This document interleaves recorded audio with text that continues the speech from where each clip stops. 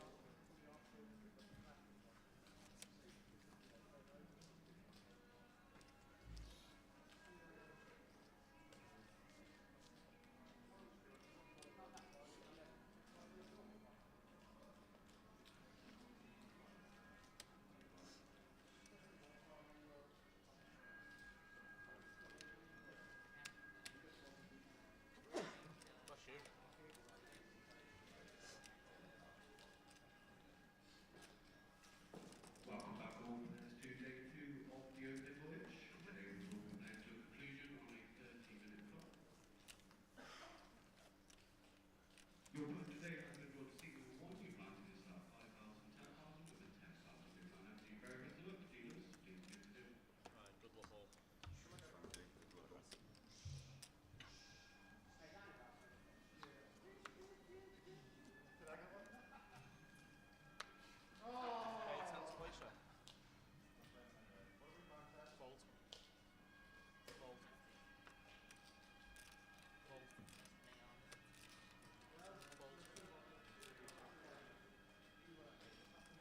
It's got no vowels in second name.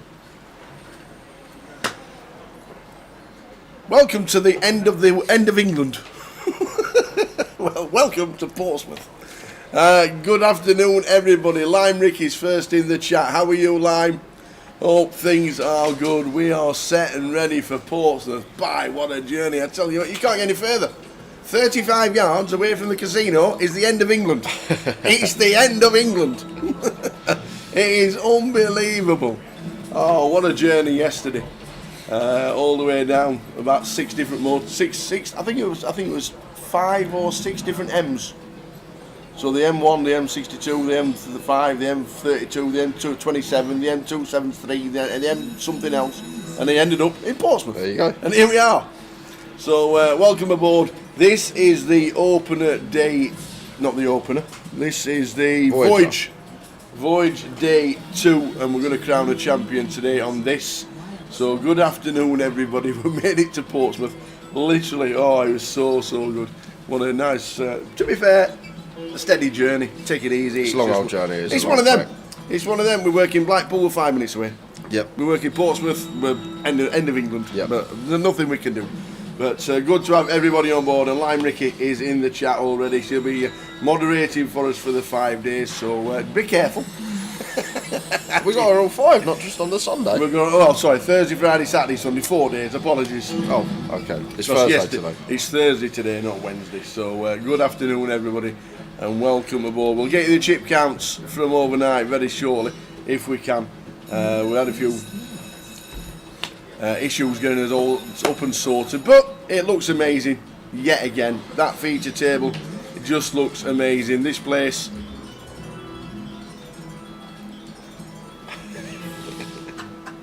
This place, I thought they'd sorted the music and everything out. Obviously, we're in a place that we've not been, only been here once ever, and that was 2013. And it's completely changed to what it was then. So that music on that slot machine, when it's finished, we'll turn it off. We've got the music turned off above us, we just need the sound on that. But apart from that, I'm not even sure if you can even hear it, but I think you will be able to, because we are situated, and I've been told, be prepared. Why? Because Friday and Saturdays apparently in here are a bit busy. It's going to be fun. It's going to be fun. If you know where we set up on a regular basis, we could be absolutely anywhere. We're normally in the back cupboards. We're on the casino floor today, and for the duration of the 4 days. So we're on the casino floor. So if you get noises and things like that, a little bit loud, not a lot we can do about it. But we are turning that off. He's on for a jackpot. Is he? Oh, hang on a minute. He's on for a jackpot. It's going to be fun. So, good afternoon, everybody. Hello, Portsmouth. Hello, Valerie. Big shout out to Millie Molly Mandy. You're not wrong. Mel Simpson. Is that Mel? Closer winner. Oh! She didn't win a ticket for us, did she? She didn't win a little No, step but or she anything. satellited in for a five. There you go. Well done, For Mel. a fiver. But the best thing about it, who's a regular in Portsmouth that comes down here? We don't see him too often anymore. Drinks a lot of Guinness. Ben Teague. Heads up. Oh, no way. Schooled him. Did she? Absolutely schooled him. It's quite funny. If you ask Ben, he'll say, yep, I was owned completely. Oh, there you go. Well done to Mel. What'd you get for that? 4 or Well 5K? done, Mel. Yeah, just over £5,000. Lovely, lovely little juicer. So well done to Millie Molly Mandy, Mel Simpson, who was, comes in our chat as Poker Mel. So well done to her. Afternoon, Valerie. Hope things are good, and we are here. So we're going to concentrate on the feature table, and hopefully, if he wins a jackpot, he might go home early.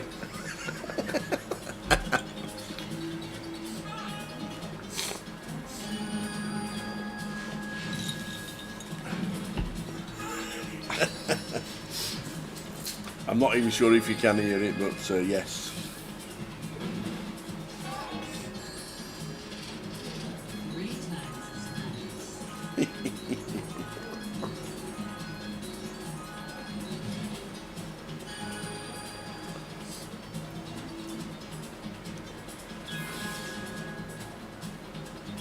I know, Gary.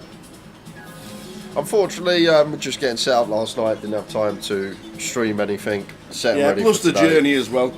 We Yeah. set off out of the house at 8:30 a.m.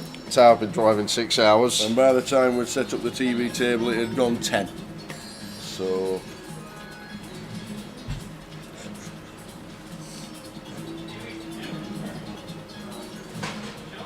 yeah, by the time we'd set off out of the house, we were out of the house at 8:30 in the morning. And it's just one of those, logistically, it's just a long way down. We know that when we come to... Hey, James! All right, How are you? Yeah. Oh, good we are. Make sure you're on the feature. It's James Parker. Oh.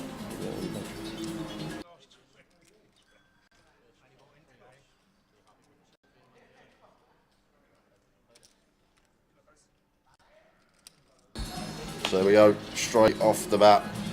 2 short stacks as well. When you got 3 bigs, you find aces. Look at this. You don't mind it at all. And David just with 9 bigs. Ladies, no good. Well, You say that. You say that. Oh, you'd get the aces to double up with the blinds at 5-10.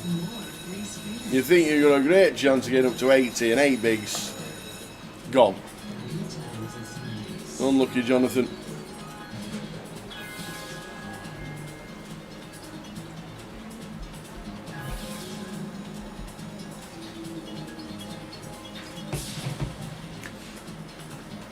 Yeah. Razor Kev, blimey, I bet you're happy sitting next to that fruity.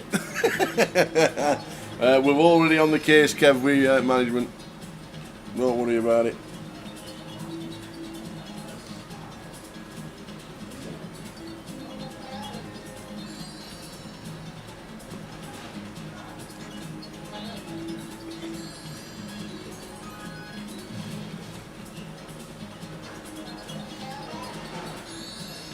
best thing to do when someone's off and me and you go put a fiver each in them and just leave the credit in there, and then no one will touch them. They think, oh, someone's on that. Put the reserve sticker on it. Yeah, exactly that. Jack Hardcastle in the Voyager, down at his local, or close enough to his local. 7 to Dean. All in for just shy of 17. Does the trick. That is from the slot machines we are sat next to, man. Yes. It's obviously somebody's playing it at the minute. When they're not, we're just going to commentate from it. We'll get it sorted. Don't worry about it, guys.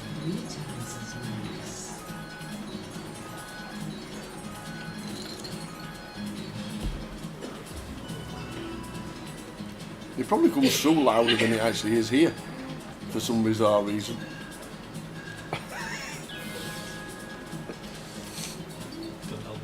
I know, yeah, that's what I thought as well. He's He's playing both. Yeah, we'll get it sorted as soon as the customer vacates the slot machines. I think we will.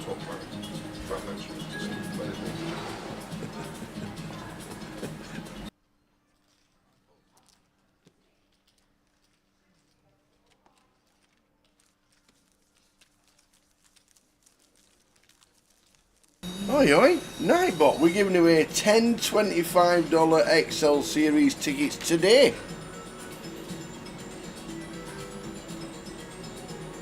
The specific mechanics of the promotion will be detailed during the live activity. Participants must have an active 888 poker account and eligible to play. Awesome. 10 25 tickets. We'll be doing random spot words or Keyword. Keyword. Yeah, That's we'll the probably, one. most of them probably going to come through keyword in the chat box. Nice one. So we'll do some keywords, do a couple of questions, and we'll be on it. And the bar area in the top right hand corner used to be part of the show bar that they used to have. Okay. Remember Reading? Yes. This is the Portsmouth looked exactly the same. So they had a card room and a show bar, and it looked exactly the same as Reading. So, but Portsmouth got rid of their show bar and just turned it into a gaming area, but the bar remained. We were looking at old videos yesterday. Dina walked in and Dina's like, "It looks so much different." And I'm like, yeah, it did. It really does look so much different. And then we found old videos of 2013 GUKPT that were done. And there's about 8 on YouTube that we were looking at. And it was like, yeah, I remember they got the sparkly, glistening balls on the wall, on the ceiling that spun round. And when we walked in, they got all the lights flashing on for the final table and all that. It was right good. She said, I know it was different, I know that was that area and that wall wasn't there, and all kinds going on. My first time ever in Portsmouth in the casino. Never been to this town. Well, we'll come at the wrong time because Storm Boris is here. Yeah, I've seen. 50-mile-an-hour winds for the next 2 days. Weren't the best walking in today, I'll be honest with you. Been shopping this morning. Went to Fratton Park. Oh, did you? Yeah. What, the stadium? Well, yeah, I needed to get something for maintenance, so I headed out, and closest screw fix was at Fratton Park. Okay. So drove past, and when we'd been there before, Fratton Park, there used to be a travel lodge and nothing else. That was it. And then we come into the casino. That's how it used to be. Yeah. So we used to stay at travel lodge and then get either a taxi or walk it in. Okay. Because it's about 10-minute drive. Yeah. And as I'm getting there, there's an unbelievable complex on there with absolutely loads of shops that you spend a day there if you like shopping. Okay. Not posh shopping, but shopping. So, Not posh shopping. Well, there's a Tesco Extra. Okay. And then there's all kinds of little shops. What do you class as posh shopping? Well, Burberry and Gucci and all that. All right. And all them kind of things. Yep. And Boss and all that. Yeah. Not them kind of shops, but decent shops. All right. But it's changed so much around there. It's all right, nice little drive. If I got longer, I'd have parked up. Had to wander. Is that just the name of the area then, Fratton? Yeah. Yeah, and that's obviously where the stadium is. Yeah. The area is called Fratton. I noticed walking in as well today, what's right outside the casino, a Krispy Kreme stall. That is 20 foot from the entrance of the casino. So Did you enjoy banana? I've still got my banana, thank you. that will be there all day.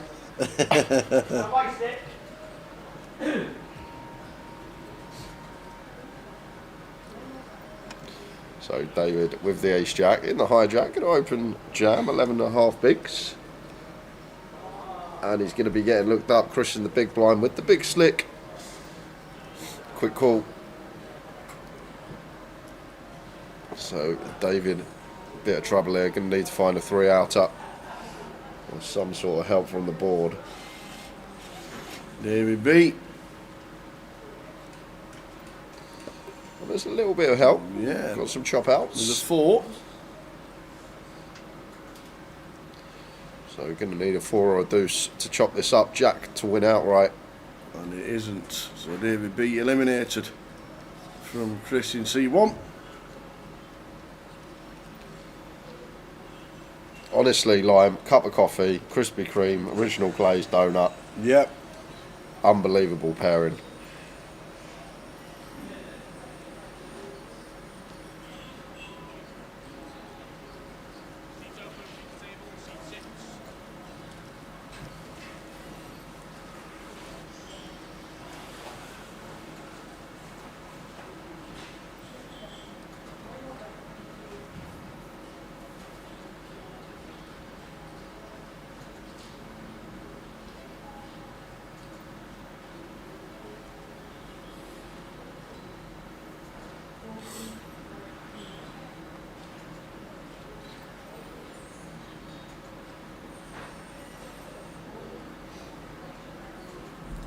So I've lost a couple of players already.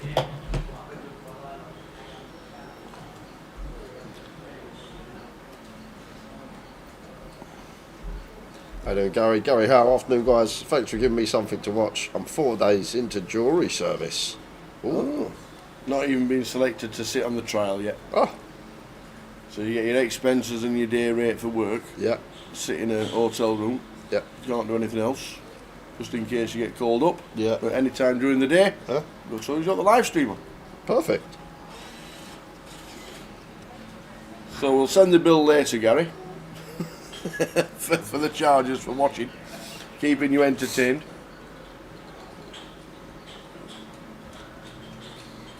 I want to just get it. They pay for everything for you. Just while you're in the All the hotel. extras, yeah. Get on Grosvenor Because online, you're not- Gary. you- Have a little spin. You're free rolling. It's because you're not allowed to refuse. You're not allowed to. No. There must be some loopholes. Well, around it. there are if you are. There are some circumstances, but you're not supposed to be allowed to say no. But there will be circumstances where you have to say no. But Yeah, battle of the ace queens here. Kieran just going to play cool. Hijack versus small blind starts the hand at 33, 34. I think theoretically we'll do some shoving, but I feel like in this particular tournament, like people genuinely free bet towards the top end, not as many bluffs in there, but both with the same hand on this occasion. Chris checks it over.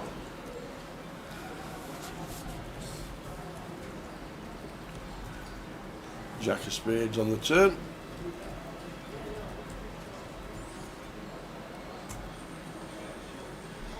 We both pick up this Broadway draw, but although we pick up the draw, a lot of Jack X out there still for Kieran from Chris in one's perspective. All this Jack 10, Jack 9 suited, Ace Jack off, King Jack, Queen Jack suited out there. So checking again over to Kieran, who's going to take a free one with his Ace Queen. He's still ahead of stuff like the suited Ace X and bluffs pre, perhaps suited King, Ace Deuce suited, Ace 3 suited, still beating this type of stuff.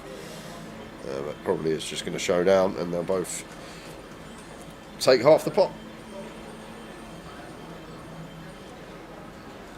How you doing, top ball? Hello, chaps. I'm off work for a month after an op. Much better than daytime TV. I agree. I totally agree. Welcome to Portsmouth.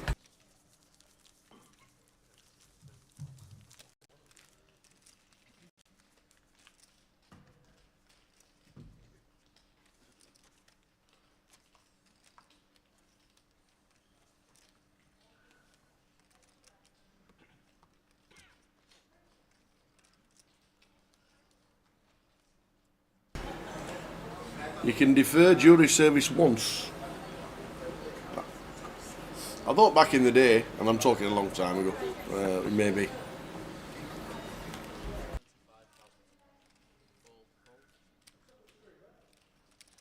Yeah, I was told that you couldn't defer it. You can defer it once, so there you go. And you get £5.17 per day for snacks. That's a lot of 10p mixers.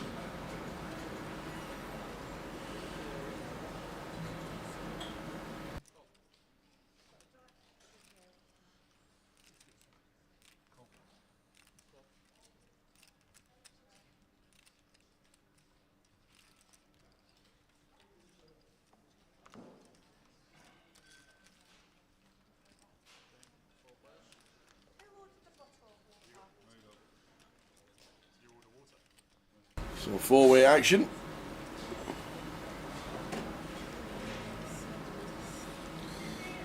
Not loving this as Dean, but going to need to C-bet here with 10s even four-way. And this isn't just going to C-bet, going to rifle the lot in with the overpair. 2x pot shove, everyone out of there.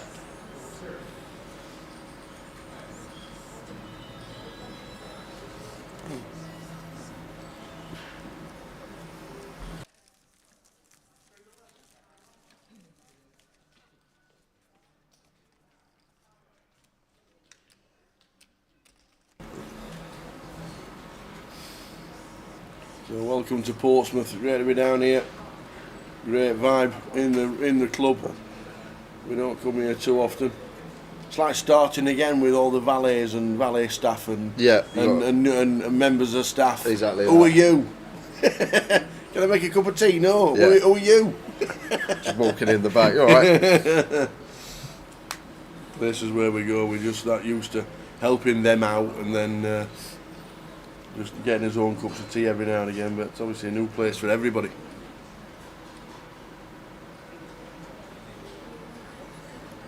Speaking of which, where's the tea area? It's at the bar. You got to just go to the bar and ask. Yes. Okay. Would you like a cup of tea, I Tom? would love a cup of tea and a glass of iced water if possible. Thank you very much. And unfortunately, the way we're sat, the way we're set, I can't get out.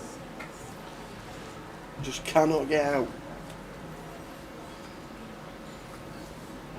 So Jay's on the tea run all day.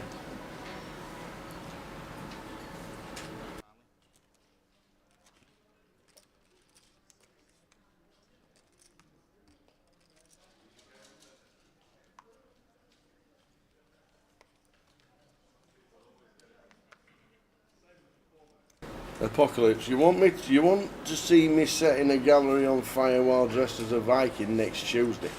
Only if you video it.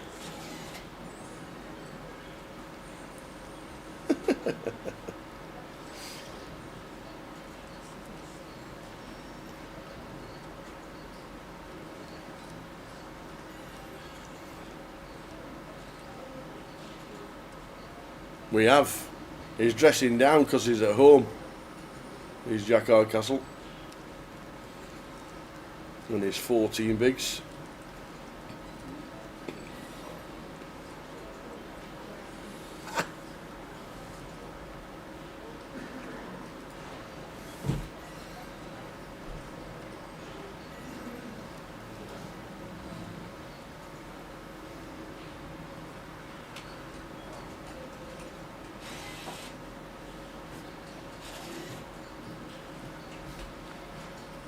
How's Lime Ricky anyway? That's what we need to know.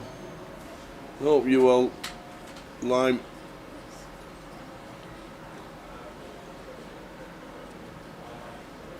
Good to have you back for 2025 and the next season of the 888 festivals. Very busy but good. Glad to hear it. After this, we'll show you the UKPL dates for. Thank you. Show you the UKPL dates and where we're going. So already making friends to less walks later in the week.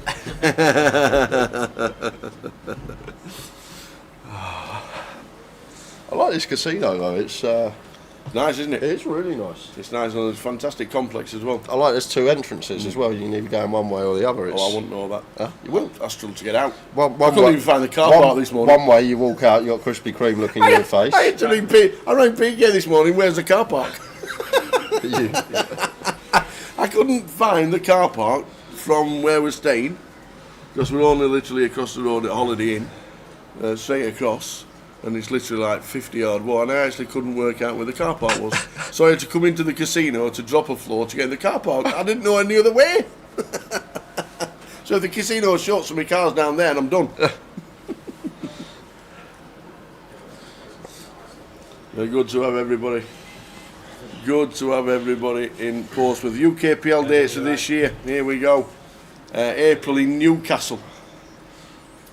All these places. We need to get the iPads working. Yeah, we do. Newcastle's next to Gillingham.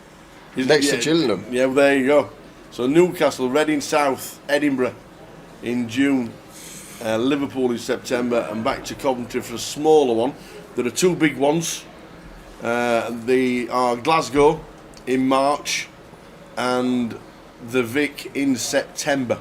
They're the big live ones where all the pros will come. I'm talking of pros. Ian Simpson. Yep. Ian Simpson. Always gets there, don't he? Always gets over the line. Always gets over the line. He's won the Turbo. He's won the Dragon. He's won the Ambassador Sit and Go. And now he's won the main event. He just always, when he seems to get free or heads up, he always gets there, gets over the line. Always seems to close it out when he's short-handed. Does it? Unbelievable from here. Unbelievable. And he is in the building. Got a great record. Yep. Yep. He's won 4 events that are on the festivals on a regular basis. 4.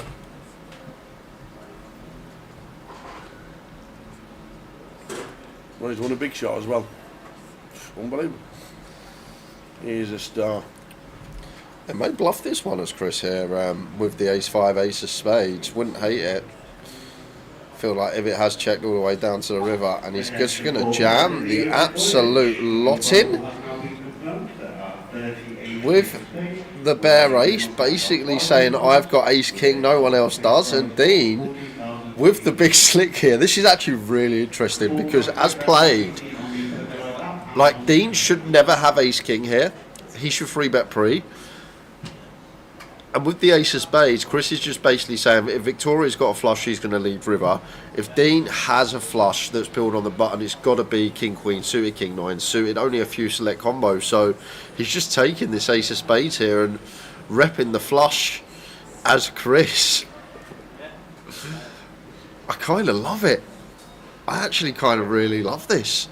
If it gets ace king to fold, I will most certainly love it, but this is the thing, like Dean's so under-repped here, because he should never have ace-king. He should 3-bet this hand pre.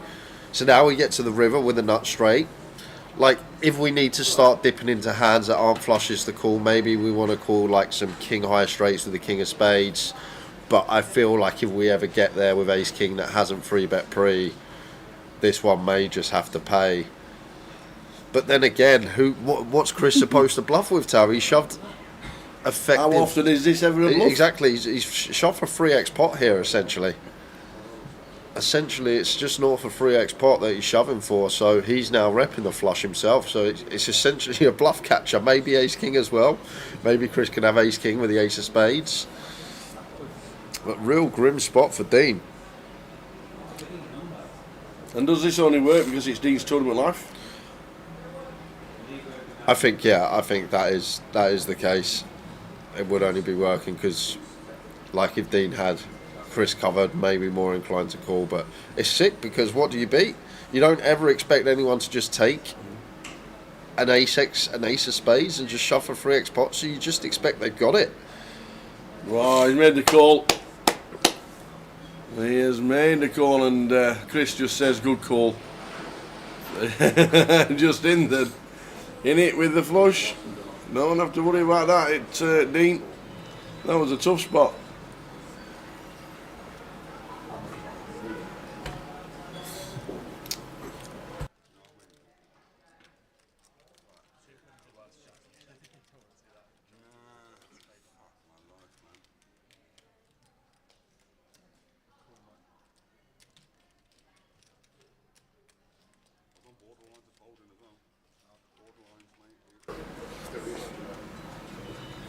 So Chris is definitely not out because Chris had him covered. Don't know what happened there with the stacks.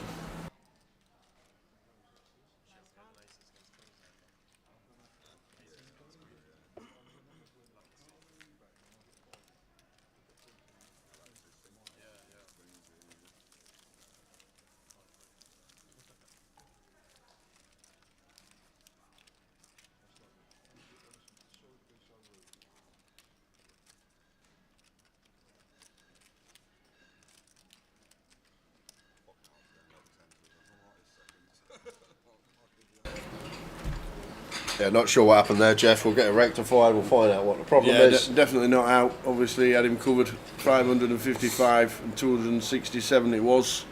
So I don't know what happened there. Sort it all out. Chris's stack there is 220. We know Dean's not got 850. Need to take 260 off maybe.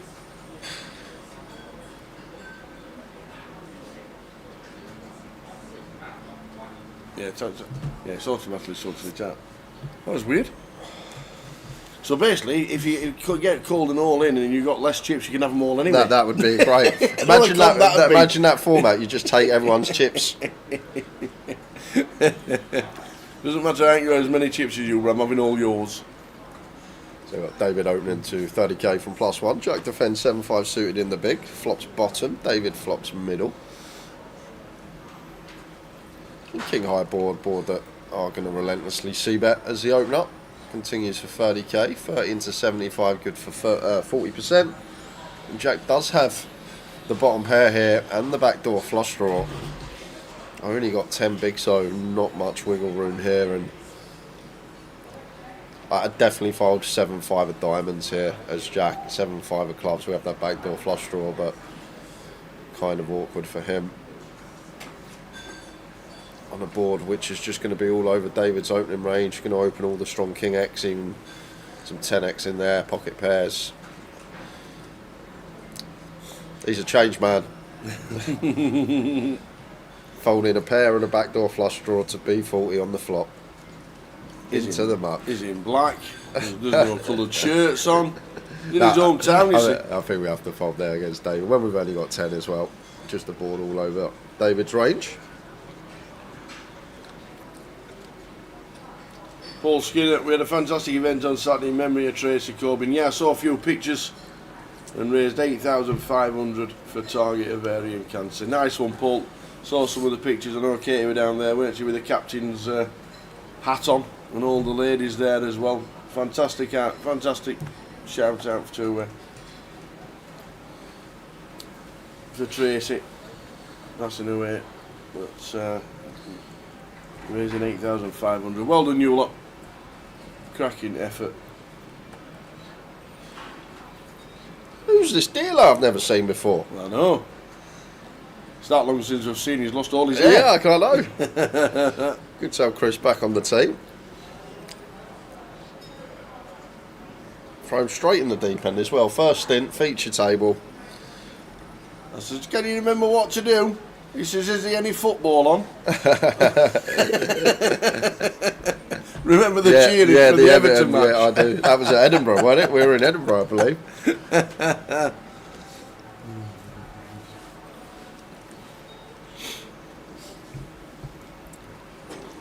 So 47, and I've been told that 38 get the dosh.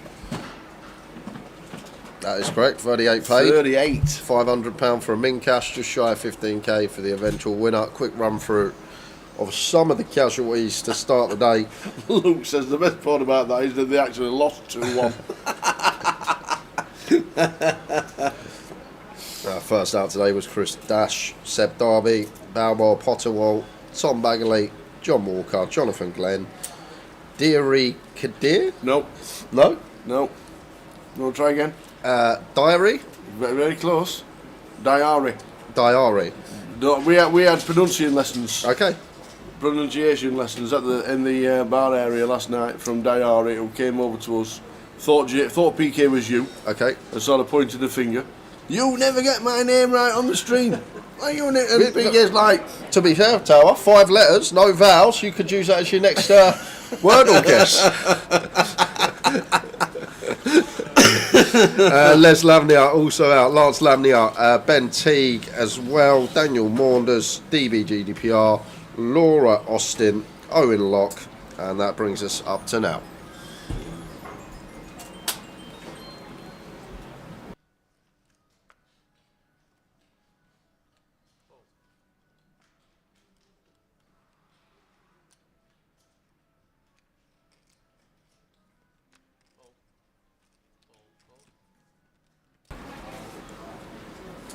Nearly as funny as City last night. Did 24 qualify. Yep. City might not. City are 25th. I know, they might not. City are 25th. I know. 24 qualify. At what price you'd have got on Celtic qualifying and City not at the Yeah. start of the Champions League? You would have got... Yep, a big chunk on that one. So David here in the small blind. Oh, Dixie. Really nice job here to fold out a lot of better hands. Chris Yeah. has already shown that he can get after it. Saw that bare ace of spades and nice little move there with the Queen 9 suited.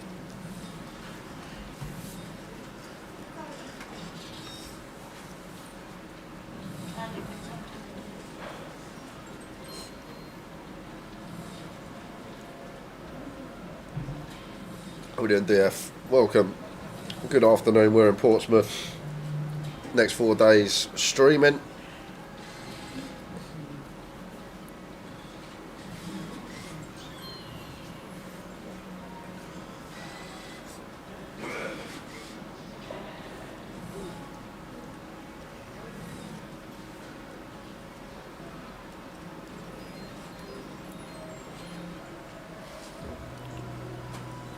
They say suited for Victoria.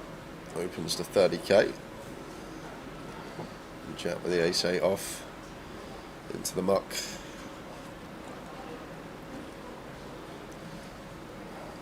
Round to Tom in the big 8-9 off.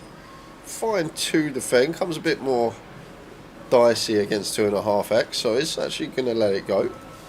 Was in a dominated spot.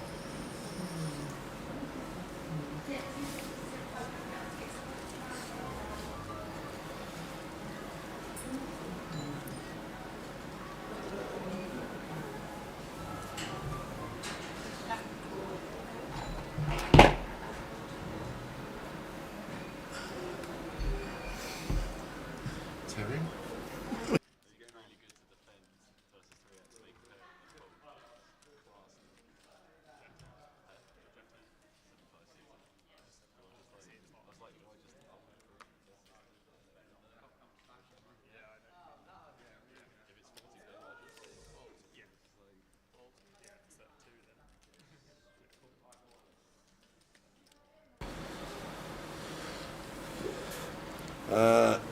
Portsmouth, you lucky people, says Happy Ray. How was the traffic and parking? The traffic was okay. It wasn't a bad drive down, I must admit. And then the parking is great because there's thousands of spaces in the car park underneath. Is there? Yeah, hundreds. And because I went out shopping this morning, Yeah. for not for myself, obviously, for work, came back in, only found the Grosvenor Poker entrance, parked next to it. Hey, bingo! Lift straight in. Lift straight in. Really? Oh yes. Your key card in the hotel gets you 10% off your shops. Does it? And food. Does it? Mickey? Oh, what time are we shopping? What, every shop, any shop round here, you can just walk in and be like, here's my key card, 10% off. I like every shop. Oh, okay. Yeah, Most If shops, I've- okay. I've got 2 key cards. Does I get 20% Yeah. off? We bought the little one. We bought the little one.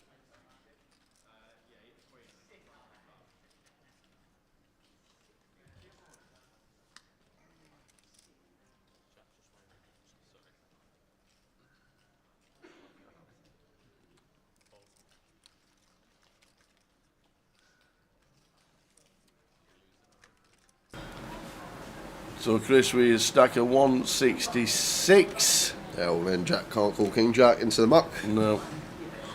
Folding his way to victory.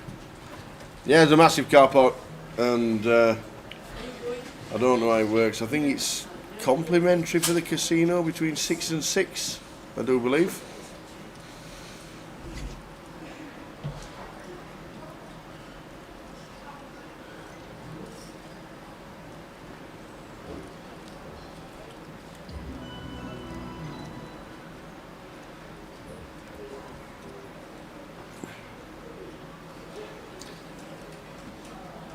Ace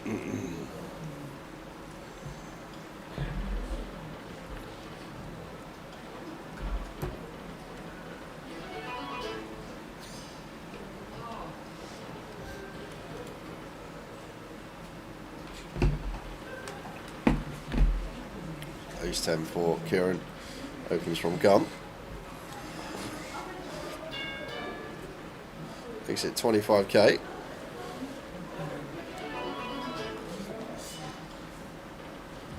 King Jack, kind of one of these that, if we are going to continue, probably prefers free betting, facing the under the gun, and then most of the time probably just folds here. Just Kieran likely to have us dominated.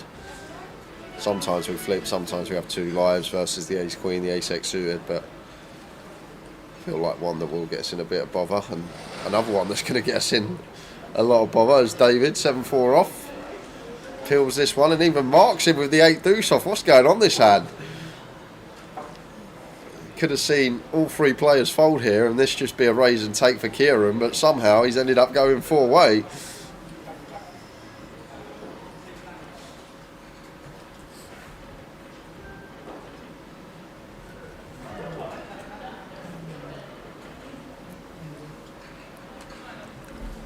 So David flops an up and down and it checks over to him, so gonna put some chips in the middle, and this may just work. Mark does have middle here, but still 2 players behind to worry about. Players and dealers in the Open Voyage jumping line level 8,000, 16,000, 16,000 is my 98, 16, 16 next time. And there you go, the 8 deuce just into the muck. Difficult. Still with 2 behind, and probably expect Kieran to just let his gut shot go, and Victoria will do the same. So David, loose pill pre, but puts in some chips on the flop. Gets it through with 7 high.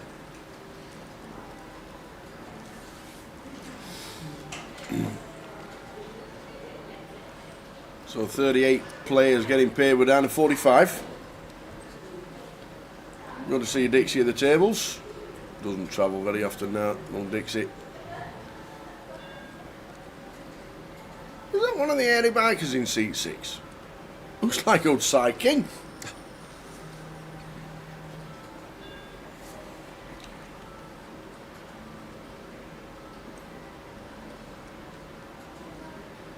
And then Schmeeble, howdy howdy.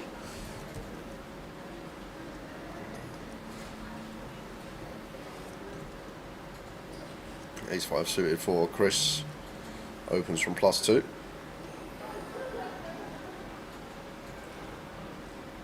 And 2 here, got to be in. Oh, not much room to free bet call. Only got 8 big blinds to start the hand, but is going to go for the free bet. Oh, and then the jacks for Kieran. Yeah, just all in here, tower. 2 only starts the hand with 9 bigs. We've already seen that Chris has been active these early levels. Just got to be a jam here for Kieran, no questions asked. And 2 obviously calling off. So off we go to the races.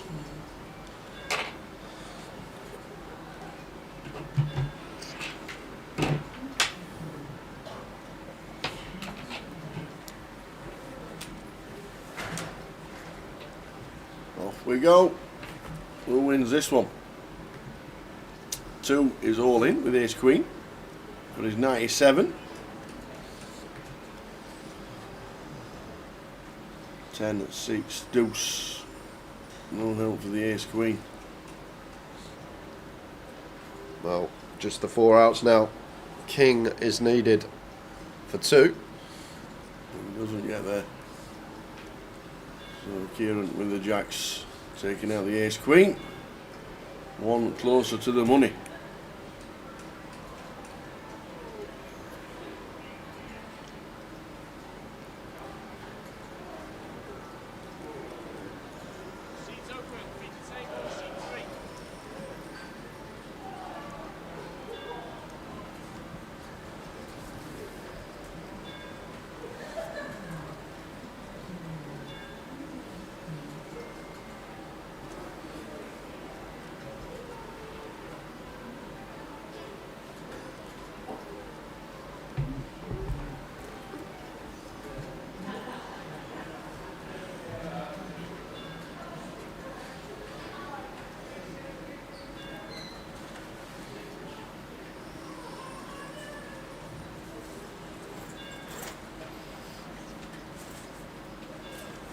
6 spots off the money. 38 getting paid, min cash 500.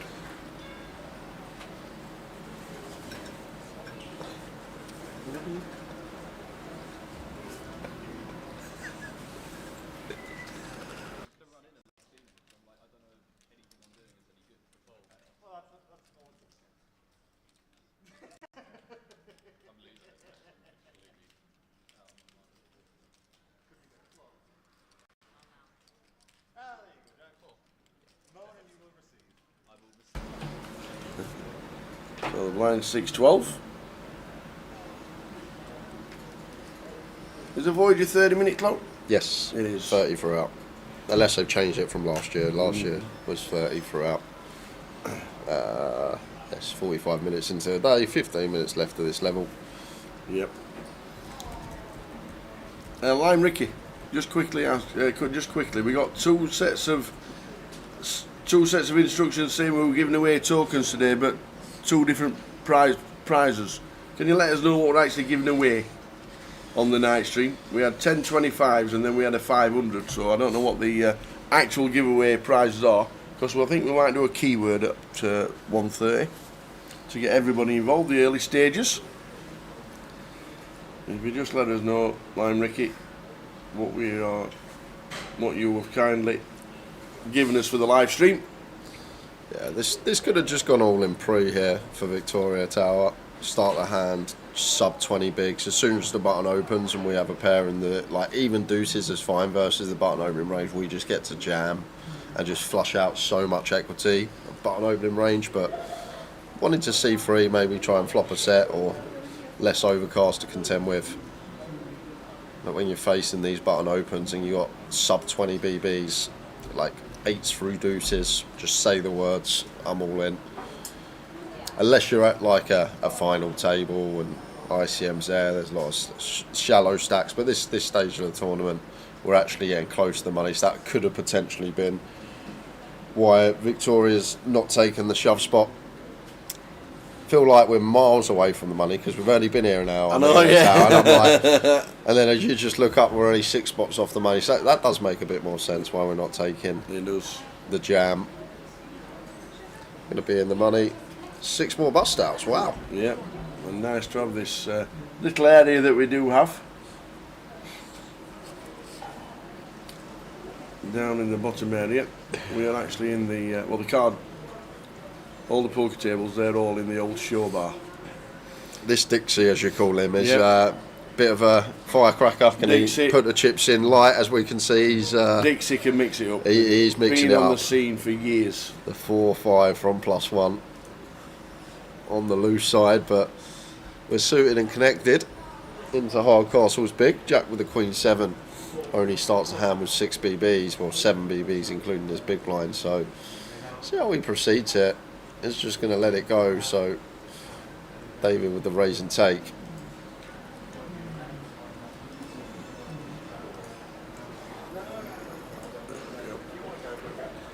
Are you going to play if I play? Do you know why he's nicknamed Dixie? No. Second name's Dean. Dixie Dean. Do you know who Dixie Dean is? Footballer. Probably the most prolific scorer of goals in the 50s. I think he scored something like 59 goals in one season. I still think that's a record. Messi got 96 that year, didn't he? It's close. It was a record for a long time. And he used to play for, I think it was Everton he played for. But obviously his surname's Dean, so instantly the tables, they don't want to call you by your real name, you just become Dixie Dean. Okay. So Dixie stuck forever. There you go. Been around for years, old Dixie. Years and years and years.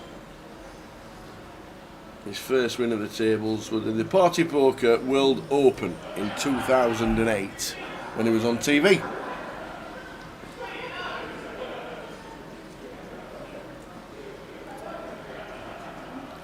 Played loads in Brighton.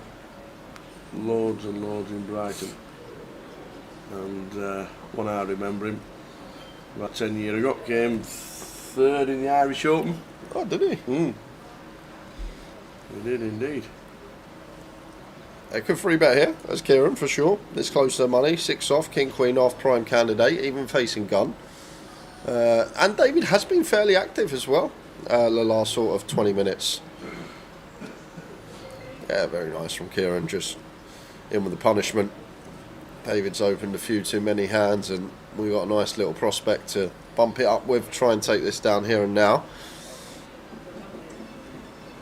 But from what Towers just mentioned, I'm not sure if we're going to see David get out the way with a Queen Jack suited.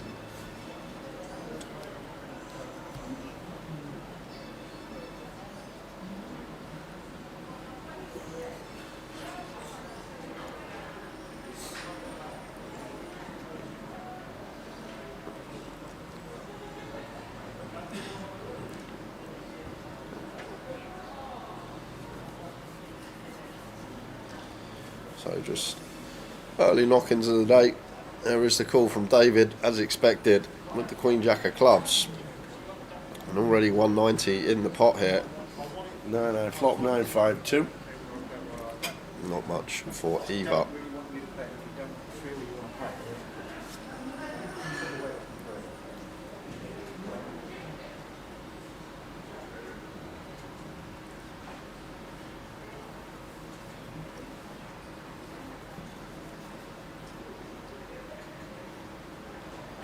Just to see a bit from Kieran, takes it down.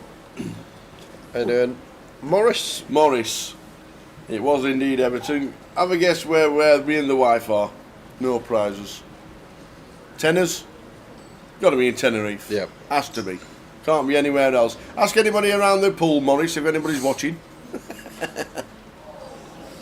And it was a bit older than that when he scored the goals. It was 1927. Was it really? No, it weren't that long ago, was it? No, he's saying he was 27/28. Oh, right. 1927. He would have been 4.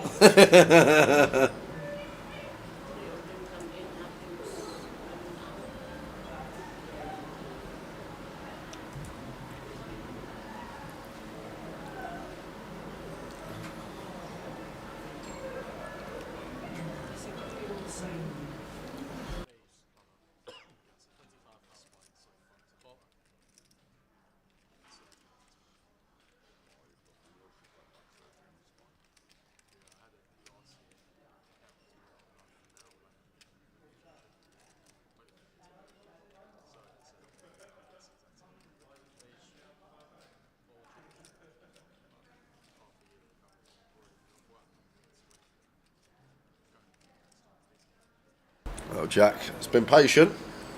Going to get his chance to get it in the middle now, and should be getting called.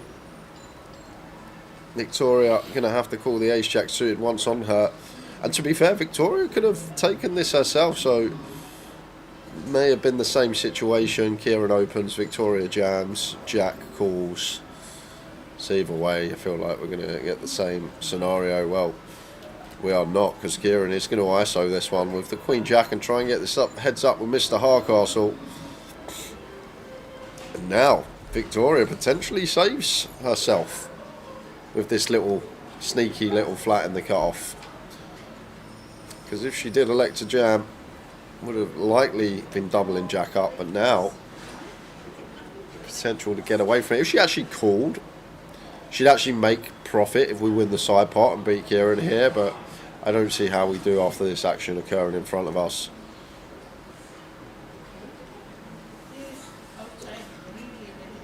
Oh, it was the 27-28 season, Joe Diego. That's a long time ago. That is a long time ago. And every goal was I thought you said he was knocking them in the 50s. That's what I thought it was. That's why I said I thought it was the 50s. The 20s, the 50s, that's a long old period. Swings and swans. 30 years in between that. And a few wars. So the ace-jack suited out of the way. No change. For Jack, he needs to avoid one. And does.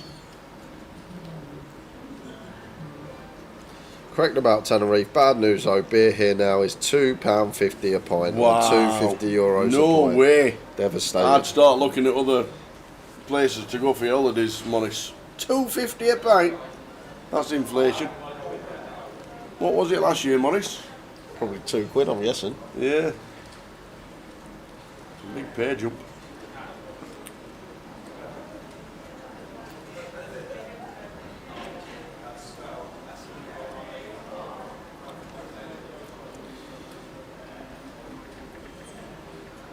So Nightbot tells us we've got 10 $22 tickets today. So we'll do a keyword at 1:30. Okay. If Lime Ricky is there, send Jay the details. He's the man that can. And we'll do his first keyword for a $22 ticket. You've got to have a 888 a poker account. He has to be active. You have to be eligible to play. And prizes will be given within the 14-day period as normal. Roy Nealon says, need TJ with the big stack on the feature next. We got some problems about that, Ryan Nealon. Well, what's up? Terry Jordan has just exited the field. What? TJ is was team leader. GG. Yep, Terry's out. As simple as that. Gone. GG for TJ. Terry's out. Terry is out. He had 900k less than an hour ago. 55 minutes ago he had 900k. And right now he's playing the cash out satellite for the high roller. Oh, wow. So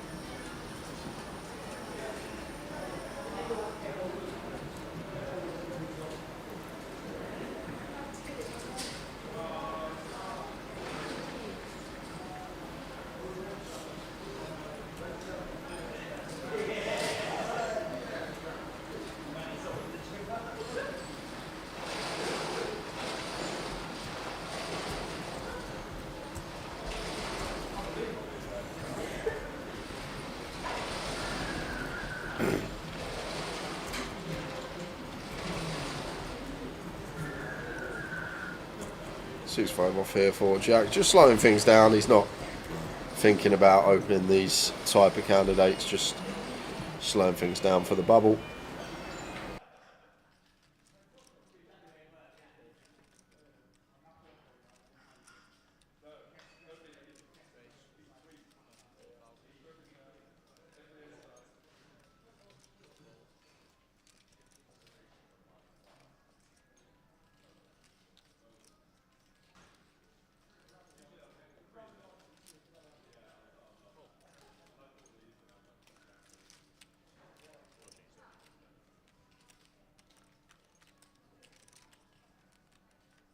Yeah, just regarding the streaming, we are just going to be doing the competitions on 888 Twitch. So what we are going to do is, because we're streaming on Grosvenor Poker as well, we're going to stop streaming on Grosvenor Poker on Twitch, but we have got YouTube for Grosvenor Poker and we've got Facebook for Grosvenor Poker, but Twitch 888 will be the one, so there's no confusing elements to it. So the Twitch on Grosvenor Poker is going to get switched off, and then 888 Twitch, it'll be on all week, and all the competitions and all the giveaways will be on 888 Twitch, and not Facebook and not YouTube, unfortunately. But that's the rules for a live stream for 888.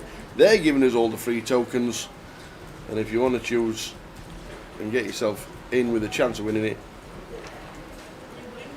then Twitch is on 888, because that's where the giveaways are. That's where that's where Lime Ricky is, and everybody else involved in helping us out with all the bots. You can still always move to YouTube or Grosvenor Facebook page if you are on Twitch.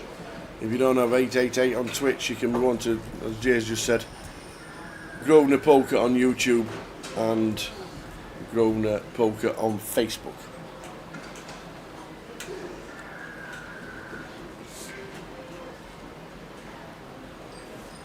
No, CJ's out, Ryan. Gone. Yep. Just is out. He was out in 42nd. We lost Colin Bates before that. Phil McDonald, Tuve Wong, Jimmy Moore, Clive Macy, and that is where we're at.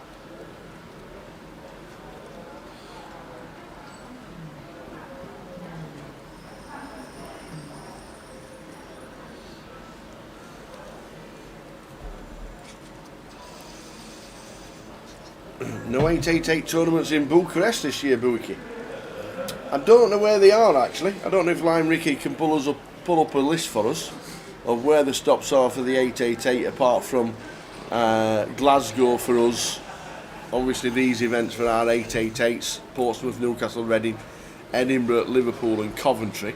They're the smaller ones, they're the 560s that are happening right now. It's the same as Portsmouth, the same schedule as well. So this schedule that's on now for the whole week is the same for Newcastle, Reading, Edinburgh, Liverpool and Coventry. And then the big ones are in Glasgow, and can't wait to get to the Vic. Apparently it's something It's special. going to be outstanding.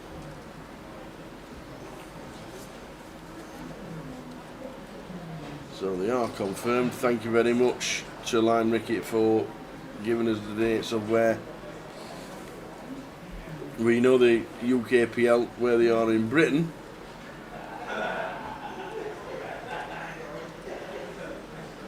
How many are abroad, Lime Ricky? Barcelona, I know, is in May. May is in Barcelona. How many more is abroad? They've just had, obviously they've just had Madrid. They've got Barcelona. Is there anywhere else I think that I might have to get my shorts and flip-flops out for? they're waiting to confirm one, I think, as well. Stop 5 or leg 5. Right, okay. So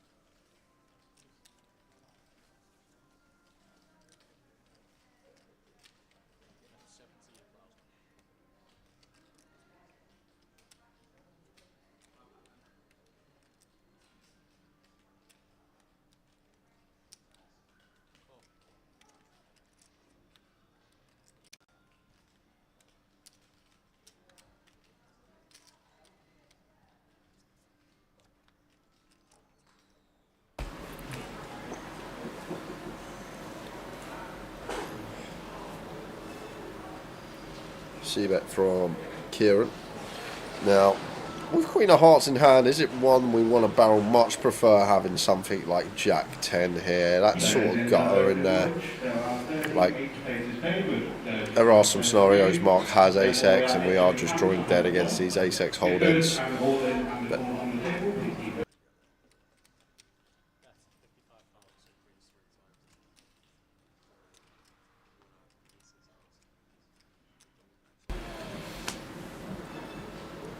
so Kieran is going to go for this double barrel, really put 9x and 7x in the cage.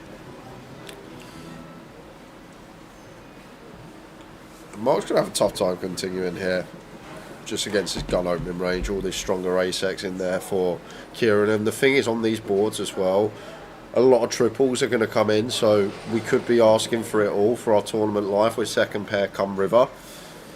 So I may just let this one go as Mark.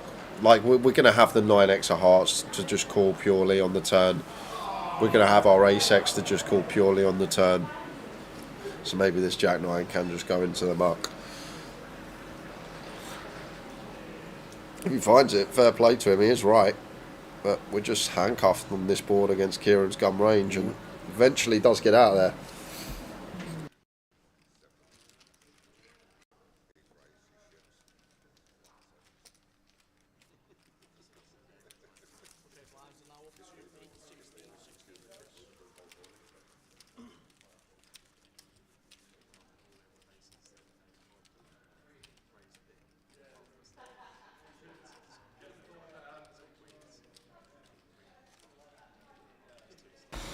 $41, $38 getting the money. And the one thing about this, we're in Portsmouth, and as you know, not a massive card room, split into 2 or 3 areas. This will be a place where the bubble is done over 2 rooms, the 3 tables here and the outer tables as well that's in the card room, so it will be over the tannoy if you hear it. Eventually when we get there, then that's what you'll get. A bubble in 2 areas. Still great to be back down in Portsmouth, I must admit. I really like it here. I like just being able to walk out of a casino and there's like shops and just anything you want food wise and yeah. Apparently Sunday should be alright to go walking if you want to walk about a little bit. I won't be Not walking. that we're working, I mean we're working like, but that it's supposed to be quite wild out there. Are Portsmouth home tomorrow? I know they played last night. Oh, they played last night. They won Stoke City 3-1. JG Poker came in last night, cheering away with his pompey scarf on.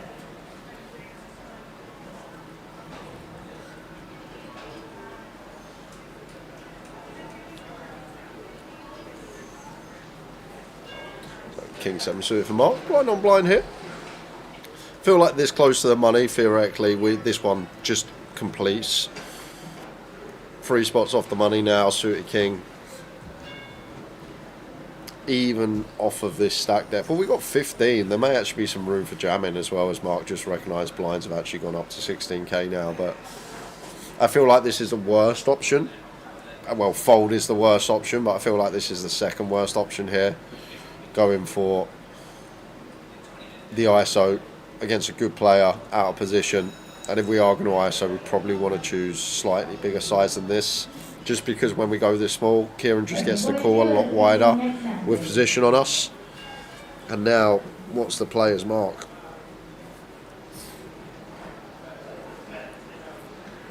And then Scarlett, welcome to the stream. Good afternoon.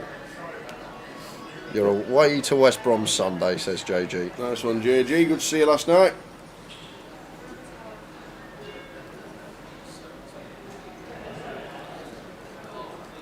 Looks like Mark is going to find the C-bet. 31. Good for third pot. And that should be that.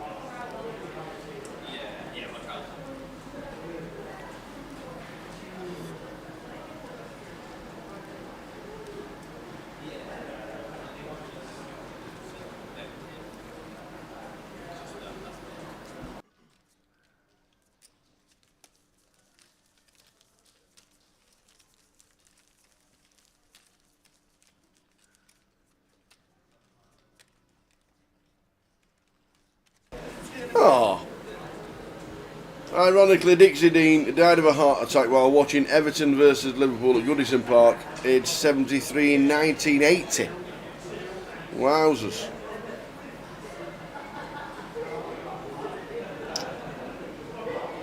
I don't know if he's still the most prolific Everton scorer ever, but I know his name did ring a bell in the football scenes.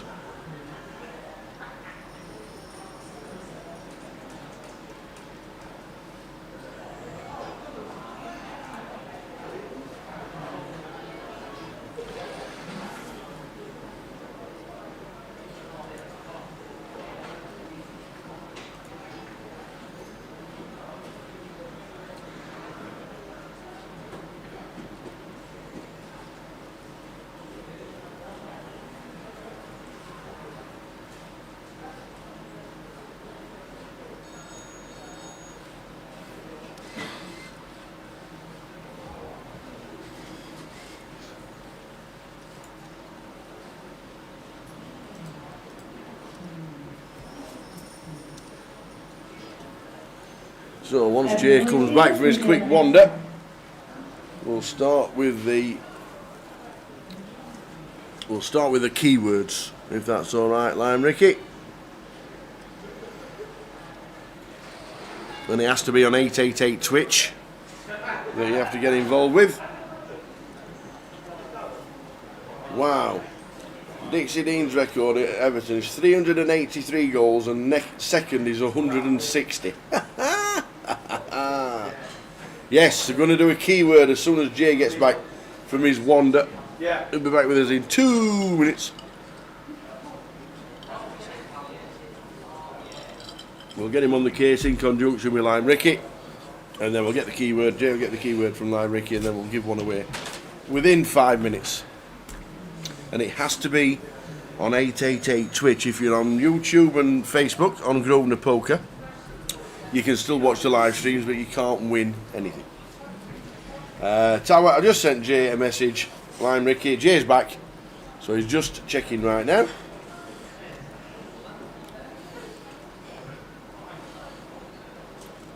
It's been that long that I've logged into Twitch that I've because I didn't log in. I was on the UKPT channel in London. I forgot my password, so I'm just recovering. We're just recovering, Lime Ricky, we're just recovering. Any 888 ambassadors playing this? Ian Simpson is playing this event, and I think he's still in.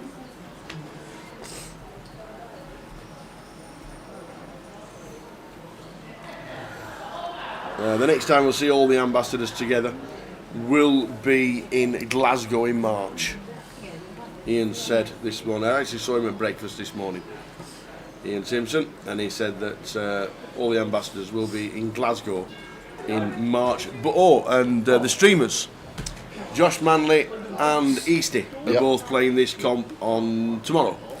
They're playing the main event tomorrow. So Easty is going to be down, and Josh Manley is going to be down as well. We'll hopefully get them in the comms for a while. They were doing the comms. Easty was doing the comms. Easty and Josh doing the comms in Madrid.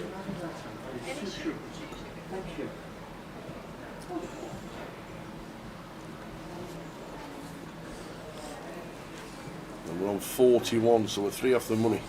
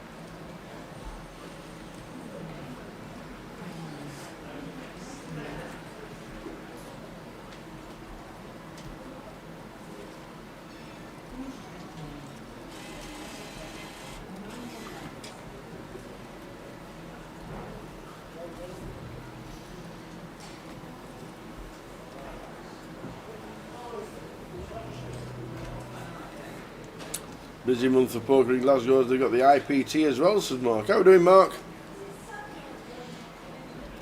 Yeah, Glasgow's going to be busy.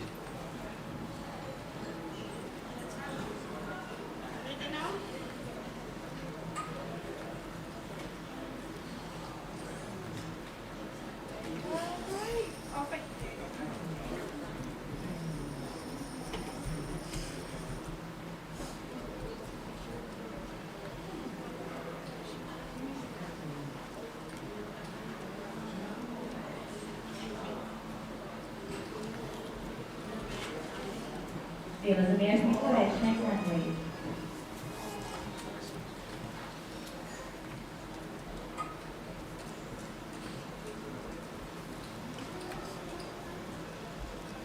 So we're on 41, 38, get the money. Chip leader overnight, Teddy Jordan is not in. He has bust.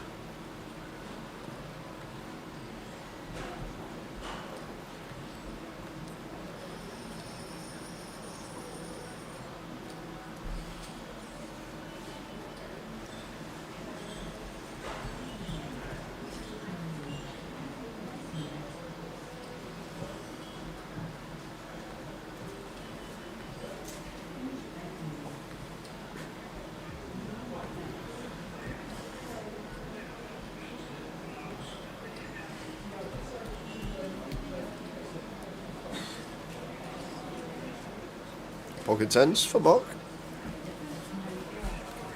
Quite active in the early stages of the day. Just under 20 bigs.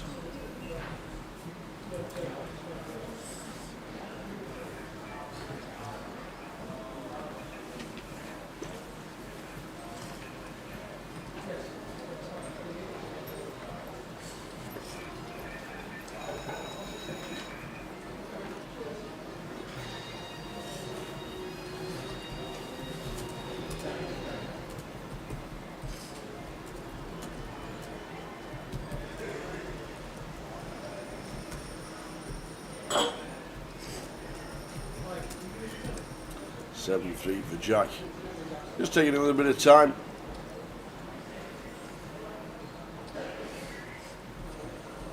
As he's on the button and a short stack on the bubble, or 3 spots off the money.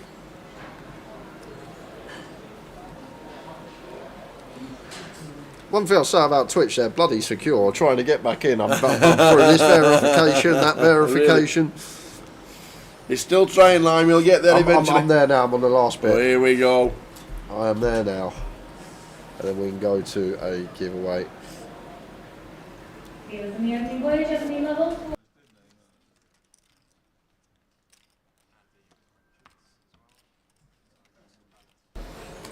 So 41 out of 324.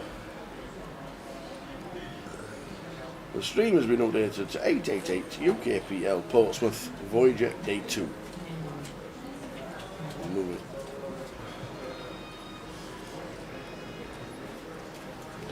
Where's the main table going to be set up in Glasgow? Pass. I don't know, never been. Never been either. To be fair, the way the lads managed to get it set up here when they had nowhere to go, I think they'll be fine in Glasgow.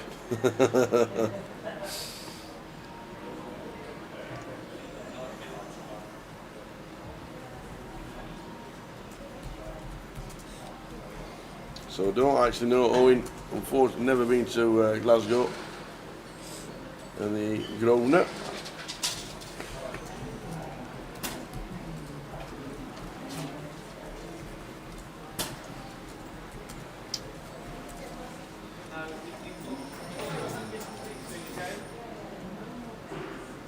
I'm in talks with Lime, we're all good. Yay! We'll get a keyword going very shortly. Lime's going to let me know what we're kicking off with. As Mark finds the boots. We're not in a cupboard live at the shed for once. We're literally put on the casino floor. We are indeed. We're in the open. We're not shut away in the back like we usually are at other stops. We're just plonked on the casino floor. Bottom corner. You can't miss us. If you walk all the way down to the poker room in the bottom end of the casino, you'll pass us. Look at Ian Simpson stack out there. He's building a pyramid. Look at that. Was he on TJ's table to start with? Yes, he was, I think. Was So he? potentially Ian Simpson, beneficiary of some of Terry Jordan's chips, as Dixie calls in the small blind, unknown holding, but won't be wanting to catch a piece here. Queen 6-10. And off this hand, we're all set and ready to go for keyword, guys. Got $22 to give away for 8-8 poker.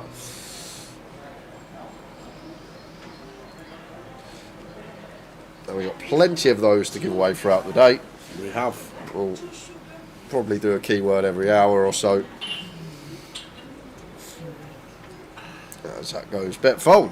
So, first giveaway of the festival, nice and easy. We managed to get in. We like keywords. Well, I haven't actually, until PK's here, I can't get in the Grosvenor Poker Live, but I'm on my own one and I'm in contact with Lime. And the first keyword for the festival Are you ready to be quick? You've is got about 2 minutes. Voyage. Easy as that. What we're playing, the Voyage. The Voyage. Voyage. First keyword to kick us off Go. is Voyage. Good luck, everyone. Get yourselves riding it in, and you can be in with a chance of winning a $22 ticket. Congratulations, all winners. You need an 888 account. It has to be active, and you'll need it. If you do win it, you'll need to turn off your whisperers Yep. security. And Lime's just let me know we have a free roll starting at 1 p.m. GMT as well. Is that in 20 minutes GMT? Must be. There you go. Check that out, guys. AA Poker. Free roll kicking off at 1 p.m. And the password for that is UKPL 2025. I'm sure that will get set up on commands, but free roll kicking off in 20 minutes on 88 Poker. UKPL 2025. The Voyage has been typed in on Twitch 888.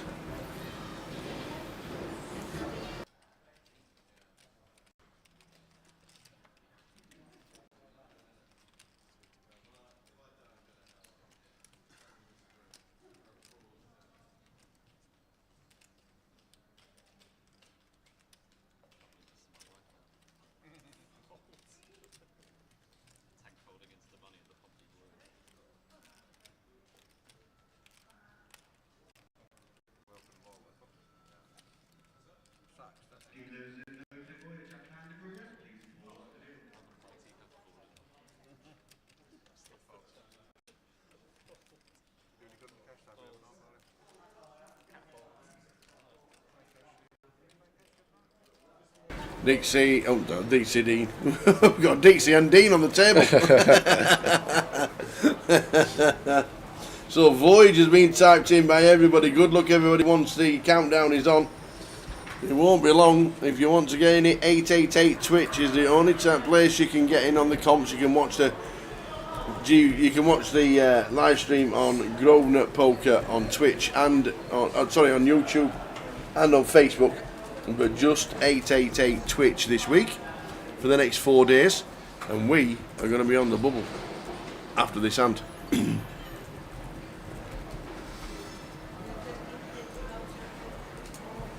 So good luck everybody if you're in it.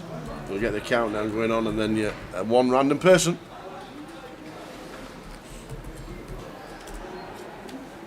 Got some good news as well. Oh yeah. Everyone's odds just increased. Okay.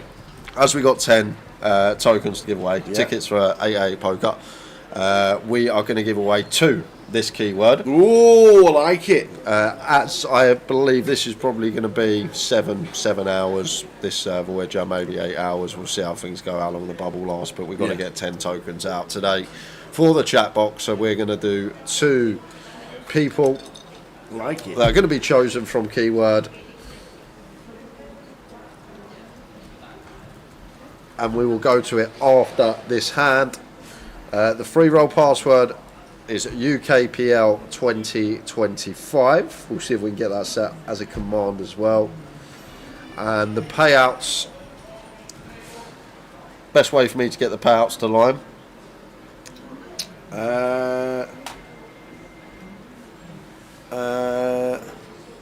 Ask me one on football. I'll figure it out, Lime. I'll get you the payout shortly. I'll get them all across to you. If you go into the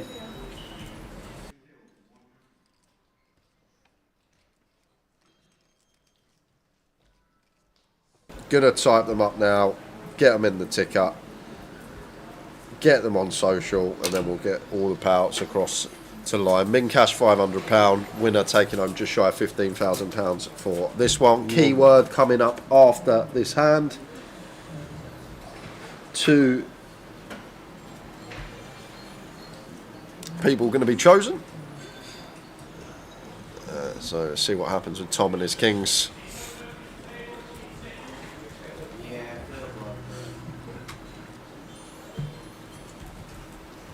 I don't know if Lime Ricky's got the poker lined up. So, keyword time. Keyword time. So we'll do a little countdown for you guys in the chat box to get your guesses in. If you haven't guessed yet, the keyword is Voyage. Do you want to count them in, Tower? 10. No, that doesn't. She starts at 5. You usually do the 10-second, don't you? Oh, Tower normally do 10. It's been so long. Hi, Mr. Walden, how are we doing? You good? How are we? the bracelet winner. Here he Nice to is. see Nice to see you, Jamie. You all good? Yeah, not bad. How's it going? All good, thank you. Yeah. Lime Ricky started the chat 10, 9, 8, 7. We're on 7. 7, there we go. 6. We'll catch you in a bit. Jamie Walden in the building. 4. Who's going to win? Who's it going to be? Go, go, go, go, go. Here we go. Here we go. 2 winners. You need an 888 account, needs to be active. Who's going to win? GTO Jamas and What? How do you know that? because I don't know. And Richie Burner again. No way. Richie Burner's on some form in the streams recently. Well on to you two, Richie Burner, GTO Jamas. Lime will be in contact with you both. We'll have plenty more of those to give away today. We've got 10 to give away, so 8 more. We have actually been told as well, this is off our back, Yes. that Jim has given us the thumbs up to give away a £560 main event seat for Newcastle on stream.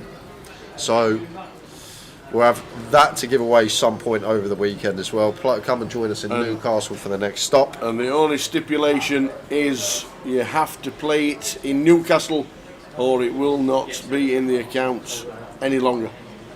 It has to be played in Newcastle.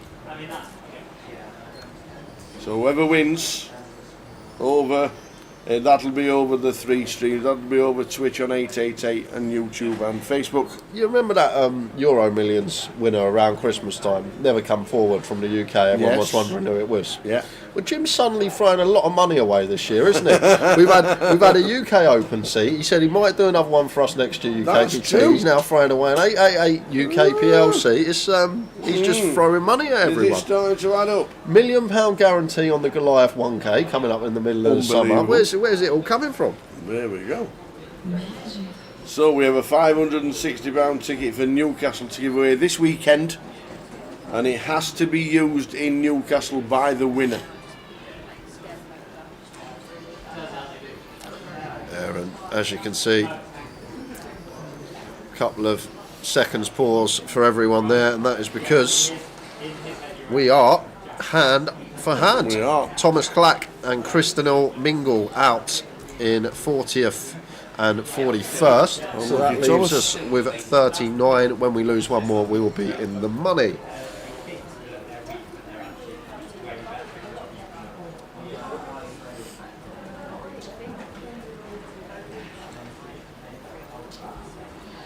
We are on the bubble. Dean's got the chips to ask questions, covers both players in the bylines. Richie Burner, your whispers are set to private, so you need to unprivate them so that Lime Rickett can contact you on Twitch.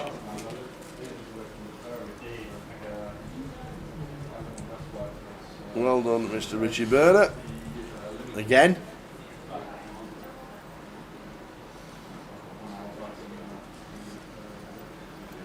Yeah, I'm surprised Dean didn't go for the C-bet here. Very well timed check behind. Feel like might have been a one and done on the ace high board.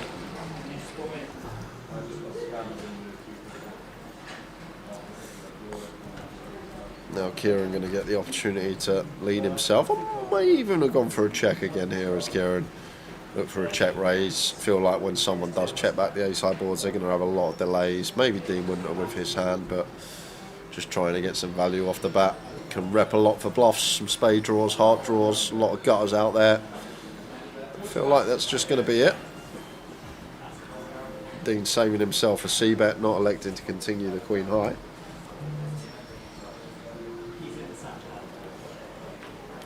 So we are on the bubble.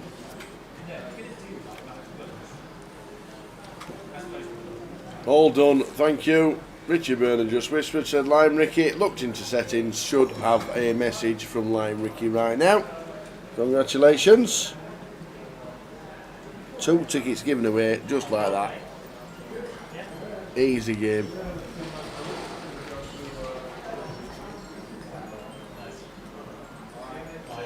Please deal the next hand.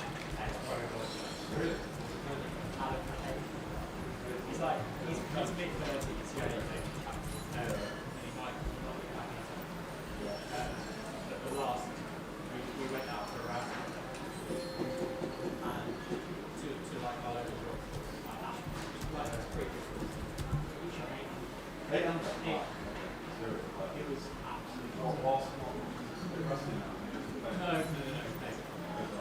He's like, he does like. Oh, Dixie. He's not fussed about the bubble. Early position opens to 4-3, 2.5x when, other than Jack and Victoria, I think everyone has him covered. So, interesting open here from Dixie. Not afraid of busting before we're on the right side of the money.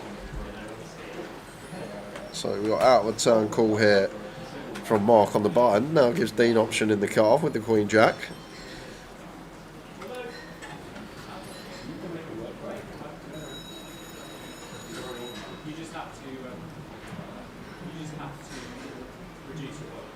I would have loved it if Dean found a little squeeze there. I know it wouldn't be a squeeze technically, but there is technically a call, not in between, but after us because of the out of turn call from Mark. But just goes with call with Queen Jack, and now Kieran, delightful opportunity for us with the Ace King here.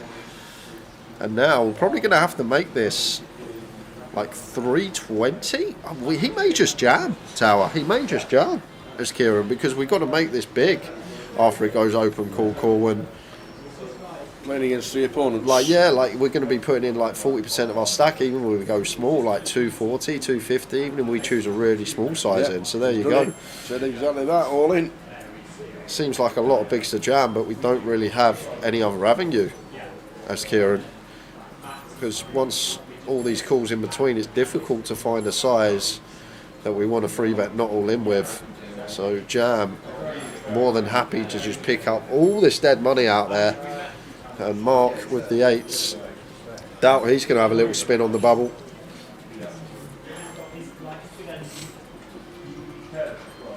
And there are the buy-ins coming across the bottom. Like it. I thought you said the free roll was at 2.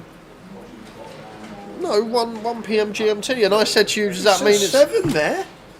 There's another one. Oh, I believe, at 1 p.m. GMT, Lime told me. Unless I've misread it, let me have a look.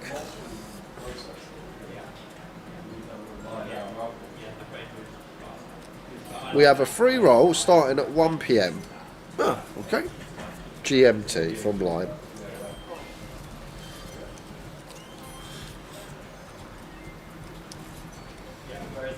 This should always be getting through. Always 8s on the button, on the bubble. 8s.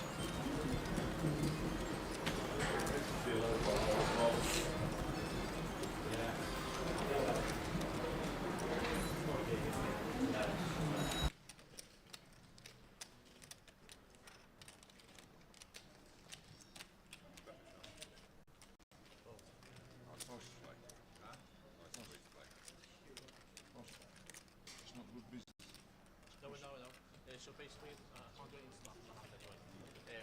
So basically, the John was off just before it was just We are still on the bubble.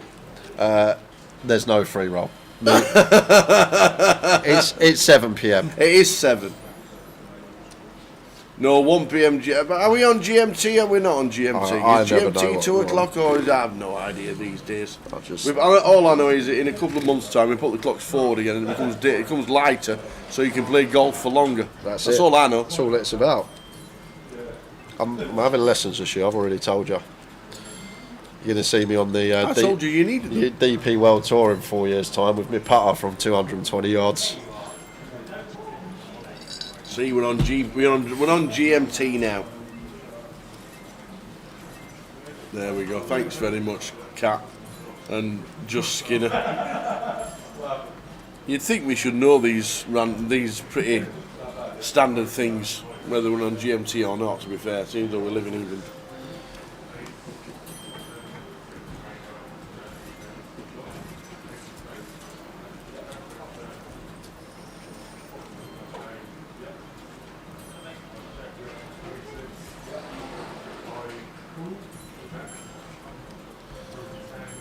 Ace 9 for Dean. Raises to 40.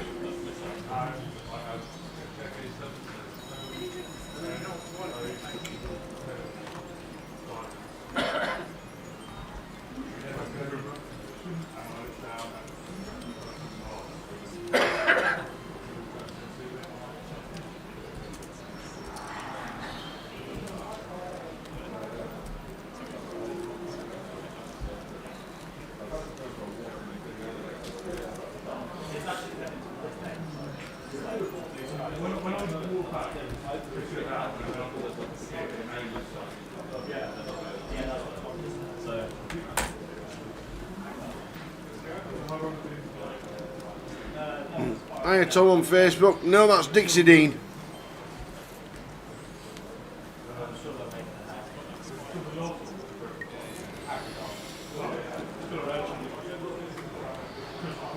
Got it with a good effort. Nice one, Tom.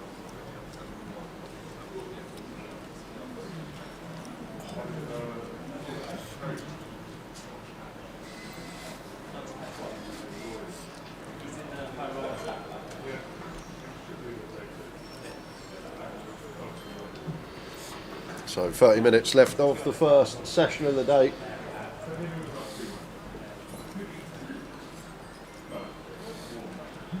Unless the miracle happens that we don't lose one. Yep. But Well, in 27. with the stacks as they are, Would be surprised.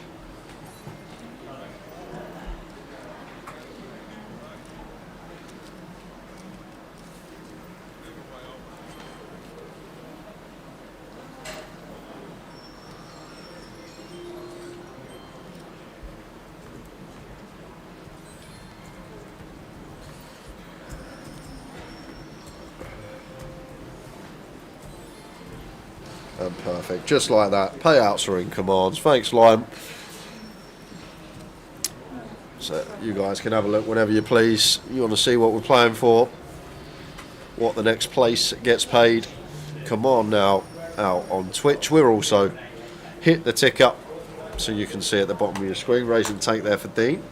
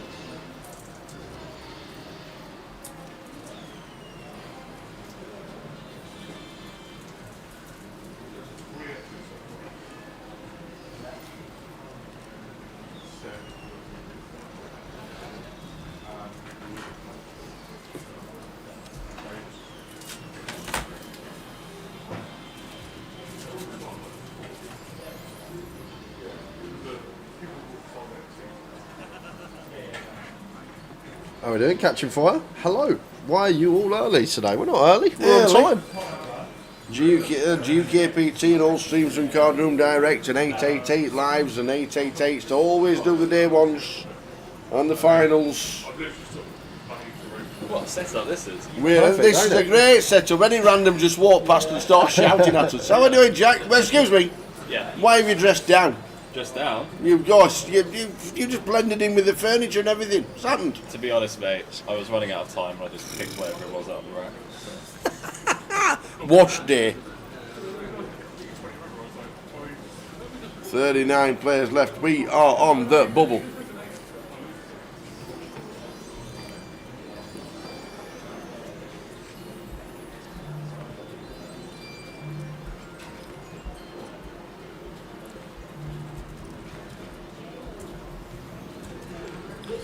And it looks like we are heading over For the first time today, we Just- have an all-in and a call. to the side of our featured table. Queens and tens. So Alfie Miles, the man with tens at risk, needs to find diamonds covered. So 2 outs twice. Needs a 10 for Alfie. And it's not, it's a king. So Alfie Miles busts. Saw Alfie earlier. We were actually in the lift together from the car park. Were you really? And we looked at this. We looked at the sign in the car park, and it says no more than 8 persons in the lift. And we looked at each other and says, "That's not happening, ever, ever." It's the same with the one at the Vic. Well, now the old Vic. That elevator they had there. That used to say 8 persons. Could you imagine? You imagine me and you in that lift? We wouldn't fit anyone else in. 8 people. Oh. Unbelievable. So, we're in the money, everybody. Well done. Well, so £500 locked. No, there's a lift from the car park underground. You can actually get a lift. I had to use the lift. I needed to know where I was. Because I couldn't even find the car park this morning. I had to ring PK.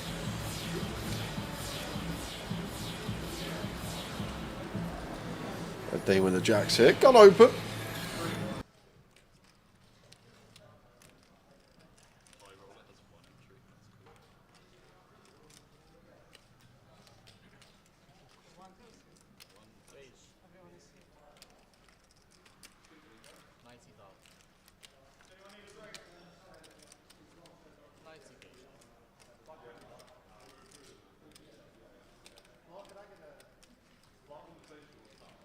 Well, here we go, because Mark's not going to get a cleaner 4-bet rip than this. Ace King suited from +2. It's a bit sketchy because of the positions, but 15 bigs, Ace King suited has to be rifled into the middle here for Mark. And you expect Tom to fold once back round to him, but Dean will certainly not be folding. A couple of jacks here for 15 effective. Really hope Mark takes his spot. We have to. I think we do with Ace King Hearts. Got to be taking it. Can't just be folding forever. What are we on? 15? And he says I'm on it. There we go. Good lad. Tom with a 7s, can get out of the way. I'll have to be 3 better than an all in. 7s on pass.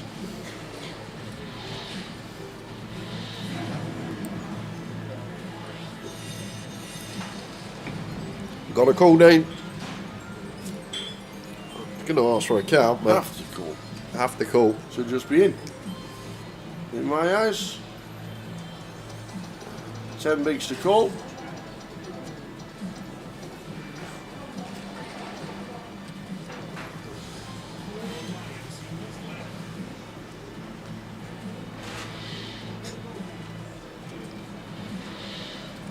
They should already be in. Dino. Doesn't There we actually go. call it off. We'll see, we're off to the races. Jack's Ace King suited. Oh, it doesn't like that, says Mark.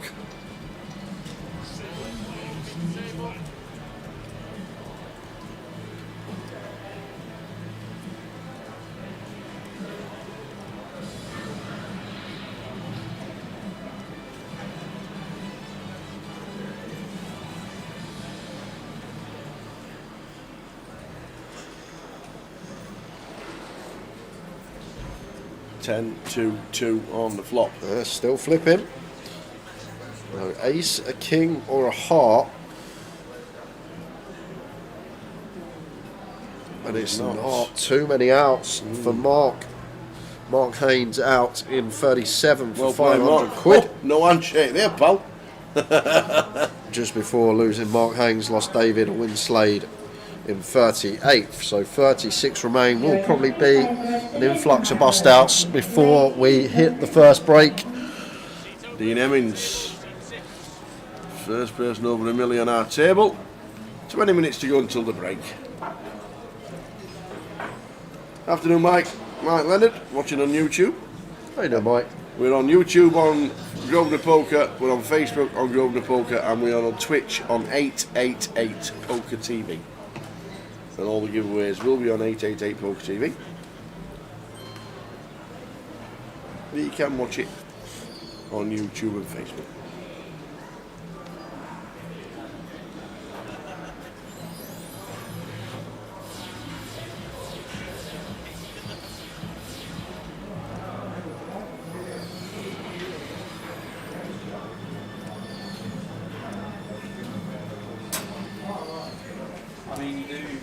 So Chris on the button, short stack into the middle. Yeah, got to call us Tom. Have to call any two as Tom, let alone ace 3.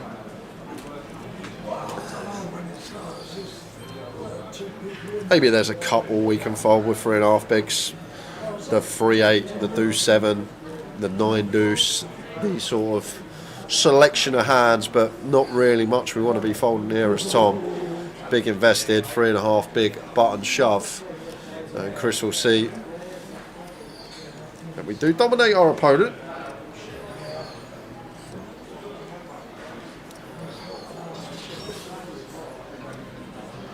Ten, 7, 6.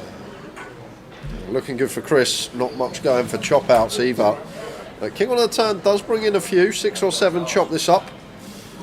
And it's a 9, which is good for Chris. Doubles to 170. Yeah, doubles, but still only with 8.5 BBs. Yep. And funny you say that. Just Skinner, Tower, you know Frankie May Green, another of our players. She's there today. She made the money with 0.5 BBs. Wow, well done, Frankie. And Frankie has just exited in 36th, so £500 min cash for her after the exit straight after the bubble. But 0.5 BBs in the money. Don't mind if you do. Well done, Frankie.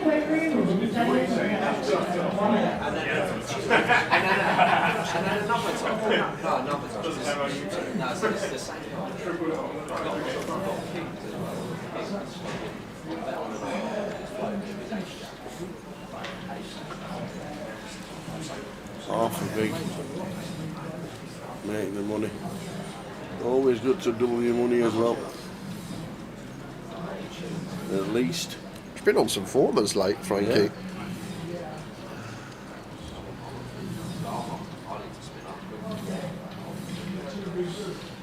Dixie with a shove on the bottom, like it. 7 bigs, 10-7 suited, definitely qualifiers now are in the money. But look at these stacks. 4 sub 10, Dean with plenty. And another one gone, 35th, George Sanford out for £500. So, going to be down to 34 players.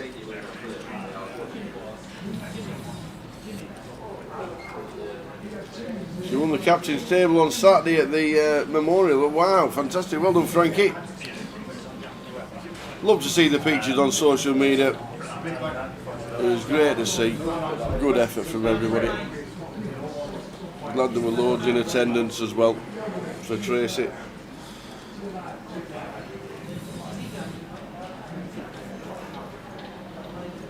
Aces for Chris. Goes for the old megaphone. Raising off of 8.5 bigs from MP. I feel like in this tournament though, not everyone going to be tuned into this and realise that it's just never a still. If he's got any ace, he just shoves. If he's got any suited king, he shoves. So when he's got this amount of big blinds, I don't think it's ever going to be a still. Just going to be unbalanced towards that top end, which I kind of like in a £200 tournament when not everyone's going to be aware of what's going on when we open off of this stack depth. Buzz just get it through with the boots. 15 minutes until first break, guys. We're in the money. A lot of short stacks around the room. I'd be surprised if we didn't hit final table at some point next session.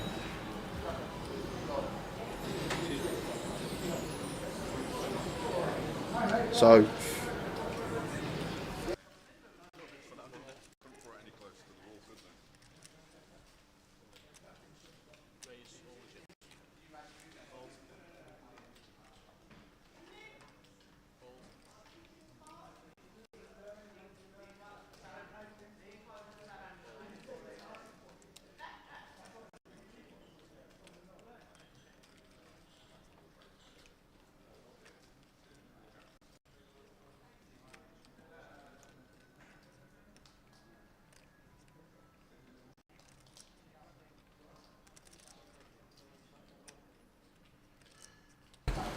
Jack's all in with the 8-9.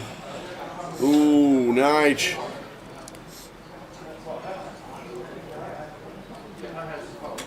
He's just said I'm all in. yeah, has to. Now Kieran can't call freeze. Like Nigel may have deuces, may have ace deuce suited, but I feel like freeze going to the mark here for Kieran. I feel like 5s plus we probably go with, 6s definitely, but 5s seem kind of close, but 3s just not enough stuff that we dominate, I don't think, in this given scenario. I know it's only affected 7.5 BBs of Nigel and just shy of 6 of Jack, but I feel like 3's three-way there's a good fold, maybe closer than it looks, out the way and off to the flop. Queen on the flop, 6s in play. Gonna need a gutter for Mr. Hardcastle. Same scenario, needs that 6. And it's not, it's an 8. Hit the 8, but unfortunately Jack in the money, busting out. Well played, Mr. Hardcastle. In the money.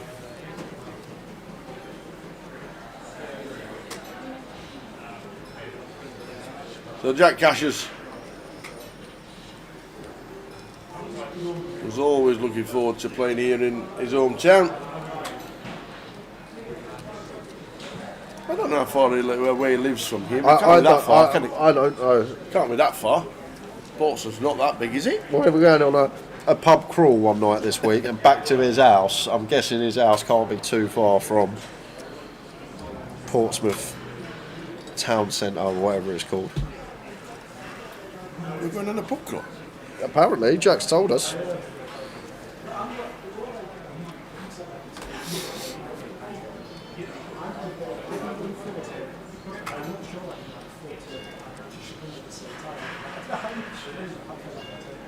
Well, a lot of the decisions are kind of automatic. I'll play them like a bit live. I've got my rules in my head. These hands go on the button, these hands go blah, blah, blah, blah, blah. It's just putting my clicks in. And like I used to stream less tables, obviously. Used to play less tables.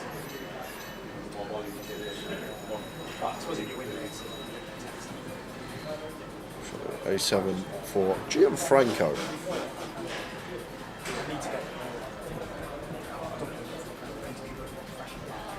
And Kieran here, 5s. Stack's really starting to shallow, but can't even shove this one. 30 too much, feel like always going to be a call here for Kieran. And then over to Victoria. See what she is working with in the big blind. King 8 off, not really what we're looking for when we're this short.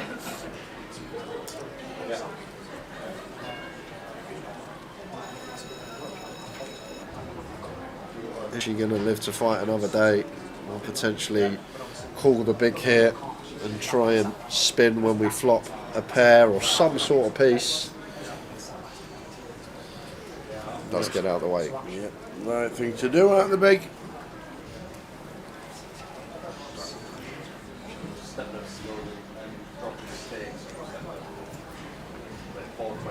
Jack 4-4.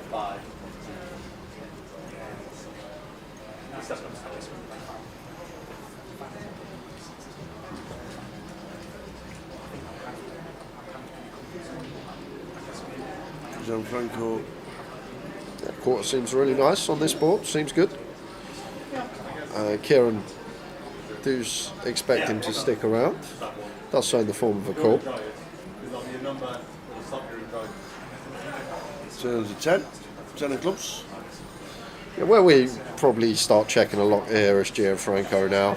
Maybe like A7 with club combo, one we could potentially barrel, but just Kieran's range, going to be a lot of pocket pairs. And Jack X that we're not dislodging with a second bet. And as well as that, we're also some ace highs out there for Kieran that now we potentially chop with. So may go for a block here as Kieran, after turn goes check, check. Try and extract specifically from ace high.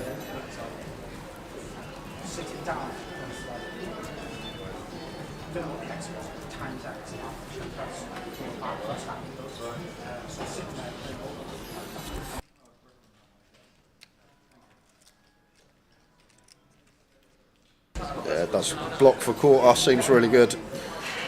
Like kind of protected, don't think our opponent ever gets to bluff raise, and should we are getting raised in this spot, we just got a nice easy lay down, and we are going to get the value from ace high. Like it. Nicely done. Like it. Final 8 minutes of the session. 33 players are left. Good.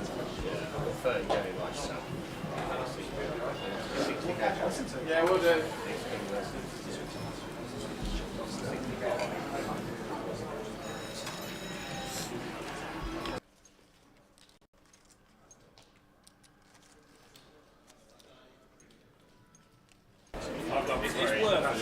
Mine was Matt's very. But I was doing really well.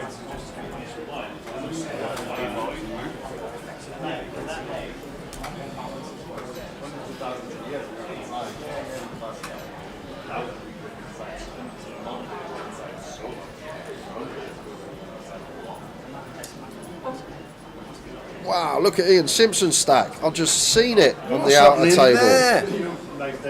He's sat in seats 5 and 6. He is. Form game tower, as you always say. Absolutely.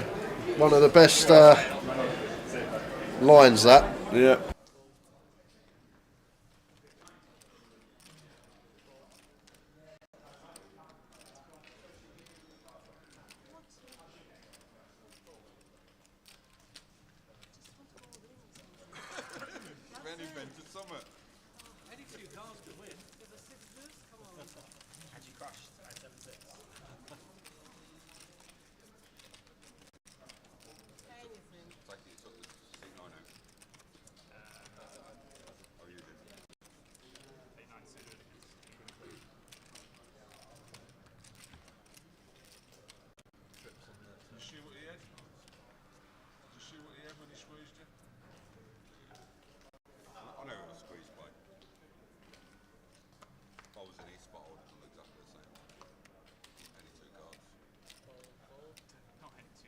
Jesus Christ.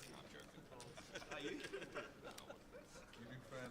Mind you, playing with you yesterday, you were definitely playing into 2 cards.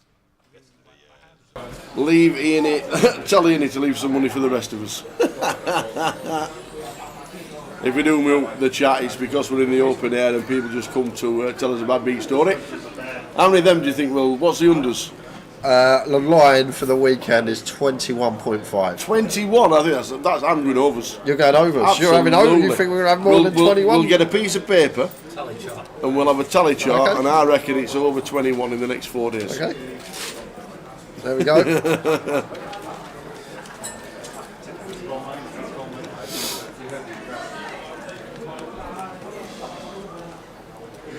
It does make me laugh, though, I'll be honest. When you get like the older folk coming in, like more your age, Yeah. and they know you. Yeah. They've known you for years, but they don't know me. And they're talking to you about the hand, and you're just nodding like, yeah, I would have done that as well. And I'm just sat here, like, I'm just sat here quietly, letting Tower and whoever it is have a conversation, listening to them to talk about a poker hand. I'm just here like, okay, we'll let these two have their chat. So less than 5 minutes to go until the end of the first session. Table change with 32 left, 4 tables of 8. We'll grab a tea from the bar. Out in Roy Cyphers. And Kat is really looking forward to Glasgow. Well, I'm looking forward to Glasgow. I'm looking forward to Glasgow, but we already need to go know and get the flags out, because PK needs to be aware Okay. that nobody's got any idea where the feature table's going. Well, it happened here. It did. And we're all right. We're live. Everything's working. So we are going to pull over that outer table you can see with Simpione with all the chips. So when we return at 25 to 3, assuming it's a 15-minute break, Ian will be here. Also, Ryan Fronda, if any of you are familiar with him. Ben Miller. Yeah. Also Ryan. going to be joining. In fact, I don't know if he'll show. I don't know if we can play the clip. We can't this week, can we? We had a UKPT clip in Coventry last week. Was Ryan Fronda was on the feature table, the 2007 one that we had. Dave Colcliffe was on it, and Ryan Fronda was on it. Yeah. Quick question about the Goliath. When is Reg open at local casinos? Now. He said he tried to reg at his local casino last night, and they said day 1A was not available to reg. What casino was it, Roy? Probably Blackpool, right? If it's No. Roy Cyphers. Is he not from Blackpool? Sheffield. Always see him at Blackpool. He's always there. Sheffield is. I think it's Sheffield. Sheffield stroke Chesterfield, but I'm guessing Sheffield. Trick is, if it's on the app, you can buy it. There you go then. The news is that if it is on the app, there's Ryan Fronda. Needs a shave. He needs a shave, does Ryan. Never seen him with stubble. It was in Sheffield. Yeah, Nick Slade was on it too. Barry Neville was on it. Barry Neville. Superb it was. BK got the footage from somewhere and stuck it on. It was a great watch. Great to see. All them years ago. We were on the floor. We got interviewed by old Doogie. Doogie? Doogie. Never heard of Doogie. Yeah, he was the main presenter of the Channel 4 UKPT season. Victoria all into the middle. She's been patient, hasn't really had much to work with at Queen 6. Going to get called by 10s. Just ISO for Chris, I guess, for 11. Like it.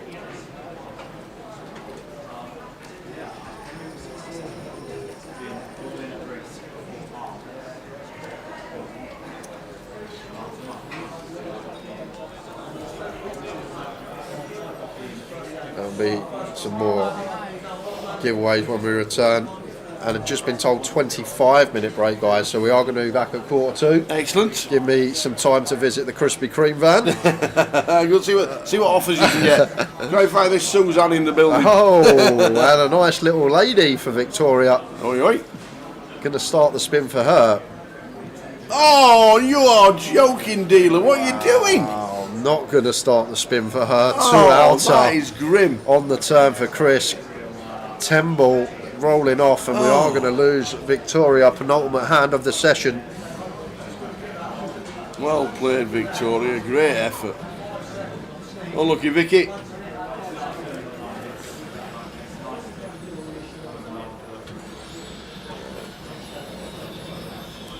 will be the same seating positions. I will move your chips across for you. Yeah. All right. Thank you. Table 21, after your break. A brief moment. We'll get one more hand in. It's only, you know, I can do live appearance. Thanks for that, Dean.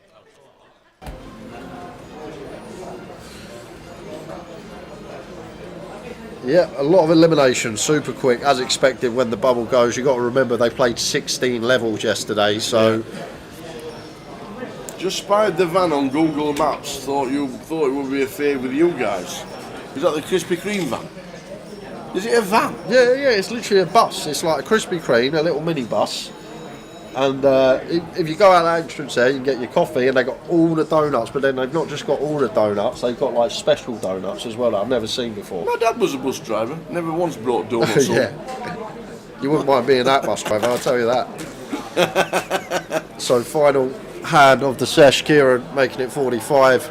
Is Dixie going to come back after the break? Or is he going to spin it with a 6-4 of hearts?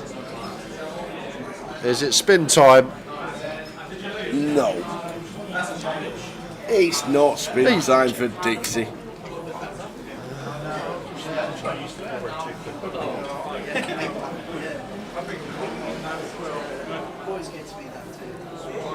He's not doing it with a 6-4 in the cutoff. No way is he doing it. Not a chance.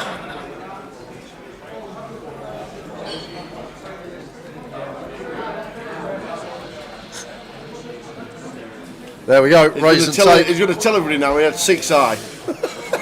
Raise and take. 6-eye, I've just folded there. It says 6-eye. For Kieran, we're going to be back just after 1:45, guys. More giveaways, more action. We will see you in 25 minutes. See you then.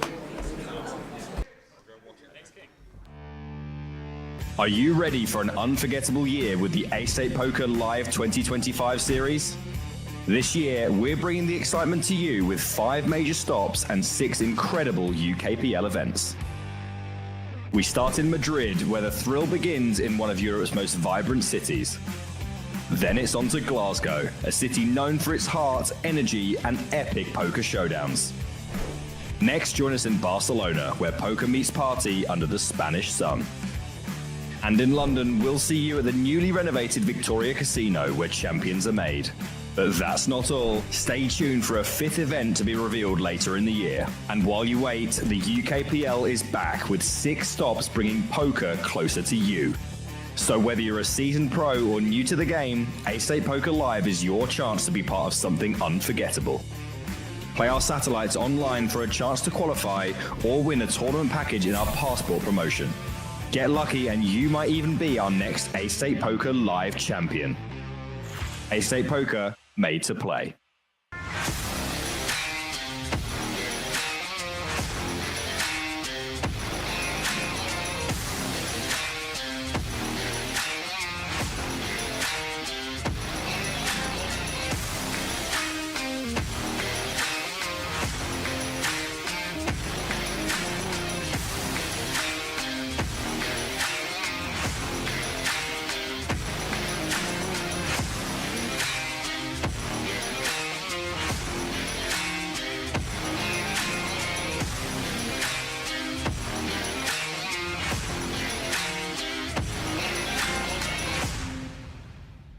There used to be a clear path from the low stakes to the high stakes. Oh, okay. And it was open to anyone. And that's gone now. If you're the best chess player, if you're the best football player, like, you work your way up the system, and that's how it works. And in cash, it's broken.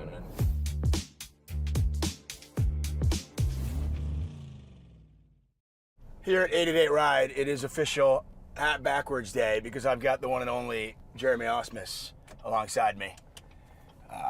We try to provide a service, Jeremy, and take you around town. I know your car's in the shop, so the least we could do is get you to your poker game. Exactly. I Right. really appreciate it. I don't have to pay for an Uber. It's free. I get to talk to you. Oh, Win-win. it's all not. around. It's not free. I It's owe you. not free. This Yeah, is- yeah, you send a bill. Yeah, I have Okay. 5% of your next tournament. You didn't get the memo? I missed that. This is awkward. Okay, well, hey, good luck. Hey, so there's a lot I want to cover because I always try to get you in the commentary booth, but you're just busy crushing final tables, so I never get you in the commentary booth. I know. We went back and forth for years, and I'm always like, yeah, I'll get in there, and then I never get in I don't even there. ask you anymore. I don't even bother asking you because I'm like, hey, Jeremy, you want to do this one? And you're like, yeah. And I'm like, well, obviously, if you make the final table, but now you just always make the final table, so there's no point. And the other issue is, thank you. I made a lot last year. It's not always quite that many, of course, but ran good this year, or whatever, 2024 World Series. But a lot of the problem also is I'm just so busy with the World Series. I get so little time back at home and see the family. So whenever I'm actually not playing, I like to kind of not be there even more than I have to, So that's a lot of it. It's kind of timing is bad. But that being said, I have been asked some other times outside of the World Series and haven't done it either. So just a lot of poker to play these days. Yeah, and listen, you're a family man, which actually brings me to my first kind of topic I want to talk about. So there's an article that I remember reading, and then I reread it in preparation for this conversation. Okay. There was an article written about you back in 2013, and it was you and your family and how you balance that. Yeah. And I was particularly interested back in 2013 because my oldest son, who's 11 now, was born in 2013. And at this point in my life, I was a full-time poker commentator, but I was also playing probably 30, 40 hours a week. Okay. And I was really kind of wondering, okay, how do I balance that? Yeah. How is this going to work? Right. And I always had a lot of respect for you, and I read that, and I was like, oh, wow, okay. How has it gone since? Now, in 2013, you were talking about how, listen, you've got to figure things out, and you have a schedule. And I felt like back then you were more of a cash game player than you are now. So Yes. how has it gone since? So The balance. back then, I could pick my own schedule more with, cash games. And luckily, I mainly had a day schedule, and so would roll into Bellagio at 11 a.m. and play till 5 or 6. It worked pretty well. But now I'm playing tournaments, so you're at the mercy of the tournament schedule. So it's more like when the series go, I kind of got to be there. Our kids are in obviously much different stages of their life now. They're like middle school, so it's just different kind of needs that they have. So a lot of it's sport, school and sports is like their lives basically. So I mean, your oldest one is now a teenage girl, right? yeah. Okay. Does she care that you're home or not? Not to be blunt, but I was like, she's getting to the point where, honestly, they're both to the point where they like to have me around, but they don't care that much. Right, I don't mean there's a slight, but I say that as a dad. I remember when my wife was pregnant, and she was like, she has 4 brothers. Yeah. She was straight out. She was like, man, if we have a girl, when she's a teenager, she's all yours. Yeah. And I've heard stories. I have a lot of good friends that have teenage girls and everything, but also teenage boys too. Like right now, my 11-year-old is like, there used to be a time where he's like, I was everything, and I was like, yeah, Dad, I want to hang out with my friends. Exactly. Which is good. It's normal. Yeah. It's good. It's normal. Yeah. So it's good. It's fine. But sometimes if there's like an amazing tournament, maybe if there's a whatever tournament, that I really want to play though, I'll like late reg it if they have a game or something. So I get to see most of their games. But then if there's amazing stuff, I miss stuff, or if I'm out of town. So is your wife constantly sending you videos?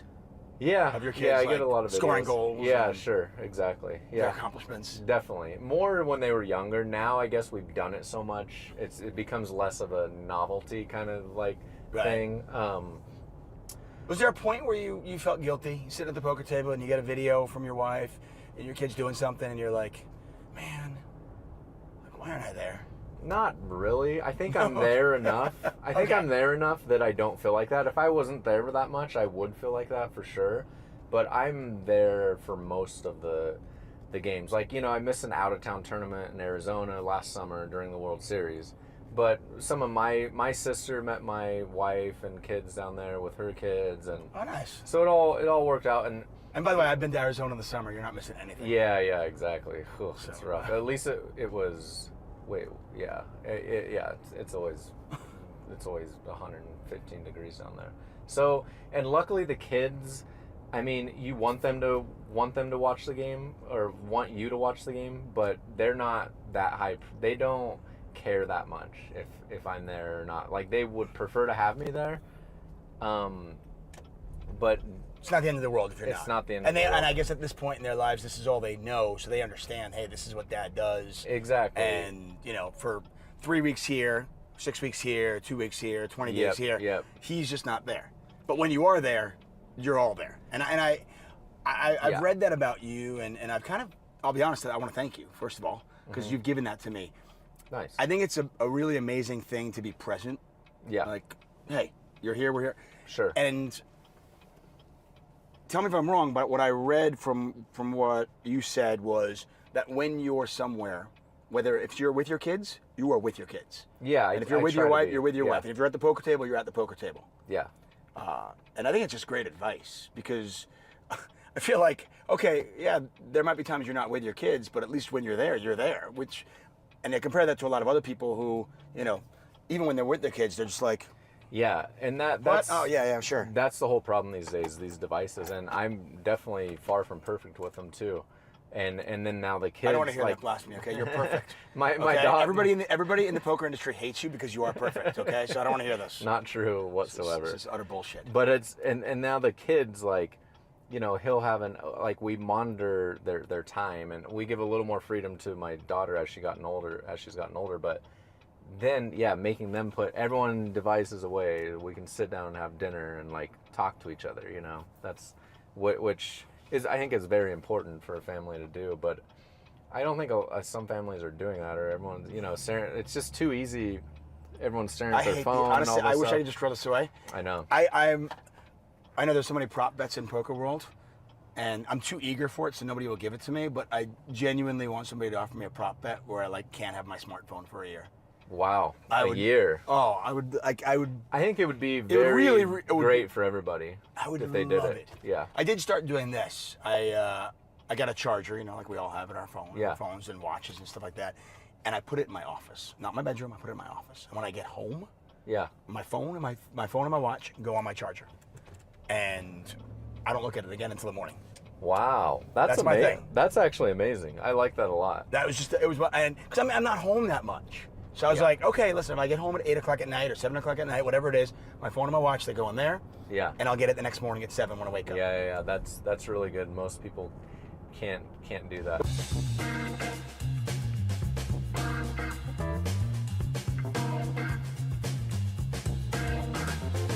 I've gotten better about social media. I'm kind of just not spending much time with that. No, I by the way, I tried to prepare for this. So I'm checking out your Instagram and I'm looking at it, and there's nothing there. Yeah. I try to update like a big, tournament progress or anything that happens there. But besides that, I'm just not that active on it. One thing I did do that's helped me when I feel like I'm on my phone too much is put it into black and white mode. And it makes it less stimulating, I think, for your brain, and I think it's you just naturally want to look at it less. So that's actually helped me a little bit in the past. You can make it really, really small fonts, and as we get older, we just can't read it. Yeah, you can't. And it just frustrates us. Okay, forget this. I'm throwing it away. Okay, I want to turn our attention because I think we're about at the 11-year anniversary of your first bracelet, and I was there. Oh, okay. We were in France, and I remember it because you told me that you were like, I don't even know how to play this game at the first time. And you have since won another PLO bracelet, and that was in a 50K. Yeah. But your first one was in Enghien-les-Bains, or whatever. I'm messing it up. No, that I said it a right million different times. It was like 13 miles outside of Paris, World Series of Poker Europe. I was there commentating. I remember Daniel Negreanu was a story then because he needed a certain number of points to get a second player of the year. There was a lot of stories going on. Yeah. And here you come. You're a cash game player mostly at this point. Yeah. And you're like, whatever. You were running pretty well in tournaments. You're like, okay. And you played PLO, and you were like a no limit hold'em crusher. Now, was it true that you basically learned the rules of PLO that day? No, Not the no. Oh, okay. Not at That was all. an exaggeration. Exaggeration. Okay. I had played online cap PLO quite a bit. Oh, actually. okay. My results weren't great, but I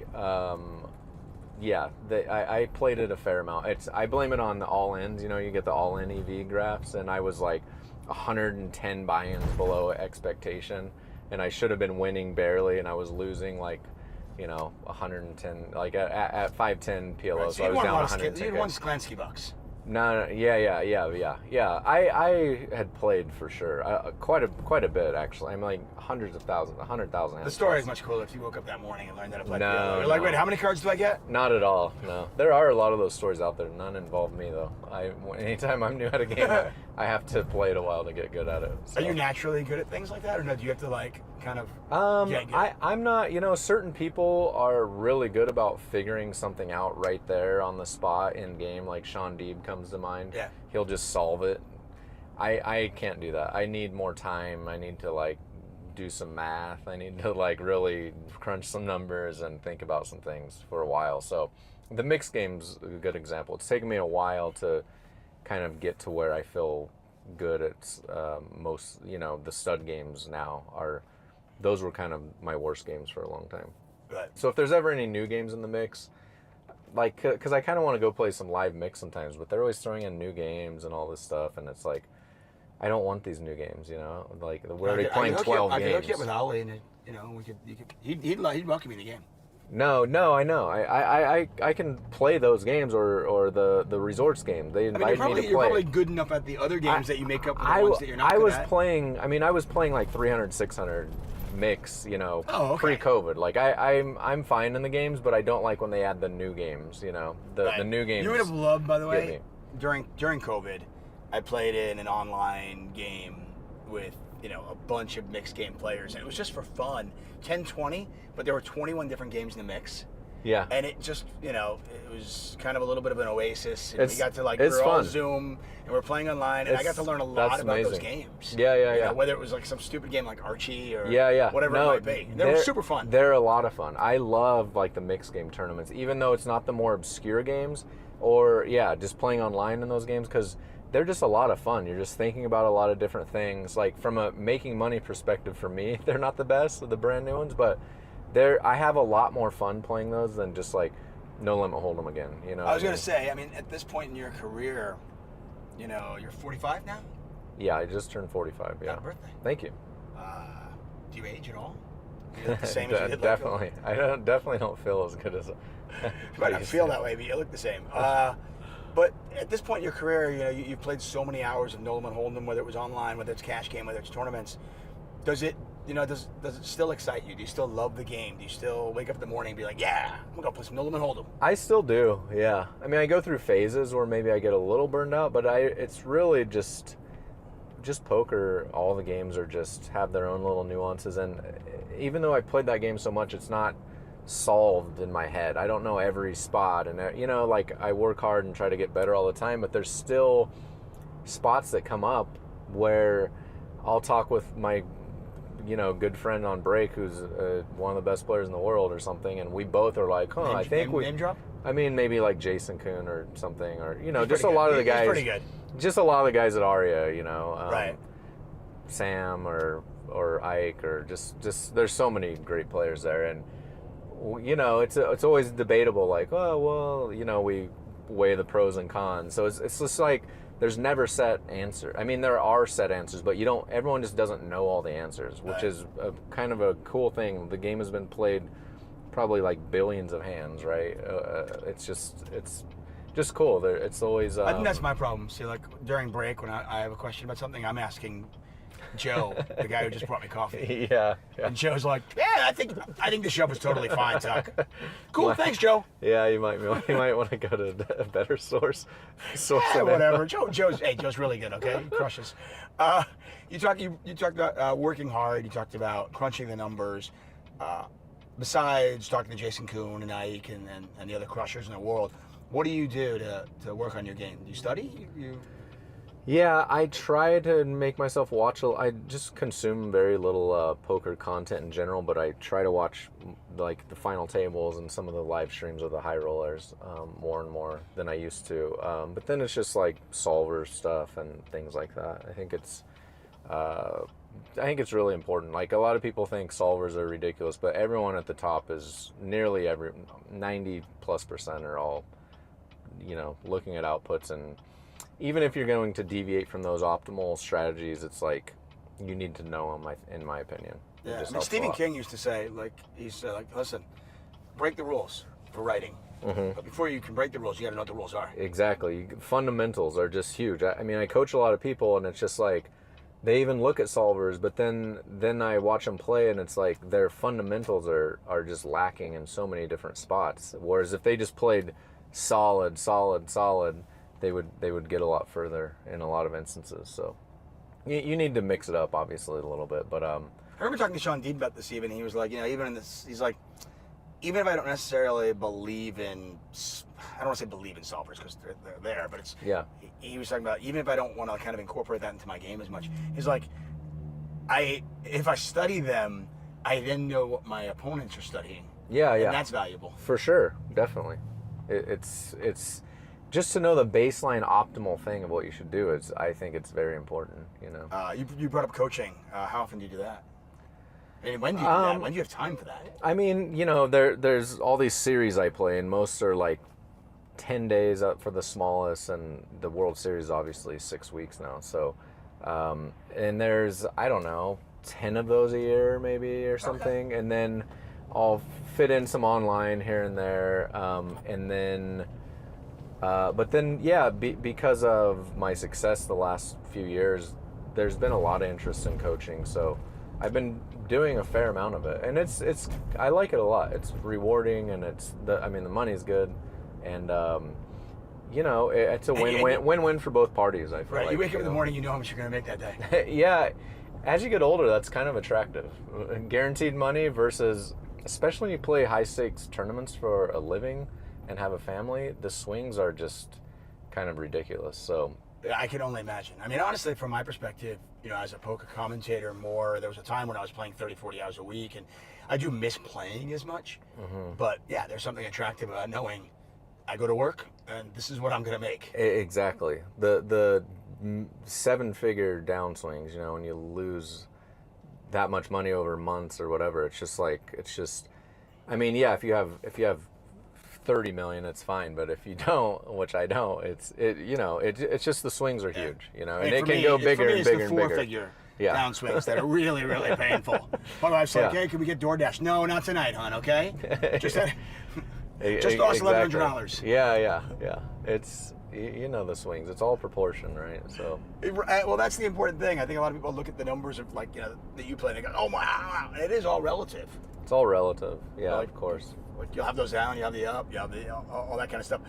You know, so when I first knew you, and when you were kind of coming up, you were a cash game player, and I remember reading that article, and it talked about your schedule. Like, I'm playing cash games at Bellagio, and now you are pretty much just a tournament player. Yes. How did that evolution happen, and why? Well, you know, if you rewind 10 or 12 years ago, there were hardly any high-stakes tournaments. You know, there was 100K at the World Series here, like, once a year. But outside of that, there weren't... You could play, like, some 10Ks and things like that, but maybe some 25s. But this whole phenomenon of the high-stakes scene has kind of just, you know, blossomed in the last 10 years, so or less. And cash, I used to play a lot of cash. Most of that's gone. I saw the writing on the wall of it going to private, you know, so someone will organize the game and then they decide who sits in the game. Right. And then they you were pretty vocal about this. I was very vocal about it. You thought it was wrong. Yeah, and a lot of the guys who were vocal with me ended up going and starting their own private games because you kind of have to. Like, if you're going to do, like, for me, I'm fortunate I'm able to play tournaments too. A lot of them probably wouldn't have had the success if they switched over, but some of those guys are running huge cash games and they're making more money than most. They're making all the money in poker, if I can be honest with you. The guys who are running these games, these private games, they're winning all the money because the game is filled with all recreational players for the most part, you know what I mean? And they're the best players in the game. Sometimes pros will come in. So they have a real stranglehold on, like, a lot of money in poker. So anyways, that whole what's involved with that, running a game and maybe schmoozing and networking, that's just not my thing whatsoever. I'm like, you're such a social person, though. I am, but I don't You're not a schmoozer. I'm not seeking out relationships to I guess to, like, take their money is what it feels like to me, right? I mean, it's win-win. Like, I'm probably just looking at it wrong, but No, but I get it, though. I can certainly see a side of it where it feels very manipulative, very vampire-ish in a way. Yeah. Like, hey, come on, I'll take you on a date, we'll do this, and then don't worry, later on I'm going to suck your blood. That's what it feels like to me. So it's not... I get it. But I don't know. I've debated trying to start a game because I'm friends with so many people, like you said. I'm pretty social, and I know tons of recreational players, and the thing is, it can be just a win-win also, right? Because you're setting them up to have a better game than they would have in a public casino where oftentimes you'll have players that are, you know, unfriendly and taking shots and things like that. That's not going to happen in the private game, so they provide a more fun experience. Mm-hmm. But it's kind of a false hope that these guys can beat the game, most of them. Most of them are just going to lose just the same.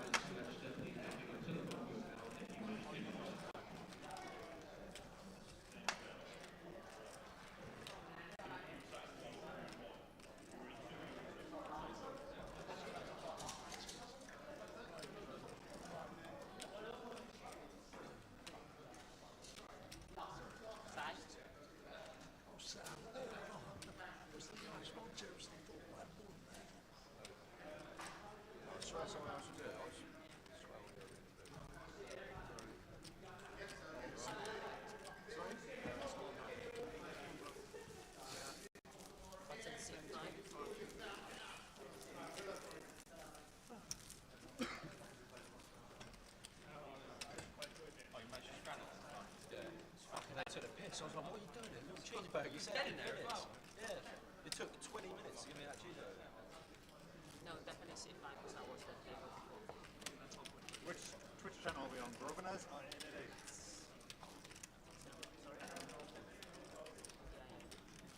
we on? Which Twitch channel are we on? Which Twitch are we on? You on? Grogan or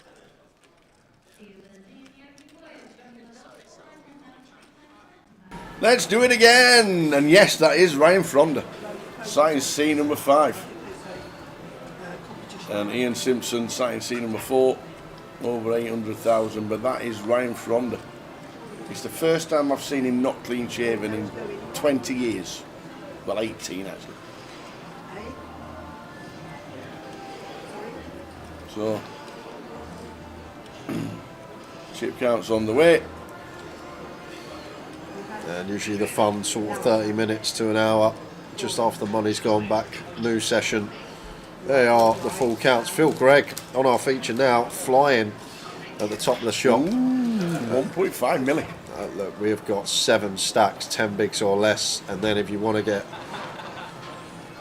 to the top end, we have got about 18 stacks, 20 bigs or less. So it's could be some spins going on this session. Indeed. Things will slow down, but feel like the first 30 minutes to an hour,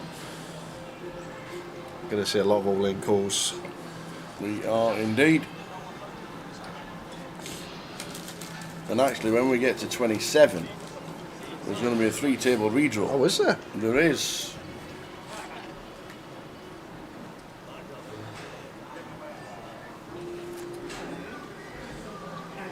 Yeah, it just seems fine. Looking at the prize pool structure now, seems about right. Back in the day, only the top 3 got paid regardless of entries. 70%, 20%, 10%. Back in the day, what's that, your house? 70%? I've never seen that ever. 70, 20, 10. I've seen 50.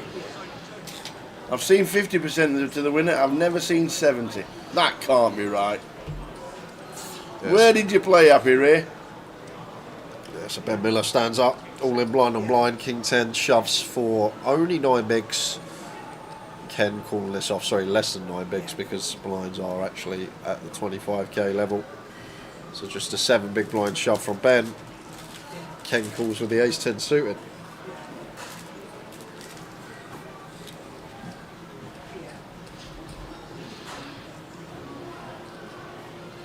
Not looking good for Ben Miller. Needs a king. Needs help. 10 to chop, 7 to chop, king to win outright. Ace of diamonds. Going to send Ben Miller to the rail. Unlucky Ben. Good to see the tables. And similar time out of table, we lost David Dean. Oh, Dix is gone, has he? And Ryan Seary actually busted just before the break as well. So with the exit of Ben Miller and David Dean, it's going to be 27. So a quick redraw. Southampton in the early 90s, they used to do that payout structure, apparently. 70, 20, 10. It's not just that. If he gets 1,000 entries, fourth doesn't get anything. They only pay top 3, he said. Regardless. That's ridiculous. Imagine Goliath just paying the top 3. Yeah, exactly. You finish 4th. That's bizarre, that is, Happy Ray.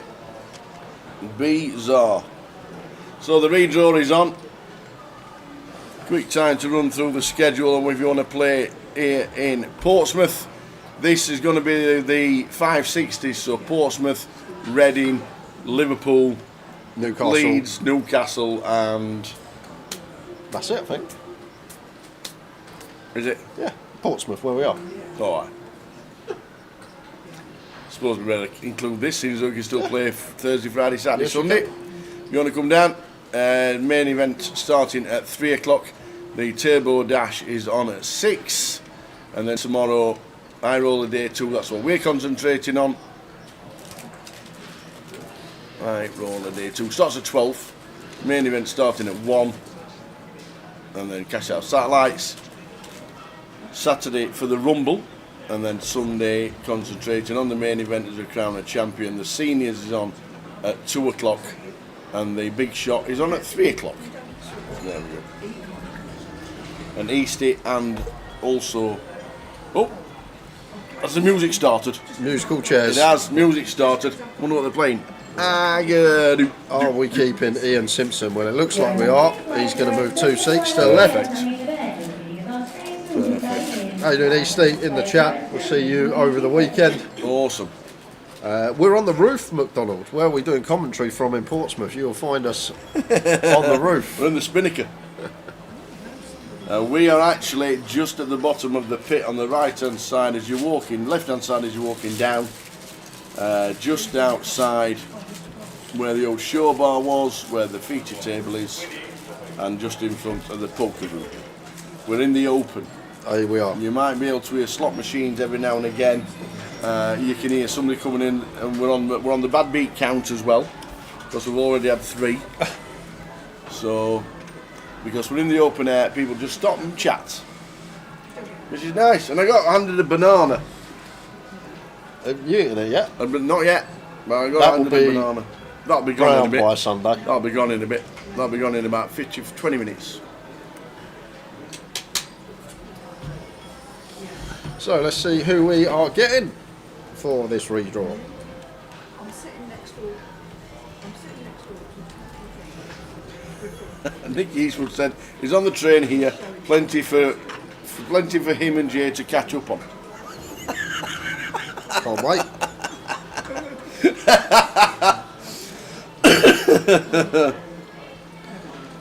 Love it. I know you probably haven't been tuned into the streams this year, Nick. We done the commentary. We were in there for a couple of weeks, but I've actually stopped watching football. Don't follow it no more, and keeps his FPL team into touch. My new sport is curling. Curling. So don't even mention football anymore. So anything you got to say for me, save it for someone else. That's all I got to say. Yeah. McDonald, we don't even know where the broom cupboard is. Must admit.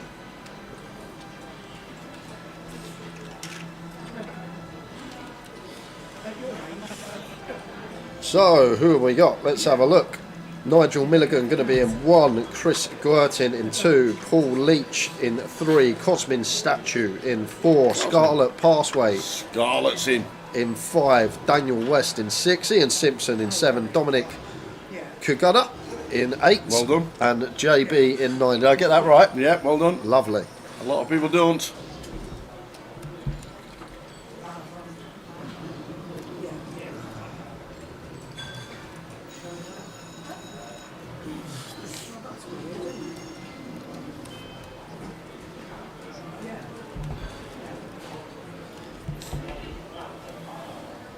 All I'm going to say, Steve, right, this isn't a bite, but all I'm going to say, let's take Van Dijk out of your team. Let's take Robertson out of your team. Let's take Trent out of your team. They did last week when you played him. Yeah, I know. But let's take Trent. So first choice right back. I know Shimitas played last week, but let's say first choice left back out. Your 2 best centre halves out. Your main forward outs. Let's take Gakpo out of the team as well. Yeah, your 2 starting midfielders. Let's take them out of the team as well. Let's take Szoboszlai out, shall we? Now have a look how Liverpool get on. Why would you check him out? Because Ange has got all 6 or 7 of his first team squad out. He has done for months. Injured. It's hard. Give the guy some slack. Yeah. He's had more injuries, and I think you struggle to find a manager that's had more injuries in a smaller space of time. Is he doing too much in training? Is it down to training? Maybe it could be. You don't know. Is he stretching him too far? It's a lot of muscular injuries, Tao, so you never know. Yeah.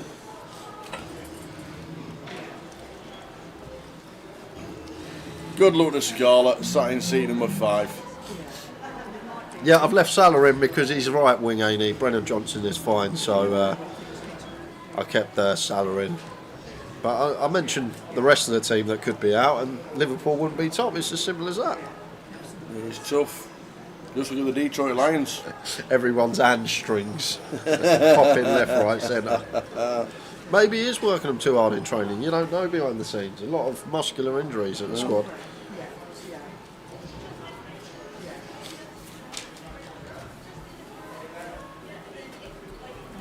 So we're on 27. Just about to start after the redraw. Everybody's just about ready.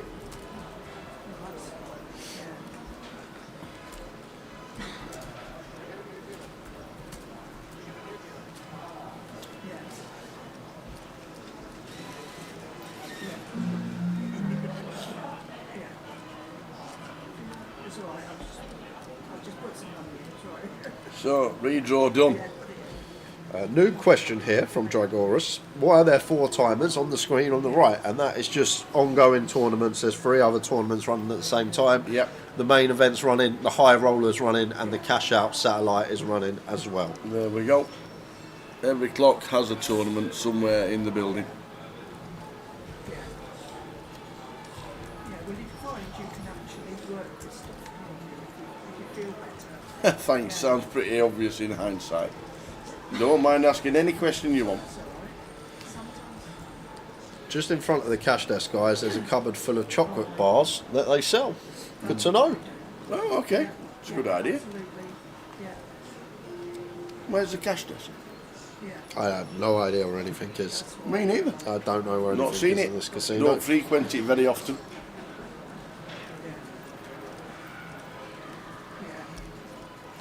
Dan West chip leader, 55 bigs, 27 left.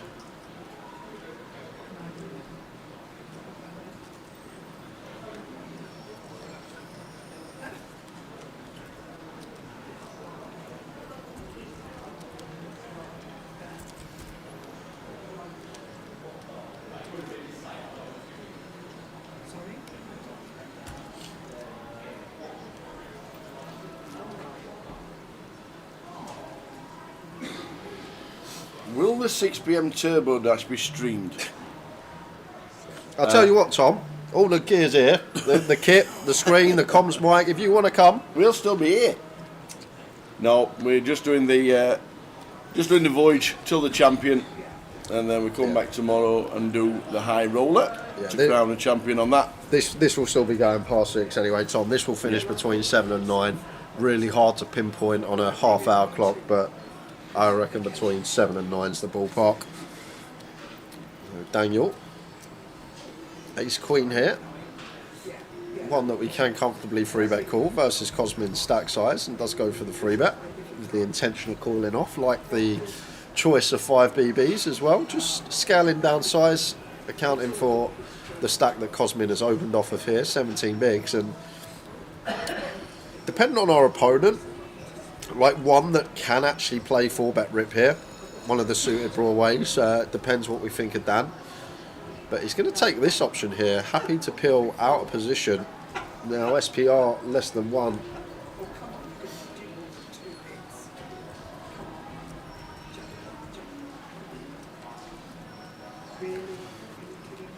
Jack 3-3. The flop that rolls off. Ace of diamonds in the hand of Daniel here. Need to make a decision if we are going to continue small, which we will a lot on this one. We may actually just jam some of the time here as well. With the ace queen, don't really ever fold out better, do we? It's an interesting one for Dan, because if we bet, we have to bet call. But there are some stuff that, or some boards, when you work with less than a pot size bet, you can actually just play some shoves on the flop. I'm not sure on a Jack 3-3 awkward spot. But does take it down with a C bet anyhow.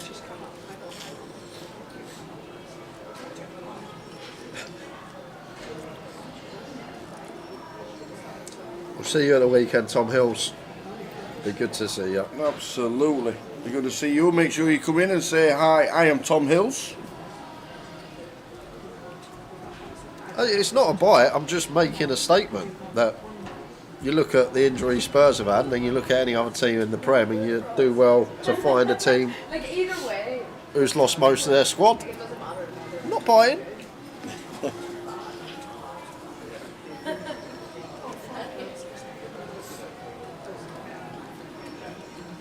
You too.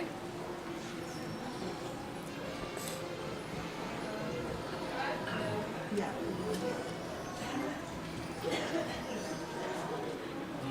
Yeah. Well, I have a letter Why are mobiles not banned? Can they not use them on the official breaks? On our feature tables, we are on that delay. Always have allowed the players to use their mobiles when they're not in hands. If they're on their phone while they're in a hand, the dealer should be on it. And give them a warning. But very, very rare anything happens regarding phones. Most, like Jay says, most players and dealers know if you're in a hand, you don't use them. Yeah, well, what is Paul up to here? Nigel going to get the chance to 4-bet send, I assume. Ace 10 suited, happy to run it. Button versus big blind starting the hand with 20. I'd be shocked if Nigel got out of here. But I'm not sure what Paul's up to here in the big blind. And he's going to get some bad news. And there's the all in. Now what do we do, Paul? We're getting this ridiculous price pre-flop. And we're going to have to fold. Bit of a misstep from the man in seat 3. 3 bets the 7-8 off the 30 odd big blinds, or 20 odd big blinds, effective 30 of our stack. Bit of a misstep from Paul.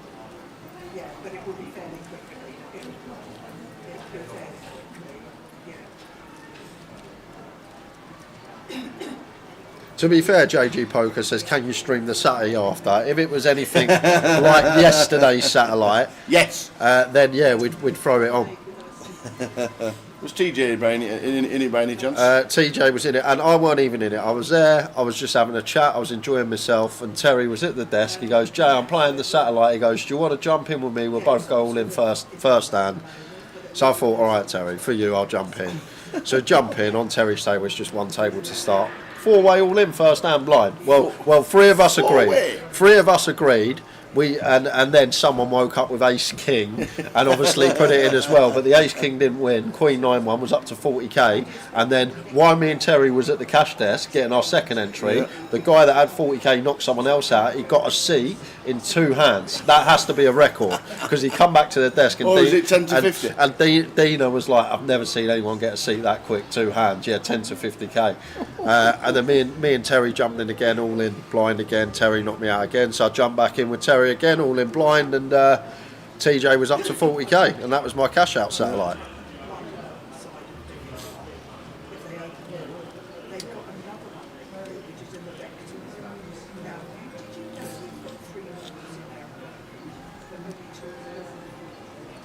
So they can actually take out, they can go in like a swap with a camera. You know, they do it on the screen. Yeah. And they can do that because they can put it through the ribs. And if it's small enough to get out, they'll take it out. Yeah. Oh yeah. Yeah. Absolutely. What they've already said. No, they've already said they're already going to do it. They're going to take it once. They're also going to take it out. They've already said that. So, because they'll biopsy it while I'm under. Yeah, but they'll biopsy while I'm under. Yeah. Yeah. Yeah.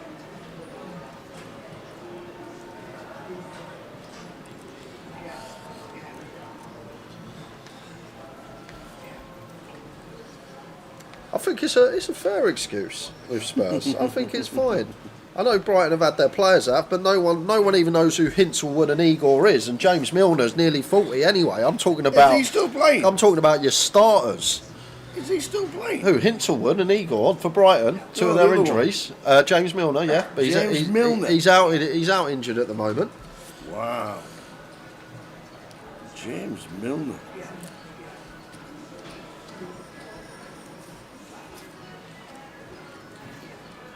Different between 7 starters being out and 6 bench players being out. Huge difference. Pocket 7s for Dom. Raises to 50k. And Cosmin here, 9 bigs. In it goes. And Dom going to have to call this off for 9. Oh, maybe not. Oh, Scarlett with the boots. Says I am all in. And Dom is going to get saved. Yes, he is. Unless they make it very large only, which it depends on what they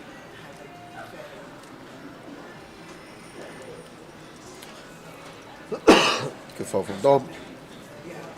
And Cosmin knows he's in rough shape. It certainly does now. That is for sure.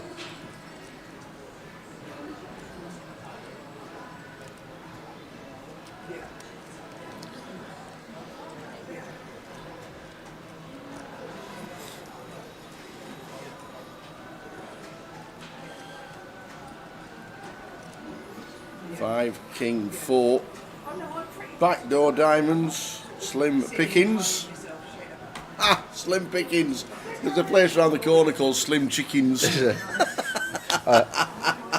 There is. No chops for Cosmin. So we're going to lose Cosmin Scarlet up to 720. And I hate to break it to you, Tam, I think it's Slum Chickens, is it? Is it not Slim Chicken? Slum Chicken? I don't know, Slim Chickens. That might be Slim Chicken. Okay, we it's got called Slim Chickens. Okay, I've never seen that. Like Slim Pickings. Slim Chickens round the corner.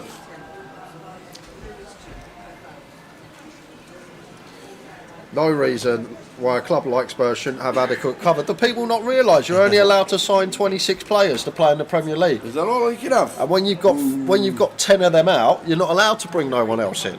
You have to register who can play in the Premier League at the start of the season.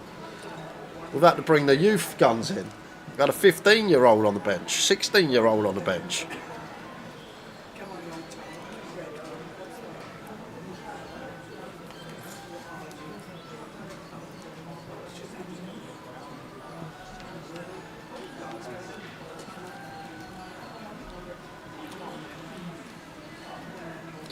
Slim Chickens is great, apparently. Oh.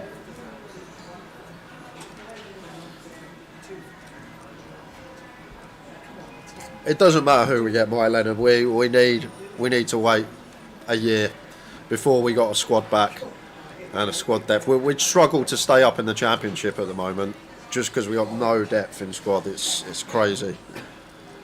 And when week in, week out, you got different players playing with different people in different positions. They're not used to playing. It's tough at that level.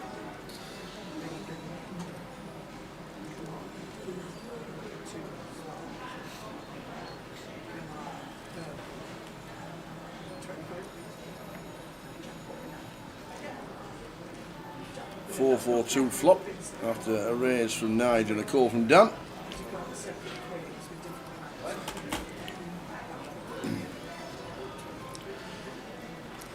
Potentially going to get to the turn here, depending on the size Nigel comes with. 60 into 155, so just south of 40%. Dan does have this wheel draw, can still be ahead of some holdings as well.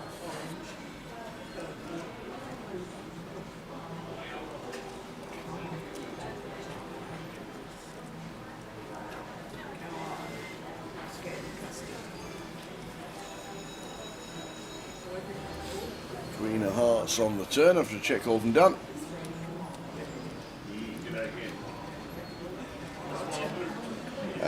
Nigel could go for another barrel here, Tao, but it's awkward because if we get jammed on, we just don't get to realise then. He's still going to choose the barrel here. That should lose the ace higher, Dan. Nicely done from Nigel. It's 25 players, says Mr. Tobias, registered for the Premier League, not 26. So we're on 25 and a 324.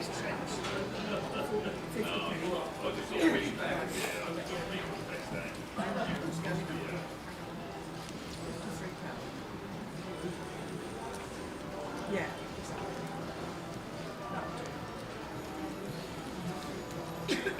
Yeah, massive win, it says. Yeah, no, massive win is the close.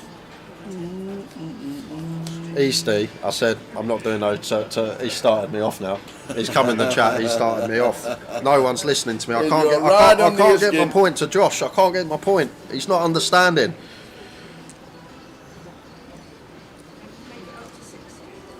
Go, Dom. I'm guessing that's Lydia. I'm guessing that is Lydia. Oh, we had a cracking weekend last week, Lydia, for Tracy. And Mr. Skinner in the chat earlier saying you raised a lot of money, over £8,000. Fantastic. And And are you coming to Portsmouth yourself?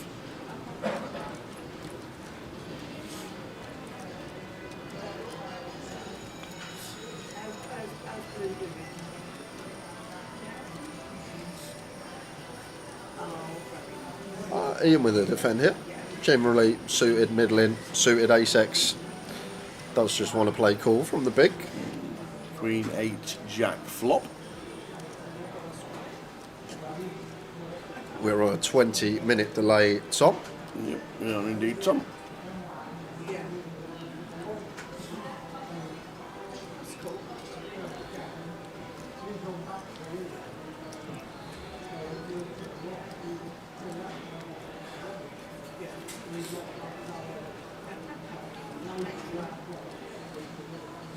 And kind of awkward as Ian, but expect us to call once. No backdoor flush draw. I guess maybe with the ace 9, maybe one that does some folding because the times it rolls off the 10. Ace king, obviously pure in Nigel's range, and we never have that. But looks like Ian is going to go for the a bit of fruitiness from Ian Simpson. There's us to 180. Much prefer this than call. If we are going to take an avenue to continue in this pot, I think this is much more viable route. Does get the ace high out of there. Awesome, Liddy's coming down on Saturday. Good to see you.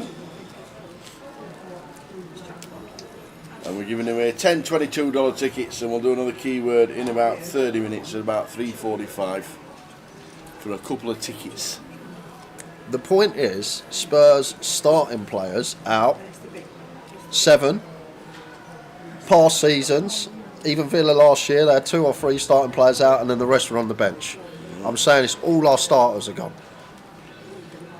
It could be worse, though. We could be Arsenal. I'm glad we're not Arsenal. That is the main thing. So many friends, Arsenal fans, thought they were going to win the league this year. They'll do well to get top 4. Must be boring, always see set pieces go in. No goals from open play.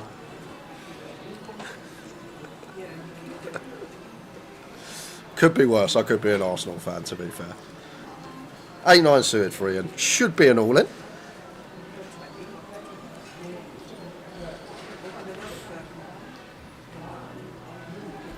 Canadian Maple Leaf, that's Scarlett. I think she's local to here, is Scarlett. Pretty sure. Pretty sure she is. Doesn't travel too often.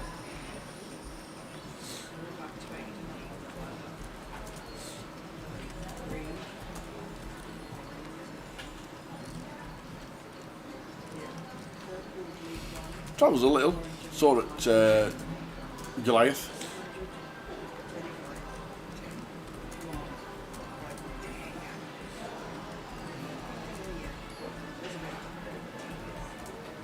$8 for Ian. As you flop the absolute world.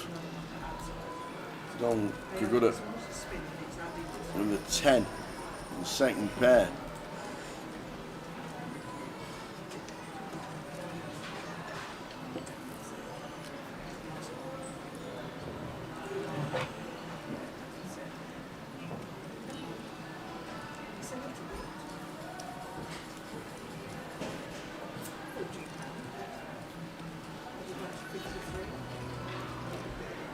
King Josh says, or Rotherham. Or Rotherham, yeah. But the thing is, this is the thing. You guys, you know, you're terrible. Yeah. You know you got a chance of going down.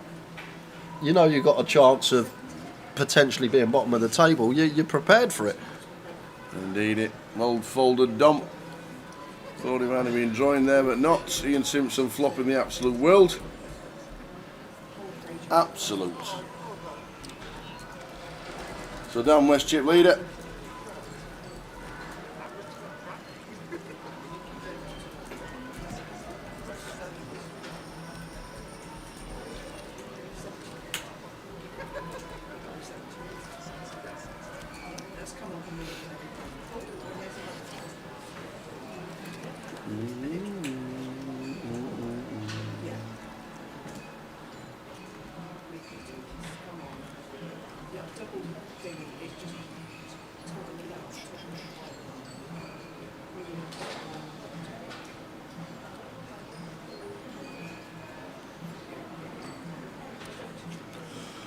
King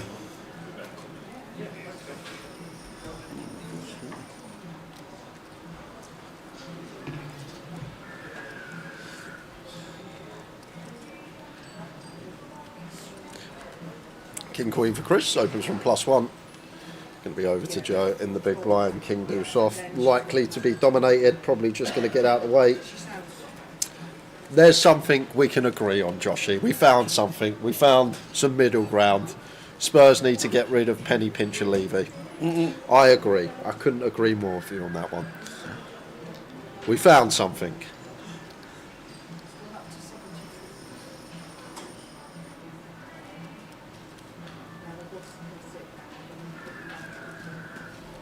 See, this is why I didn't want any mention. It's Eastie's fault, because they send me spinny, do the Spurs. Eastie, literally, he done it again. He threw the bait into the chat box. He's got me rambling and he's disappeared. He's not even watching anymore. Well, there you go. He does it all the time. He'll see his connection's gone on the train. Yeah, something like that. Scarlett now with a couple of cowboys. And she goes for a meaty old open. 110k, 4.5 exa.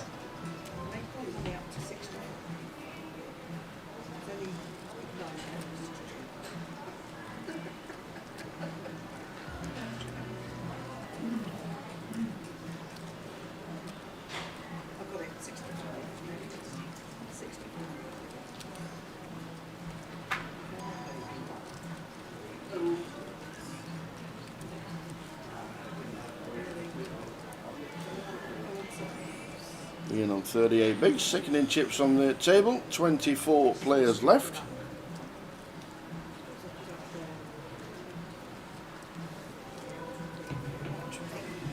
Just as a change. I'm over in the corner where the four are together.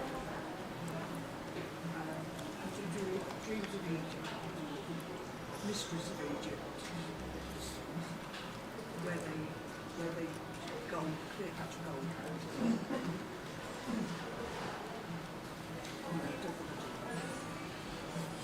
Welcome to the south side, says Katie Swift. You're not wrong.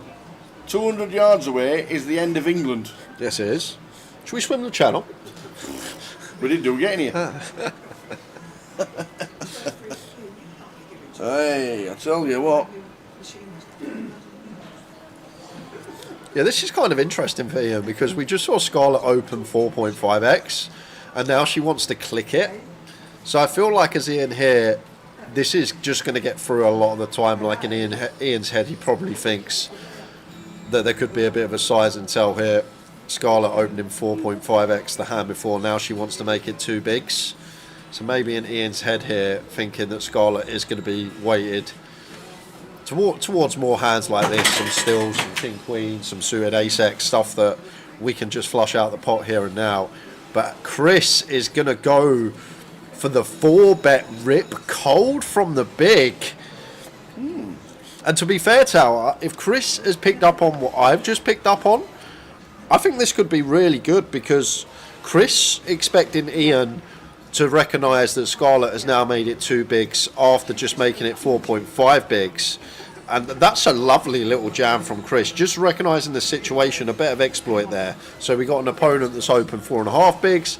Now she wants to open 2 bigs. We got Ian, who we know is very clued up, very aware, and now he's free bet this open. So Chris now aware that Ian could be doing this light because he's picked up on the size like we have. So taking the ace-10 off as the cold 4-bet send. Love that from Chris there, getting the ace-jack out of there from Ian. Very nice indeed.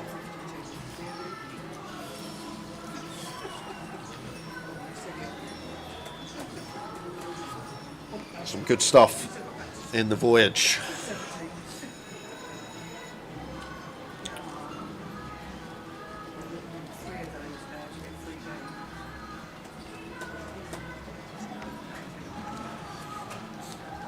So now she keeps it at 50k.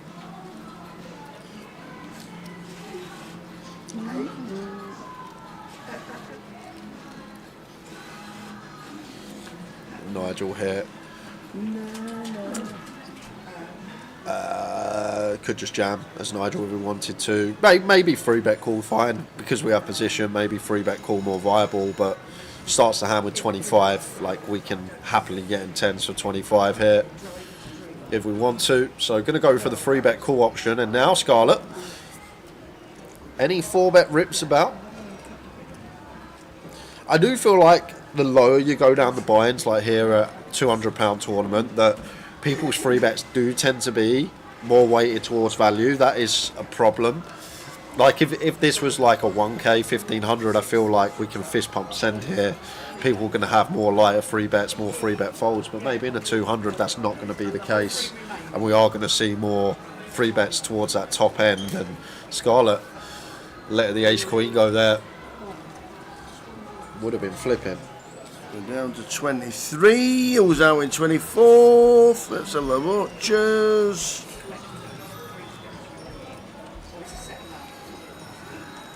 Oh, Fronda, Ryan Fronda. Out in 24th. We lost Tom C, Glenn Gaines from outer tables as well. So down to Mr. Ryan 23. Fronda. Doesn't play too often yesterday. Saw him last night. Said he doesn't play too often, but comes down here. He's near local, so good to see him.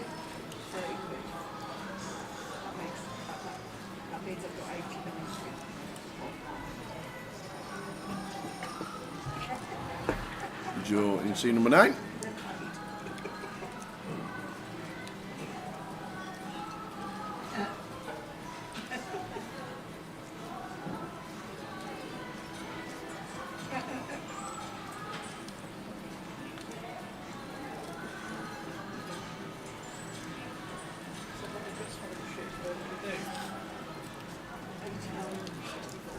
Big race from Joe. Scarlett out of the way again, down to 25 bigs is Scarlett. Lines 10, 25, 23 left out of 324. Yeah. Is it clouding over again?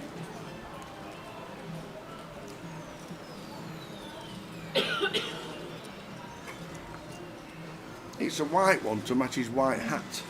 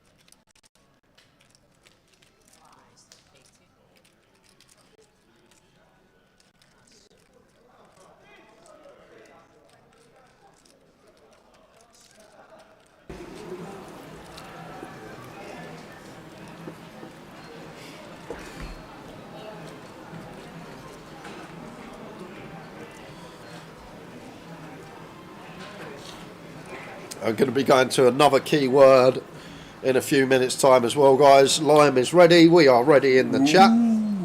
Let's do another one. 2 tickets for $22 tickets. You need an active 888 account and you need to be able to play it, and they'll be credited into your account.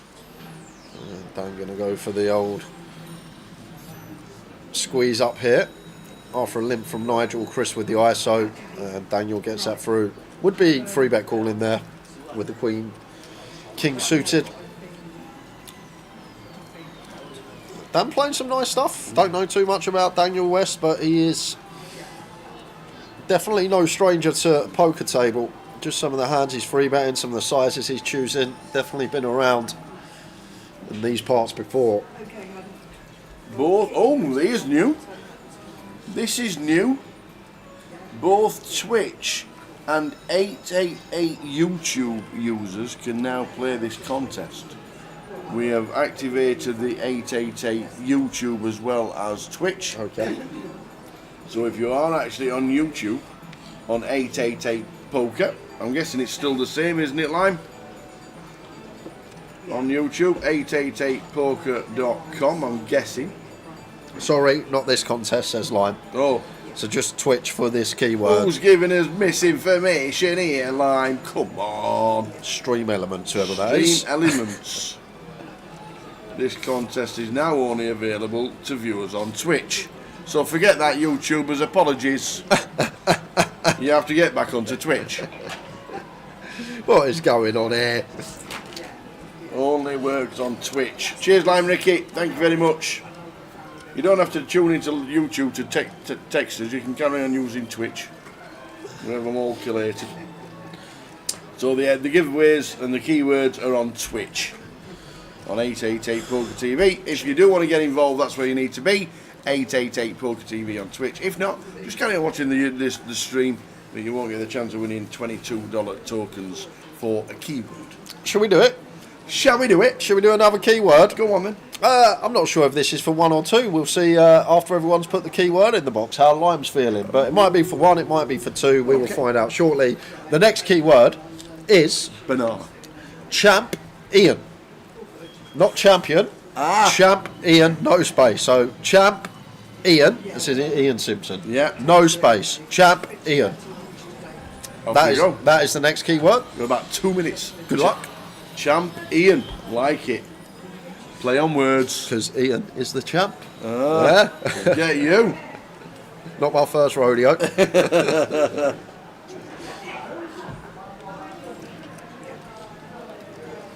So all the 888 Poker TVs on Twitch getting involved. That's the only way you can win it.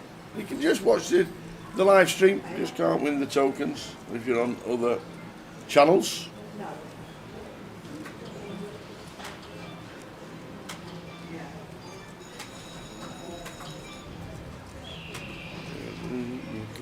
Should be all in here for Dom. And Ian with the King 10. Going to go for the complete call. He's going to run it. Taps the table.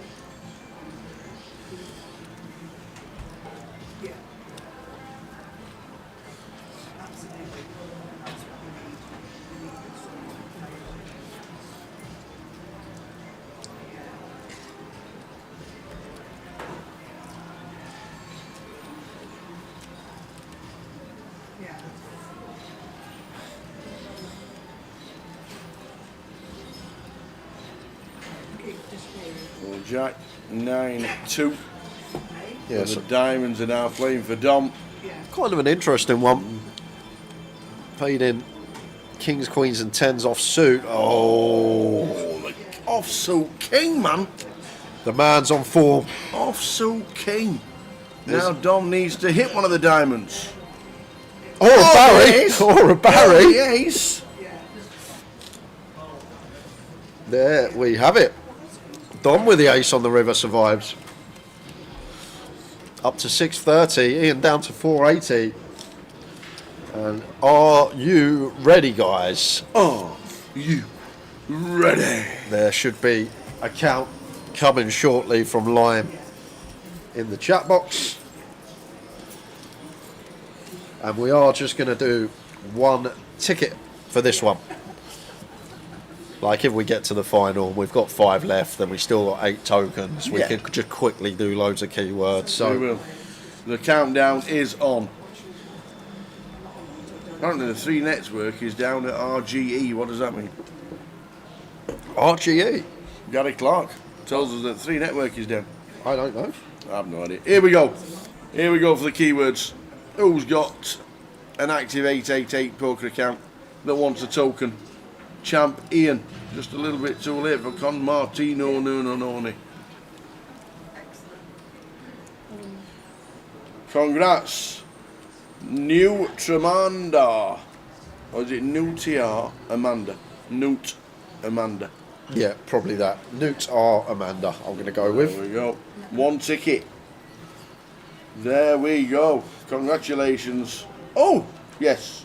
Congrats, Newt Amanda. Oh my word, would you look at this. Very next hand for Dom, fresh off his double, he finds the Cowboys. He's near chip leader. And Nigel sat there with the ace-king suited. So, as Dom here, it's kind of awkward. Like, I wouldn't fault him for just jamming, but Definitely one that would prefer this, what he's going for, the free bet not all in.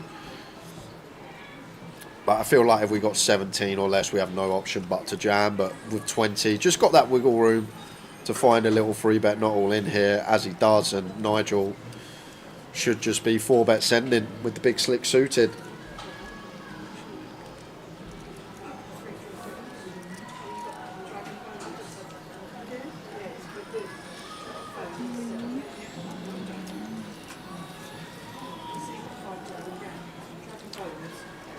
And there is it all in from Nigel. And there's the snap call from Dom. Could be nigh on chip leader. I don't know what a couple of hands this could be for Dom. I bet it comes in the chat box. Hold! But it does. So, let's see if Nigel can get lucky, or is this going to be a huge pot going for Dom? What a couple of hands it could be. Yeah, could be up to 1.3 million. He hit the ace on the river to survive last time, doesn't want to see one this time. Yeah, looking good, looking clean. 10-7, 6-2 hots. So just the run in Broadway. Other than that, an ace directly. Only needs to fade the ace. Does Dom hold and become like nigh on chip leader? Yes, he does. Easy game, this. Sit there and sit there and sit there. Get 2 hands on the trot, become chip leader. Bingo. Dragoria says, when is a call with ace king better than a 4-bet jam? Question mark. Deeper stacks? Question mark. Basically, yeah. When we get deeper, and also positions you need to take into account. So, for example, if we're 100 plus deep, gun opens and we're +1. Ace king's not a pure free bet. It will mix in some flats. It will do some flat and some free betting. Another good time that we would flat ace king and not choose to free bet it might be if there's an open and there's 3 or 4 reshove stacks behind us, then we're more inclined to just flat, hoping they shove it in, and then we get to reshove when it's back round to us. So mainly that, yes. There's also some flatting going on the button as well when there's a late position open. It doesn't pure free bet, same as ace queen, and this simply is to keep dominated hands in. So cut-off's going to open like all the ace-x are going to open like king 8 suited, king 10 off plus. So sometimes at a small frequency we might mix in a flat to keep in some dominated stuff, and then still got the stronger ace and king x on the ace high boards. But it's just such a complex game. It's most of the time, rule of thumb, I will say, if we are 40 bigs or less, even 50 bigs or less, if we open and we get free bet, don't muck about, just 4-bet jam, unless someone is new to the game and you've got live tells galore that they're just super nutted, and maybe we can find the hero call and take a flop. But general rule of thumb, up to 50, we open, free bet, fine to just 4-bet send it into the middle. But once we get 100 plus deep, if there's an open, a free bet, like we're not pure 4-bet and ace king, we'll mix in some flats once again. Difficult old game we play. But here we go again. There we go. Last 3 hands. Ace king, kings, ace queen. This is unfair. Is it the Dom show? Ace king wins, kings wins. Very next hand, ace queen got Nigel all in. Nigel Milligan needs to see spades.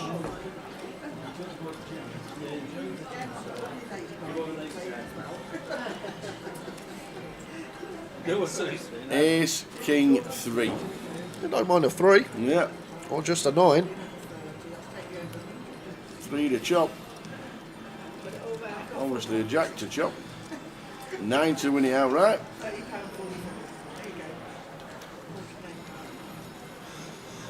And out he goes. Nigel Milligan busting out in 23rd. Kaguda is dominating. Like it. See what you've done there. Yeah, like that. Just shows you. 3 hands on the trot. Gone from shorty up to chip leader. Ace king, kings, ace queen. Good afternoon to you, Finbar. The birthday list has been written as we speak, and it's getting longer by every hand. I'll take a picture. All right. Okay, darling. Love you lots. Catch you later. Love you. Bye. There's an alchemist next door. He could celebrate with plenty of cocktails.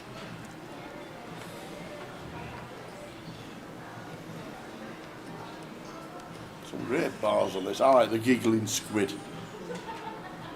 It's just a great name. Giggling Squid. It's just a great. I've never heard it before. Never seen it before.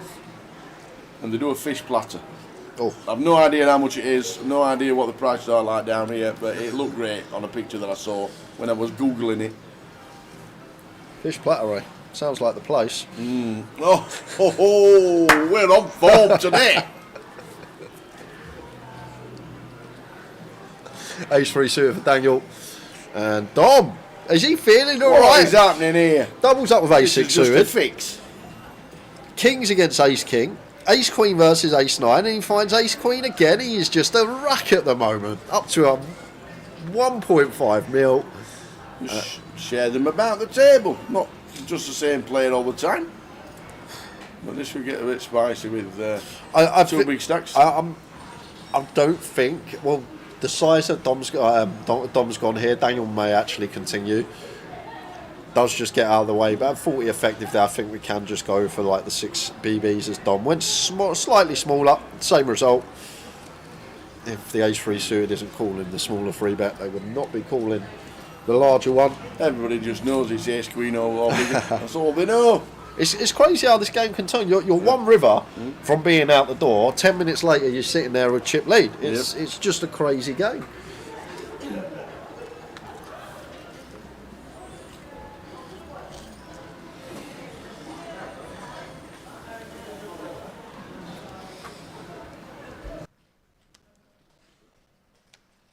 What clock are we, Tower? What clock? We're top left. Top left. Thank you. Newcastle next for the 888 festivals. 1st to the 6th of April for the smaller festivals. And don't forget the 888 live. Before that, the big one in Glasgow.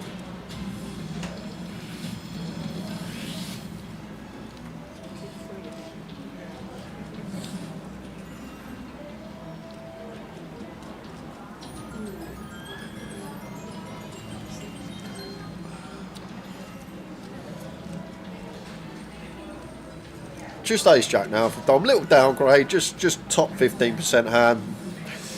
No Ace Queens, no Kings. We'll take Ace Jack though, see what the flop brings, and brings the best of it for Paul. So Paul with the 8-9 here should be checking. King 9 board. Shouldn't really have any leads, so check over to Dom, see what he wants to do.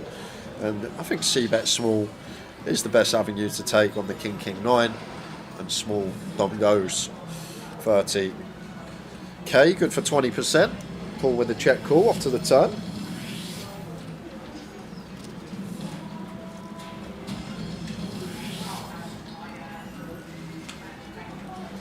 Seven of clubs here.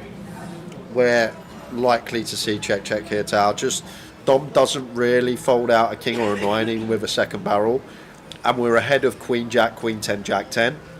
So once Paul check calls flop, his range is going to be King X, 9X, and then the Queen 10, the Jack 10, the Queen Jack. So taking all these factors into account, feel like this one just always wants to check now. Like, we're not dislodging a 9, we're definitely not dislodging a king, and we're ahead of all this Queen Jack, Queen 10, Jack 10 stuff. So really seems like a viable check on the turn. Dom agrees.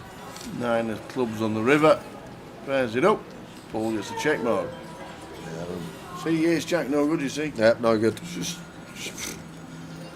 I bet Dan can't believe it every time he looks down. Tom may have to, Dom may have to hero here though. This is actually a really grim river, because we beat all this Queen Jack, Jack 10 stuff. King X probably not going to raise flop actually. 100k half pot. It's a really tough one for Dom, because some straight combos in there that we are ahead of, but our opponent from the big does have this catalogue of 9x. He's going to defend King Deuce suited upwards, he's going to defend King 8 off upwards, and a really important factor as well, Tower, Paul shouldn't have counterfeited pocket pairs. If he's got 8s through deuces, these should all move all in pre at sub 20. So when Dom opens late position, if we have deuces through 8s, these should all be all in pre. So it's not a situation that there's some counterfeited pocket pairs here, because we eradicate those from range with the pre-flop action. So we beat Queen Jack, Queen 10, Jack 10. We have a Jack in our hand, so only 12 combos of Jack 10, 12 combos of Queen Jack, and then you got the 16 combos of Jack 10. And then he's got all the King X, all the 9X. Tough old river spot for Dom, but he is going to pay. Sees the full house of Paul and loses some chips back. Right now the 1.4 million still chip leader on the table. 22 left as Nigel went out.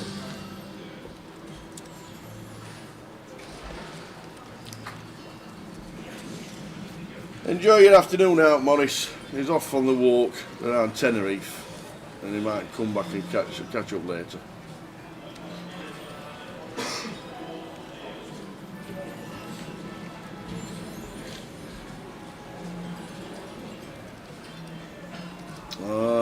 Dire Straits missed the ones who've said 3:45. Maybe you should be tuning in not just for the giveaways. We did it a little bit early. We didn't mean to. We just did.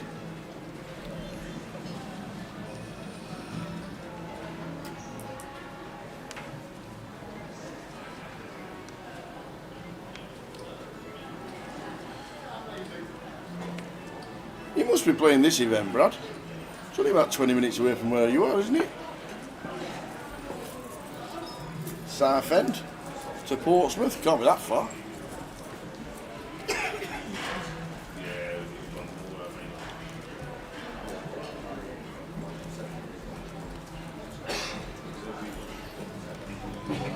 Two and a half hours? What? Is it? 2.5 hours? I thought it was next door. What do I know about the South Coast?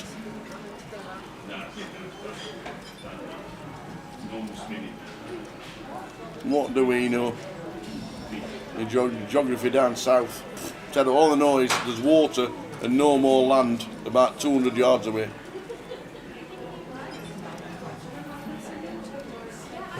That's all I know.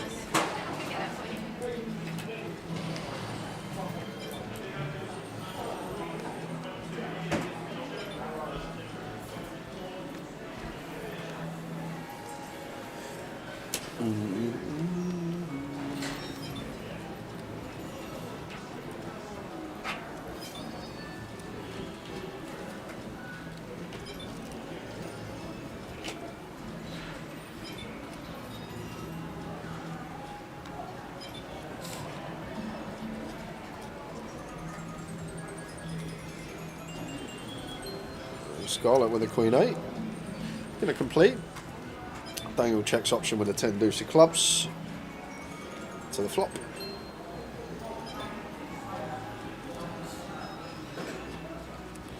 Wood for Scarlet.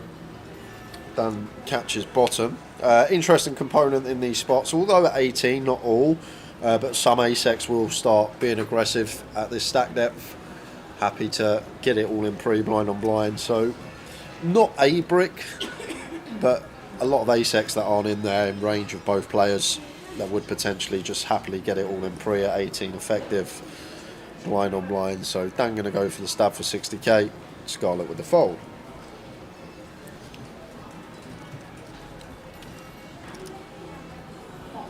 Into the night.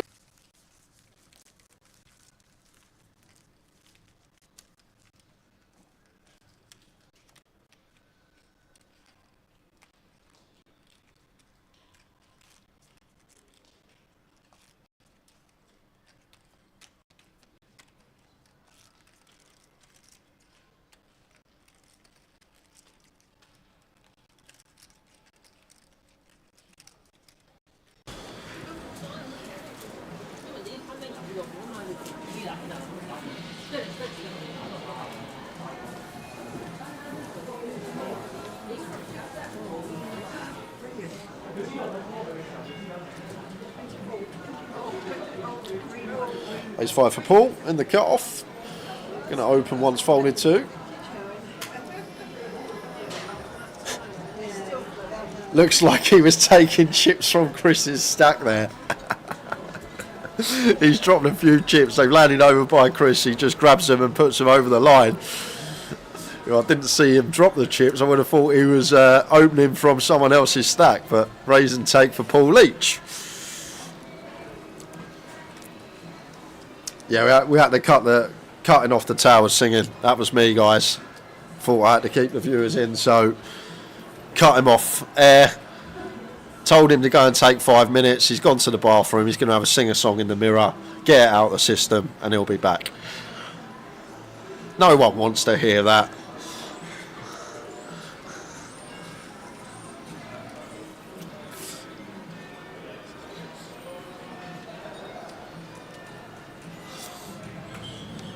Joseph here. Pocket Kings. Would like to see him open. We have 13 bigs. We really want action from this hand. The open shove, potentially lose some customers that would get involved against the 2 big blind open.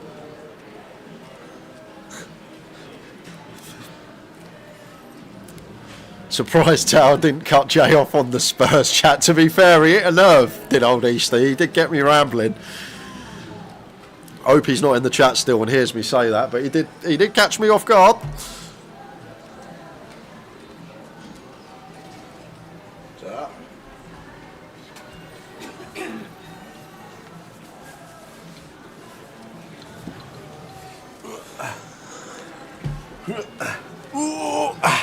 Yeah. You're back. Everyone was annoyed that I cut your singing off. This is a great tune. Top tune, this. Bit of Matthew Wilder.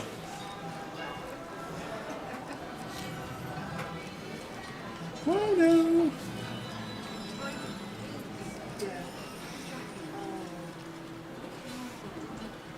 Muted mid-song.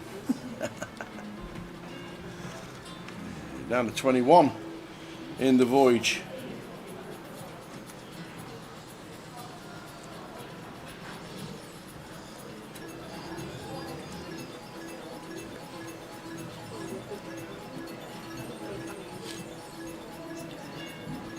You're a star, thank you very much.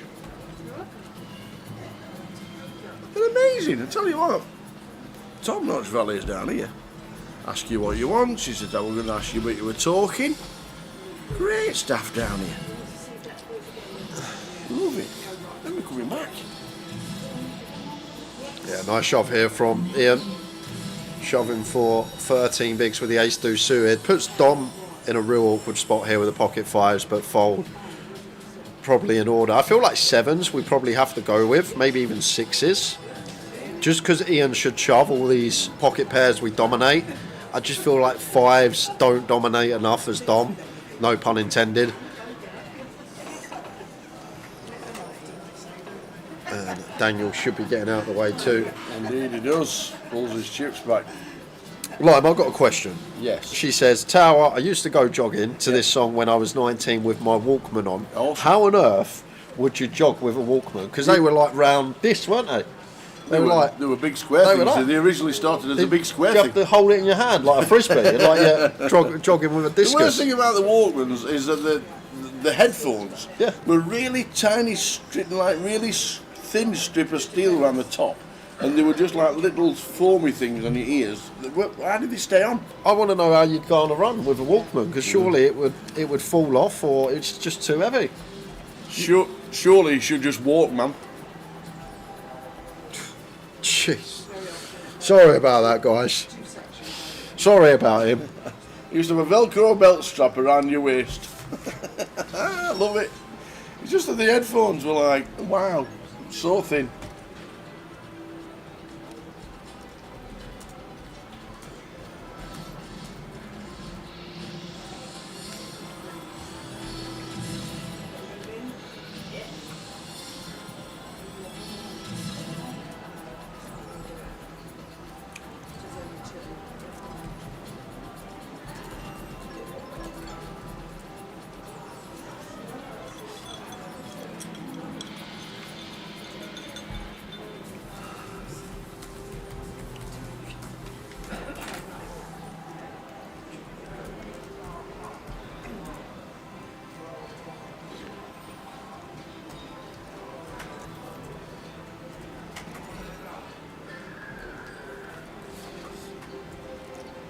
A9 suited for Daniel in the hijack, opens to 70k, and Joseph here with an ace in the small blind, but not much to work with. We have fold equity for sure with 13 bigs, and he is going to take the a6 off, ace in hand, some removal, and that will flush out the heap of equity that the 8-9 suited would have had versus our holding.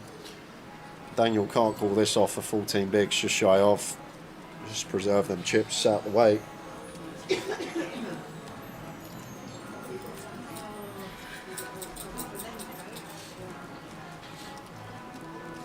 What's the difference between a Walkman and a Discman? Because I remember the Walkman was Walkman was cassettes. It was like a mini Cassette PlayStation. Tape. Yeah, but it was a cassette tape. No, I'm talking about the disc one. Like that was a compact disc. Yeah, but we always used to call them Walkmans when I was a kid because we definitely called them Walkmans. That's like saying my Mini's a Porsche. No, because they were like mini PlayStation 1s. You'd press the button, it would flip up. Yeah. You take the disc out, put the disc in, and then you put your earphones in. You walk around with it like you're holding a plate because it was that big. You'd walk around with it in your hands because it wouldn't fit in your pocket anywhere. So you had to literally walk around. That was a disc. No, I thought those were Walkmans.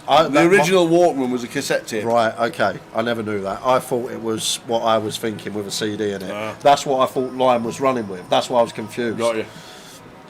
Yeah, the cassette tapes.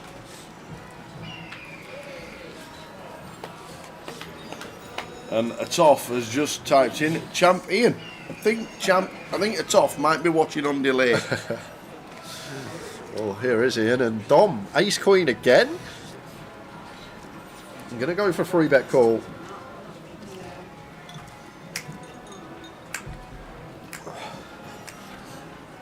I doubt Ian's going to do much here though with the Jack-9 suited.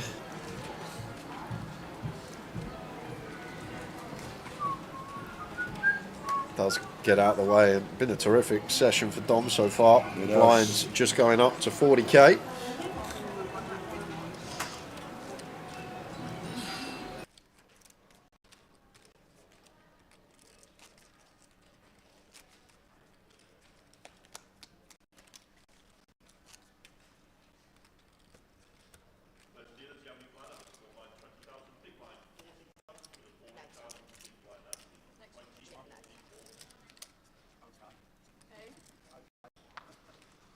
I looked and it was 40, so...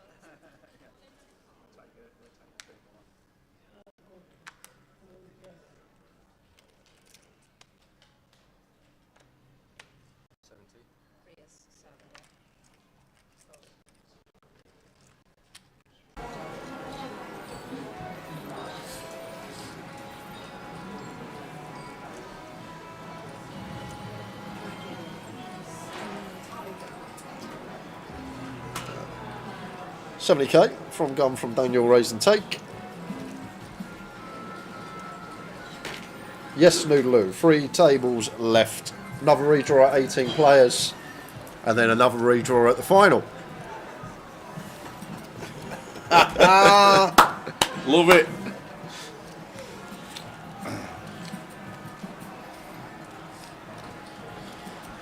Atoff says, sorry, chat paused.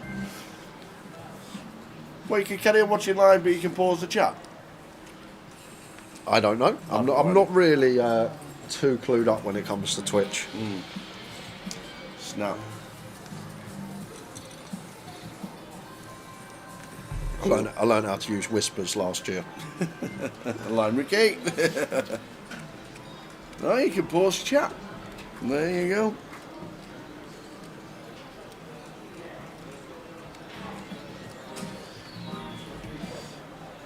Ace-9 for Dom. With the big stack, probably would have opened there as Dom. They're going to have a hand off with 7 max as well. So just less players to get through. Paul going to take initiative on button, King-9 off. Seems fine to open once folded too. And Daniel with the 8-5 off here.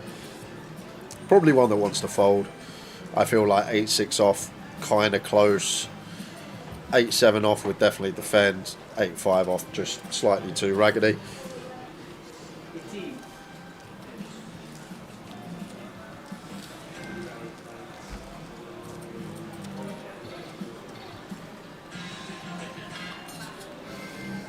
Down to 20 players. There'll be a 2-table redraw at 18.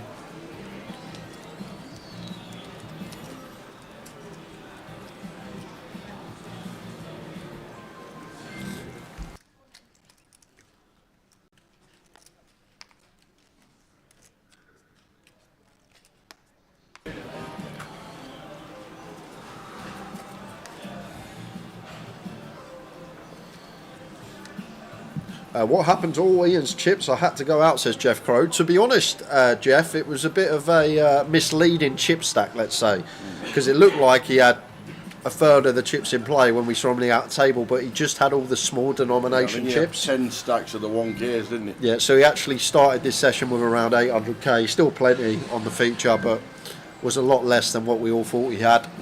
Yeah. And then just dwindled away so far this session, not really had many spots. Going to have a spot here though, because Daniel with the ace-10, one that probably wants to raise call or complete call. Seems way too strong blind on blind to just set Ian in. Yeah, I really like this from Dan. A lot of players in this spot, they see the ace-10 and they're like, right, 10 big blinds, easy jam. But theoretically, when our hand's this strong, blind on blind, we want to induce from our opponent. Like, we want Ian to shove something like a 10-8 suited, an ace deuce off, hands like that over our complete. And also it is kind of nice to have some coverage on ace high boards, because in Ian's head, he probably expects us to just jam most, if not all, the ace X at 10 effective. So 4 on the turn. Ian Simpson not catching a piece, good for him. And where we might see Daniel try and hunt out some value. Perhaps some turn 4x, perhaps some 5-3, some 5-6, double gutted or up and down. But against the 40k here from Ian Simpson. Oh, sorry, the 40k from Daniel, as Ian Simpson just going to have to get out of here, I think. I feel like Ian would call king highs, but some of them would shove pre. But Ian actually genuinely pondering jack high call here tower, but I feel like maybe the king high is where we want to start.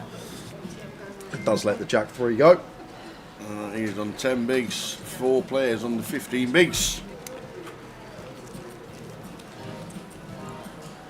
Lord Grim, the stream's already on, so early. Where are you?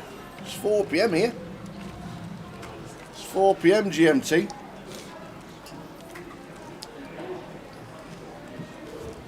Because I know that, I've checked. GMT? Aye. We're GMT +1 in March. Are we? Yeah. Oh. Do you know why?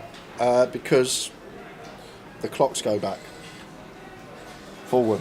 Yes. The clocks go forward. I don't know which one's back, which one's forward. I'm 50-50 every time. I'm just not flipping well at the moment. Spring forward. Spring forward. And winter back. It's 3 AM where Yap is. Yappersnap. Yappersnap, it's 3 AM. That's 3 AM. Oh, I like it. Spring forward, fall back. Because of fall. Yeah, October is fall in America. I know that. I do know that. 8-9 off at Ian, shoves blind on blind, gets it through the big. Why is it 3? That's got to be Australia.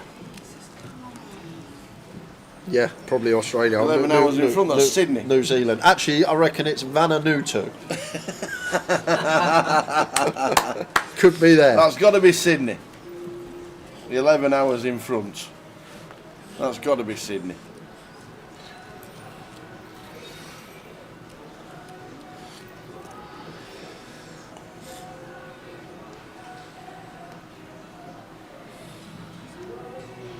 And Ace Nomad has just woke up. It's 8 AM currently. Where are you? 8 AM. Vegas? That's 8 hours behind. That could be America. That could be Vegas. Chile? San Francisco. Los Angeles. Oh, trouble here brewing for Ian Simpson. There's the jam. Didn't even take more than a second. King, Queen. And then Mr. Paul. Joe's getting out of the way. Call against Ian. 12.5 bigs, ace 10 suited. it's for a decent percentage of our stack, 60% of our stack as pool, but against someone like Ian, who will reshove King 10 suited, Queen 10 suited, some stuff that we dominate, some suited ace-x, the pocket pairs we flip against.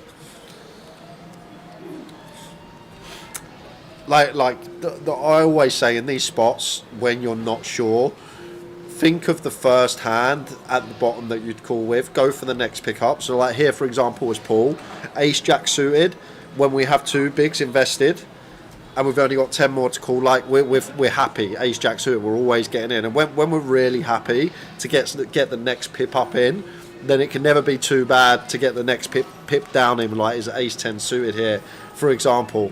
One thing that is still there, even at 3 tables out, small bit of ICM, but I feel against Ian specifically, who will shove some of the combos we just mentioned, ace-10 suited probably does get in the form of a call for 12 bigs when we have 2 invested. Oh, you know what's happening now? It's one of them things called a 2-table redraw. 2-table redraw. Who have we lost? Gareth Wright, still in. Yeah. Desmond McCulloch, gone. Desmond McCulloch, and who else have we lost? Let's have a look. Kieran McCulloch still in. There we are. Manley out in 20th. FJ out in 21st. David Johnson out in 22nd. And Desmond McCulloch out in 19th, leaving us 18 2 tables of 9. There we go. 2 tables of 9. Josh Posh. It still should be Posh Josh. On his way tomorrow, Josh Manley. 2-table redraw gives us a chance to pull up what's happening, all things with the schedule. Jay's just quickly gone for a quick stretch. Tomorrow, Friday, it's the High Roller Day 2. That is when we're streaming from 12 o'clock. The main event Day 1B will be on. The Cash Out Satellites Day 1C. Saturday's Day 1D, that's what we're streaming. And Sunday, we are streaming Day 2, which is the final day of this main event with the seniors going on and the big shot. Plenty coming up regarding everything regarding Grosvenor Poker related and 888. There's the weeks of the 888 festivals. All the schedules are exactly the same as what Portsmouth is, which is the one I've just shown you. So Newcastle next for the 560, then Reading, then Edinburgh, Liverpool, and then Coventry. That is when that is on. So yeah, it's going to be a decent year.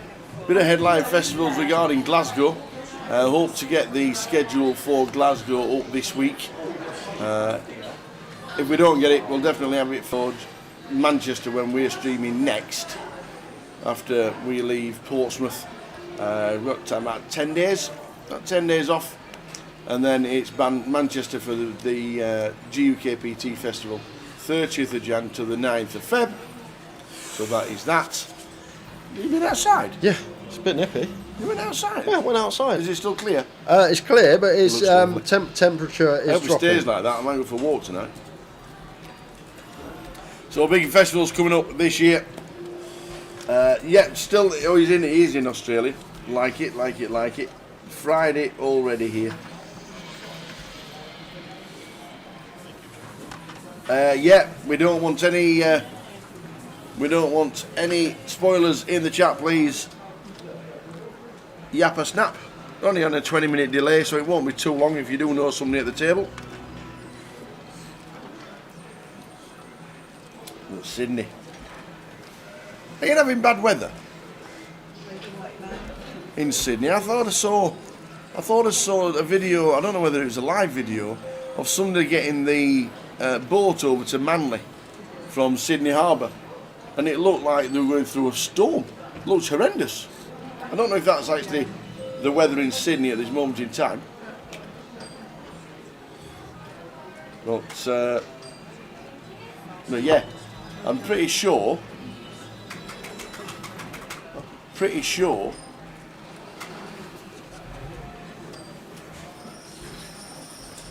I saw a video that was with the boat going over to Manly, and it was horrendous weather. Oh, you're in Melbourne. Sorry, Yappersnap. Oh, you said you're in Yelman. Don't insult you about saying Sydney. Apologies.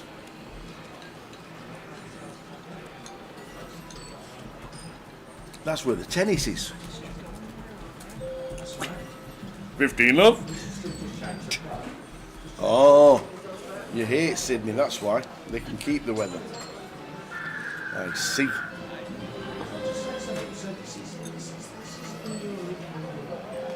I see, I see, I see.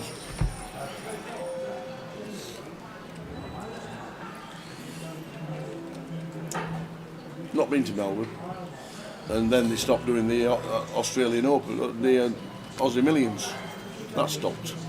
Also might have eventually made the trip. I'd love that to get up and start it again. I'd love to play Aussie Millions, but yeah. I don't know if it's ever coming back or whatever it is, but we're down to the final 18. Who we got on the table, Mr. J? So, from 1 all the way round to 9. In 1 is Gianfranco Pernicone. In 2, Andrew Miles. In 3, Paul Leach. In 4 is Gareth White. In 6, Ian Simpson. That's Gareth who fetched in my banana. Oh, is it? Okay, sorry. In 5 is Ian Simpson. In 6 is Alakos Onasaforu. In 7, Stephen Ricketts. 8, Chris Guertin. And in 9 is Adam Deary. 2 tables to go.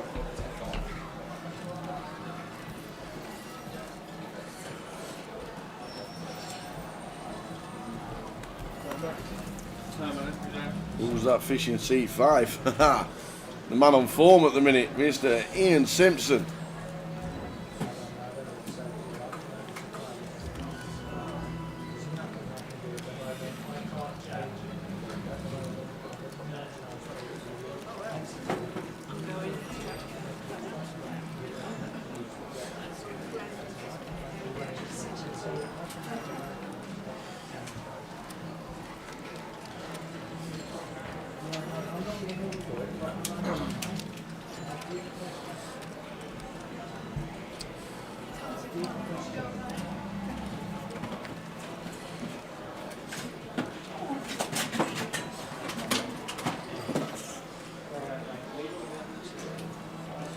Yeah, just a quick note as well, Tower. 2 tables left. We've actually got a couple still in.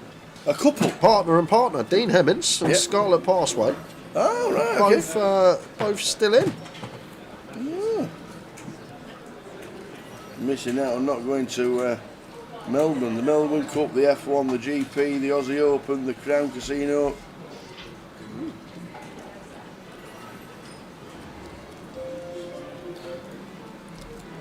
Who is in seat 6? You missed that. Seat 6 is Alakos Onasaforu.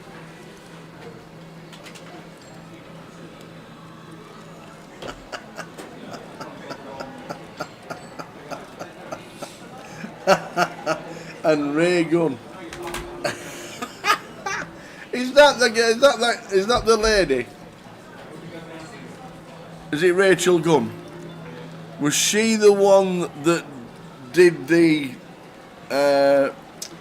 hip hop dancing at the Olympics? Why would you look at me? Because anything mainstream, anything big or trends or social media or all this stuff, I've got no idea. They had a Olympic Games. Back to this, I'm coming back to that because that is just. So ace-4 suited for Gareth. Shoves, which seems good. 13 bigs over the open from Stephen, assuming that Stephen's opening correctly. Does find a 4, but going to need to find some more help. Looking for aces and 4s.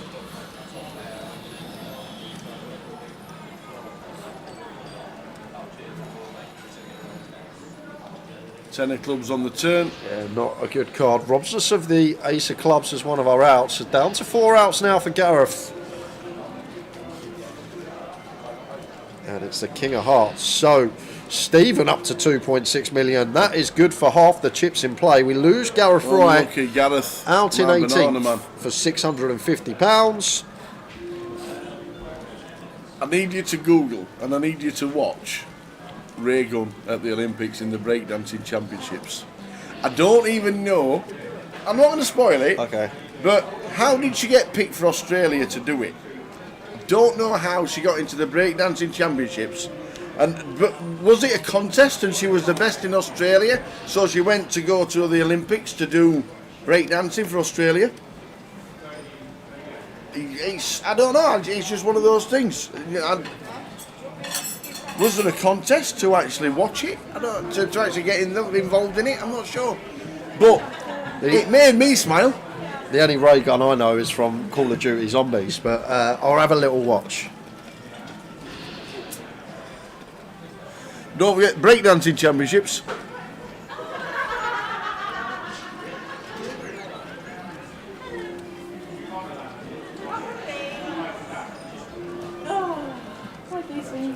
Hello, the 888 community. No money player. Have fun.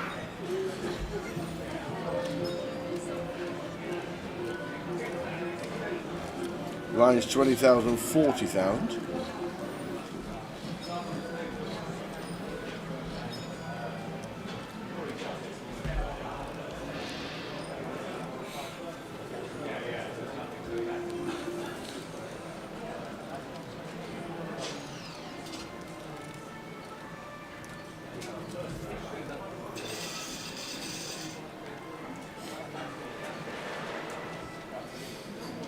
So we're down to 17 as we just lost Gareth.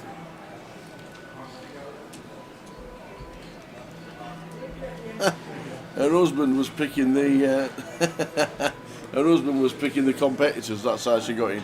Well, do you know what? I did not even. Where was the Olympics? I didn't even not know there was an Olympics last year. Where was it held last year? It might have been Commonwealth Games. I'm not too sure. But No, it's just- either Olympics or Commonwealth Games.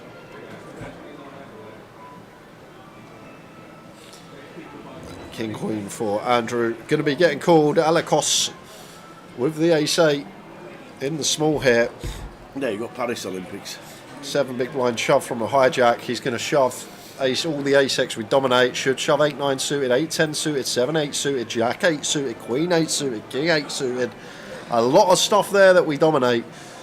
We'll see what Alakos is going to go with. But I most certainly would be taking this opportunity with the ace-8. Oh, of course, it was in Paris, wasn't it? I say it like you shouldn't, like you knew. No. I do recall Paris Olympics. Someone mentioning it somewhere or another.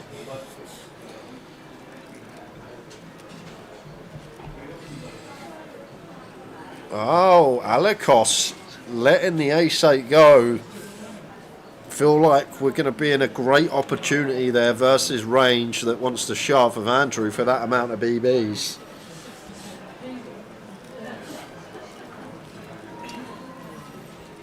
Last Olympics I watched was the 2012, I think. That's the last In time. London? Yeah, the last time I watched the Olympics, 2012. Was that because it was just in London? No, I was actually like Bolt. Like, remember Bolt and Blake, weren't it? Like the two Jamaicans going at it in the 100 metres and 200 metres. Also, Mo Farah, I remember him. Yeah. Jess Ennis was the other one. Remember her, but since then, I don't think I've watched a single bit of athletics in nearly 15 years. Or anything Olympic based. Gianfranco in one with 2 million. 10 big blinds tomorrow, would you? Something like that, 20 more? 20. Where's the moon?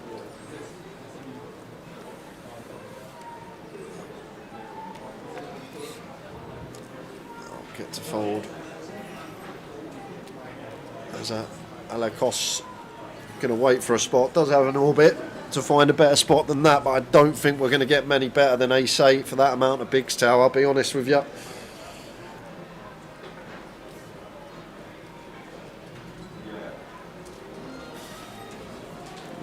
All in here for Stephen. I would like to see as the big stack. Not going to take it. We got Chris only working with 8. Like we potentially could fold out something like this. I feel like King 6 Chris would call it off, but some players may choose to fold, like the King highs that should be calling, not taking the 7-8 off shove. That is true. I do watch England every 4 years in the World Cup. But saying that, in Vegas... Normally in Vegas. Yeah, like I only actually started watching the England games in the quarters this year, when we got to the quarters. in the old Euros. I remember we were all in that bar when was it Watkins that scored against Holland? Was it? Yes, in the semis, and we were all had mental in that bar. Blondies. And the funniest thing about that was at the start, the national anthem come on, the English, and it was a bar full of so many Englishmen, and then the Dutch national anthem, and there was 2 Dutch people, weren't there, in the bar. Everyone started booing and cheering and all of that. They come to the wrong bar, but that was some scenes in Vegas. It was. Would have been great if we could have closed it out, but you never know. 2 years' time, team we got coming So through. if you fail as a manager, Yeah, and you get knighted and become Sir, yeah. whatever his name is, Gareth Southgate, Yeah. Sir Gareth, what happens if somebody wins it? What do they do? Do they become king? I don't know. You can't get much higher. I don't think like Southgate, like with the team. No, no offence to Southgate or yourself, Tower, but if I gave you that England squad over the period of time Southgate had it, you probably would have won or something. Would have won it. Or you would have made a few finals. Anyone could have. Look at the bloody team we've got. Yeah. Alekos, all in with the King 8, with his final 5 in the middle. Yeah, he may have a bit of regret when watching this back. The ace-8 off seemed like the gin spot to get it in. Didn't take it, and now he's got to try and get there versus the ace-10. 8 on the flop, but unfortunately a 10 as well for Chris. So Alekos needing an 8 or a king, as it was before.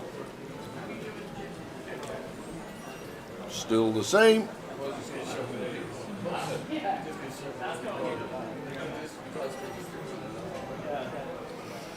Does he find it? No. So Alekos busting out in 16th for £710. Well played, Alekos. I'll do the first name, you pronounce the surname. Alekos. Onisiforu. There you go. There you go.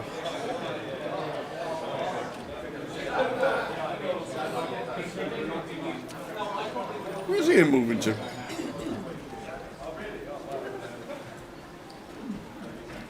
But back to that, before that all in, I really feel like he underachieved. I know he's like, yeah, Me too. He's got England That's what to I'm 2 saying. finals. Why has he but become Sir Gareth Southgate? he's just underachieved. You give anyone that squad, they're going to probably do better than what Southgate done. It's the squad you got.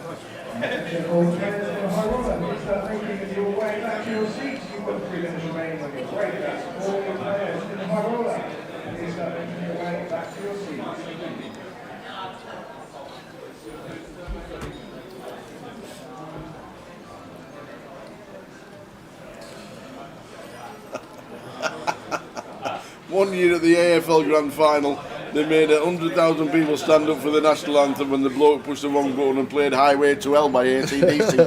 That's great, really. I love it. Hey, happy Australia Day, by the way, for the weekend. I've been there for a couple of Australia Days. Loved it. By heck, they can party.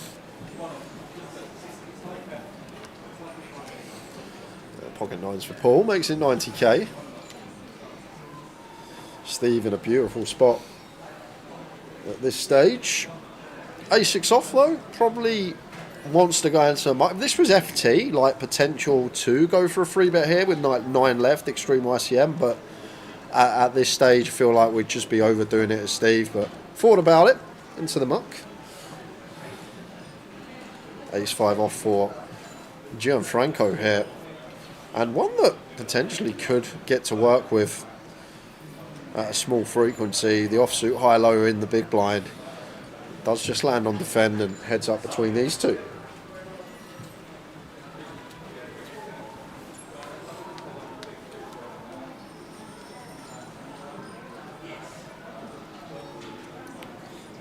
Not the best looking board for Paul, but is one that we will continue heavily in terms of range.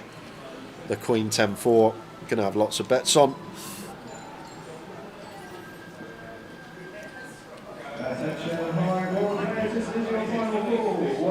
Bet he does, in the hand. There we go. The C4 also has to have one better, doesn't it? If I've been to Tenerife, he's been to 11 and Yep. You know, That's it. I've been to 3 Aussie days, he says. If you've got a 4 head, he's got a 5 head. He's one of them, ain't he? He's Absolutely. just all the time. AC/DC live in April, very nice indeed. Enjoy. I think AC/DC should do the half time at the Super Bowl. It's about time they did before they retired. There's not long left in Brian Johnson and Angus, even though they could go on forever for me. I don't think I know a single AC/DC song. I've heard of them, but I actually could not name you one song other than the one someone just wrote in the chat. Highway to Hell. I'm on a Highway to Hell. I'm sure you've nodded your head to it. Highway to Hell.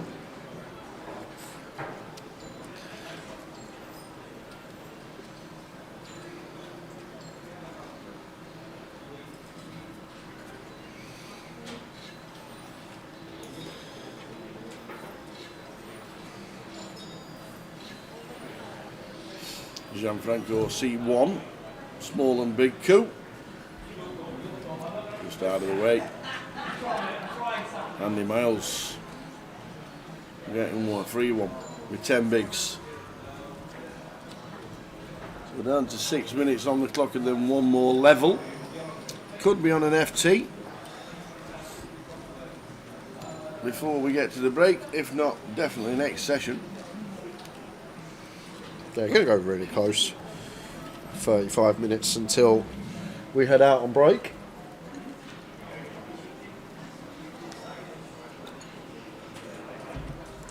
We'll squeeze another keyword in at some point. Yeah. How long we got?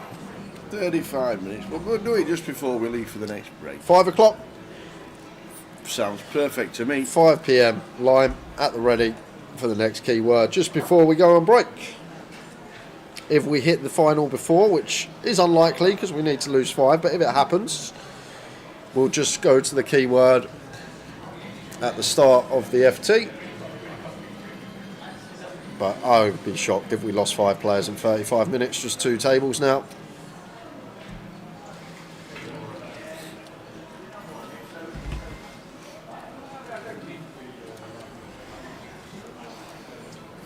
Players left.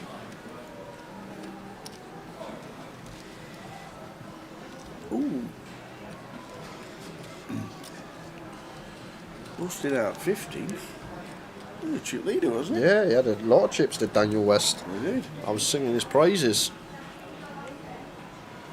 The keyword is for $22 tokens to use in the on 888 for the festival that is happening.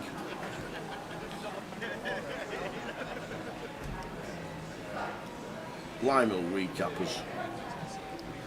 King 9 suited for Steve would certainly open here with the big chip lead. Steve not taking the approach we probably should be. 14 left now. We get to ask a lot of questions with our stack size, but choosing again straight into the muck.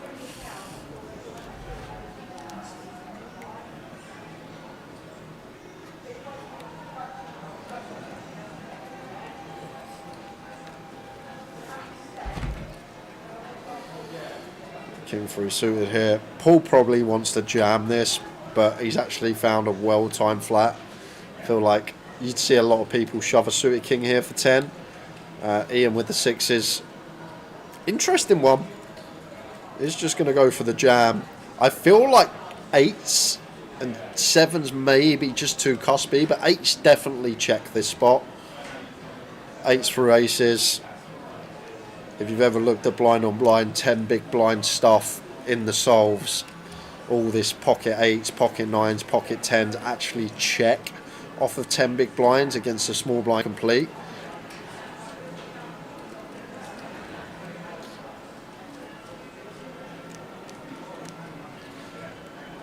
How we doing, Ian Roberts? Hi, Tower and Jay. Just popped in to thank Jay. Get him barred, live. Get him barred. I'll just finish the sentence. No, you don't have to finish this. No, Ian's a regular viewer. Hi, Tower and Jay. Just popped in to thank Jay for his team's 3 points. How we doing, Ian? Things are on the up with Moisey. Ace 10 suited for Adam. Should be opening. Way too much to jam. And he goes and jams. Of course he does. Makes it 6-4-5. Open rip 4-17. The problem with this is the perfect scenario here. If we open, Andrew jams his ace-9 off. Now that we shove for 17, we get no value from the worst ace-X. These all just head into the muck. We only get value from hands that have us crushed. And here's one right here for Paul. Ace-Jack on the button here, facing this jam from Adam. And even here, like you can see, the ace-Jack not loving life. And it looks like it's going to go into the muck for Paul too. So, in the short term, this jam working an absolute treat for Adam, but over the long run, Tower, just want to open 17 bigs plus 1, make it 2 big blinds. We want some worse ace-X to reshove. When we get called, we need to find a 3-outer unless we're up against 9s or 8s. And like even Steve here with King-Jack in the big blind, thinking it, but against 17, doubt we're going to do anything.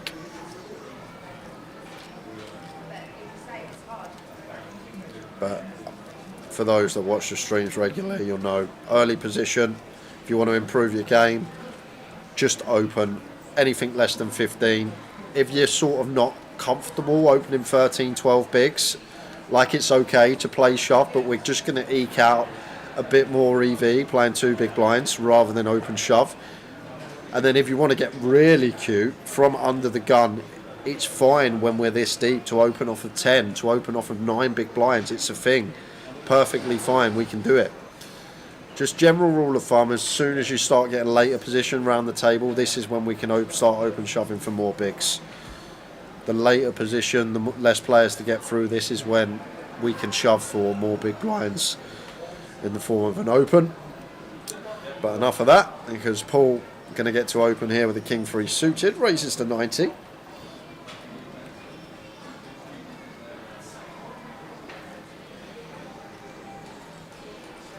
Chris 7-5 of diamonds will definitely want to have a look at 3.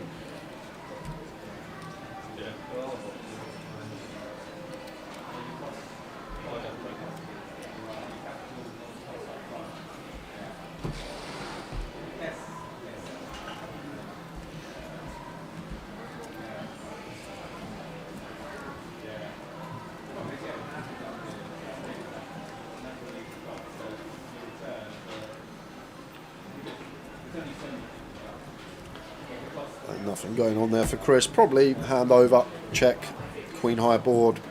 Lots of bets from Paul. Gets it through.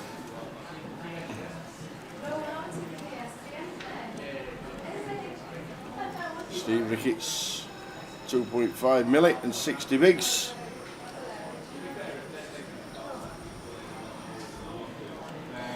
Yapper snap. Not my area of expertise, mate. I'm not sure if Tower knows anything about it. I've never been marlin fishing before in my life. That's it. My niece lives in Darwin, which is why I go over to Australia. I've been to Australia 3 times. I did Sydney for the New Year and what have you. But she loves going fishing. She gets the boat out for the weekend and hires a boat, and fella get off fishing and all that. Come back and eat what you catch and all that malarkey. She loves it. Loves fishing. Get out on the boat, few bottles. She loves it up there. Adam for the win, says James Toon.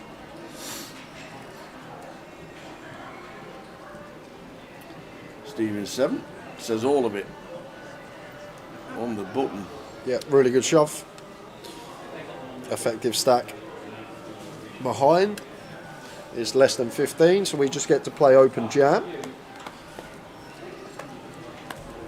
Yep, this is poker. This is poker. Portsmouth Casino, south of England. Playing for just shy of £15,000, 14,830. Everyone's already locked up a bit of money, £780 in the bank.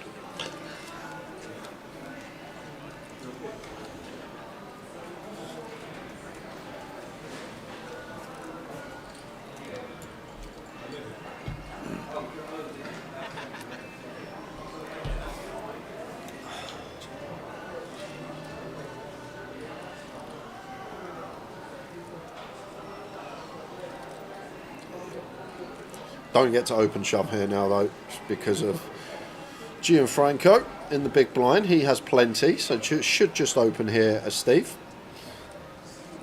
Open he does.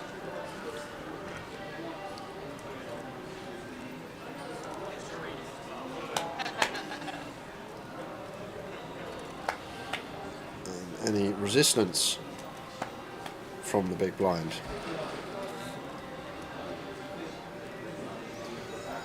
Do pick up and defend.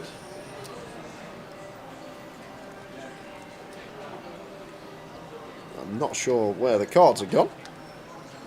Well, just disappeared like magic. Just like magic. I think we're having a restart of the hand, so action just firing through.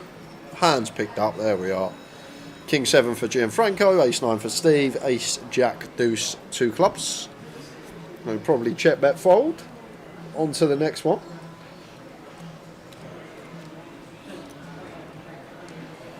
How are we doing, Sean Lewis? Good afternoon. Well, you're in the Pesky. Good to see you in Cov. I think he cashed as well. Life in the old dog yet, you know.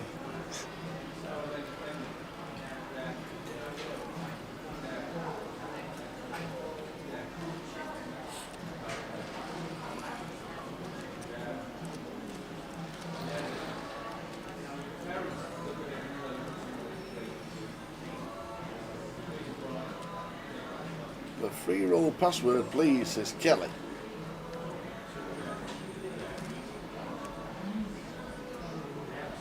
Well, hello, free roll password, question mark. UKPL 2025 for the 7 PM free roll. There we go. UKPL 2025. And Ian here from +1. 10 big blinds. See this is the difference between like an average player and a really good player. You see most people take this ace queen tower and just open shove 10 bigs. Yeah. But this is a much better option. We just eke out more EV. We get this, more importantly, we get the reshoves as we do here from Chris. We open shove as Ian. Chris doesn't take this king 10 suited. I know it's not the best hand to see. We don't have him dominated, but we're out in front, that's for sure. And now we just get to call as Ian. And we're out in front. If we open shove, Chris folds the king 10 suited. We just pick up blinds and ante. Now we have the opportunity to double up. And the ace queen is in front for Ian Simpson. Just done exactly what Jay has just said. Opening to call at all times. Already got the plan in his head.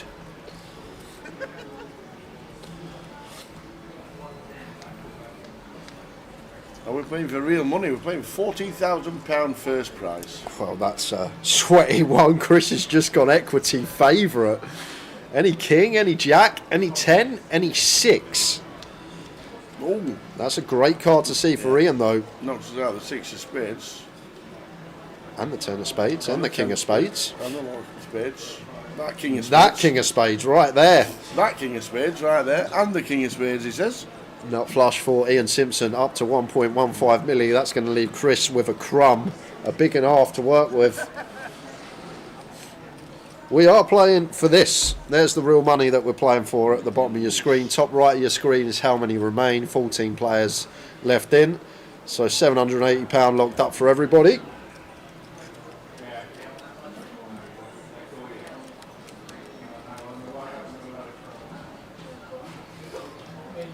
Dire Straight says Ian feeling flush after that river. Up to 23 bigs now, just over a milli.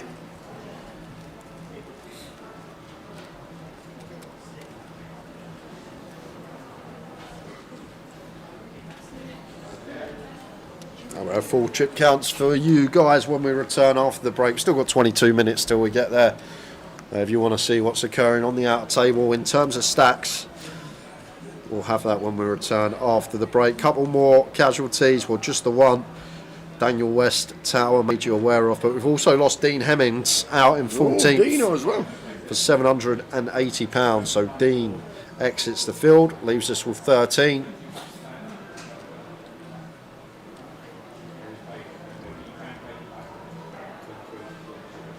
King 4 suited for Steve. Like, I'd really like Steve with his stack to just take a foothold on the table, open hands like that, suited kings, open all the ace-x. We're at that stage where we get to now when we're overwhelming chip leader. It decides against it. Chris is going to get the opportunity to get the last of his chips in.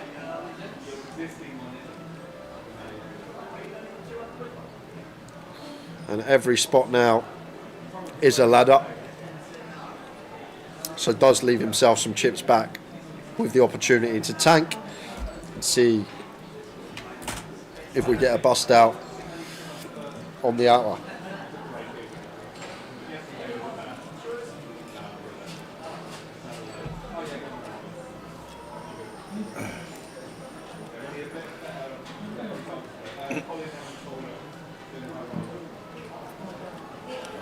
Who wins an arm wrestle between me and Jay? Jay. I was going to say, I reckon I'd have him. Definitely me. Definitely not me. I've never had muscles. Never been strong. And Jay's 30 years younger than me. Nearly. Yeah.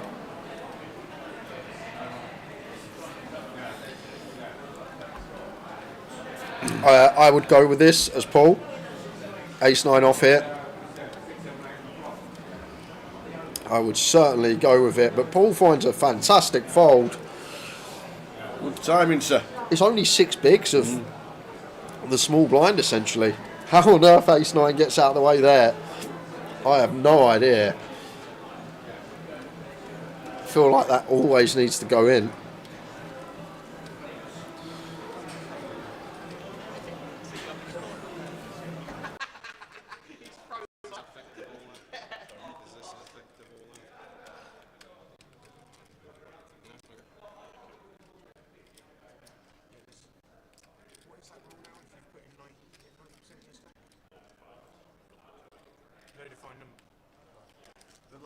So we're on 13.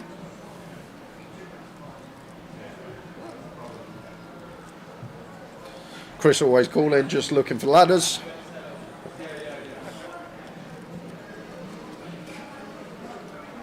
Would be worth an extra. Let's have a look what we're laddering for. It's worth an extra 120 quid. We can just outlast one more player, so having a little think.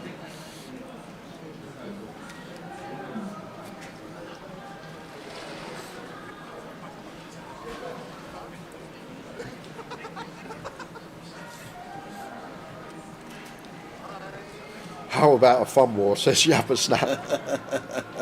You know what, I've not had a fun war in about 15 years, I reckon. Yeah, go back to the school days. Sorry guys, got some hiccups. Hopefully they'll go soon, but...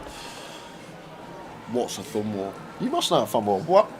Sorry, 1, 2, 3, 4. I declare a thumb war. It's first one who can pin the other person's thumb down. Used to play it all the time at school.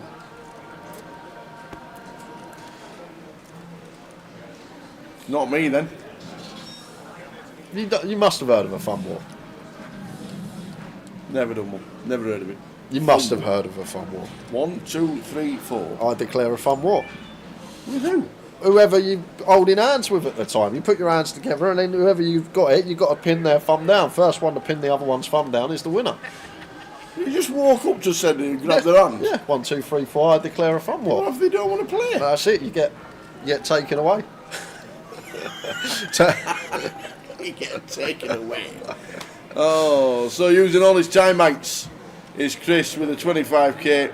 Anybody out on the outer table? There's only 2 tables left. I don't think there's going to be any action, is there? But he might ladder the one spot and get the extra 100 quid. It's 100 quid. But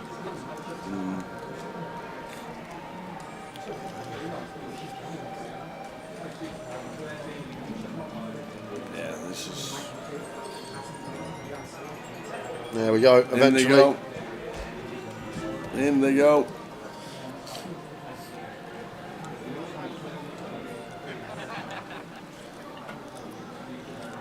Two and a half minutes, we'll never get back.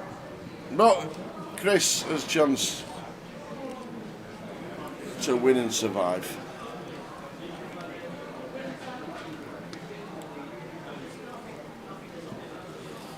And there it is, finds the lady. That is needed.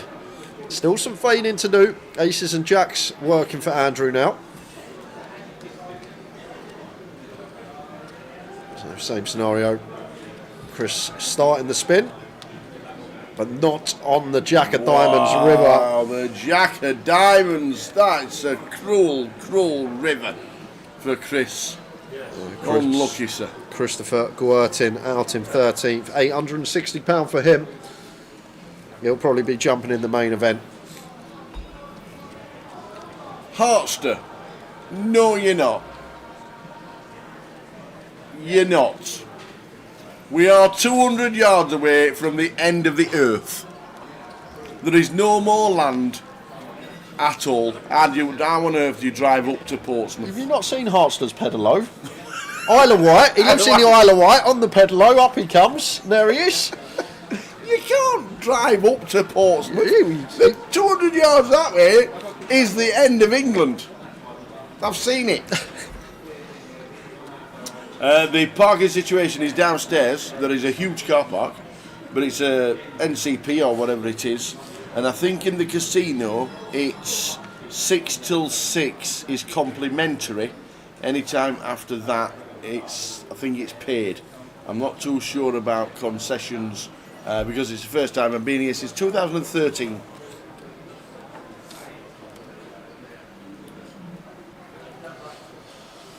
ACDC, Fun Wars. Did you blokes grow up in Alaska? Next minute you will say you don't know a Gary. Is that a thing in Alaska? You don't know a Gary? Gary.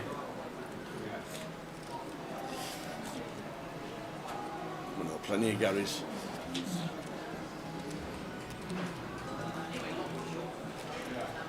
Ian just defending. King 10 suited in the big. Steve opening from gun. Off to the 7-7 deuce. 2 hots.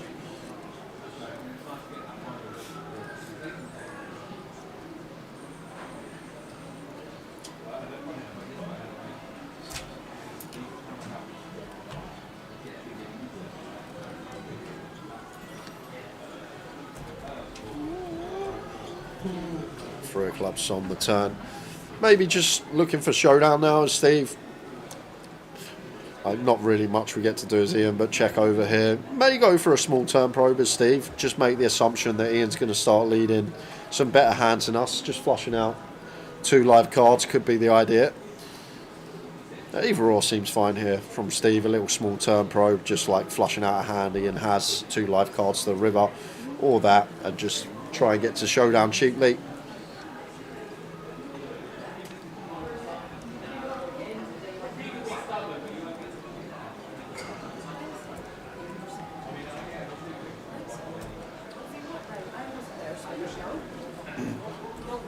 Ian with the option.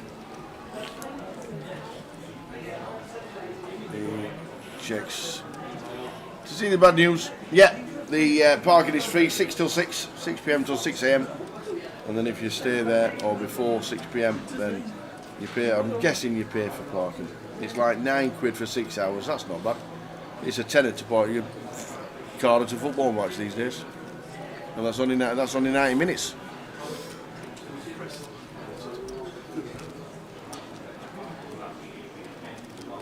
He is driving up as he's coming from Cornwall. I'd be driving across. That's what I'd say. There's Cornwall's there and that one's there. Decisions for Ian Simpson, it seems, in the small blind. 20 bigs. Mystery hand.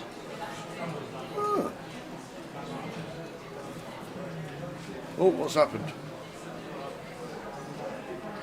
Have we gone off? Can you just check, please? Oh, yes.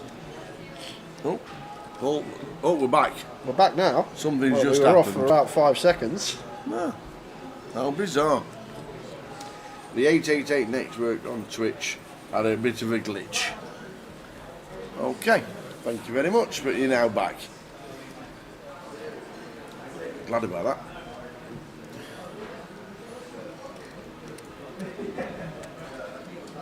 Yeah, I probably would have called there against Ian. LP versus small blind, Gianfranco ace 10 suited. Like, Ian's the type to get after it. He'll shove the suited wheel ace X, he'll shove the suited broadways, and he probably doesn't shove ace king. So, like, this probably 3-bet calls. So it's only really ace jack, ace queen we're worried about, and then he's going to have the king 10 suited, queen 10 suited, ace 5 suited. He's the type to get after it, even deep in a comp, as Ian Simpson may have called that off as Gianfranco there. Once again, would have definitely called ace jack suited, so I feel like ace 10 suited gets in. Or maybe he just knows it how Ian runs on the feature table. That's it. We did say that he should have been renting this out in the last 12 months. This table, so every time we turned up, we just kept winning on it.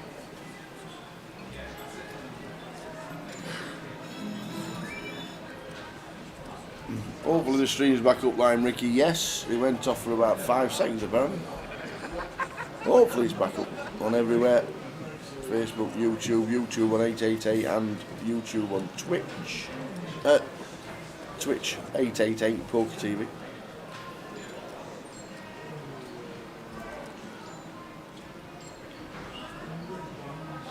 Na na na na na na na na na. When you sing that song, that one line, people know what the song is. Yeah, I know. It's great if you've got a Dutch footballer in your team as well, because it always works. As long as their last part of their Vander is one syllable, it always works. Van der Vaart, Van der Voort, you just... Van der Sar. Any Dutch footballer that has a one syllable last bit of their surname, you can sing this song to. All the football teams do. Van Nistelrooy is a bit of a problem, but most of the Vans... What about the guy that plays for you now? Van der Ven? Yeah, we can sing it. What about Rube Gullit? Yeah, he doesn't... Does that not fit? You need Van at the start of your surname, unfortunately.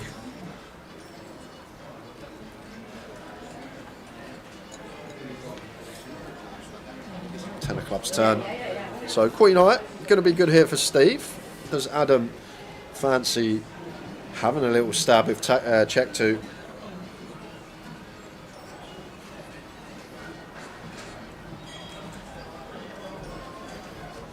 Asked about the final table and the stream crashed. It is a 9-hander final table whenever we get there. We're on 12 with 8 minutes to go, and in 6 minutes we're going to do the giveaway before the break. Yes, we are. So we might do it in 5 minutes just to make sure everybody gets it in. 5 minutes, keyword, 4:59. Richard Burner's already won one. Who's Van der Howe? Van der Howe. I remember he used to have it on his back. Was it I actually played for? The one Vanagor of Hesselink. You remember him? Vanagor, Jimmy. Vanagor of Hesselink. Oh, Jimmy. He used to have it on the back of his shirt. You always used to think, imagine if your kid loves him and he's his favourite player and you've got to go put that on the back of a shirt. Vanagor. The Vanagor of Hesselink. You must remember him. The Vanagor. Vanagor of Hesselink was his, yeah. He was a footballer, a proper good footballer. Only about 10-15 years ago as well. What's his name? Vanagor of Hesselink. Wow, that's some name. He used to be £5 a letter. Yeah. There he is, Jan Vanagor of Hesselink. Oh, I remember him. He played for Celtic. You didn't have to buy all his letters. Yeah, you did. You did. £3 a letter as well.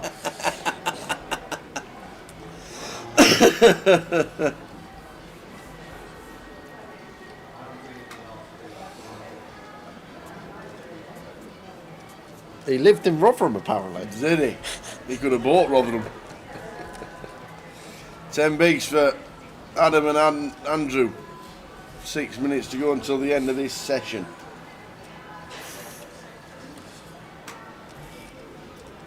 Three minutes to go until the keyword.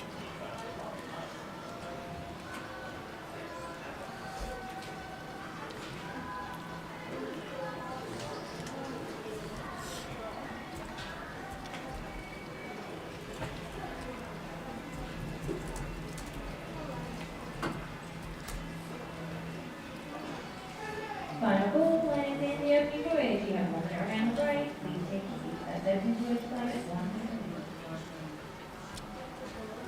8s for Adam. All in for 10.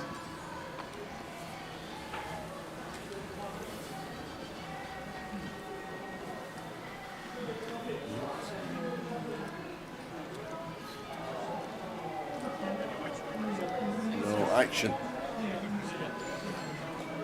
Who won the main last year in Portsmouth? We weren't here. We've never done a main event in Portsmouth since 2013. First time in Portsmouth in 12 years.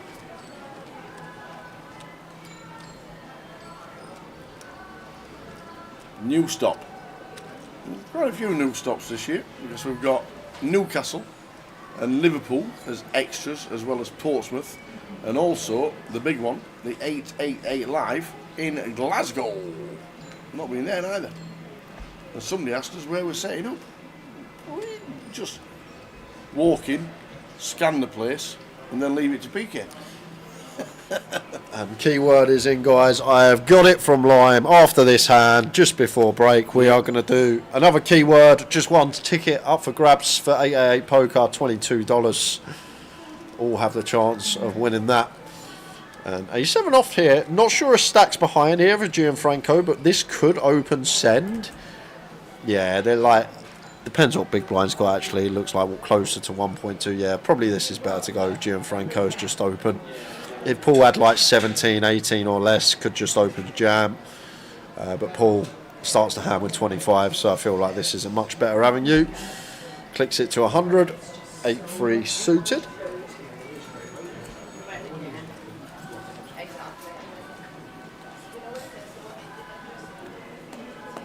Did you expect such a professional setup here, JJ?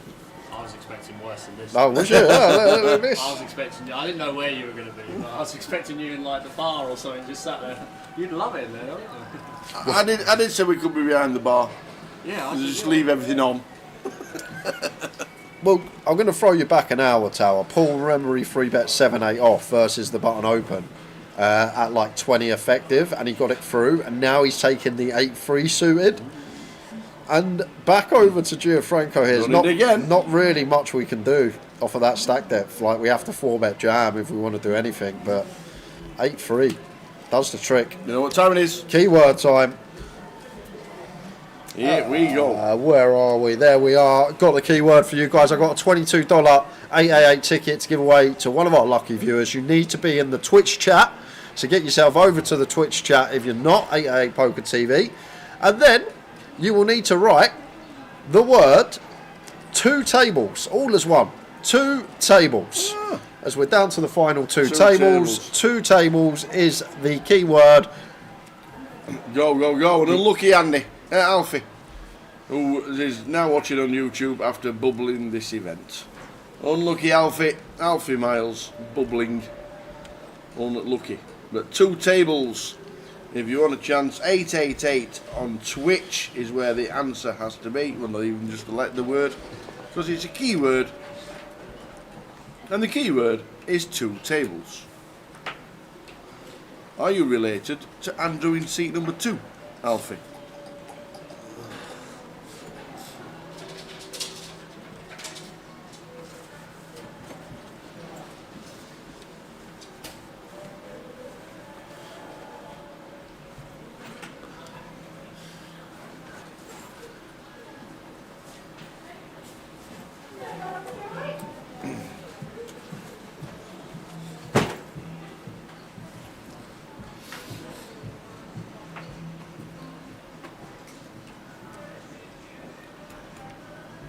So in they go from Mr. Andrew Miles.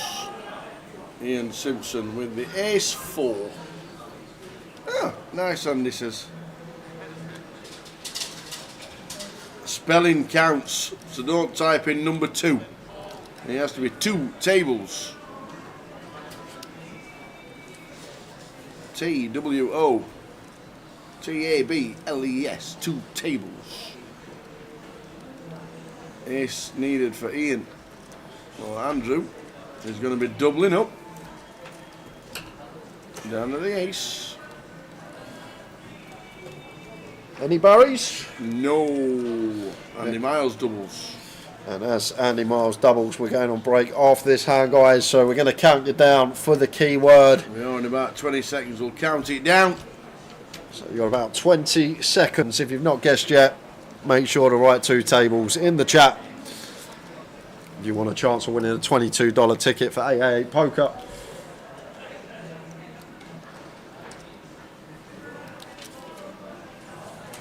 Count them down. Lime, from now, please. Count them down from 10. Are we ready? Are you ready? 10, 9, 8. It's on. Oh, 7, 7, 6, 6, 6. Go, go, go. Here we go. 4, 3, 2, 1. Here we go with the giveaways. First time in Portsmouth in 12 years, yes.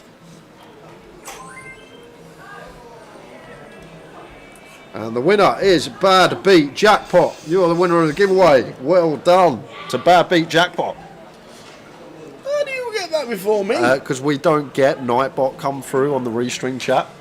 So when Nightbot comes in the Twitch chat, it only shows on Twitch chat and not on our Restring.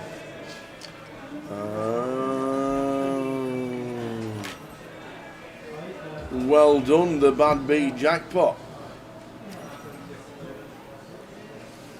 Ace King for Gianfranco. Razors, everybody's on their break. We're likely to be on ours. We are. Well done, Mr. Bad Beat Jackpot. You know what to do. Let's see if Gianfranco finds a check here, Tower. Like, it's rare in these tournaments that people will. Like, you tend to see it as the buy-ins go higher, but we actually do a fair amount of checking here. Such a dry texture. We're out of position to button, but it just goes with bet. Loses pool. Takes a small one. We're on a 15-minute break, guys. Should be hitting the FT next session. We will see you back here just before 20 past 5. 15 minutes. We'll see you soon. See you soon.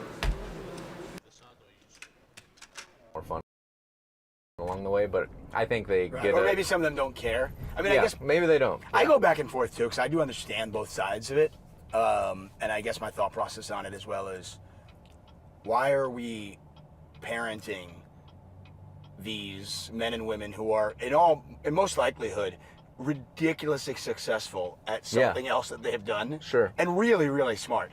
Yes. And they might be looking at it going, listen, I don't losing a couple $100,000 a year, but this is my outlet. Yeah, Like, I exactly. don't- Yeah. we all have our vices, and this is my vice, and I it- have a good time doing it. I don't care. I know what I'm doing. I'm not stupid. Yes. Yeah. And it's Yeah. probably a lot more enjoyable than a lot of the public games. Like, I always thought our game was fine at Bellagio. Like I said, the private games now are ran by the same people who played the game. So Right. it's like they had to switch over if they were going to stay. If you can't beat them, you join them, right? Yeah. So I get it. Whatever. It's just an evolution of poker. Maybe it's kind of, I should look at it more like, it's wild that we had open public games for that long whenever this was an obvious kind of other thing to be going on. And casinos are kind of incentivized to make it happen because then, like, they want their private game to do good because they're pulling in these whales into their casino more, right? So they don't have a problem. Well, the casinos had no choice. I think also the same thing. I think the casinos, where it used to be, all these games are public, they realized they were losing those games to homes and whatever. Maybe that's and they were some like, of well, it too. I can't have, I can't have these whales at Exactly. not at my casino. That's the thing. Yeah, that's part of it too. Where if you can pull in the whales to your place, it's very beneficial for the casino. So you can see how they would want it to happen. So, anyways, I'm kind of removed from the whole cash scene. I know all those guys. I could probably play their games sometimes if there's a seat. Maybe some of them are pretty cutthroat though. They won't let you play. But, anyways, that's why I veered towards tournaments because there's so many. It's like. It's really the promised land of, like, to play poker for a living and reach the top. Whereas cash, I feel like there always used to be a path of, like, starting at the bottom and reaching the top through hard work and getting good at poker. Right. And now in cash, that's broken. Like, that doesn't exist anymore. Like, you... No, you have to be... I'd argue the best players definitely do not win the most money. It's just game selection, and this is something I've read about. It's like game selection is paramount if you want to be a good poker player. Yes, and yes. now But probably truer than ever. But what I'm saying, yes. But what I'm saying is there used to be a clear path from the low stakes to the high stakes. Oh, okay. And it was open to anyone. And that's gone now. And that like the purity of that I love the purity of the thought of that. Like any game, any sport you play, if you're the best, High school, college, pro. Exactly. If you're the best chess player, if you're the best football player, like you work your way up the system, and that's how it works. And in cash, it's broken. And I hate to see the system kind of for people who could maybe be the best. So, anyways, in tournaments, that exists still. You have that. You can start at $1 buy-ins online, and if you're good enough and you see people do this, every once in a while, like they come out of nowhere and they've been working their way up from the bottom the whole time, and then they can go play the biggest stakes because it's not, it's open to everyone.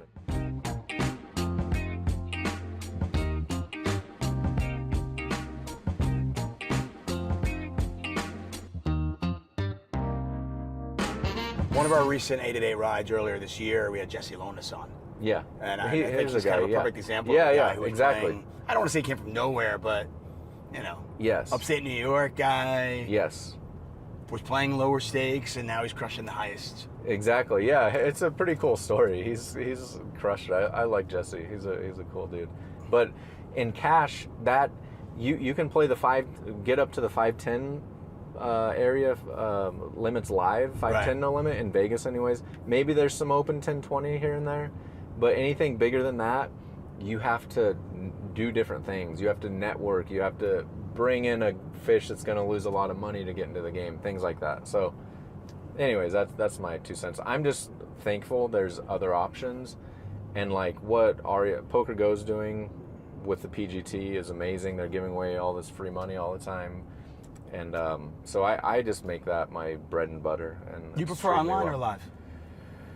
Live, yeah. I prefer live at this point. I do like online, and it helps keep you sharp. But I like live. And live poker is just kind of exploding, and live tournaments. So it's a good time to be a tournament pro, I think. Besides money, why do you play? I mean, I noticed that you won a bracelet, an online bracelet, in a relatively low buy-in tournament. I think you won, I don't know, $51,000, something along those lines. And listen, I'm not going to say anything like $51,000 is $51,000. That's great, Right. But when I look at your lifetime earnings, $22 million, it almost feels like it's a satellite for you to another event in a weird way. But what drives you? Yeah, I mean, part of it is, I guess I won a couple bracelets a couple years ago, so then I had 3, so then it's like, I wonder how many I could win. So I will try to win some bracelets. Like last night I jumped in the PLO online bracelet, but I'm not playing every single one of those. It's just like if it works out, I play some of them. When you play online, how do you go to your office? Are you alone? Are you present in that, or are you sitting on the couch with your wife while you're watching TV and it's got a laptop in your lap? No, I'm up in the office. I'm focused. You're focused. Yeah, because often I'll have I can't help myself from opening like some cash tables too and everything. So yeah, I'm pretty focused. At times, there's times like that where maybe we have something going on, so I like sneak in with my phone and play on that. Like if I made a day 2 but we have something important. You didn't realize, you're like, oh man, I didn't know this was Yeah. It's very rare though. Generally, is your wife getting out of you? Not really. She's pretty understanding. That doesn't happen that much. It's more, usually it's just up in the office and playing on that. But I guess I just love to compete and play, and also again, like the leaderboard system they have, like a PGT, and I like to compete for that, and I play all the games, and like you get 50K if you win it. I'm leading that right now, so that I like to see. I like a year-long competition type thing is kind of cool. That kind of motivates me a lot. You're a competitive person. Yeah, I'm pretty competitive, I guess. Yeah, I am. Yeah, I am. I like to compete. Like I got really into chess for a while, and so Are you good? and no, not really. No. And what's not good? What's your ranking? What's your rating? It depends a lot on like the speed of the game. The fast ones, the minute ones, I'm beyond awful, and like the 10-minute plus ones, I'm like I think I was 1,200 or 1,300 or something like that. Okay. So you and I could have we could have a pretty good game, I think. Yeah, maybe so, but only if we play bigger. The longer game, time controls. I used to play like 10-minute, 30-minute ones. There's some people that only want to play like the 3-day ones, and I'm like, I'm too ADHD for that. I kind of like those ones, the turn-based ones where you have a week or 3 days to make your turn. It's just like, but you just make a move every couple days. Right, but I made a move and I'm like setting something up and I'm like, oh my god. Then you forget. Did he fall for it? Right. Yeah, Did he forget? Yeah. Is this game over? That's why you just have to start like 5 of them, 6 or I used to just start like 10 of them and play them. But then I kind of realized like poker, I don't know, poker is that kind of, but for money, right? And I can always improve at poker, and so now and honestly, chess was tilting me so bad. Chess is so frustrating. You ever throw your phone in chess? No, I never throw my phone, but I just get annoyed because like you don't have anyone to blame in chess, or you can't justify it like, oh, maybe that was a good play. Like in poker, it's not so clear. In poker, you're like, oh, maybe that was okay. I called and lost, but he could have had these hands, maybe. Right. In chess, like when you just give your rook away, you're just a dummy, and it just annoys the hell out of me to do that. So I was just making too many blunders. So do you tilt though in general, poker, or no? Because you strike me as very Phil Galfond-esque. Yeah, I'm naturally, luckily, just very, I guess, not too emotional with, and having it affect my decisions, I guess. So I don't tilt, really, no. I think sometimes I used to play bad whenever, this is like pre-solvers, whenever, if I would like drink the night before or something, if there was a party or something and I would drink, the next day I would be much more impatient, I notice, and more likely to just like have a huge bluff and fire my stack off, like way more than I should.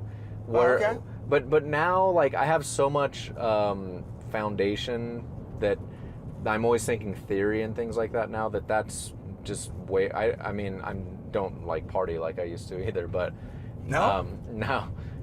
Sometimes Were you a big I do. partier back in the day? No, I'm not. I mean, I was like in college and stuff. Like we would go out a lot, and drink a lot.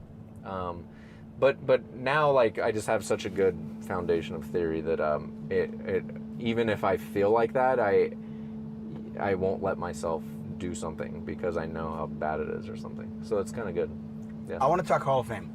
Okay. I was commentating on the World Series of Poker this summer, and we've got hours and hours and hours to kill. Yeah. Besides the poker, and a lot of times one of the favorite topics we always talk about is, hey, who's this year's nominee? Yeah. We can get into whether they messed it up and whether there needs to be more nominees.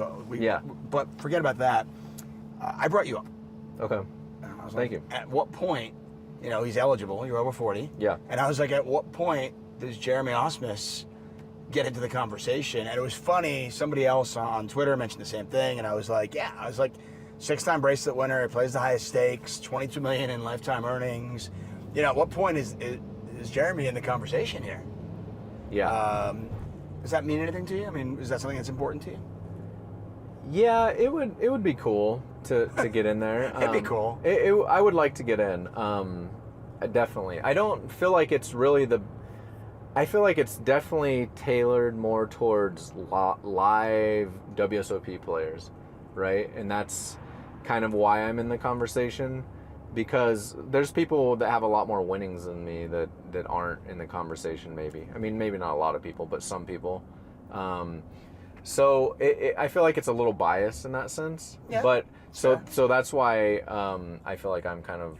I think it's biased toward Americans too. I mean, that is obvious as well. For sure, yeah, American live, exactly. So, yeah, I would like to get in there. That'd be amazing.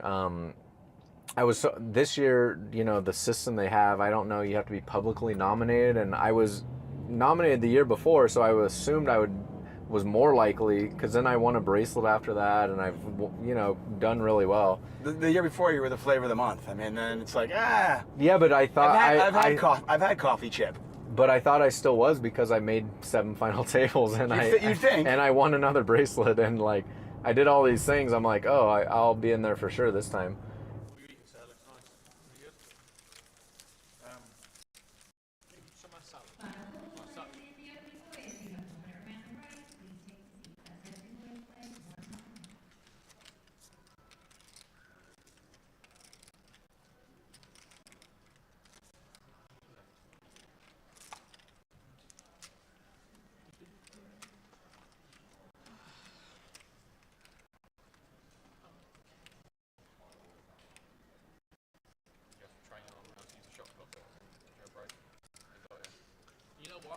surprisingly quickly.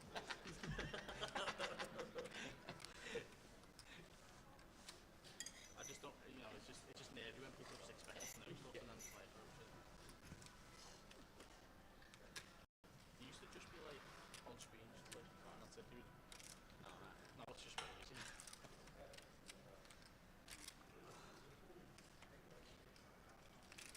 Let's do it again. Off we go again, guys. Should get to the FT at some point in this session. Yeah, final 12. Only got to lose 3. I don't know if we got the chip counts or not. We did. Look at Dom. What is happening? It's mad. That one card, that ace on the river, he was literally one card from being out, ace on the river, double, and now look at him, 3.2 million. Heaps to have at this stage.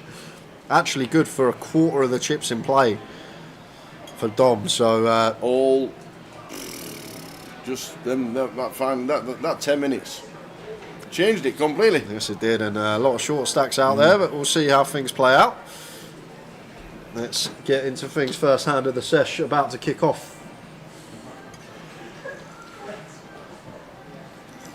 And it should be a shove from Steve. There we go. And is Adam working with anything he can run it with? No, he is not. Big blind now 60k as well. Stack's really starting to shallow. Jay Wes, take yourself off pause. That was 20 minutes ago plus. In fact, it was 20 minutes ago. Don't pause the chat or pause the stream and then try and get into the keywords. It don't work like that. Yeah, I'm probably going to hold off on the keywords for this session until we hit the FT, because with 3 players that we got to lose, could be 10 minutes to half hour, and then when we're at the final table we'll do some more keywords for the chat box. Still got 7 to give away. No, got 6 to give away. 1 double, 2 singles, 6 more to throw at the chat box. Paul, ace queen of diamonds in the hijack, goes for the 2.5xer, and I doubt that's going to interest Ian, even with queen jack off here. Feel like against this slightly larger opening size he'll just send the queen jack into the muck.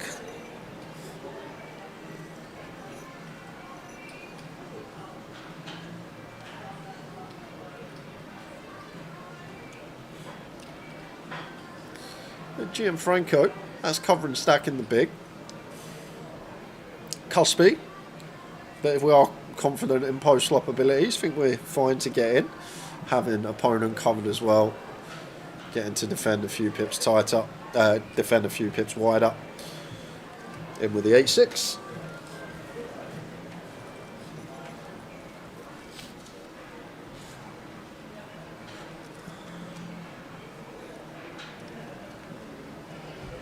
And it's a spicy looking flop for the 8-6. 9-7 deuce wrapped around it. Gianfranco.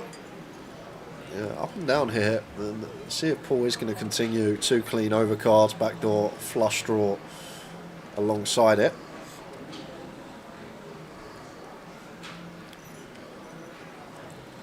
We'll see how Gianfranco proceeds here, but is he going to get aggro with the 8-6? It's kind of hard, really. We don't want to raise and get jammed on against an overpair. Yes, we can fold out some ace-high, king-high stuff, but we're going to have a heap of equity against the ace-high, king-highs anyhow going to the turn. And king of spades turn, going to be a lot better for Paul's range than Gianfranco. Gianfranco shouldn't really have any king-x unless he's turned 2 pair. So Paul just going to pressure some 9x, 7x, perhaps some deuce-x here with the double barrel. 225 into 600. So between 35 and 40%. And now the 8-6 really going to shrivel and probably just wants to fold. Unless he wants to go for the check jam. He's thinking about it. If he feels like this is an opponent, we'll barrel some ace high, we'll barrel some queen jack, jack 10, queen 10, we'll barrel some ace x of spades.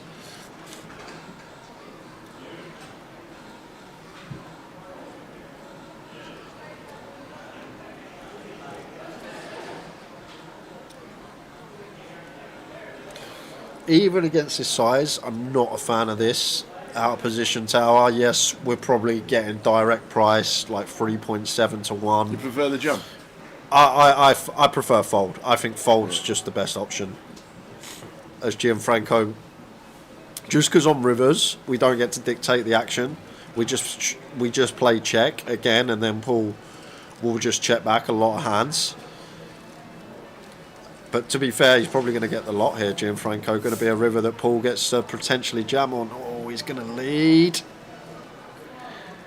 Yeah, not the avenue. Just play check. If Paul's got some stronger King X, he goes for value. If he's got a hand like he has, potentially get the bluff out of that. Well, this might work. Yeah, no, Paul never call in. But we potentially get some more value from checking here.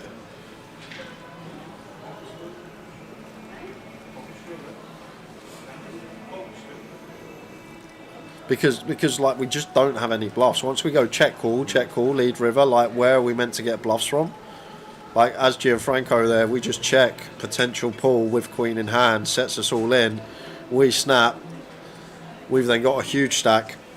But I feel like turn probably does just fold at this stage, even against that size, even against just north of third pot on the turn, and we're getting that price out of position. I feel like it's one that does want to mark the 8-6 off.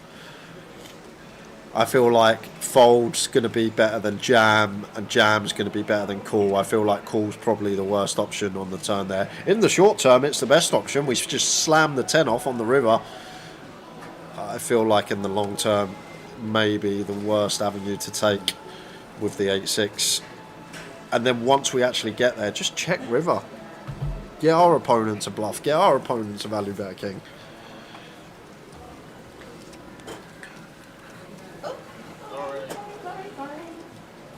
Who are we backing, guys? Here we go. From this point out, who do I fancy? Is Kieran still in? Yeah. I fancy Kieran then. I don't even know how many chips he's got. You'll probably go for Dom. Okay, let me guess. Dom is your pick or Stephen? Who are you going with? I'm with Scarlet. You're going for Scarlet, okay?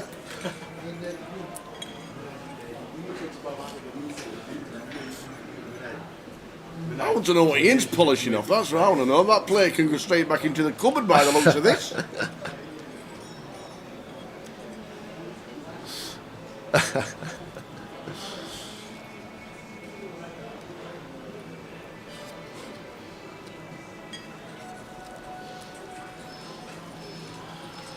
See in the background there, someone on the feet on the outer table as they walk past the telly.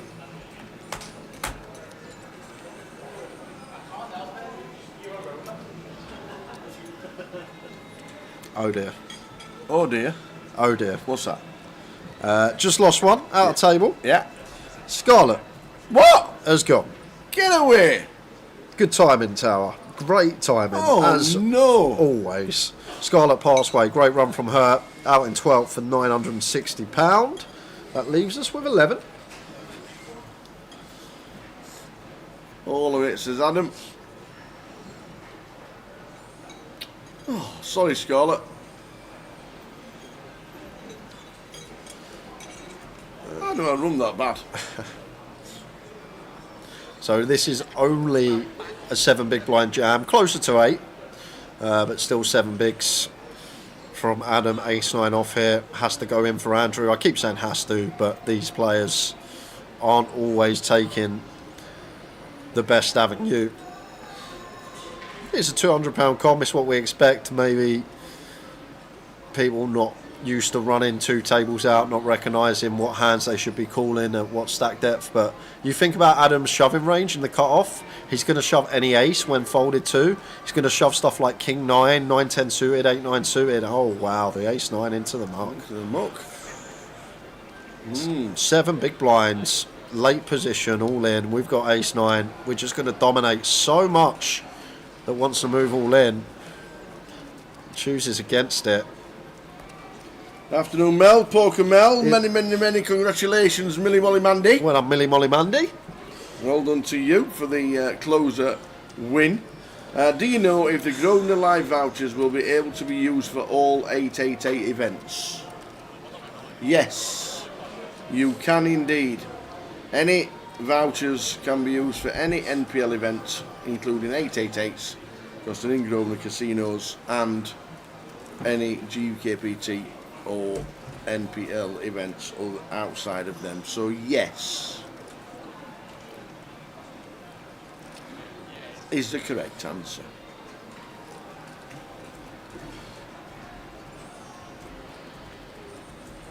Is that the same Mel that destroyed Mr. Teague heads up? Yes, it is. Yes, it is.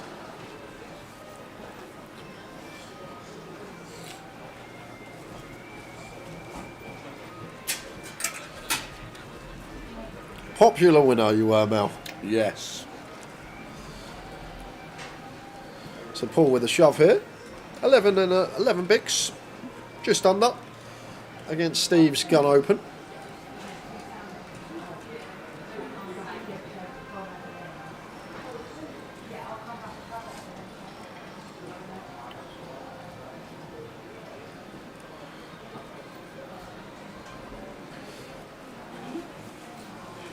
Raise and take. Well, reshove and take.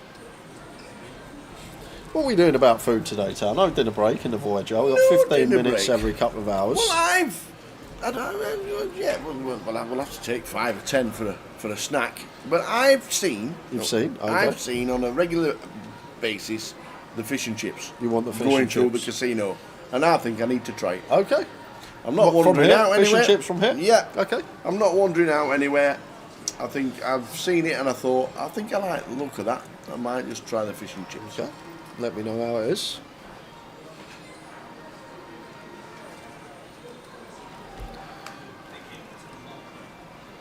I do like the sound of the giggling squid. The giggling squid.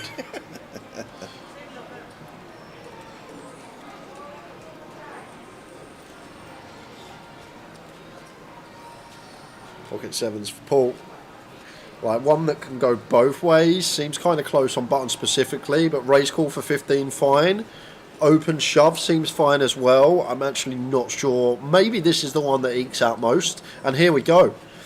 We got Ian with ducks. Here we go.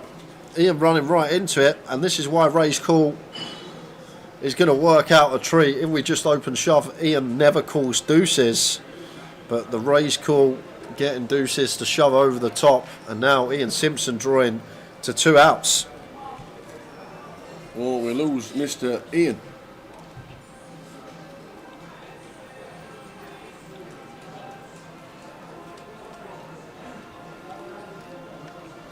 Deuces never loses when he needs to hit one. Well, as we know, running straight guards and malarkey. I reckon 4 hearts, 9 Ian. 4 hearts. Well, none of that. That's not even one in sight for him. Not even a draw. I was trying to talk it in for him. It needs a deuce now, and only a deuce.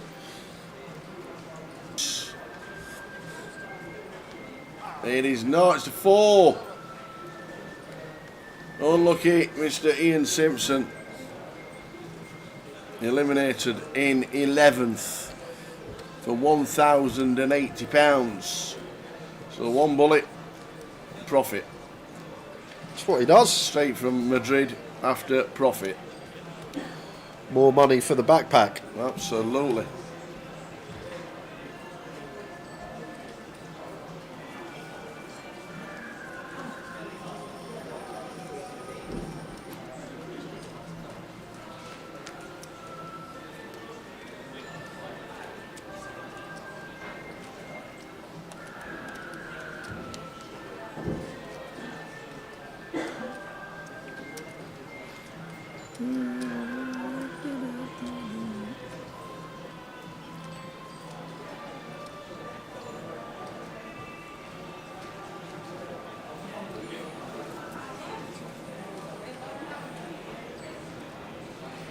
So one more, guys. We're going to be at an FT. Because we have just come back from break, I don't think we're going to have a long break when we get there. We'll just be chip counts, players seated, off we go. I reckon 5-10 minutes tops.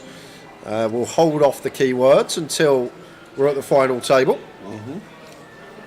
And here we go. Is this going to be it? Steve, all in. Blind on blind, ace and 9. Adam calls it off. 9 big blinds, ace jack. Bit of a cold deck, blind on blind. Any holds about, says Adam.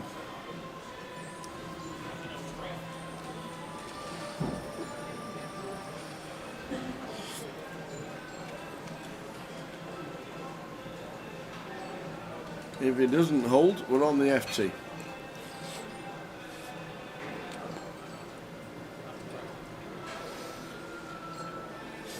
Yep, the diamonds are covered. Oof, next door. Is it a 9 ball? Or will we continue? Is it the corner pocket? It is not. So we double. And we play on. 5-handed on both tables.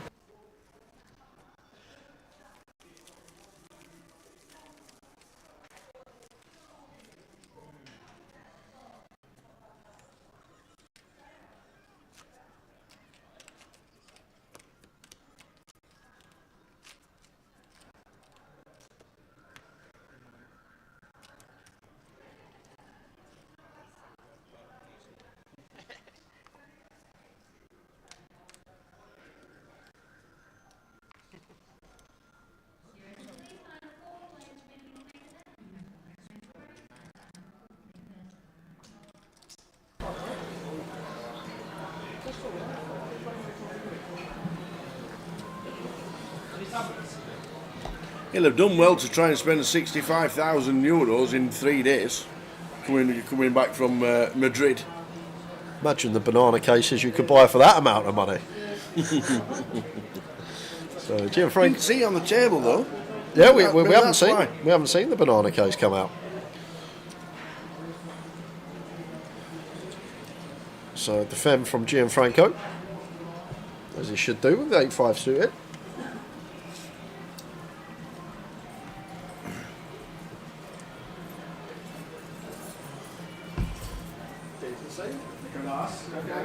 Check from Gianfranco. Over to Paul. Bit of flop lag for us. Waiting to see the board. A queen and an 8. We'll catch a piece. Spot of bother we call this. Middle pair going to have to check call once, as he does.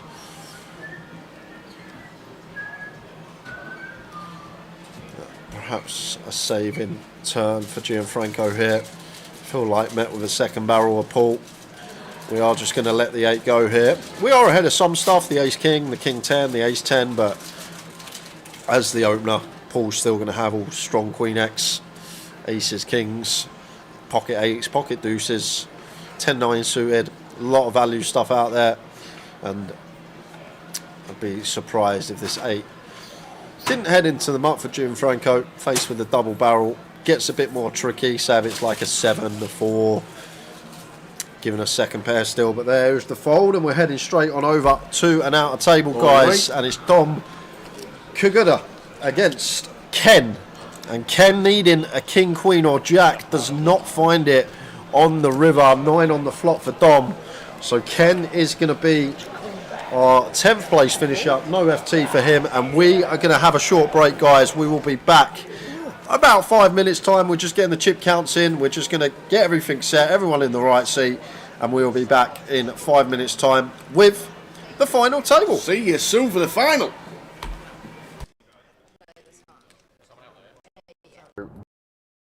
Their public nomination thing is like, I don't know if someone has to on Twitter, formally say it. I don't really know. It seems a little unclear to me. So, anyways, I don't really know, but I do think the current system allowing one in probably needs a change, and it's very hard to determine, like, industry people and players, like, how do you compare the two?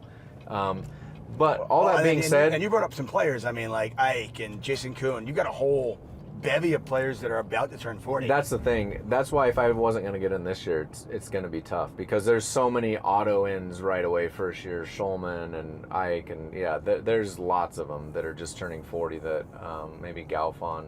So, but I was happy to see Antonius. When I saw he was nominated, which somehow he wasn't nominated, maybe he just turned 40. He's like... I think people just assumed because he's ridiculously gorgeous, they just assumed he was still 27. Yeah, right. He does look very young. So maybe that was his first year. He clearly, I mean, I don't know about all the rest of us who should have got in, but he was the clear guy. Not comparing him to the industry people, because that's tough, but as far as poker players, he's just a legend, and he's crushed poker for how long, and so he clearly should have been the guy that got in. So yeah, I mean, I think that's the thing. I mean, I don't think they necessarily have gotten it wrong. You know, I mean, Brian Rast the year before that. Yeah. This year, Antonius. Mm-hmm. It's just a matter of, you know, I think we need more. Otherwise, yeah. there are really deserving people out there that are never going to get in. Right. Which is kind of stark contrast to, like, other sports Hall of Fames where it feels like everyone's in. Everybody gets, you won a Super Bowl? Yeah, you're in. Yeah, it's right. Like Oprah, you get in. Yeah. Well, it made sense, right? When I don't know how long it's been around, but since the 70s or 80s probably, it made sense one guy a year would get in maybe. But right. now poker is enormous, so to keep that same ratio is kind of silly. Well, they probably thought in the 70s, they're like, okay, if we do this one thing, everybody gets in. I mean, even, listen, we can put Eskimo in pretty soon. It's fine. Yeah, exactly. And now it's like, no, not all these great players are going to get in, so I don't know what they'll do. I feel like back then there might have been a thought also of, hey, let's just put them in, make them feel good, because then I'll keep playing the cash games. Like, it was so manipulative back then. I bet it was. Right? Yeah. Whatever. Yeah, I know he sucks at poker, but who cares? Yeah, exactly. He loses. He's an all-star for us, right? He's a Hall of Famer. He's our Hall of Famer. Yeah.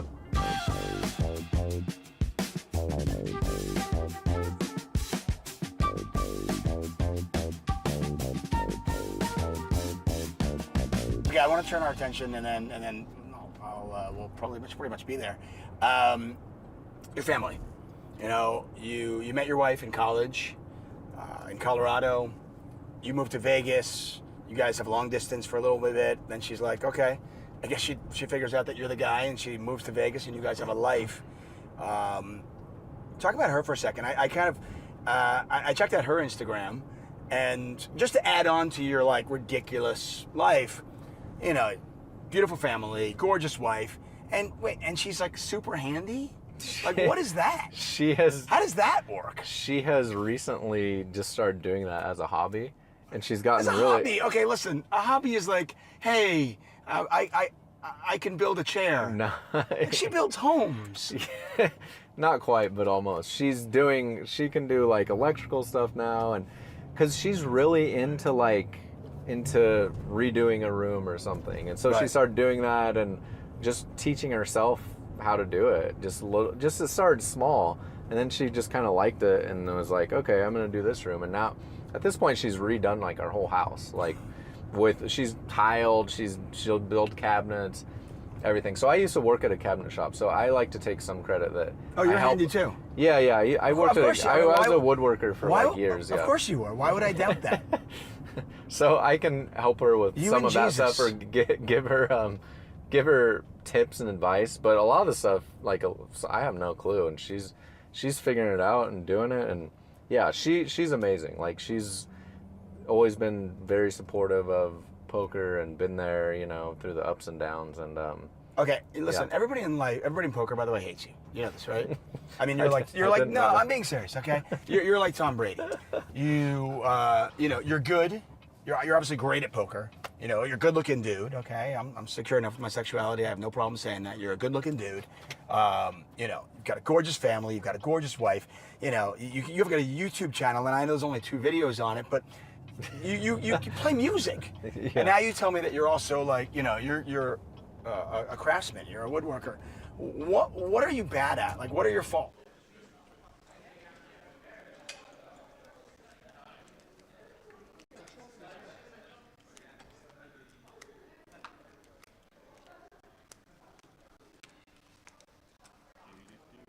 check out from you as well, guys. So if you would make that slightly easy for Rich, that'd be great.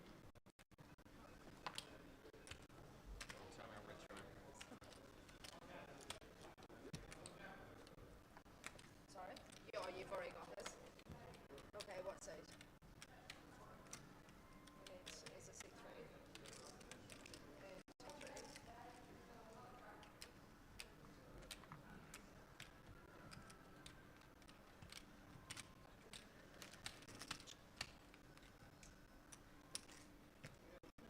So, final table of 9, just about to start. So we said it was 5 minutes, and literally was 5 minutes. We needed.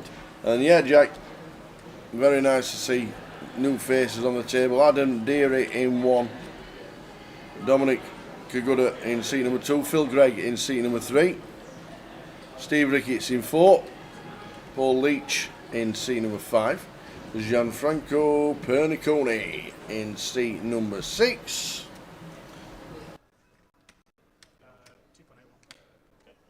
Joseph sat in seat number 7, Andy Miles in 8, and Kieran McCulloch in seat number 9.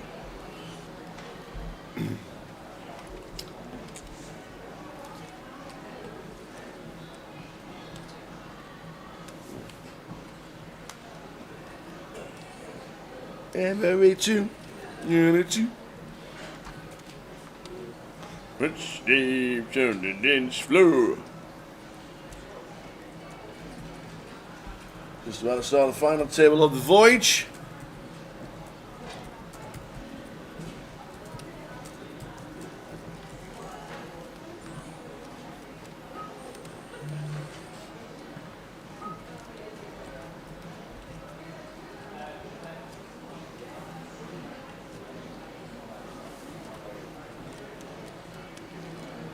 So here we go, final table. Who's gonna take it down from here? And go. I know. We literally said who's gonna win it, and I went Scarlett's gonna win it, and then Jay went next out Scarlett. Yeah. So my fault. Blame him, So blame him. apologies, but you'll win the main instead. Tried a bit of squeeze play, didn't you? Walked into aces. Big blind by double bases, what do you do? What, nothing. Just unlucky, but well done. Good cash. Still proud of that. Absolutely. Best in the house, Brad being number 3. Unlucky Scarlett. 21 for the week. Yeah, that's not looking the best. Actually, no, we're all right. We're all right. The thing is, Friday, Saturday, it's going to be hectic. People walking past, busting the main. Never guess what just happened. Bust the main. Never guess what just happened. We're going to have it a lot over the course of the weekend. But we are off first hand of the FT. Here we go, guys, playing for just shy of £15,000. And our first trophy for the 888's going to be given away at some point this evening. Adam going to get us started with the A6 of clubs. Makes it 125.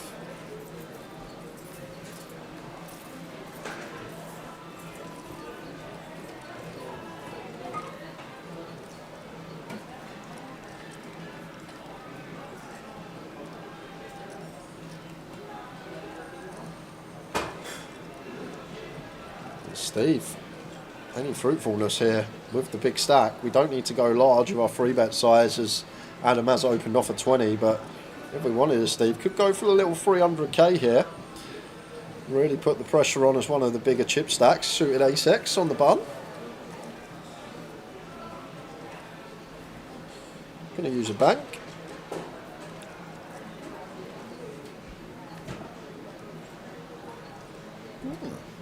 There's a bank.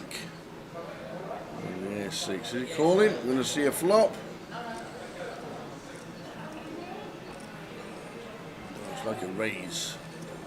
3.5. 2.9. Really good, really nice from Steve. This is what we want to be doing, and sizing's really nice choice as well. Just accounting for the stack depth that Adam has opened from.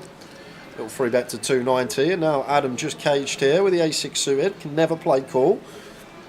Most of the time should be folding. If we had the ace-5 suited here, maybe tempted to send ace-6 suited. Just let Steve have this one, I guess. Move on to the next hand.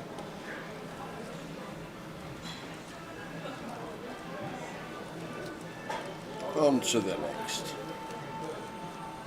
Coolman 76 says 2 tables. Just 47 minutes later. Yeah, a lot of delayed watchers today. Yep. Coolman, make sure you've got us watching live.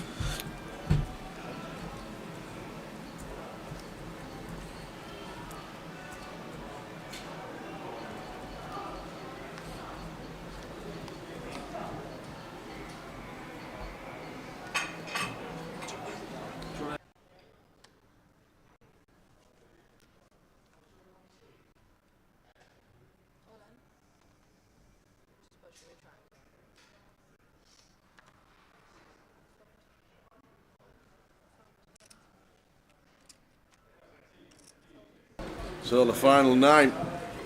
Who's going to win it? Lindsay says Dom, hopefully. Is the birthday list getting longer, Lydia?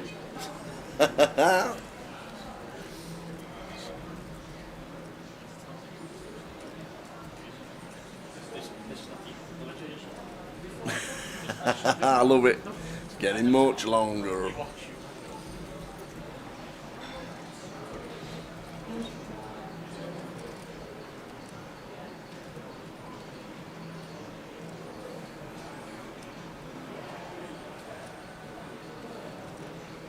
Sevens for Andrew Allin. For 8.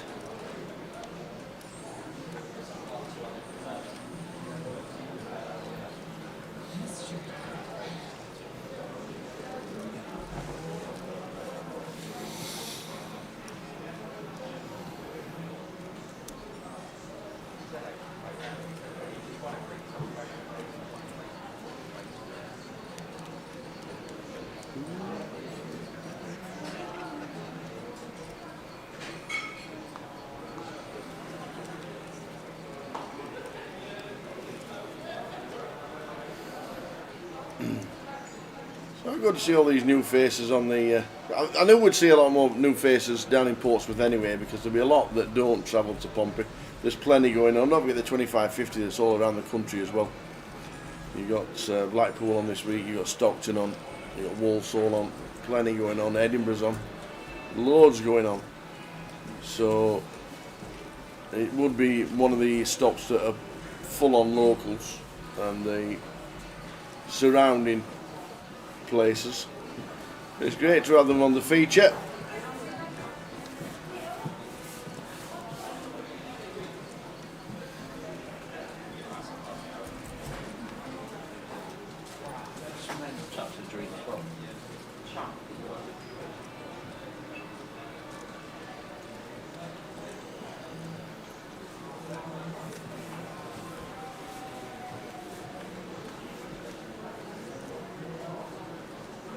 Queen high flop, Queen 8-7, and Josh flops bottom.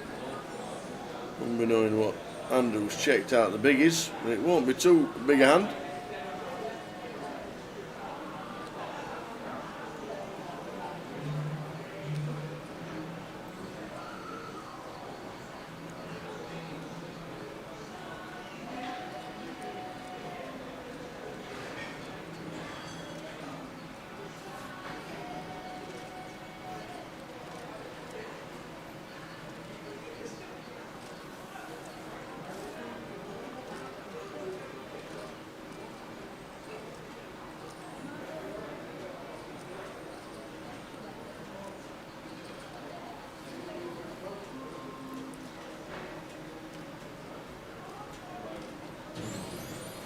So Dom's still cheaply in 60 bigs.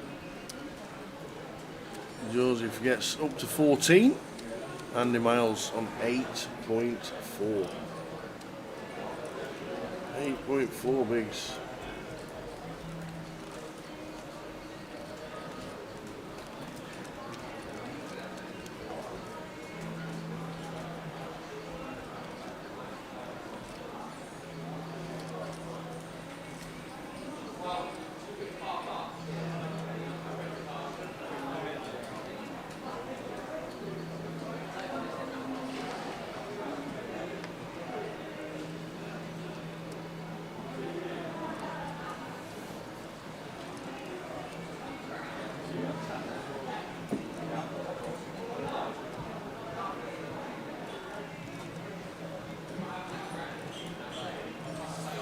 Queen 8 for Steve.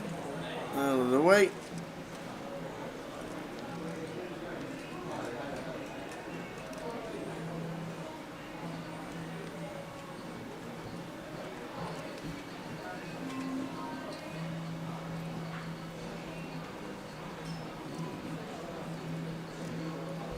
Andrew in seat number 8, so Andy Miles raises. Don't Alfio bubbled. We'll be watching.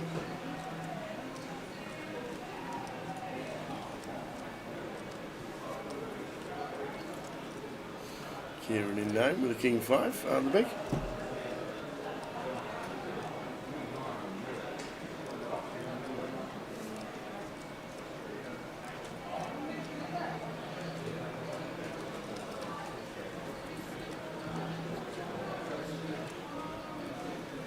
$60 bigs for chip leader.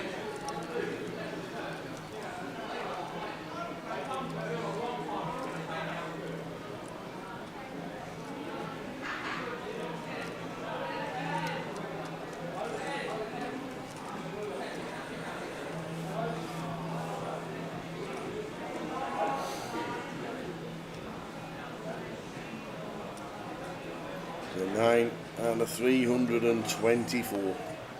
Final table underway in the Voyage. Ian Simpson busting out in 11th. Good run from him. Easty and Josh turning up tomorrow.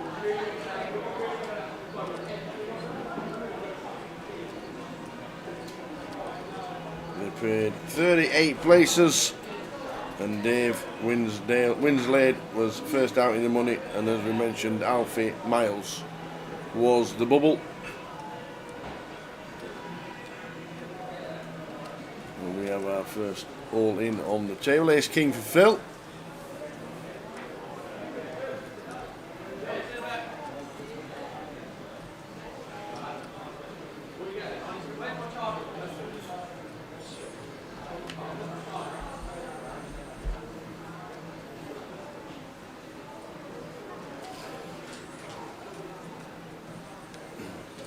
Ace Jack, jump from Gianfranco again out of the way. Ace Jack suited.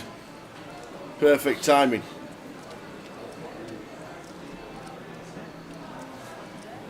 it's not that bad, but it just needs to.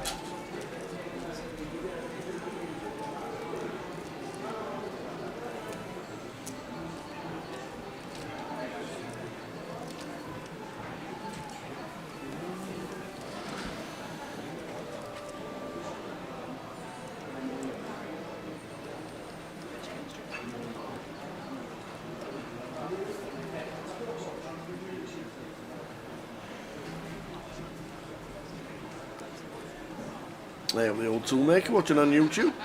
It'd be nice for Joseph to win it. Most of the players local down here.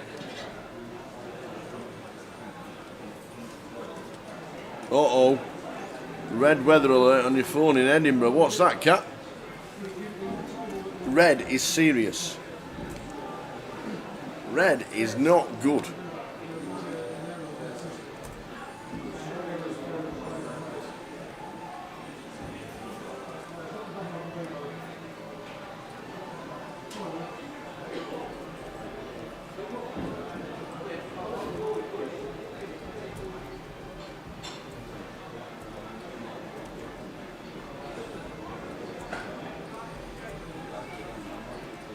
Adam with a 6-5 says no, can't do anything out of the small.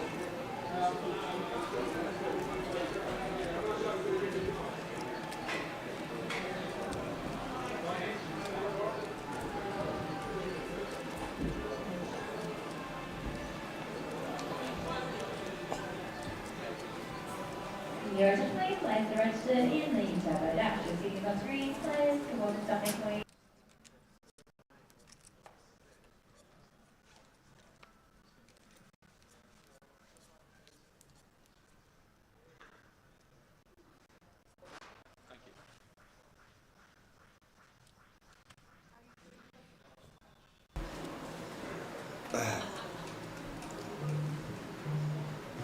High winds over much of Scotland. Just a 70-mile-an-hour winds expected.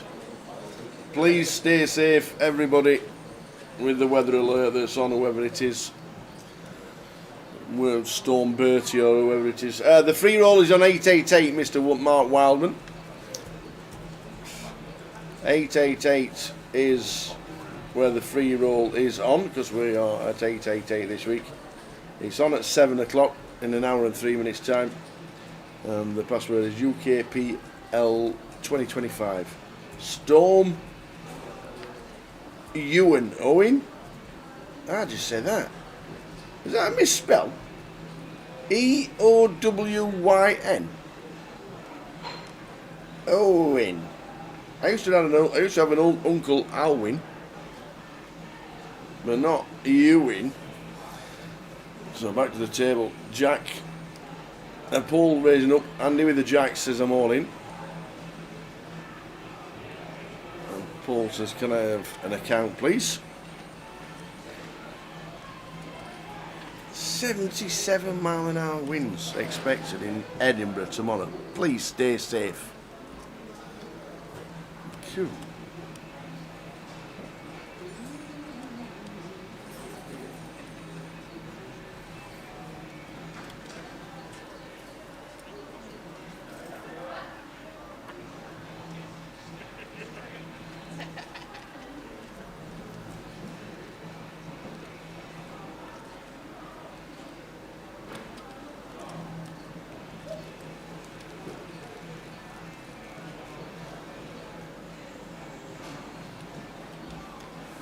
You're in the final call, planes arrested in Heathrow, but actually make way to the common area using the looked down in London.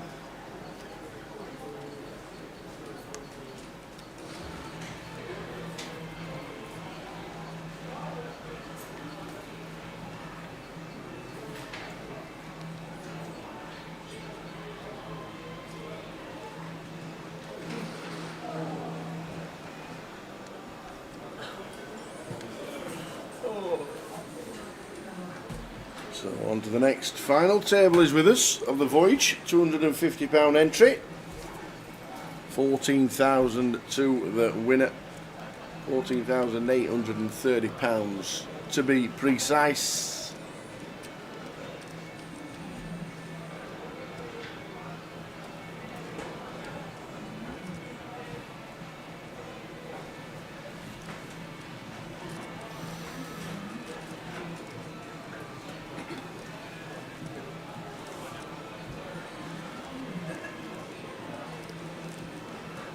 Four bigs as chip leader is our Dom, and we're playing for this 14,830.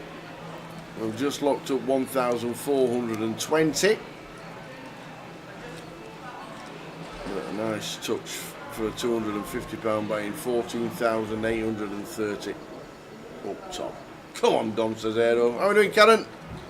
Karen will be happy. It's the rugby season starting next week. The Six Nations starts. Used to be 5. 6 Nations starting next week. Whoop whoop. She'll be like whoop whoop. Me and Mr. Aero be in pub. Kick off at 3. She'll be in pub at 11.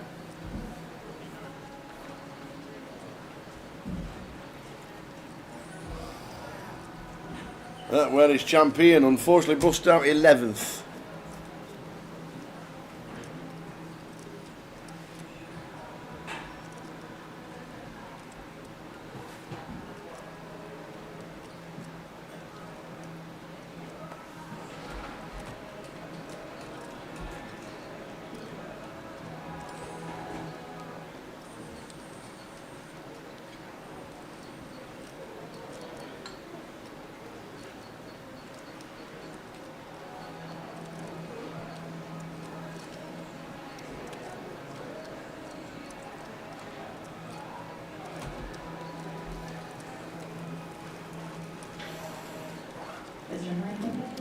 The free roll starts at 7 and the password is UKPL 2025.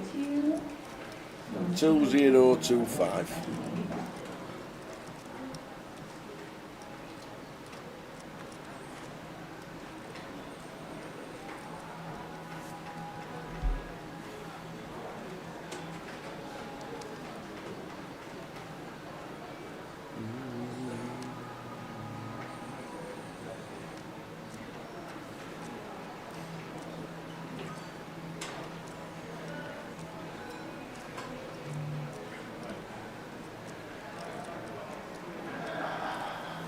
Kieran from 9.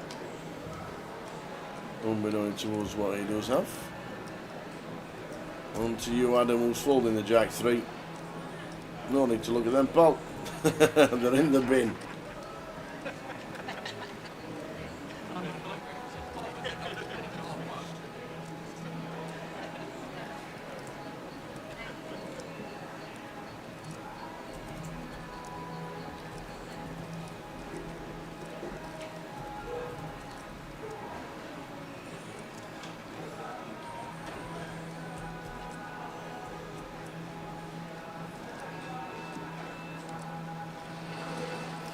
Green 6 for Steve.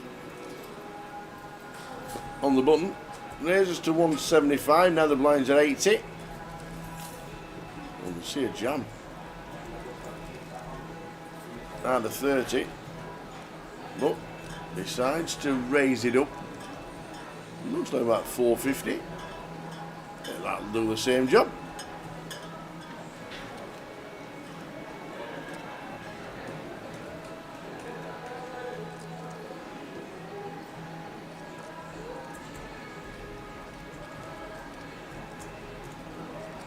And indeed it does.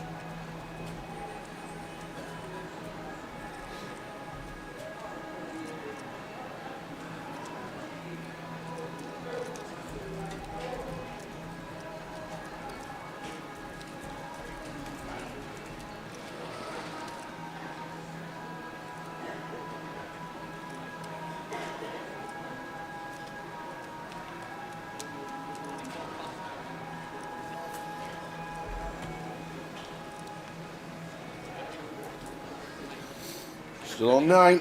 Final table of the Voyage. £250 in, £14,830 up top.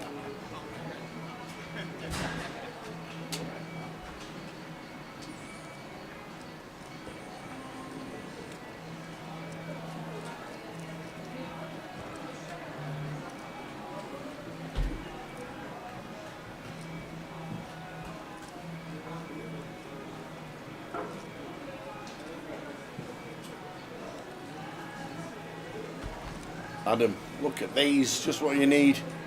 Raising to 185.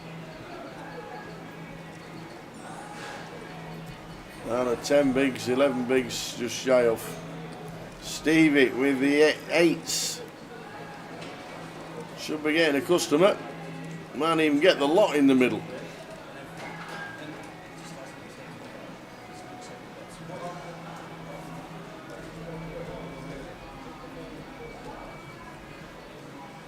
He might just say the words.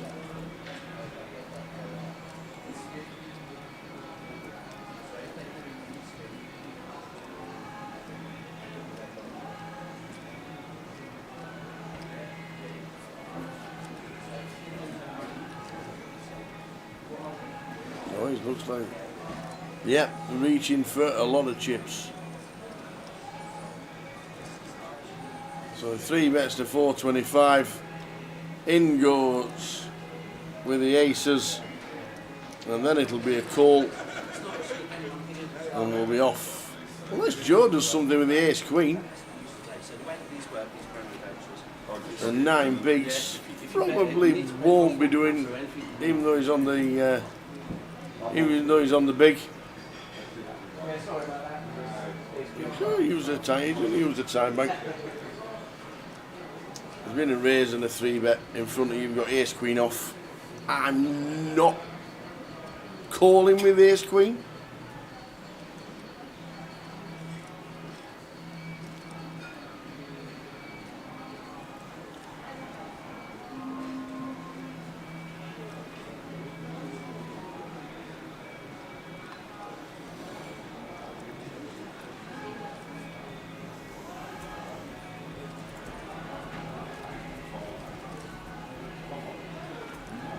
Oh, it's in a bit of a dilemma for 9 bigs.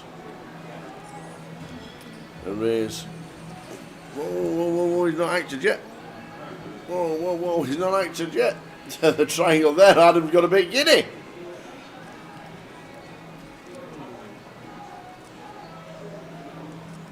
So another time bank thrown in, and Adam thought it was the all-in triangle. It wasn't, it was a time bank. And ace queen eventually getting out of the way. He's got eights. You know what happens on an 8-8-8 stream when somebody's all in with pocket eights, don't you? You know what's happening, don't you?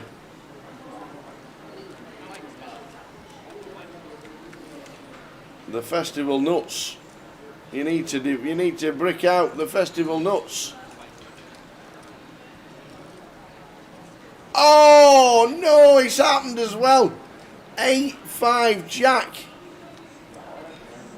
Oh, we need an ace and there's only one left. Wow, how many times have we seen it on stream? The festival nuts, 8-8-8. We see it so many times. Aces bust by the festival nuts, set of eights, 8-8-8. Adam Deary out for £1,420 in ninth. There is 8 players left. Ouch. Kate Swift, good to see, good to tune back in and see Thomas Chipley. Look, Kate. I can play kings, I can play aces, I can play ace king. It's easy. This game is easy. Only kidding. Only kidding, you know that. Please. Customers first, Jamie, you wait there. Just 15 minutes, that's all you need. You need a cracking 15 minutes and then you just try and consolidate.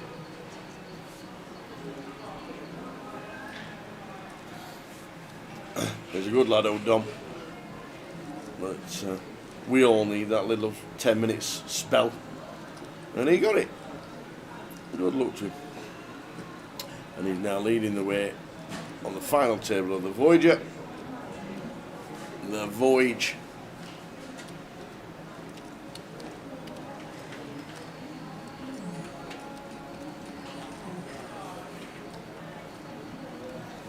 Joe down at 8 bigs after just going through the blinds. 10 bigs for Andy Miles. Phil Gregg on 15. How was it? It was really good. Really good shot.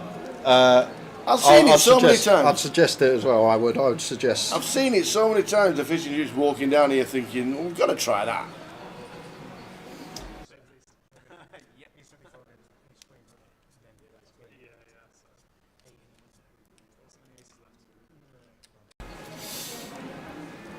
So just lost Adam Deary. So you know what happened. Adam's all in for his 10. He clicked it. He got a 3-bet. Guy folded ace queen. He obviously moved all in with the aces. He's up against 8s. What happened? 8. Festival nuts. Festival nuts straight in. Well, I'm back, everyone. Sorry, a little extended break. No, I enjoyed the fish and chips. I'm glad it was good because it looked good. It was terrific. It's a big old portion though, and you get your big pot curry sauce, you get your mushy peas, your pickled onions, everything. I think I'm into it. I think you've come. I said that was what I was having, so I'm going on to it.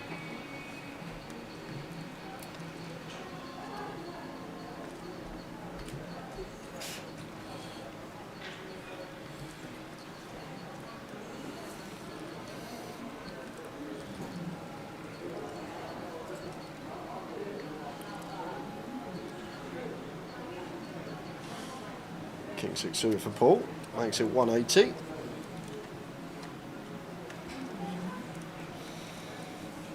Queen 7, 10, 3 diamonds. Could find one big blind here if we wanted to as Paul. Don't need to go large on these mono boards.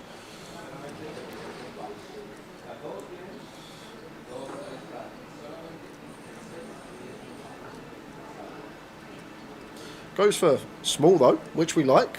130. 130 going to get the job done.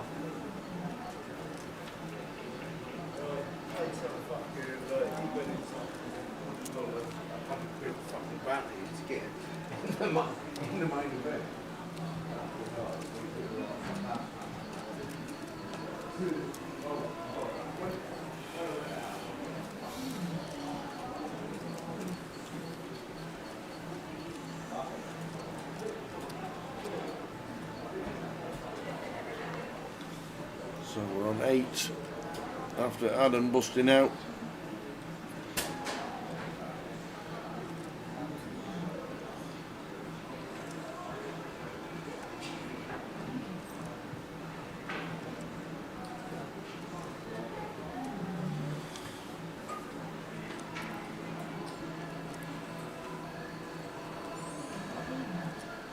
Steve with the 6s.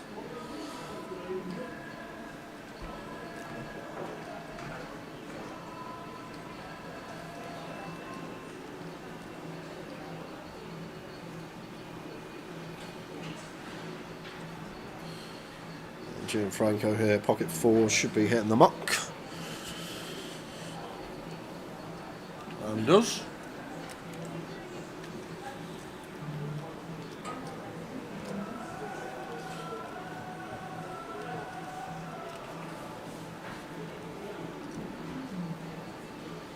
Ace Queen for Kieran. This is an interesting one for Kieran. I've just got back, not sure how stacks are situated, but it looks like Kieran is in a podium position. Top 3 stack, just covered by Dom and Steve, so could be just see cool here as Kieran for that reason. No free betting or not much going on if there is any.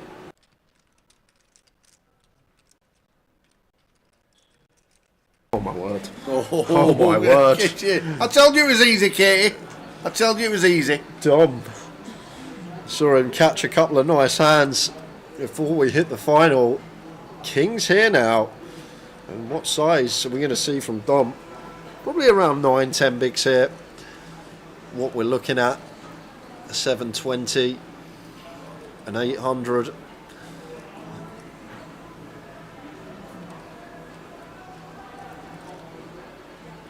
That 5.5 fish. Big bigger, 625. Yeah, so 3 bets too, just shy of 8 bigs. I feel like we still want to go bigger here as Dom, but maybe it's a factor of trying to get maximum from our kings, wanting to keep some hands in that might fold to like 800k, but might come along against 625. Really trying to eke out as much action as possible. Steve now with the 6s should be getting out there, but this is going to be really interesting for Kieran because Dom is incentivised to play aggressive, squeeze more, have some like ace X in here as a bluff, some suited king X as a bluff, but then we always ask that question, although we know in theory they should be doing this, is this opponent the type to take like an ace 5 off here or suited king 6 and squeeze it up with the chip lead? Because if we land on the answer no, this is probably what we need to be doing as Kieran and just getting out of the way, because then their range just becomes so more top heavy. An ace queen off into the muck. Good fold from Kieran, loses min.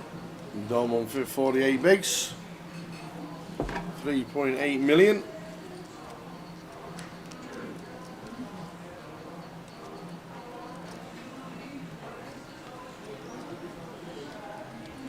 How many tickets we got left? 4? 2, 1, 1, 1. No, we should have 5 left, right? 5 I think it's fine. Line will let us know. We'll go to a keyword shortly now that I'm back. Yeah. And we'll do this one for 2 tickets. Should we say 6:30?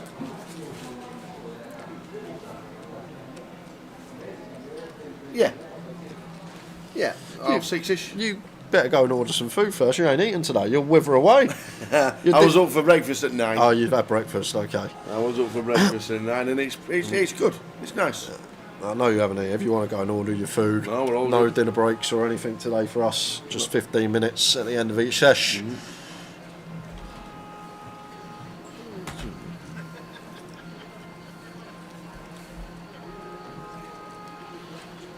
Well, the high roller's got 25 in it. That's not bad. The main event's got 31 in it. There's all sorts going on. The turbo dash is starting as well. That's got 20 in. There's 4 comps running.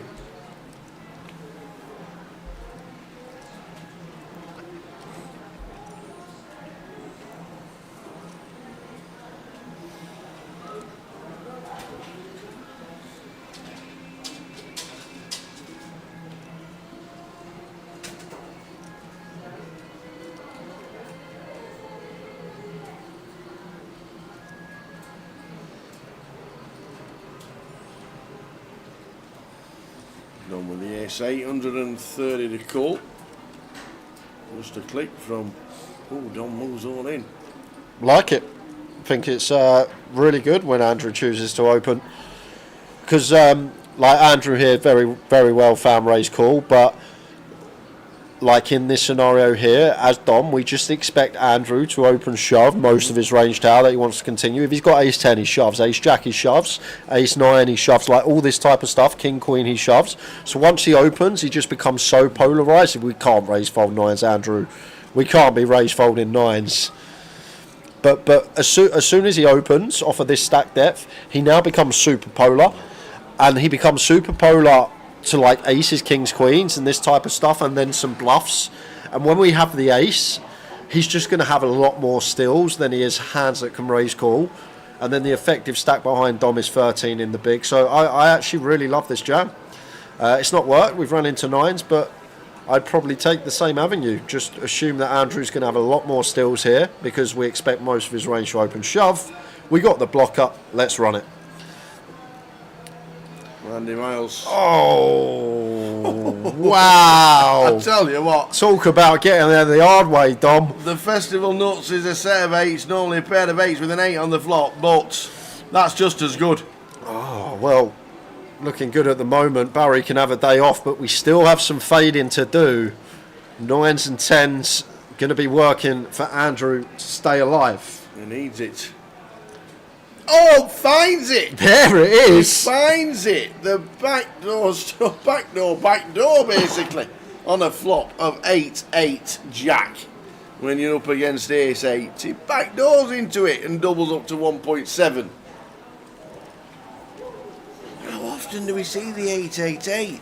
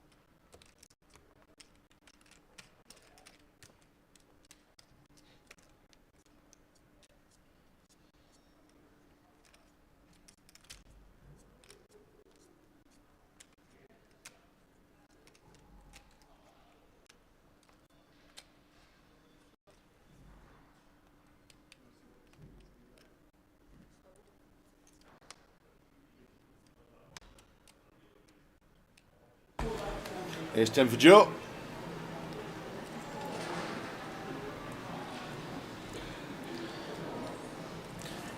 Just a jam here for Joseph. No messing about off of 8 from +2. Fine to open rip. And the Queen Jack suited now for Andrew. Like if we were in the big blind, definitely call this off. Still got 4 players behind us to worry about though. So it does let it go into the muck. Anything that Dom is working with.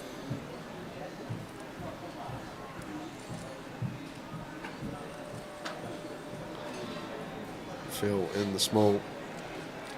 Out the way too. Snap fold there from Phil. Ace 8 off. Thought we might at least have a tank up. Gets out the way correctly.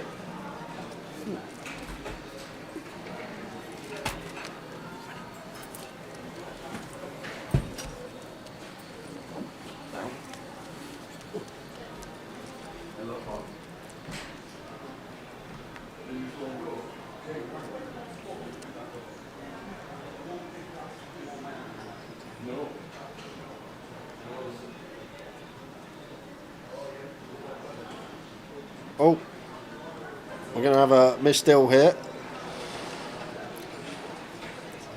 Seat freeze full.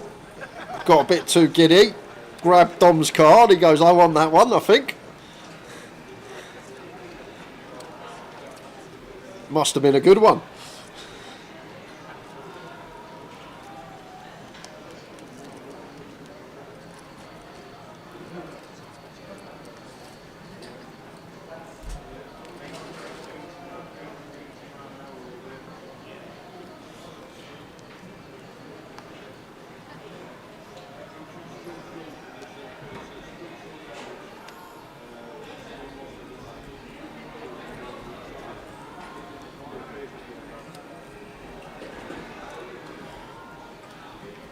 That's a whole load of napkins in late position. Anything Phil's working with on the button. Out the way, Steve. Oh, prime candidate in these ICM blind on blind spots. King deuce off. We love this one as a workup. Really nice one to raise up. Good block up, good unblock up. And Steve gets out of there. Nice little take. Paul gets out of there. Nice little take from Steve. Payouts at the bottom of your screen. Rolling across.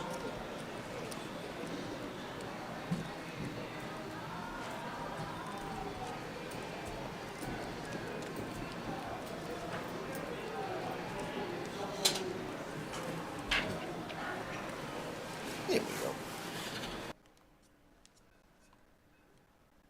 £14,860 up top. How is Portsmouth? Very nice, actually. It's on a proper nice little estate, this, isn't it? You know that building, the one that's like the Spinnaker. It's like no windows, then there's just a few windows at the top. What is at the top? Does someone live there by themselves? And how do they get up there? What is at the top? I don't know what's at the top of the Spinnaker, please. Because there's literally just a few glass. I see just a few windows. Imagine being window cleaner. I'm just like, how do they get up there? What's going on up there? Imagine being window cleaner. Yes, it's very nice. It's on a lovely little shopping centre. Yes, we know the drive's a long way down, and we're literally at the end of England. But when we work in Blackpool, we've got 5 minutes. It's a 5-minute walk, so it is one of them. But no, really like it. I like the area. I'd like to explore it. I would like to explore it. I'd like to come back in the summer when the ferry's on to the Isle of Wight and get across there. I might even get to a Portsmouth match one day.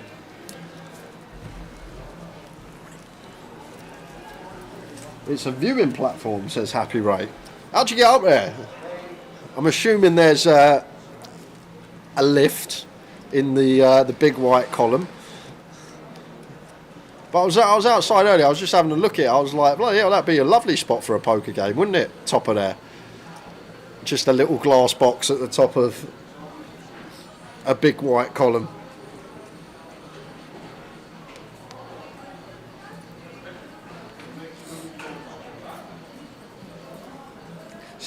Nah, there's no chance. There's stairs only. I'm not falling for that. I'll go and have a look later in the week.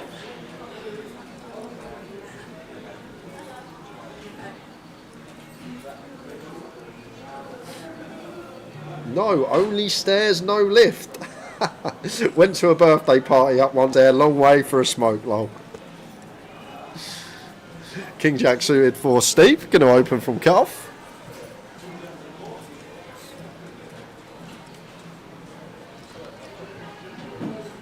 There's a restaurant and a viewing platform. How good would it be, JG, if we could get a poker table up there, all the kit, live stream the final from the sky. I'm probably going to go and have a look later in the week. And Joseph here, could be some bother. I'd personally shove this versus Chip Leader, who should be opening really wide. He is going to not even defend. I thought that was the last avenue he'd take. Fold. It's well timed. We were dominated as the blinds increase. That's a tight old fold from Joseph in the big there. When we are outright short stack, could have seen both avenues. Weren't expecting that one. That's where you thought the booth was going to be. I'd love it.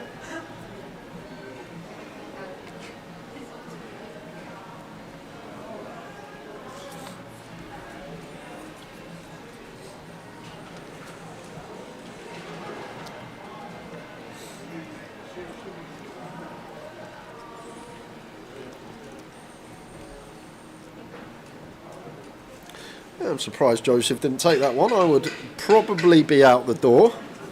But Joseph still sat there. Survives. Now Steve. 10-6 off. Thought about it for a second. Ah, this is why we fold the Queen Jack off. We wait for a better spot, and I say we wait for a better spot. We run straight into Big Slick in the big blind of Andy. This is cruel blind on blind. The fact that it folds to us, we have sub 9 in the small, and we look down at Ace Queen. We are doing handstands and cartwheels in our head. And next thing you know, we've got to find a 3 outer to save our tournament. Unfortunate here for Joseph, not much we can do. Has to go in blind on blind. Well, we got some chop opportunities. We're gonna chop it up. So Ace or Jack to chop this. Would love to see a Queen. Would love to see a Queen. It's a 9. Same scenario.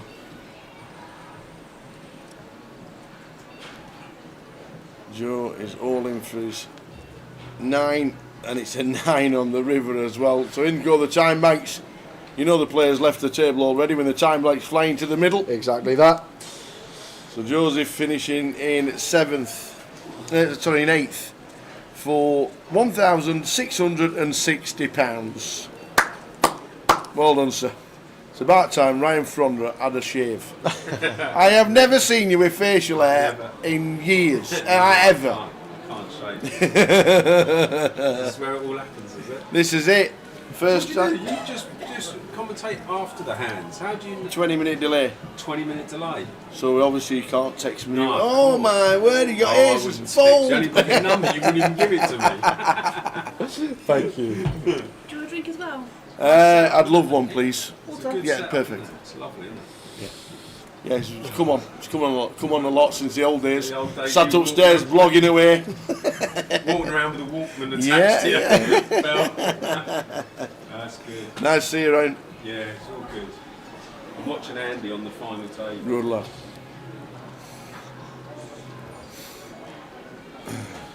Ace do suited. Steve, any ace as the chip lead up from any position seems fine.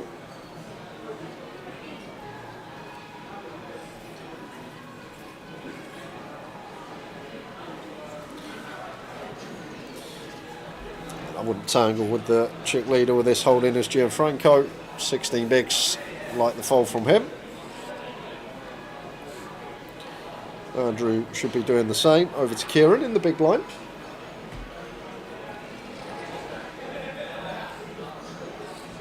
Oh, well now Kieran's turn to find Big Slick, and I feel like with ICM there may just be some jamming going on when we're covered by Steve, and like we're sitting 4th in chips.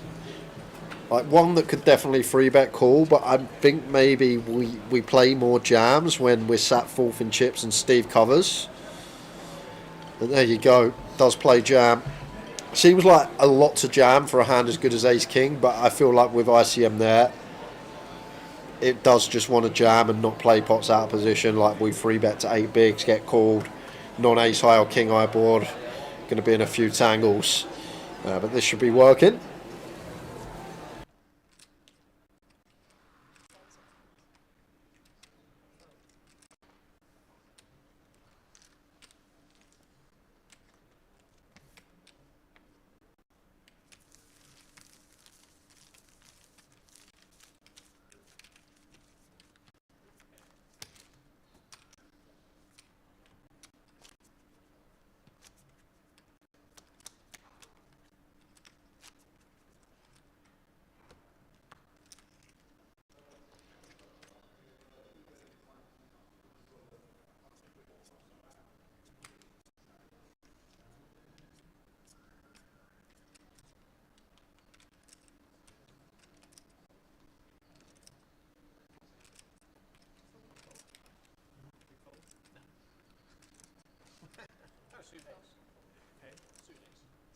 So Queen 6 for Steve, out of the way from 1.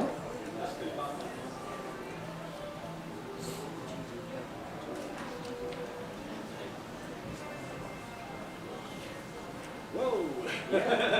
And they've got a little bracelet around them, so it's like one out with like. There's a smoking area out there. I thought it was on the right. Oh yeah, this is different.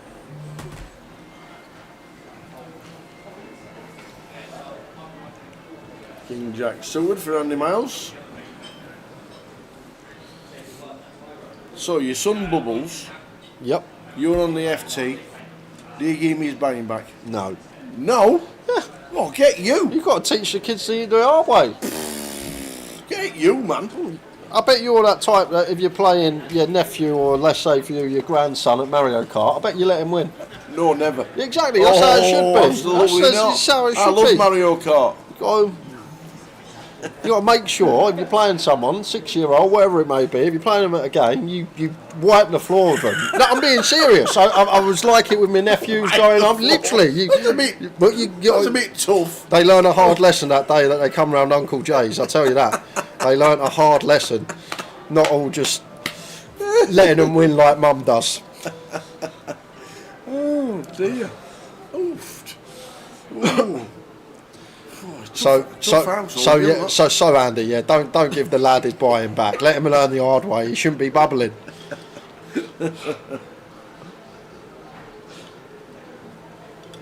Poor old Alfie.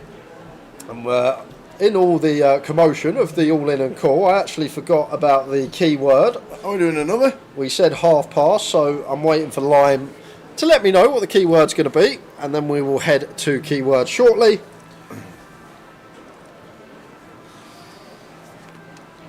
And he says his son and him also final tabled the PLO. So no, he won't be getting his buying back. Oh, fair enough. Both on the FT and the PLO. This one's going to be for 2 tickets. Whoosh.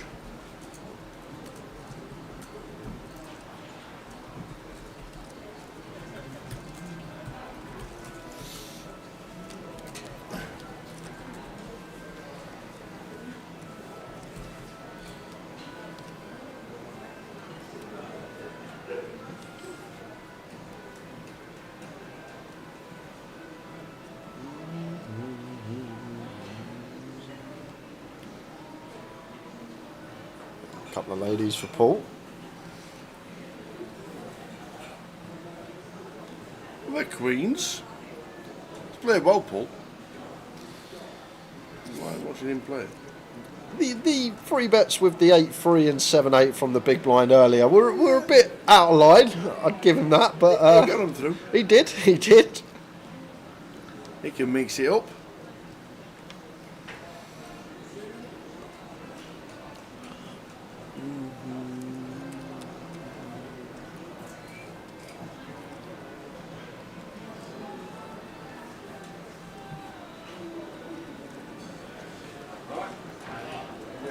Can't do anything here. Phil 4-3 suited in the small. Got to hit the muck.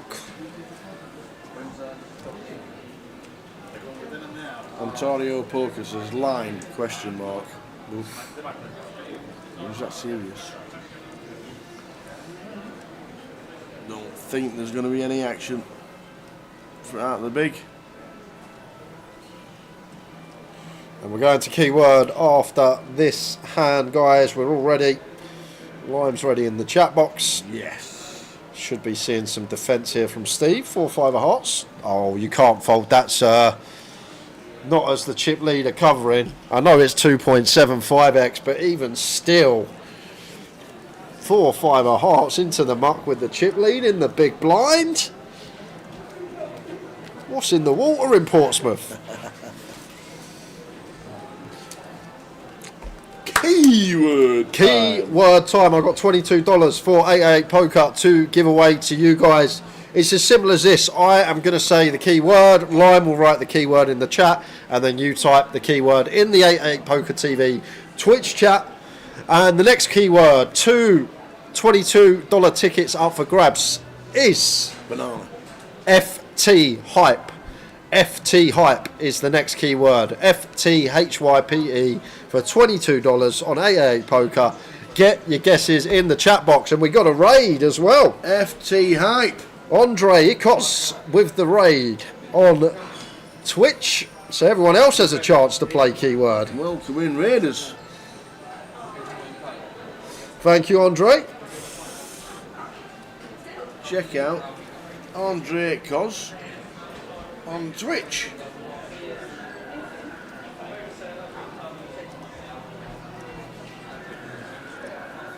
Checked into it for Steve, blind on blind. Gonna bump this up.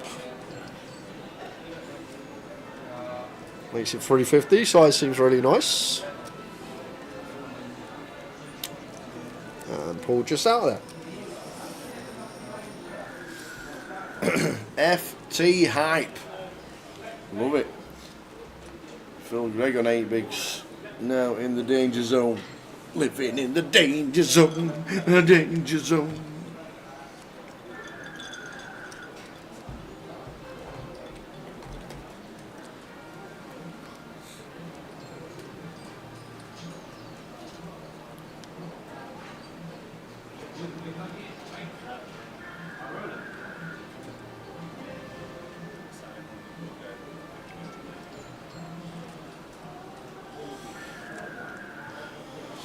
So this hand, and then we'll head over to Lime to close the giveaway with the countdown as always.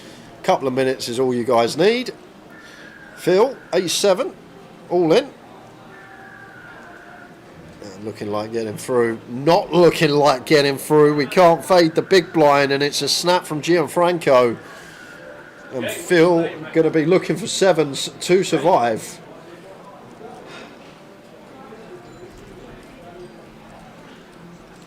Ace 7 for Phil.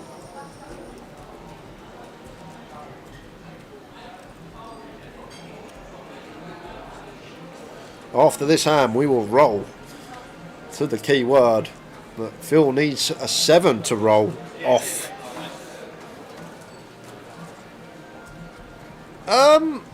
Running aces is the only avenue out to chop. We need running aces to chop. When you got the arrow at the side of 99, that's not a good sign. That is not a good sign, and that will seal the deal on the turn. A7 drawing dead. Phil Gregg, £1,970. So guys, are we ready? Lime will begin the countdown shortly. I got two $22 tickets to give away.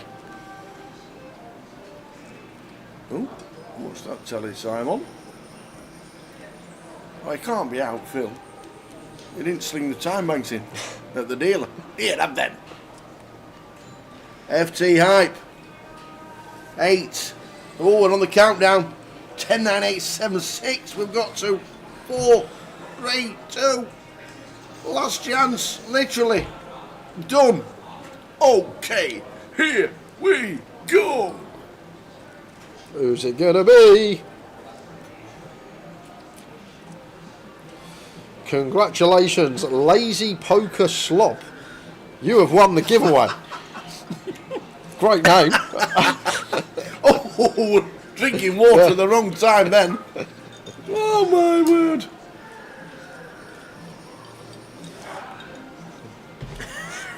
And the second one goes to Grundy 40.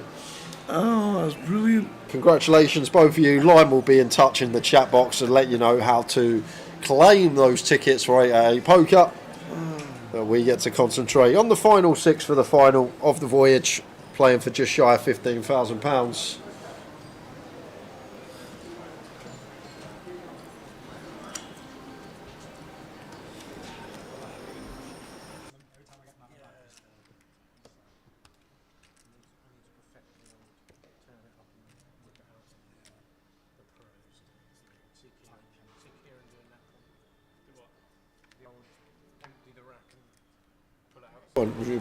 No, John Moulton says Pomp is a great place, but I expect you'll be too busy to have a good look around. Yeah, all stream starts at 12:20 this week, so unless I'm up really early and have a quick wander around, it all depends on the wind. Please stay safe wherever you are. Red weather warnings in Scotland. Oh, we're miles from there. Yeah, I know, but it's all over the country. It's 50-mile-an-hour winds tomorrow in Portsmouth, and that's a long way from Edinburgh. It is. That's a long way. We're going to have some antics sat here all week, I'll tell you that. Oh, absolutely. I'll tell you what, Friday or Saturday night, we're going to get asked so many questions. Where's this? Where's what that? What are you doing here? Yeah. What are you looking at? CCTV? That was an absolute that I don't think I've laughed that much ever. That was one of the funniest things I've ever experienced. Lifetime.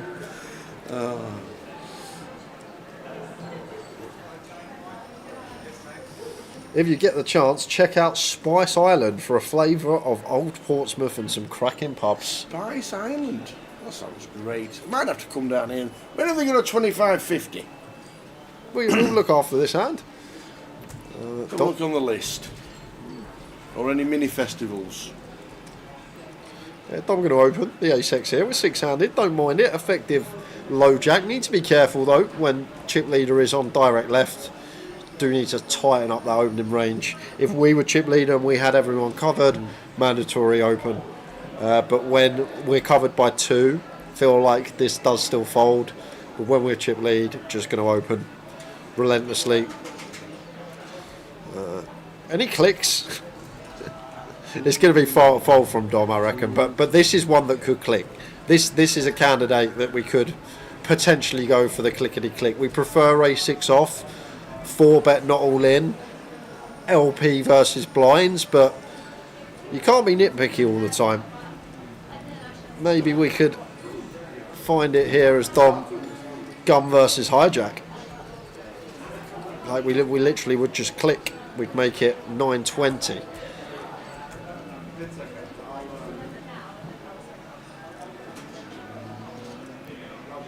Oh, he's not going to find it, is he? The longer he fought, the more I thought that it was coming in from Dom.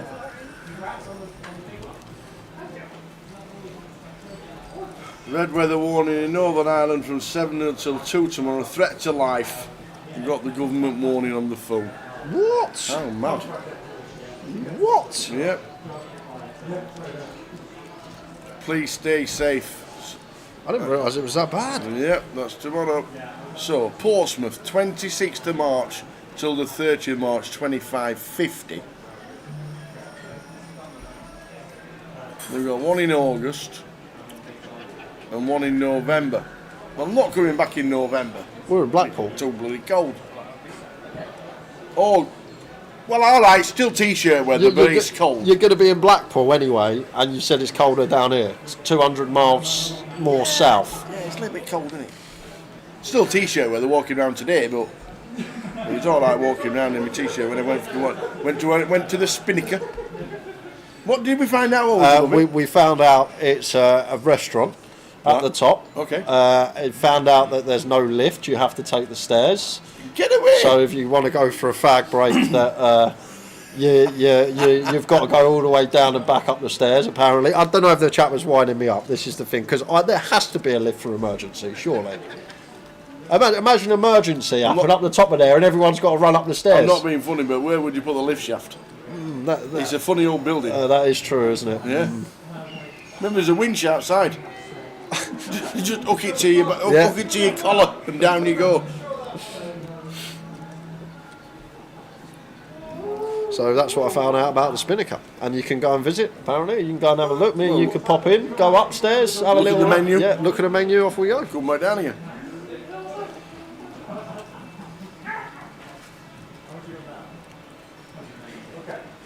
Yeah, don't forget either guys. Free roll starting very soon. Password for that UKPL 2025.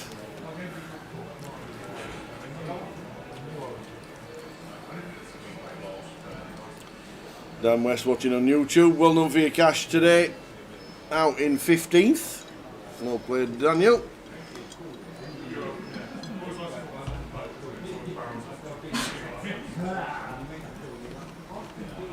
You're in the lead, players in the high roller. You have to set a 3 minutes on break. You're watching it very quickly. That high roller plays,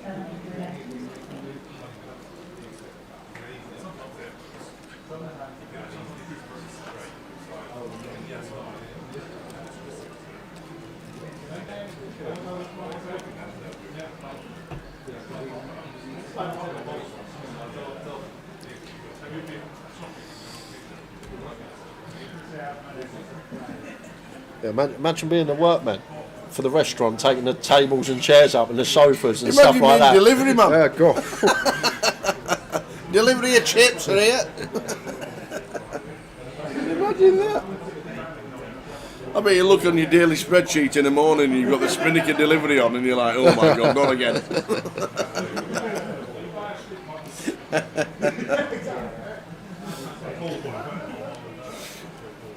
And a couple of ladies for Andrew. Delight to see at a final table. Should be opening from a cut-off.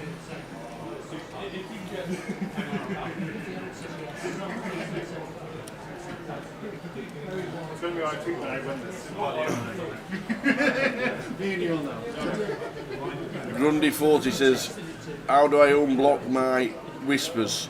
So, I don't know if you're there. Well, I know you're there, Lime Ricky. I don't know that's why you don't take a minute off. There you go. Grundy 40.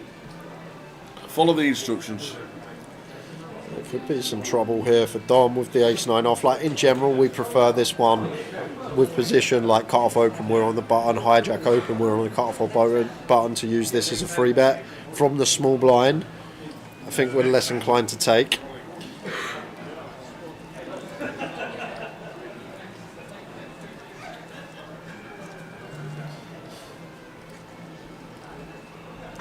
A little indication that he's going to free bet though. A little look down at the chips.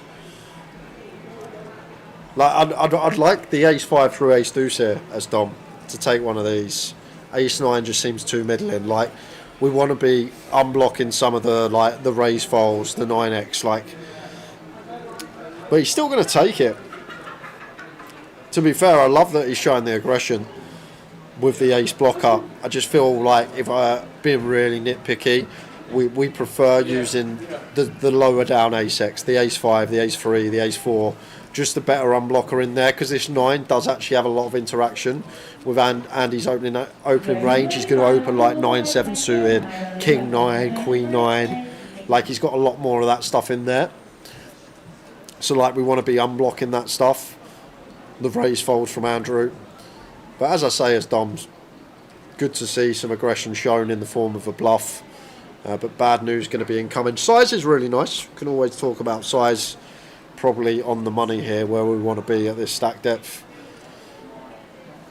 Going to just be met with a 4-bet rip. All in snap fold. Dom already knew. Gary McBride's nailed it. He's told us the restaurant's at the bottom. And the viewing is at the top. And that makes a lot of sense for delivery drivers. And then when you get to the top, there's a glass floor so you can look down. Not for me, that. Ooh.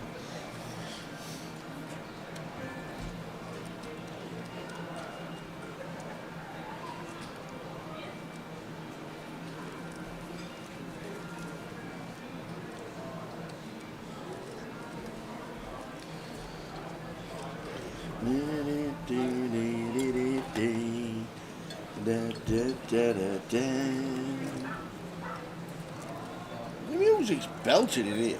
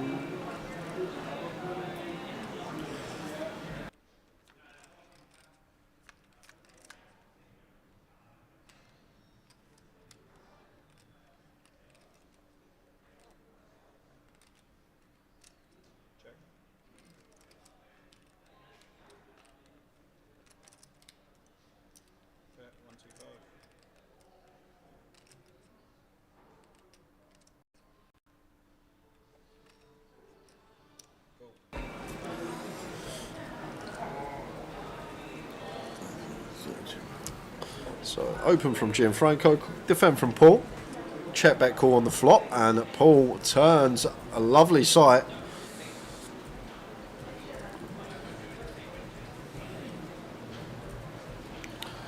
And Gianfranco does have the King of Hearts in here, but not really the card we're looking to barrel on. Like Queen of Hearts, Jack of Hearts, going to be much better barrels than the Five of Hearts, just because Paul going to have a lot more interaction with this card when he calls flop. 8-9, 8-4 suited, 5-8. Like, it's just going to have a lot more stuff that can call again when this card rolls off. 8 of clubs on the end. Now we're going to go for some value with our two pair as Paul. Not worried about 9x. Not too much out there for the gun opening range.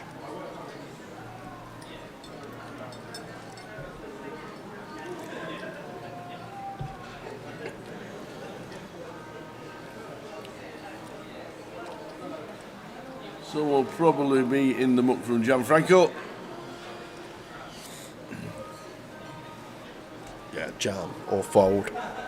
And we shouldn't be jamming because Paul can definitely have some 9x that's never going to get out of the way here. Well, he's thinking about the fact that he's used a bank here. He has to be thinking about jamming because we don't beat anything with call.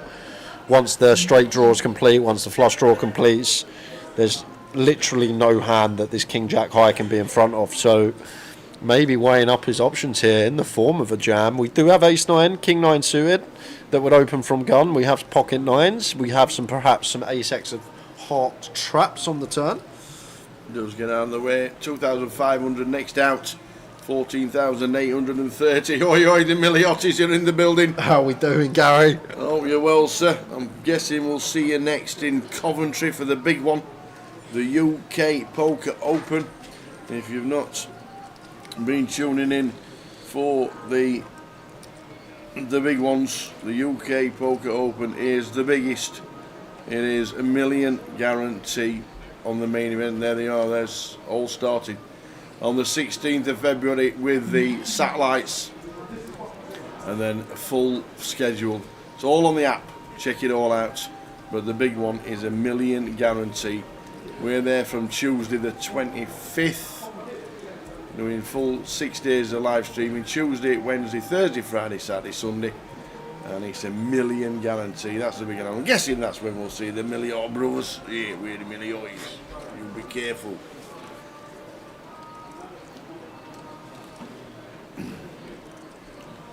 So that'll be the next big one.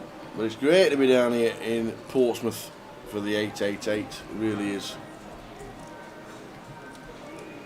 Max Alistair just got in from work. I don't know what's the biggest shock. Ian Simpson's not on the final table, or Spurs are actually winning. Get him barred, Lime. Get him barred. Time out for Max Ali, please. Spurs are winning. We've got Hoffenheim.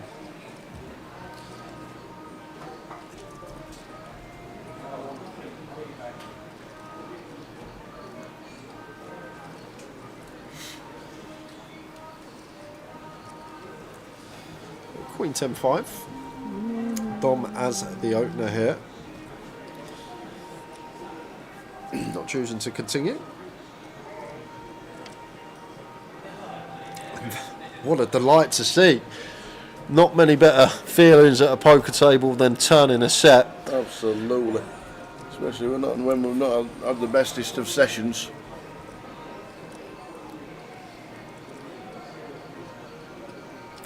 Now I'm going to come with delay. That's probably going to be that. Yep. I don't do timeouts for sports or sporting opinions. There'll be nobody left.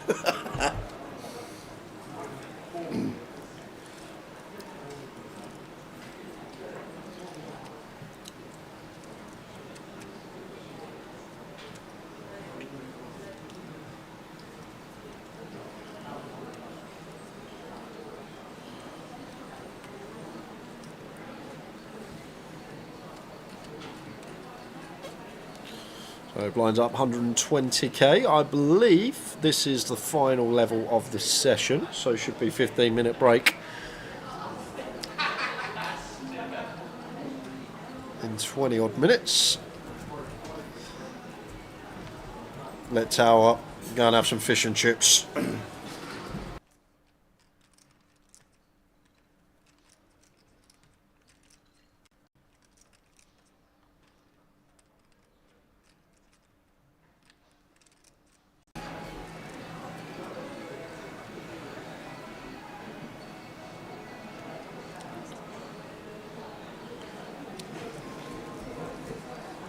Gianfranco 20 bigs, Kieran 24, so too was Dom. 39 Steve Ricketts, chip leader.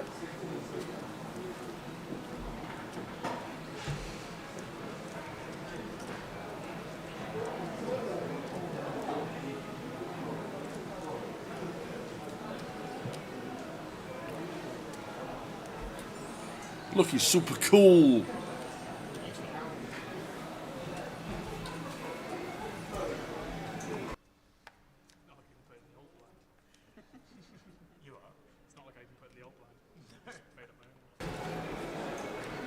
So there's 90 mile an hour winds forecast tomorrow in Scotland. Yes. If I was playing North Berwick with Tom Gill, yep, he'd be in his shorts because he's that kind of guy. Yeah. How far with the wind could I hit the ball? What, with you? Yeah. So if it's right in behind me, it's blowing me air forwards. You catch it and I'm stood in the there. sweet spot of the driver. Yeah. I'd say 380. Is that all? I reckon. 90 now. I'd say about 380. Yeah. Ooh, I would expect it more. I don't know how much the wind actually helps you. It does help you, obviously, because you're eating into the wind. It's about three. Because they're quite dense golf balls, aren't they? It's not like a little airflow that would just go the whole way. No, that's true. It's not like a ping pong ball. Yeah. Well, that would just keep going, wouldn't it? It's just a keep ping pong going. ball for 2.5 miles. It'll end up in the Shetlands, wouldn't it?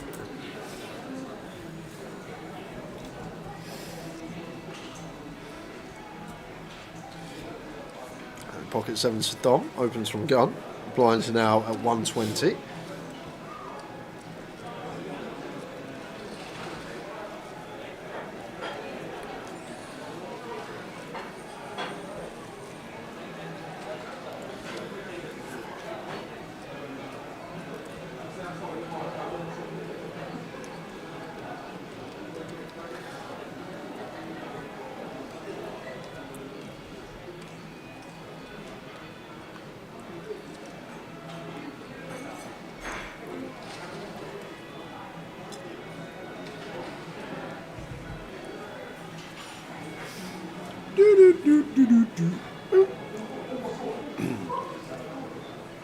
Phil Gregg last out on the final table, taking home 1,970. We're down to 6. A7 suited for Paul.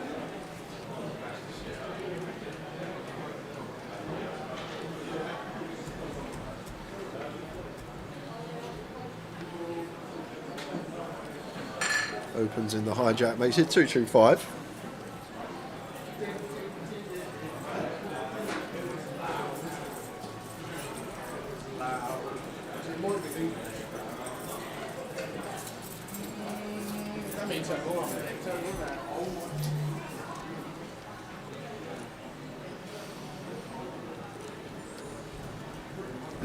So 25 minutes to go until the break of 15 minutes.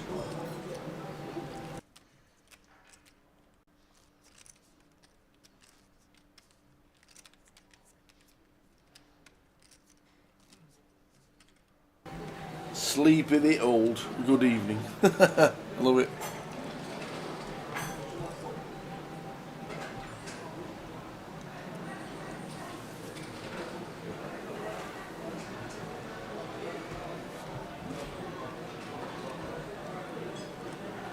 How are we doing? It's the pits. Final table. 6 remain. That's what we're playing for. I think we got 3 more keyword tokens to give away next session. Correct me if I'm wrong, Lime, but I believe we have 3 more 22 tickets to give away for 888 Poker.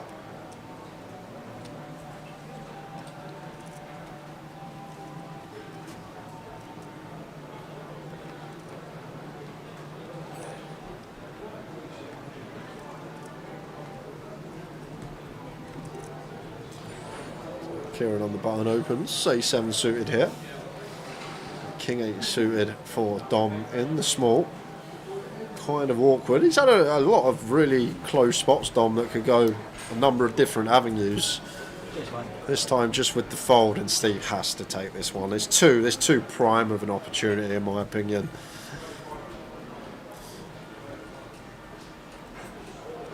With the big stack. Well, we'll see if Steve takes it here, Tab. But when Kieran gets to open pretty wide on the button, even off of just north of 20, just going to be a lot of hands in there. And good, best blocker, we have an ace. Good unblocker, a 4. Like, there's not many 4x that Kieran wants to open.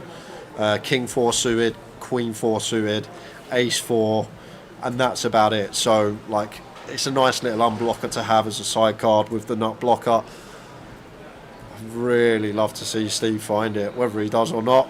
As I always say, don't know what goes on in the player's head. And maybe thinking now he's taken too long as well. Sometimes that gets in people's heads. They think, I've taken too long now. I can't really bluff. It looks weak after taking this amount of time. But he is going to find Time Bank News. A quick count of the 100k denomination chips. Yep, like it. Very good. Make it about 800. Yeah, I might have just even gone for the lot here. Because we're playing 120k tower. This is the thing. We're not playing 100k here. So we've actually got 18 bigs effective. But has left himself some room to 3-bet fold, I guess. And I doubt Kieran's going to be doing too much about this. No. Doubt he's going to be playing back.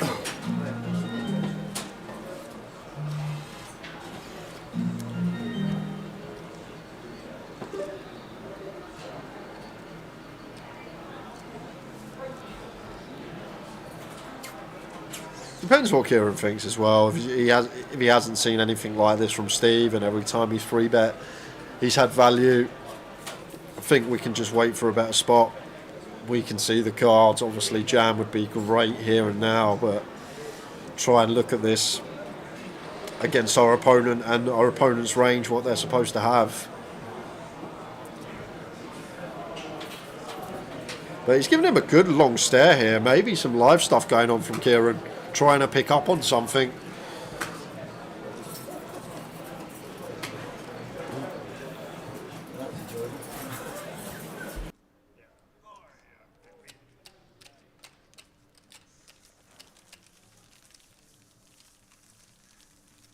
That's it.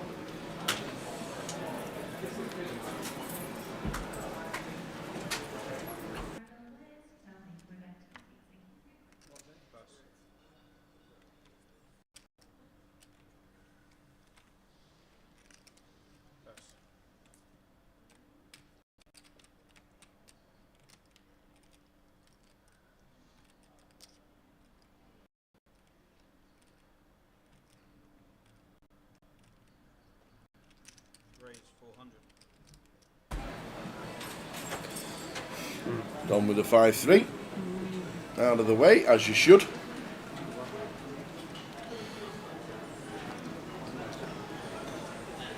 Steve putting the pressure on now with the big stack. Makes it 4x here. Blind on blind with the ace-5 off, and Paul dominates him with the ace-9. But now it's Paul's turn to be in the cage. Not really going to feel comfortable jamming here for 22. But I think we may have to.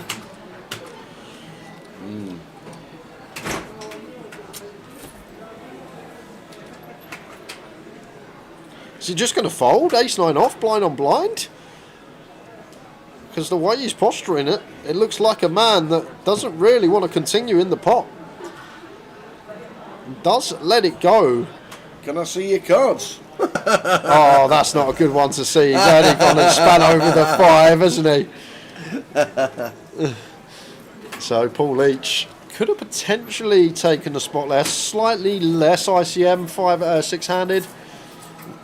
Then a couple of bust outs ago, but it's still there. Like I feel like 4-handed, we're always taking that as Paul, but the pressure from the chip stack working. Anyone having trouble logging in on 888 on the mobile? Any issues being reported, Lime Ricky? Lime, is there any issues?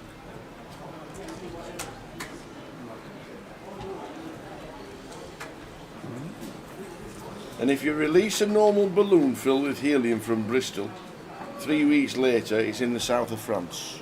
That can't be true. Was he on a bus route or something? This, it could go anywhere. Yeah, the wind depends what direction the wind's going, right? Yeah. Surely. Unless there's like some sort of wind channel from Bristol to France I'm unaware of.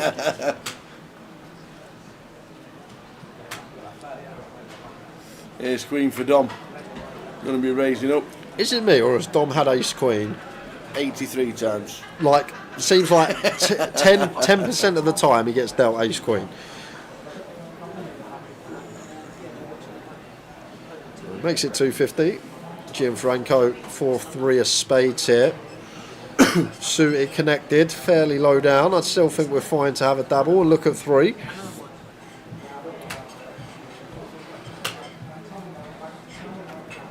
Does defend.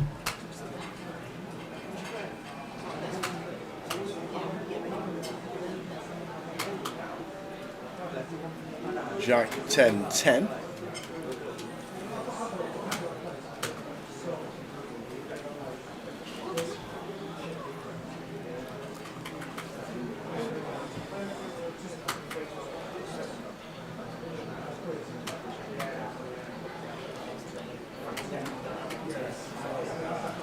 Yeah, generally a board that we actually play more checks than people think on, the 10-10 board, just against big blind. They're going to defend a lot more offsuit 10x than say 3x, 4x, the lower down stuff.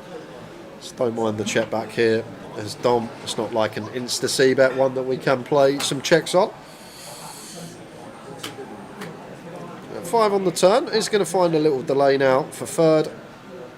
Gianfranco. Out of the way. Zuma says it actually happened the following year. We had a balloon return from Belgium in a children's balloon race. I hope it comes with some chocolate attached to the bottom from Belgium. It's the best chocolate in the world. And well, actually, Toblerone's the best. Really? I would swim in it. You'd swim in it? It's my favourite chocolate by a mile. Nah, it is not for me. The white chocolate Toblerone's not a bad shout. Which is not chocolate, but it is white chocolate. The clue's in the name.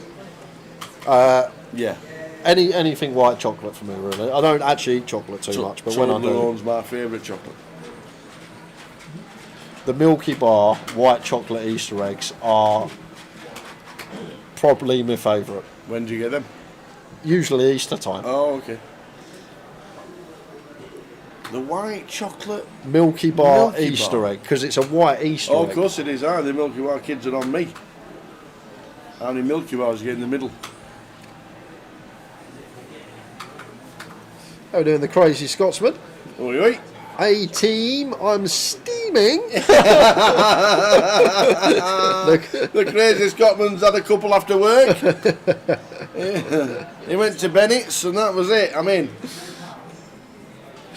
So, Steve raise and take. Andrew out the way. Chipping up nicely, quietly, Steve. Not winning big pots, but all these small ones do add up, and non-showdown is the way to go. Get that red line working. No, we're not on chocolate like we were last week. That was a full list of every chocolate bar in the world.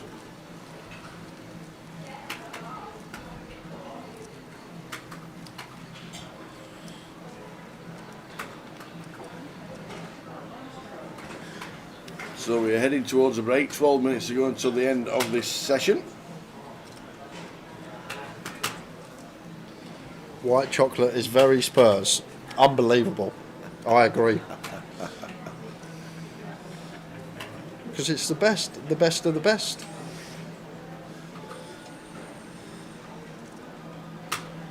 Grundy 40 says, Lime Ricky, it won't let me send a whisper.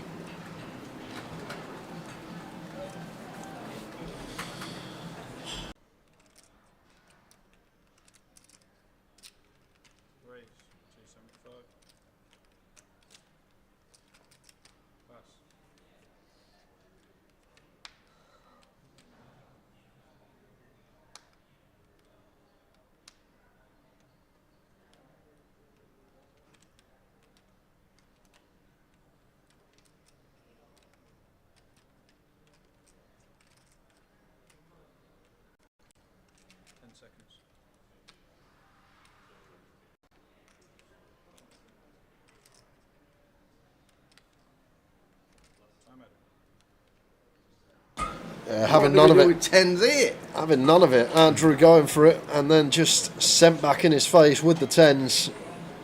Nice little pickup. It is Jason. We all know it can't be good for us, white chocolate, and it's better to have dark chocolate, but beer's no good for us. We all like a beer when we finish work. Yeah. Chips. Chips. Burgers. Donuts. Big donuts. Chocolate. Pizza. You brew your coffee with dark chocolate, says Boogie. Yeah, it turns it into a mocha, doesn't it? Does it? Is that how mocha's made? Yeah, it's half chocolate, half coffee. So if you have a nice coffee and stick dark chocolate in it, it turns it into a mocha. But it's fresh, obviously, it's chocolate. Rather than them little flakes you get on a cappuccino on top, all that chocolate. Ace 4 suited for Andrew. Shove is what I'd like to see. 16 bigs. Like this one can't raise call. Like if we are going to steal on the button, like we prefer using offsuit Ace X, offsuit King X, stuff that can't raise call. Like when we have the suited Ace 4, we're not going to be able to call a shove for 16 bigs effective if someone jams. However, when we jam, like we fold out potentially some Ace 5, some Ace 6, some Ace 7, a Queen Jack, a Jack 10, stuff that's going to have decent equity versus us. But does just go for the open. And now we got a navigate post against Dom.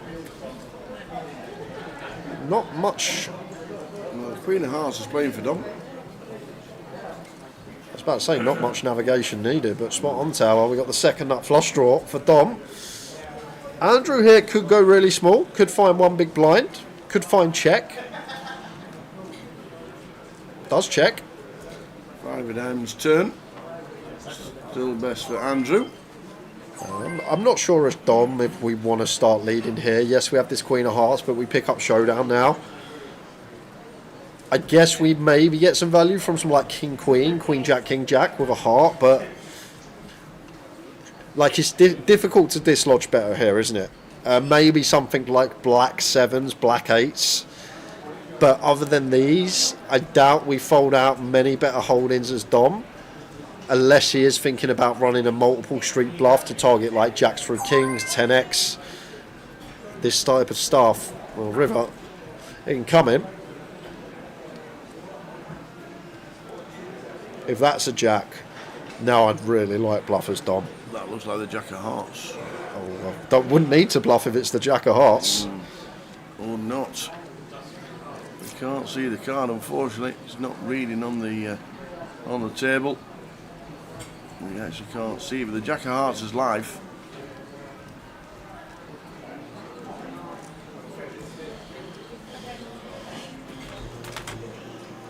Oh, that's a Jack of Clubs. Dom had such a good opportunity to bluff on that river. Like I feel like if we are going to bet turn on that river, it's just a clean old bluff run, isn't it? Blocking King Queen with a heart, the stuff that potentially checks back, calls turn. Like Andrew's just going to be so capped towards one pair, maybe some river Jack 10, but other than that, I just feel like he's going to have one pair at best there a lot of the time once flop goes check check. and if we are going to barrel our 5 on turn, that's maybe one of the nut rivers to continue running the bluff, blocking king, queen, heart. And after the check back flop, we do expect Andrew to be capped at maybe 1 pair at best, like he had, but not unloading. We'll carry on. 6-handed for a while now.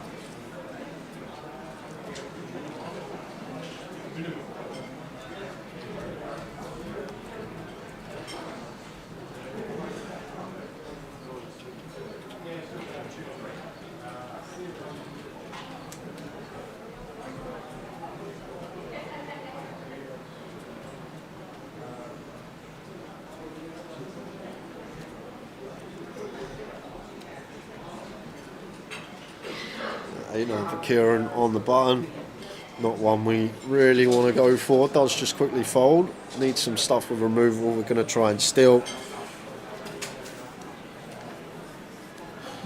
Tom, I'm just going to give the chip leader a walk, I feel.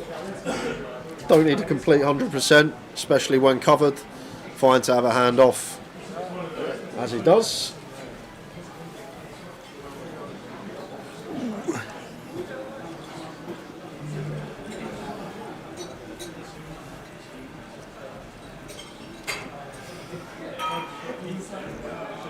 You do that in Blackpool, Bugie. Fox's biscuit factory in Blackpool is in. You've never seen it. You've never been to it. It's inland, but when the wind's blowing right, you can smell it. So it's so good. Fox's Victory. It's near your North Shore Golf Club.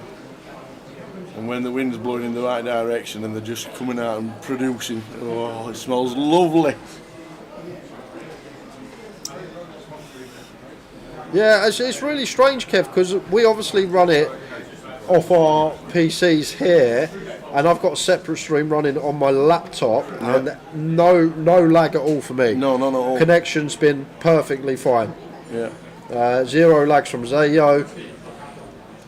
So we're fine here off my own device, Kev. Not sure if it's your internet or the wind where you are. Yeah.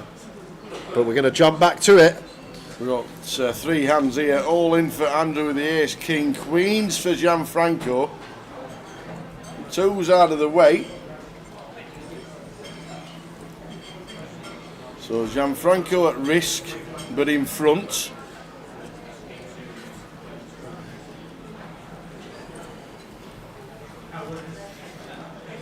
Best race in town. Here we go.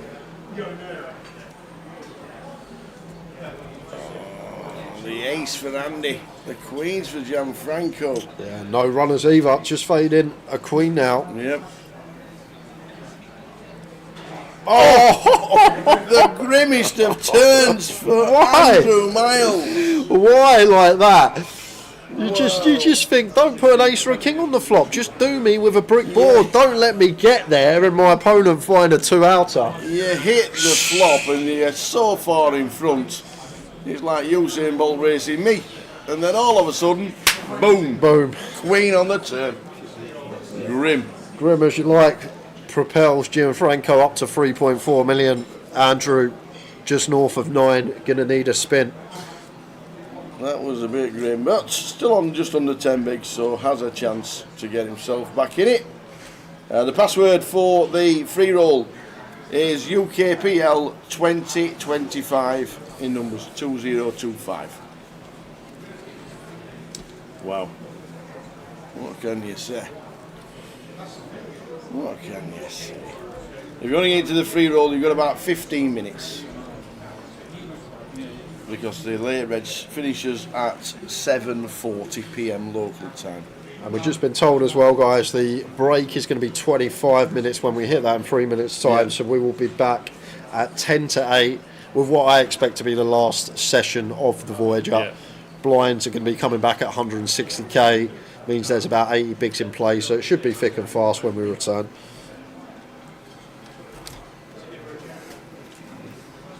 Ace queen now for Andrew. Oh, what's happening here? Oh, 2 hands on the trot, you think you're going to get so many chips, and then all of a sudden we're all in and we're behind. Yeah, one thing you learn about this game, the more you play, sometimes it's just your time. Yep. It's just your time to bust. The poker gods are up there. Wow. And they just have a way. And they're like, this guy's sitting third in chips. Let's send him out the door. 2 hands back to back for Andrew Miles. Wow. He is going to need to find here with the ace queen. Can he crack the kings of Kieran? Oh dear.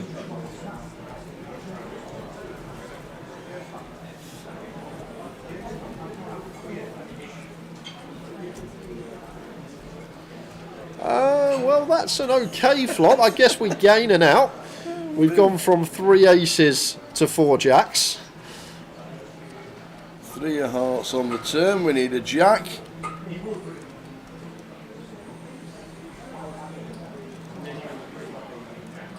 And it's not. It's an 8. So in 2 hands, just like that. How grim was that for him? Andy Miles. God, dear. It's a rough game sometimes, Tab, but it's just the way how it works. Kieran's just sat there, and all of a sudden he's on 3 milli. You always find in this game you're never safe, even with a lot of chips. A couple of hands out the door. Absolutely.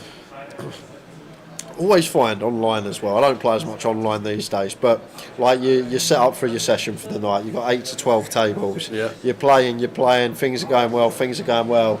You're doing well over here, doing well over here, doing well over here, and then suddenly in 15 minutes you're just out of every comp.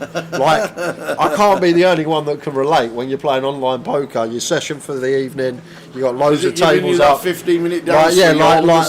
Like literally everything's going well. You lose 1 all in on one table. You're like, oh, that's right. I've still got these other 4, and then you just get set up, and before you know it, you got 0 tables in front of you. It's a funny old game we play. Last hand of the session. Here we go. We're down to 5. Last hand of the session back in 25 minutes, as Jay's just said. And in that time, you'll have a chance to get into the free roll for the last 15 minutes. Password UKPL 2025 2025. Get yourself in. Other than that, we're on a 25-minute break, and we'll see you straight after with the remaining 5. Steve gets out of the way. Paul says, let's open the button. And he's off for his 25. Oh, we'll be off for our 25 because... Well, this is a raised fold. Raised fold.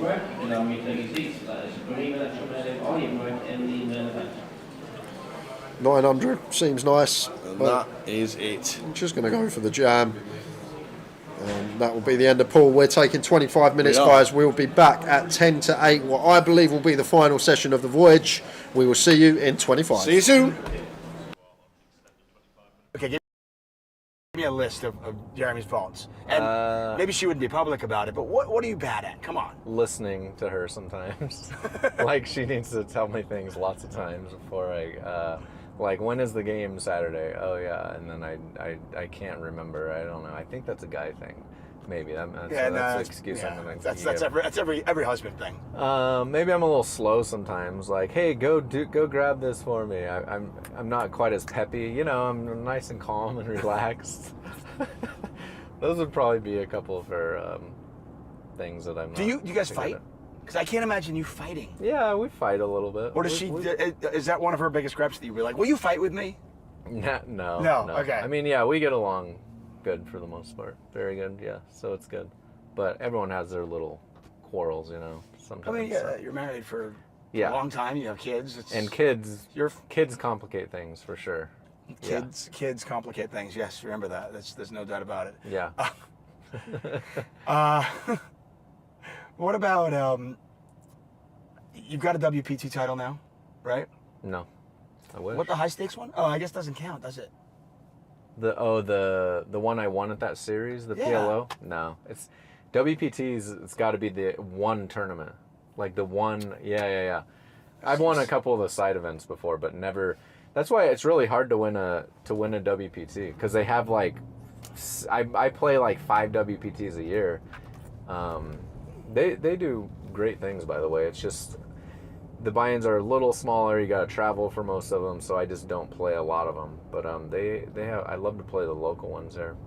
How do you determine traveling now that with your family and everything? It must be hard. I mean, I know obviously I referenced to you, winning a bracelet, your first bracelet in France, and being able to travel with EPTs and WPTs. But now you're a little more choosy, and I guess having the PokerGo studios in town makes it a lot easier. Makes it a lot easier. Although back then I was doing so much cash, I would take maybe a couple poker trips a year. Now I probably take 3 to 5 a year. I just don't go overseas a lot. Like, I want to go to some of these Tritons, but oftentimes there's something here, and it's just so much easier. That overseas stuff, I don't know, it wears you out, man. So, as you get older, right? So, it's nice. There's so much at Aria I can play that's mainly kind of what I stick to. What's next for Jeremy Osmus? I mean, obviously you're playing poker right now, you're a dad, you're a husband, and that's all seemingly going very well for you.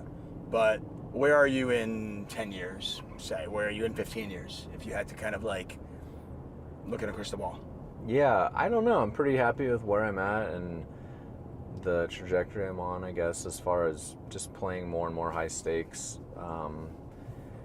Because there's always like some bigger tournaments to play. Like I said, the Tritons, if the stakes are just so big that I'm not there to just go play all those and have all myself. Like, hardly anyone is, honestly. Those are just enormous tournaments. So I'm pretty happy with just like what I'm doing now. Like, it's a good little gig. Is that what you see though? I mean, do you see yourself like 10, 15 years from now still playing poker? I think so. I enjoy it. Yeah, I don't plan on really getting into anything else. Like, I've always kind of wanted to start a business or something, but it's like you kind of just need to stick with what you're good at, right? I'm like, stay in your lane.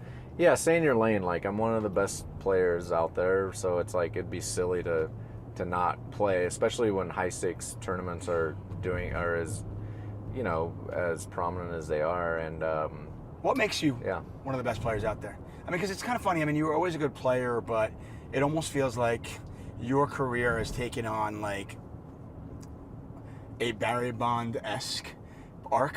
Where, or even Tom Brady, I brought him up before. Like, you're getting better as you get older, and you're not old by any stretch at this point, but it's like, a lot of people aren't getting better as they get older, and you seemingly are.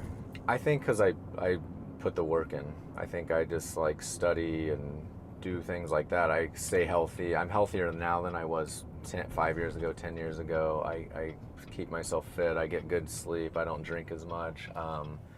And then you kind of just learn about players and tendencies and more, even though you've played this long, you're still figuring things out, in that sense. So yeah. And like I said, I didn't play full-time tournaments before. Maybe, who knows how I could have done if I did. And now I do. And that gets the main spotlight as tournaments. So that's where I'm at most of the time. So. If you were a poker commissioner, let's say that this hypothetical world where the sky is purple, and there's a poker commissioner that can control everything, what would you change about the game? Is there anything? Well, online poker I love online poker. There's gonna have to be some things going on to like, because it's a little scary, like how easy it can be to cheat these days. That's one of the biggest hurdles I see for online poker in that sense. As far as live poker, obviously I'm not a fan of the private stuff, but I don't see that ever changing probably.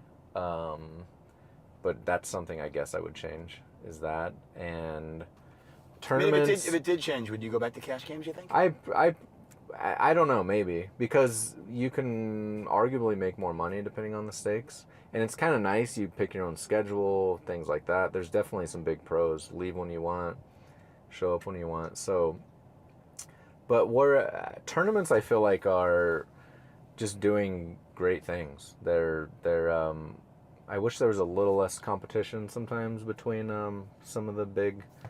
I mean, there's only just one, like in December. Can't the we overlap. all just get along? Exactly, it's ridiculous, and so that's annoying. But otherwise, I feel like everyone puts their schedule out and kind of works around each other a little bit for the better of everybody, which is cool. And I think there's been good progress as far as like big blind ante and shot clocks and things like that, and Shot clock, yes. Yeah, shot clock is amazing, and just poker production has come a long ways, and there's so much streaming poker now, which is cool. So I think the tournament side of things is going pretty nicely. We're here, but I'll ask you last thing. You know, you talked about poker productions. Who's your favorite poker commentator, and why is it David Tuckman? Oh yeah, because you're. By the way, you're so handsome, man. Look at this guy. Look at you. Come on, you're giving me all these compliments. Look at you, a hockey player. Do you know how many people have told me that they hate you? and by the way, in full, like you're like, I hate him. Like you are, seriously. You're like the Tom Brady. You are a Tom Brady of poker. Thank you. Okay. Thanks. I didn't know there's so much disgusting. hate. Today we are going to talk about overbets and no limit hold'em. They are a powerful tool that you can use to punish your opponents, both to get value and as a bluff. How and when to use them is an important skill to master if you want to be a great poker player. I'm Ian Simpson, and this video will help you apply overbetting at the tables. The scenario. In the following scenario, the button opens and the big blind calls. The flop is king of clubs, 5 of hearts, 4 of hearts. The big blind checks, the button bets, and the big blind calls. The turn is the jack of spades, and it's a blank card for our opponent because it doesn't really help the big blind's range all that much. The big blind therefore checks, and the button has a decision point.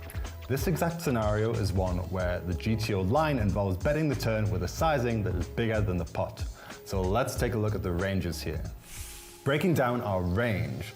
This is where we need to break our range down into 3 categories. We have very strong hands like aces, ace king, king jack, pocket 5s. We have mid-strength hands with showdown value like pocket 7s, ace 5, 10 jack suited. Our mid-strength hands are happy to control the size of the pot. We don't want to bet again because a hand like pocket 7s is going to struggle to get a better hand to call because hands like 5-6 are often folding. Our opponent will rarely fold a better hand than pocket 7s here, so if betting doesn't get a worse hand to call or a better hand to fold, we don't bet. Now, here's where overbetting comes in. Our very strong hands want to go big for value. We know something about our opponent's range given the previous streets of action. When they call a flop bet, we narrow their range down to flush draws, straight draws, some ace-high hands, and pairs. They sometimes have 2 pair in sets, but they'll often check raise those on the flop. Against this range, our very strong hands can bet big for value. Pocket aces, pocket 5s, king 5 suited and the like are doing very well against this range, and they want to shovel money in. They'll have to continue with their draws and their top pairs because remember, we're going to be doing this with bluffs here too, and they'll even continue with some weaker holdings as well. Using an overbet with these hands maximizes the value we can get out of them. Now that leaves our last category of hands that are worse than 1 pair. Some of these we're going to use to bluff. A hand like 10-7 of diamonds can overbet bluff here. Our opponent will be forced to fold ace-high hands and many of their weak 4x and 5x hands. We can also use flush draws like ace-6 of hearts and straight draws like queen-10 offsuit. Using an overbet with these hands maximizes our fold equity versus their mid-strength hands. Don't overdo it.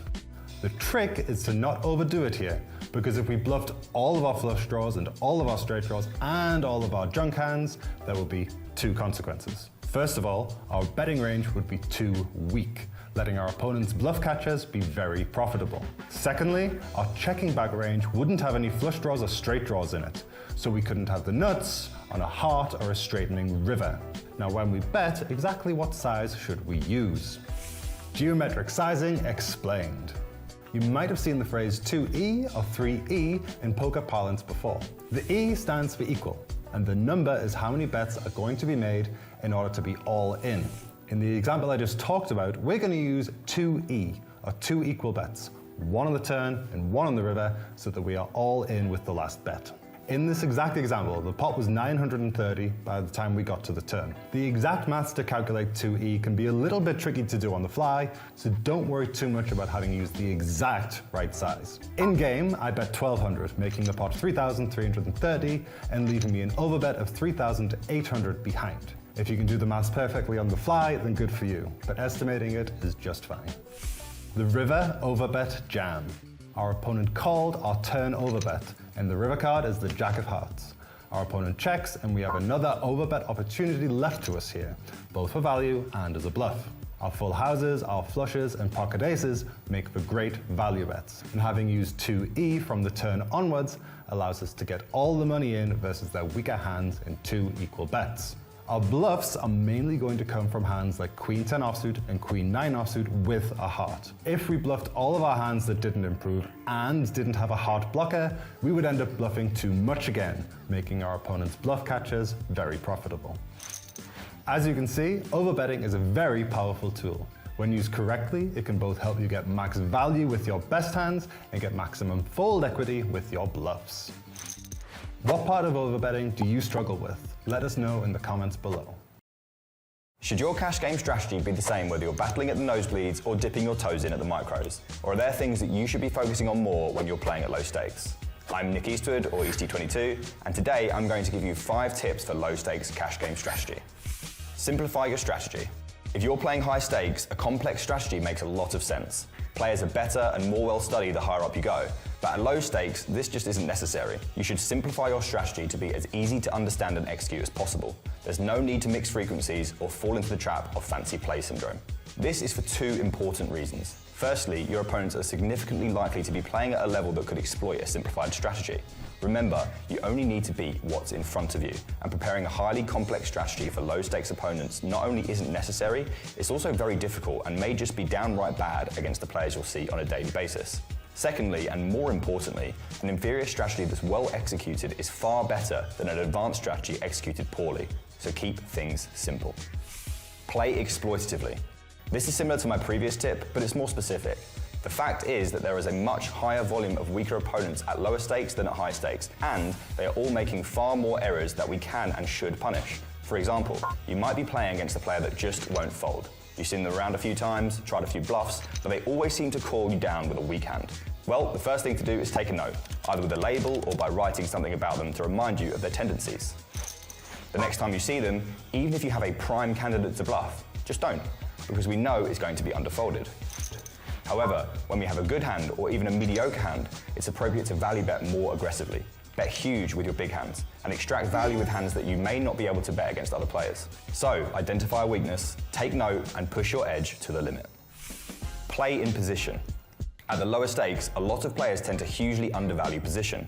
The player in position gets to act last on all streets, and this comes with significant advantages. You get to see what your opponent does before you act, meaning we often have more information that we might not have had if we had to act first. Having position makes it much easier to navigate almost every situation, so the more often we can play in position, the more profitable we are likely to be. What's more is that, as I already alluded to, players at low stakes tend to play a lot more hands out of position than they should. This gives us many more opportunities to play pots with the upper hand, so look to play as many pots as you can in position and try to avoid marginal hands in situations where you'd be out of position. Consider the rake. Something that a lot of players at the low stakes may overlook is the rake and how it should influence their strategy. The rake is the percentage taken from each pot when a hand reaches the flop, and at lower stakes, these percentages tend to be higher. So how should this affect our strategy? Well, you're going to want to play a bit tighter, call a lot less pre-flop, and do more raising instead. This is because when you call, you're getting a worse price than a lower rake structure. Consider cutting out some of the more marginal hands, because they may no longer be profitable after the rake is accounted for.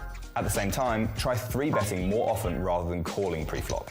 If you take down a hand pre-flop, you don't pay any rake at all, making a 3-bet or fold strategy very viable at lower stakes. Slow play less. My last tip for low stakes cash games is to slow play less, and I mean a lot less. It can feel really smart and tricky to slow play a big hand, but almost all the time at low stakes, it's just costing you money. This is because slow playing in part is reliant on your opponent. When we're slow playing, we need our opponents to put in the money for us, either by bluffing or value betting themselves. The reality is that a lot of players at low stakes don't bluff, or even value bet as often as they should. And if they don't reopen the action, we get no value from our strong hands. At the same time, players at low stakes probably call a little bit too much. When facing a river bet, they get to close the action by calling, which is a much more comfortable feeling than betting a hand they're not certain is good, or bluffing a hand that they know is definitely not good. On top of that, these players tend to be inelastic to bet sizes, meaning that they're not much more likely to fold to a large bet than they are to a small one. This means that by betting ourselves, we can get even more value by betting very large with our strong hands rather than slow playing. So those are my 5 tips on low stakes cash game strategy, and I hope there's at least one that you're able to incorporate into your own game. Let us know which one tip you think could be the most useful to you in the comments below, and good luck at the tables. If you've ever struggled to calculate your equity or pot odds in a hand, you likely need to brush up on your poker math skills. That doesn't mean you need to be a genius or make complex calculations, but learning some fundamental calculations will give you an edge over your opponents. I'm Aaron Baroni, and in this video, I'm going to share 5 poker math principles you should know. Rule of 4 and 2. One of the most important poker math calculations is knowing how to figure out your equity in a hand. This is where the rule of 4 and 2 comes into play. All you need to do is calculate how many outs you have, then multiply your outs by 4 on the flop or 2 on the turn. The number you get is the approximate percentage of making your hand. So in this example, if we flop a flush draw, we would multiply our 9 outs by 4, giving us roughly 36% chance of making our hand. If the turn is a blank, our percentage drops to roughly 18%. This simple calculation alone can give you an edge by helping you avoid spots where you are a huge dog. Pot odds. Many players don't understand pot odds and fall into the trap of wanting to be right at too high of a frequency. Let's break it down with an example. Imagine the pot is 100 and your opponent bets 100. It costs you 100 to call, making the total pot 200. In this situation, you're getting 2-to-1 odds. That means you only need to be right 1 out of 3 times, or 33% of the time, to break even. But here's the exciting part. If you're right even half the time, you're not just breaking even, you're making profit. Understanding pot odds can significantly improve your decision-making and profitability at the table. Understanding blockers. A blocker refers to having a card in your hand that makes it statistically less likely for your opponent to have a strong hand. For example, having a hand like pocket tens on Queen Jack 9-5-3 board would drastically reduce the number of combinations of straights our opponent could have, because we're holding 2 tens, and the only way they can make a straight is by holding one of the final 2 tens in the deck along with a king or an 8. Holding 1 10 would decrease your opponent's potential straights by 25%, and holding 2 would make that number 50%. With our opponent having 50% less straights, we then expect our fold equity to go up considerably, and therefore could look to apply pressure. Be aware, our opponent could still have other strong hands, such as a set or 2 pair. Bankroll management. People ask me all the time about how many buy-ins are needed to be sure you won't need to reload. The exact answer to that question is fairly complex, not only because it relies on your edge, but because tournament poker can have so much variance, even over large samples. Let's look at an example of a 1,000-player tournament with a standard payout structure, $10 ABI, 10% ROI simulated for a 5,000 game sample. In that example, half the field would have been fine with a 2,000 bankroll or 200 buy-ins. But that means half the field was not. 15% needed a $5,000 bankroll or 500 buy-ins, 5% needed 7,700 bankroll, 770 buy-ins, and 1% needed 11,000 bankroll or 1,100 buy-ins. 22% of the field was down money despite having a 10% ROI. So when some people tell you 200 buy-ins is enough, it might be, but it might not. The safest way is to be properly rolled for the games you play. Continue to work on your game. As the greater your edge, the less likely you'll be subjected to the more volatile swings, better ensuring you won't have to redeposit. But if that does happen, you can take solace in the fact that many of the best players in the world have suffered the same fate. Calculating your win rate and ROI. Outside of playing, math is important in helping you understand if you're a winning player or not. Determining your win rate requires knowing 3 things. How many games did you play? What's your average buy-in? And how much did you profit? Let's break it down with an example. Imagine you're a player with a $10 average buy-in and you've won 5,000 over 1,000 games. To find your win rate, divide your profit by the number of games. 5,000 divided by 1,000 equals 5. That means you made $5 per game. Now to find out your return on investment, or ROI, divide that profit per game by your average buy-in. $5 divided by 10 equals 50%. So in this case, you would have a 50% ROI. Understanding your win rate and ROI is crucial for evaluating your long-term success. As you can see, learning and applying these simple math calculations can not only increase your edge, but also help you get a better understanding of your overall game. What other poker math calculations do you want to learn? Let me know in the comments below.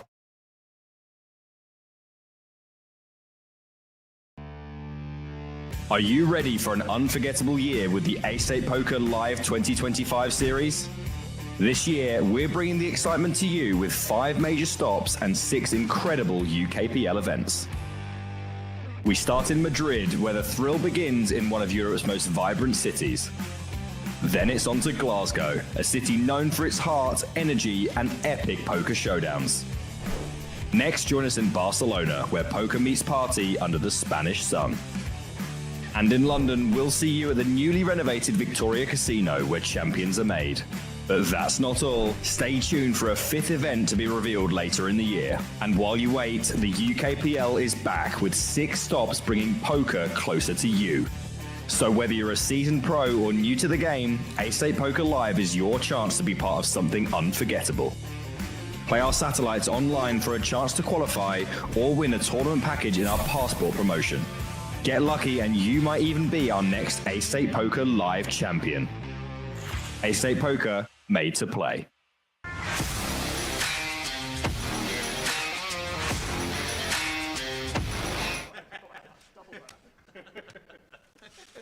taking 1.4. So I'm taking 900,000. 1, 2, 3, 4 plus 5 is 9. Agree? Confirm? Yeah. Nice, thank you. You're probably the only person in this entire world. It's quite sad, really. Oh, it's all negative today. 600k, sir. 5. 6.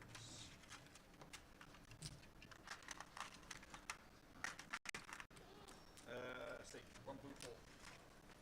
Agree? Yeah, thanks. So you should as well. Agree? Yeah. So you bloody should. Thanks. Well, they're not going to fit in there, so. I'll do that, yeah. Yeah, I've got you. I'm just going to put this in here.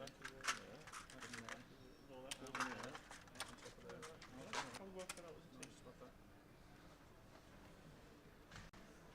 Kieran, I'm going to do your triangle. If you don't want one.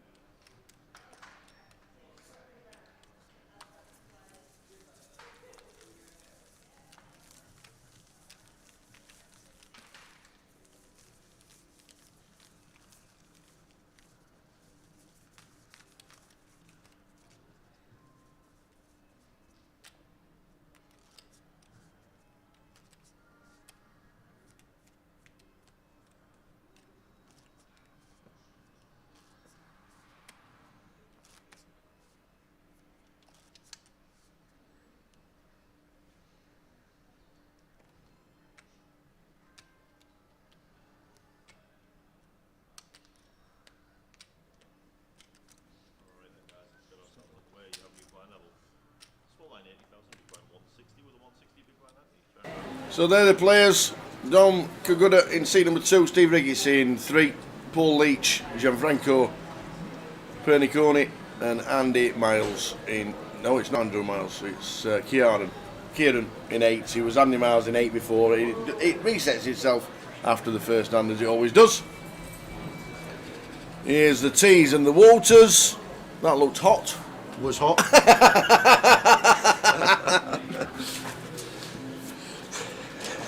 When you're walking through like a little path though and people are looking at you, you just got to pretend it's not hot. No matter how much you like, tough. Yeah, you just got to... Live? We are live, yes, we are live. Those machines are completely used. Oh, thank you very much. Top man, thank Beautiful, you very much. thank you. Life's over. That's good news.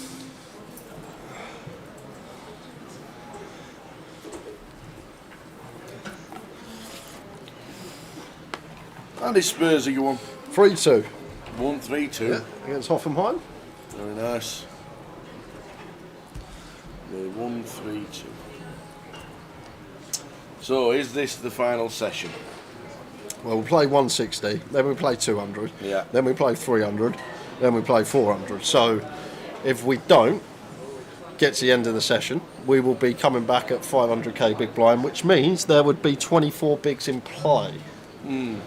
So I'm going to say it finishes this session. If anyone's feeling brave, you can have next session. So the blinds.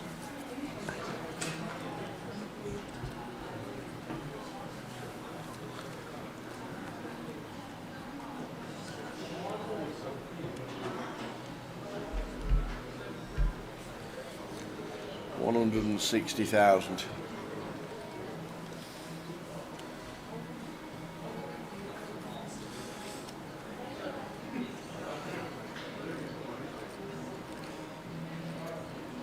Andrew Miles just before the break. Jeez. Just shows you. Couple of brutal ones. to end his tournament.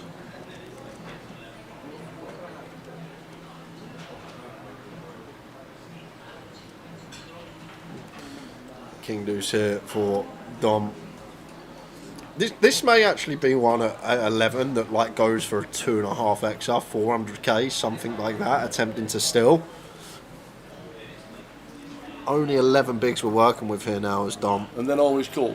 No. We make it 2.5 BBs to fold. Okay. Off of 11, like we can make it 2.5 and fold. It's perfectly fine. The suited may jam, but I feel like the offsuit is one that more often than not goes for raise, fold.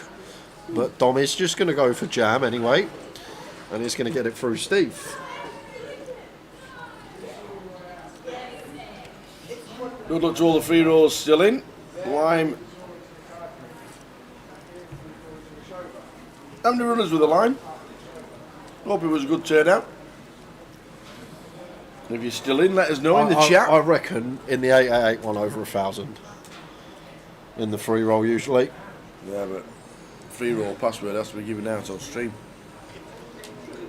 But all these people go and share it with their mates, and they share it with their mate, then they share it with their sisters, uncles, dogs, cat. That's true. And then next thing you know, we got over 1,000 in.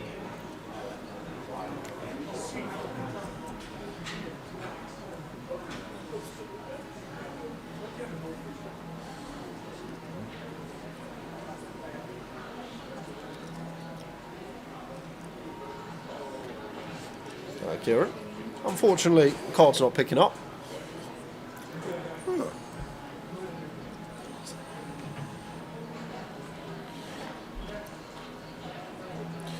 Making it 320.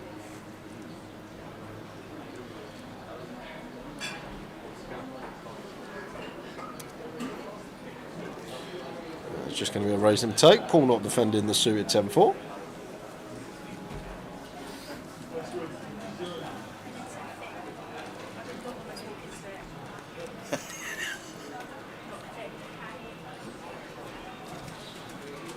Oh wow.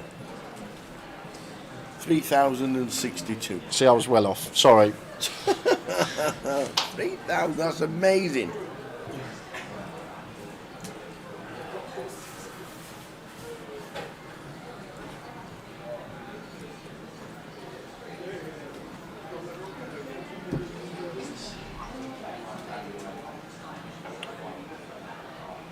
Ace-9 for Kieran.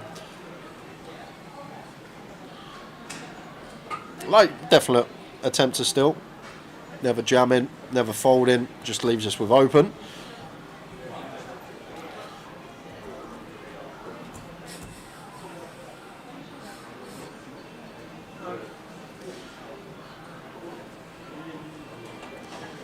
And Paul with an ace of his own, middle in the small blind here. Nice lay down, it's dominated. But Gianfranco going to get to send all the biscuits into the middle.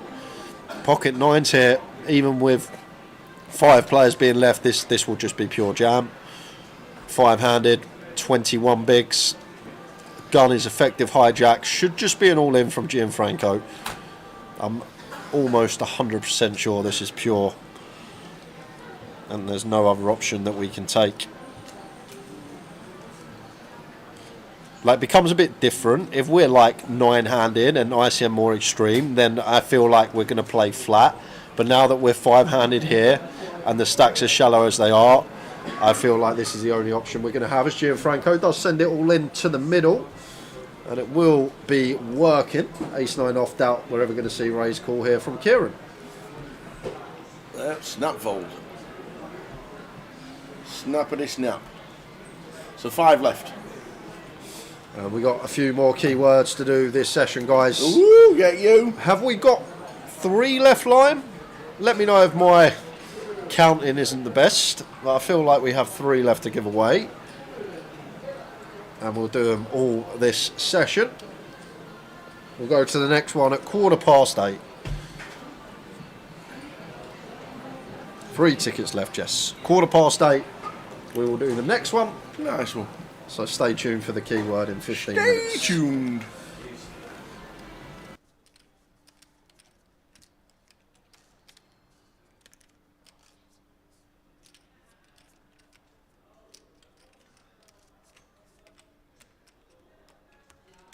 So the $22 tickets via the keywords. We've done 7, we've got 3 left for today.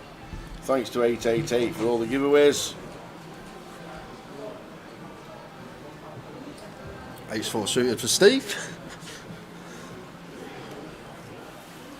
Do you know what? This actually might be one of these scenarios where we get to open jam. I feel like 20 bigs is the effective stack, so we do actually just get to play a lot of open rips with these type of hands as Steve.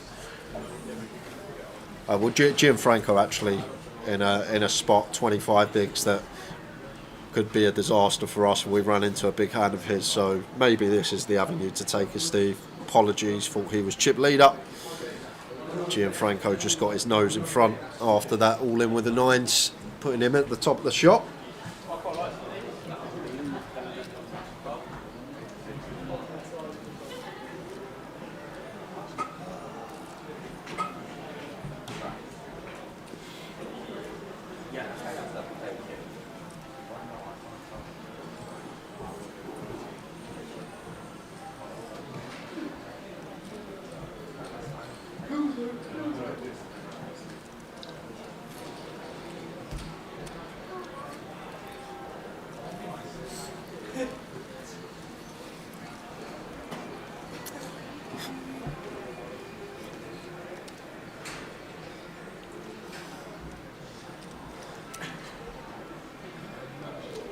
I've seen the latest about Northern Ireland tomorrow.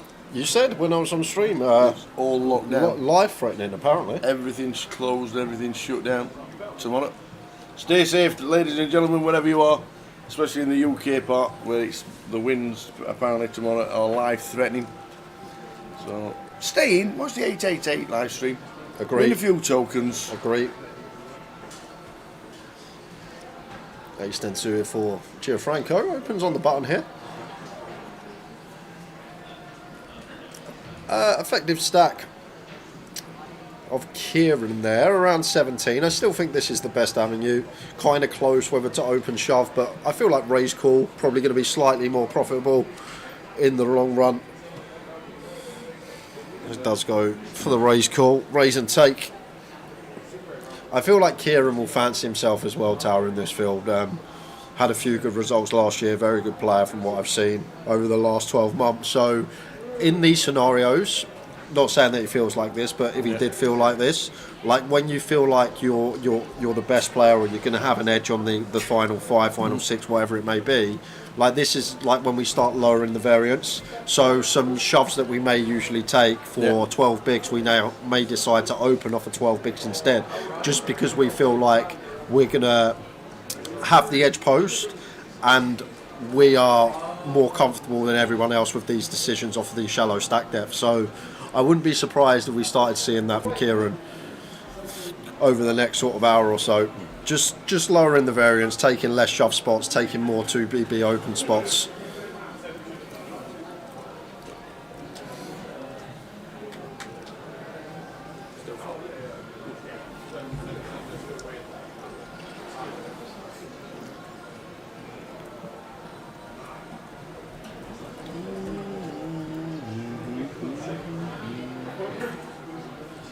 But it's so cagey, like we get a double up as Dom through Gianfranco, we then basically become chip leader with Steve. Yep. That's how close it is. And we know how quick Dom can spin a stack up from what we saw a couple of hours ago.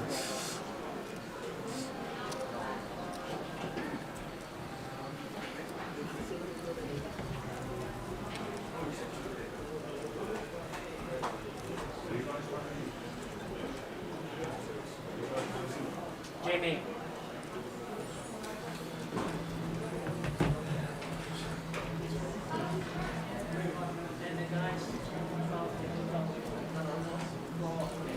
Floor.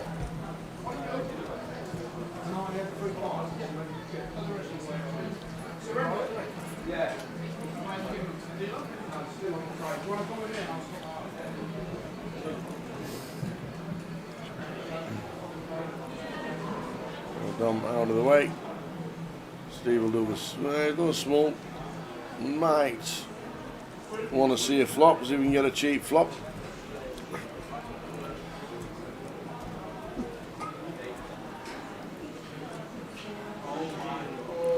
Goes for complete.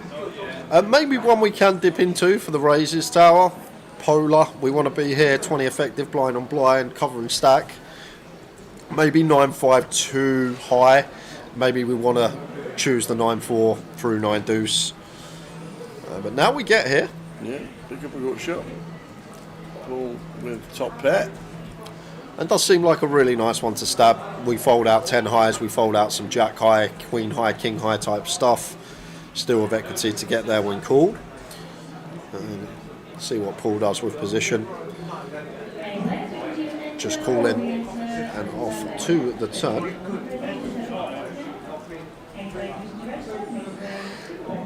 And the 9 on the turn. 2 pair for 4. Top pair and a good shot for Stevie. Yeah, and now maybe this is where we start checking as Steve. We catch top pair with the 5 kicker, seems like a nice candidate to mix in some checks. But Paul will not want to be checking. I probably want to size this for a river jam tower as well. When we got such a strong hand, blind on blind, we really want to try and play for all the chips by the river. So if I was Paul here, I probably would have chose a bigger size. Yes, it's full mono, but just sort of account sometimes for wanting to get stacks in by river and what size we need to choose. So it comes for 450 here into 800. Still fairly chunky, 55%-ish, but maybe we can go 2/3 so we get to shove the river for like pot or less. Off to the river, 10 of diamonds. Not a river that's going to create much action here. Probably just always check now. Steve never playing any leads on this card, and Paul probably doesn't think he's getting called by worse now that 4 to a straight both ways rolls off. I'm just going to check. Paul over 4 mil.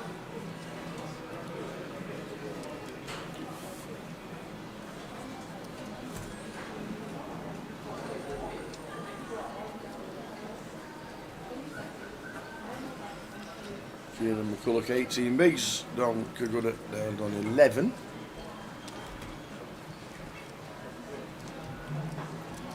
And 9 minutes time, guys. Got another $22 token for 888 Poker 2 giveaway tickets. Sorry, so used to saying tokens from the UKPL stream. Lime will always correct me. Yes.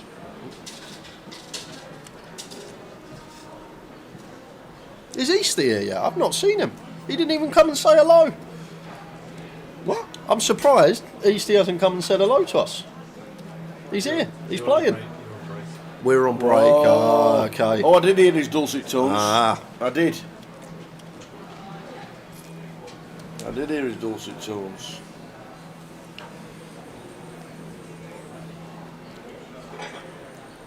Maybe he's hiding away because Spurs have actually won one. Even Rotherham probably give Hoffenheim a good game tower, I'll be honest with you.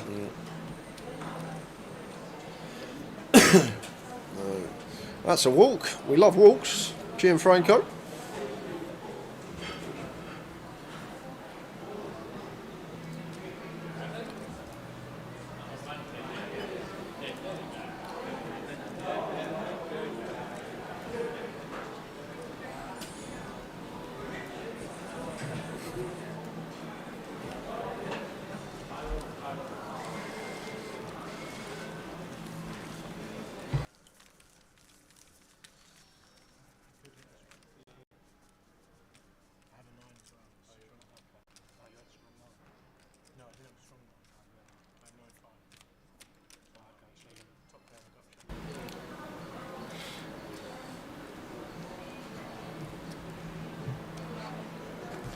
Lions 80, 160,000. Steve. Mr. Ricketts.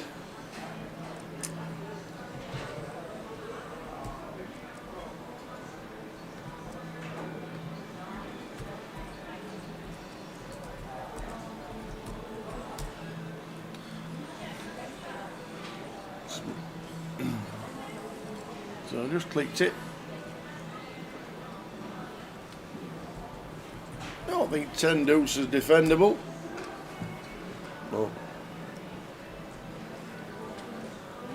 Which it is not.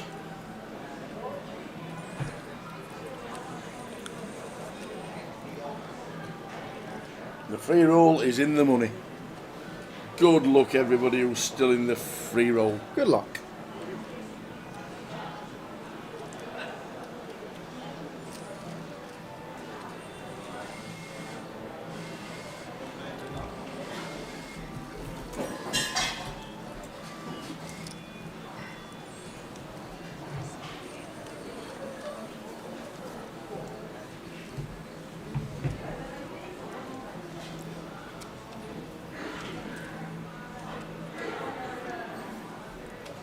Got some good news as well. I'm not going to be hearing any background noise anymore. Oh, what you done? On my break, I just went and sorted it, didn't I? No, how good What, you I am mean with the technology, slots? yeah. How good I am with technology. Yeah. So you sorted the slots out. Okay.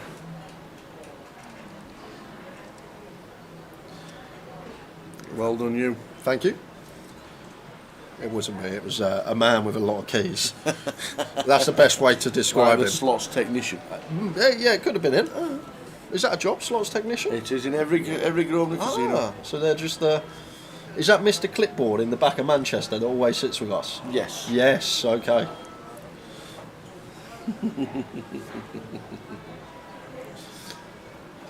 So Dom, this should be Ray's call as well. It's only 9 bigs. Dom's got. Could see Ray's call here from Paul. There is the Ray's call. So Dom.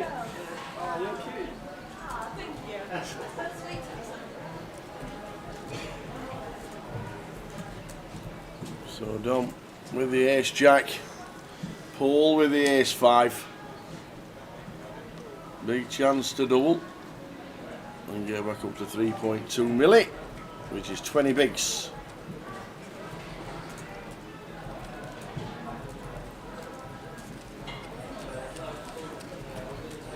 Jack on the flop and a redraw to the flush will just about seal the deal. 2% equity for Paul. Well, none. Turn 0. 5 of spades, river. Dom with the double, and we're going to go to an early keyword because Lime is ready. I am ready. Are you ready? And this is for one $22 ticket for 8-8 poker. That will leave us 2 to give away this session. May do them both at the same time. And the keyword is banana. Dominator. Dominator. Fitting timing as he has just doubled up. Dominator is the keyword. If you don't know how to spell it, follow Lime's lead in the chat box. The Dominator. And this is for a $22 888 ticket. And then we'll do one more key thinks this session, and that will close up the giveaways for today. I'd still be wondering how to spell it. D or M. So imagine Dom, you know how to spell that? Yes. Imagine the end of alligator without the G. Yeah? Gator. Yeah, without the G, so ATA, and then you put in the middle. So Dom, in the middle, and then the end of alligator without the G at the end. I remembered all that. There you go. Dominator. It's a dominator, but if you're in America, it's Dominator. There's one word, though, that I'll never misspell, thanks to Matilda. Difficulty. Mrs. D, Mrs. I, Mrs. FFI, Mrs. C, Mrs. U, Mrs. LTY. And then Trunch will go, why are all these women married? She goes, why are all these women married? Just off tangent as we're getting the stacks counted for the big all-in, just making sure that stacks are correct. You must remember Matilda I do, Tower. yeah. I remember singing that in the 1970s. It was taken. I used to do that at school when I was 6. Mrs. D, Mrs. I, Mrs. FFI, Mrs. C, Mrs. U, Mrs. LTY. And then Trunchbull just comes in and goes, why are all these women married? It tickles you more when you're older, that line. Pocket 8s for Kieran on the button here. 15 bigs, probably wants to raise call. We just want smaller pairs in the big blind to start shoving. Stuff like deuces through 7s, all going to be shoves against the button open. But he is just going to go for the jam from the looks of things. Half stacking. Well. Oh, Dom. Either way, 7s seem way too strong. I'd probably be ISO in here as Dom. Kieran going to have 6s through deuces. He's going to have some ace-x suited that we dominate. He could potentially even go for like a king-x suited that we dominate. But this is just going to be way too strong 5-handed to be hitting the muck here for Dom. I don't see how we ever get to fold.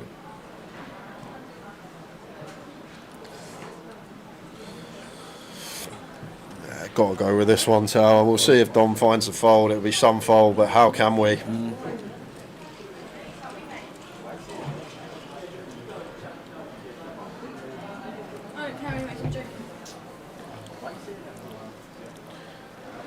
Love it.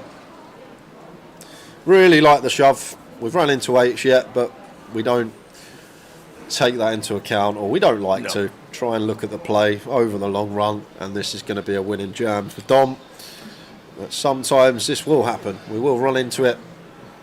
But can we find that 7? Kieran needing to hold with the 8s. 9, 10, 2.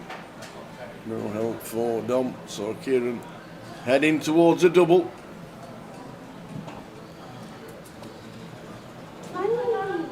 Deuce of diamonds on the turn, not changing a thing, so just fading 2 7s. And it's going to be a big old double for Kieran. We'll shoot him to the chip lead. There you go it. Over 5 milli. There you have it. So go, go, go, guys. Last chance to get the guess in the chat box for Dominator. If you want to participate in the keyword. Lime's going to close it very shortly. 10-second countdown occurring. On its way. 10, 9, 8. Here we go. The Dominator.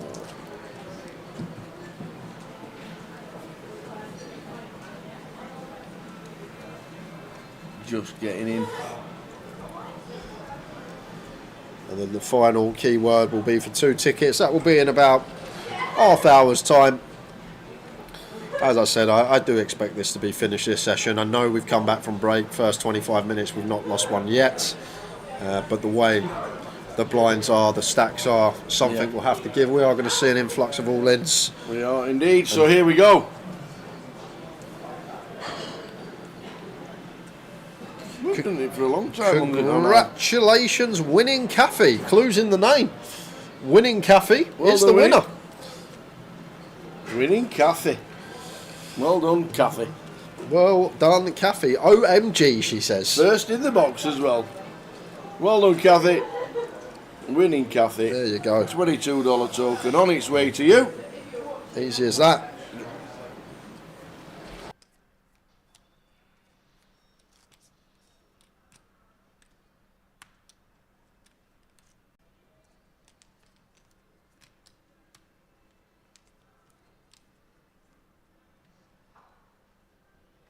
No worry about the caps. It is. We're in the booth. We have a 10-second countdown. Well done.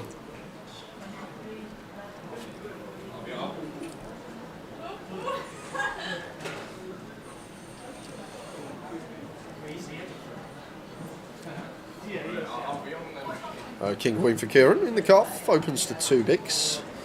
And now Paul with the King 10 in the big blind. Don't think there's much need for jam here.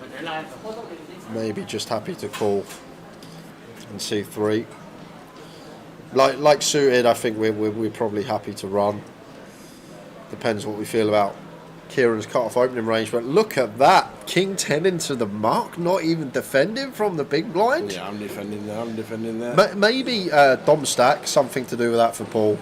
Just seeing here now, Dom only got 6 big, so maybe a lot of Paul's play is going to revolve around what happens to Dom stack, whether he doubles or whether he busts.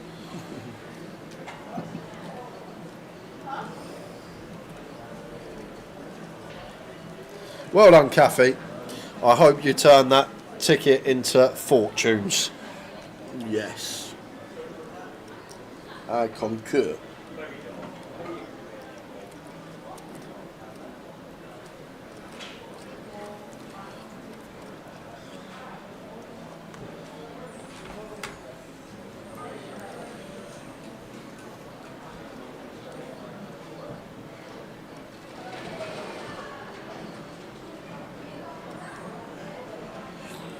So it should be a defend from Gianfranco.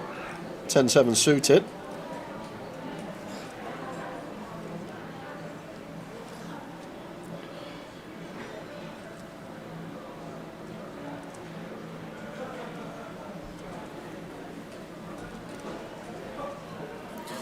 How are we doing, Paul? Hiya, I'm here for a short while as I have to go and do some work. No way. Work always gets in the way.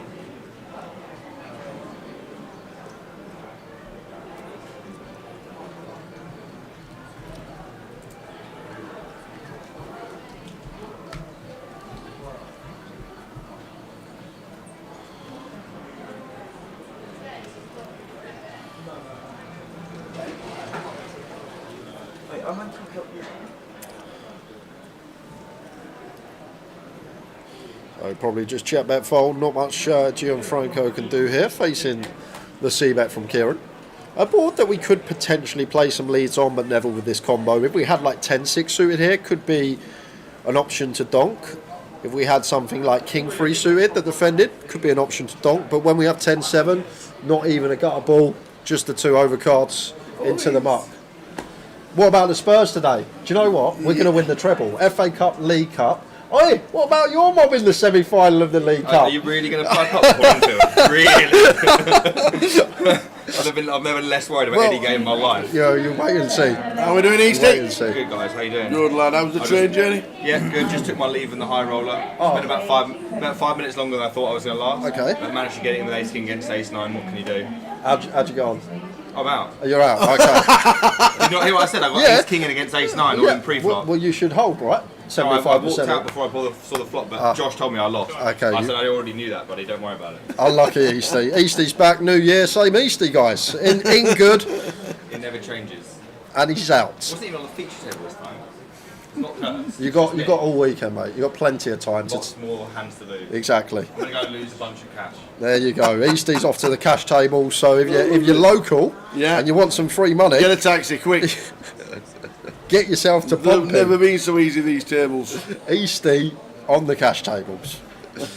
Ace king, less than ace 9, all in pre, in the high roller. Unlucky.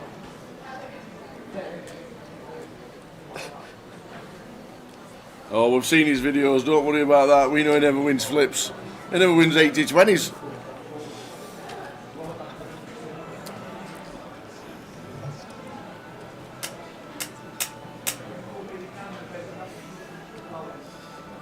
So pull on the button.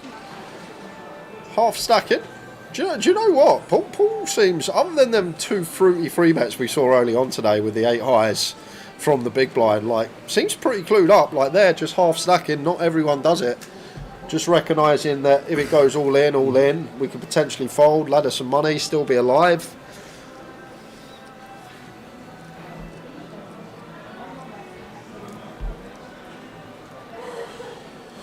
How much sway do you two have at getting Grosvenor Southend to start putting tourneys back on? Any influence, guys? I'll just message the main man very shortly.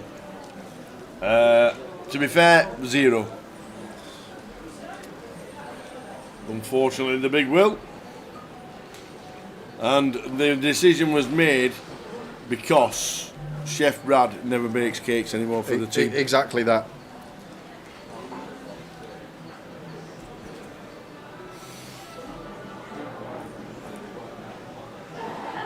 Kieran onto the small blind, big blind coup. All in. We can't see the cards and the action just yet. Yeah, Dom's only got 6 big, so 10 deuce. Can fold this one? We can fold this one. No. Oh no, he's going with a 10 deuce. Is it because we got the big blind invested with the anti invested? I'm not sure. I'm not sure either. I actually missed out. The blinds are at 200k now, so we actually only have 4 and a bit bigs. Oh right, yeah, they have literally gone up this hand. The blinds up. That's what we've missed. So Dom feels like okay to run it here with the 10 deuce. I still think it will be close, Tower. When the stacks are as shallow as they are, not looking good here on the King 4-5 for Dom. Dom needing. That's it. That is it. King on the flop, ending Dom Kaguda out in 5th. for Dom. The list will be a nice one for Lids, but not what she was hoping for with the trophy as well for Dom. But well played, Dom. Enjoyed watching you on the final table, out in fifth for £3,460. Yeah, still a decent payday, 17 buy-ins in the back pocket. I'm sure we'll see Dom later on in the week. Everyone's asking now, do you guys have any sway on getting a Grosvenor to open in Milton Keynes? Building regulations now. Maybe we should get one.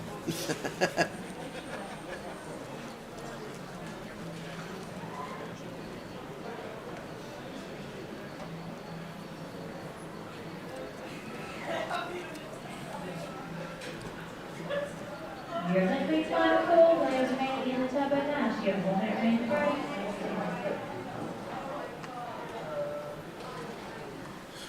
GG Dom, says Lidsey. Yeah. Be a nice birthday next week though, Lids. It would have been anyway, so it doesn't really matter. But great effort from Dom. And see you over the weekend.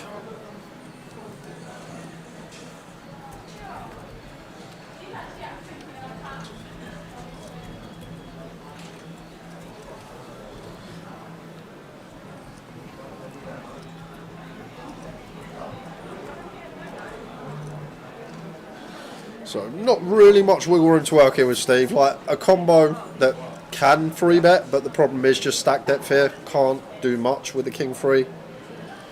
Just have to let it go. Oh, does this count on our tally from Smudge? We said the bad beat stories we get this week. Does this count? Smudge says out the free roll with pocket queens to 8-4. Call and magically flop the straight on 5-6-7. Does that go on the bad beat list? Do we get to mark that one down, Smudge? Or is it just live? No, just live. We'll stick to live, walking past and just stopping. Lid says, boy's done good. Great run for his first live game this year. Absolutely. 3 weeks in.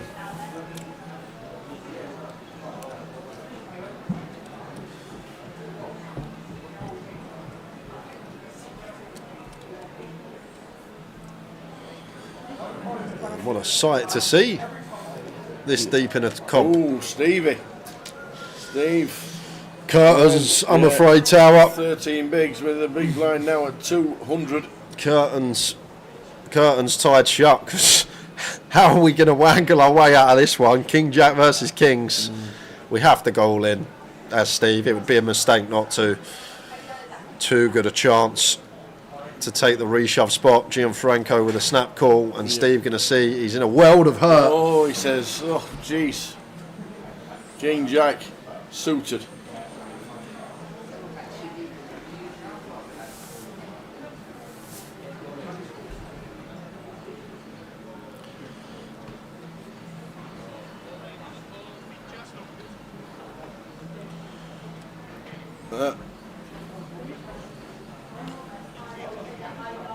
The card protector's in as well, and the time banks.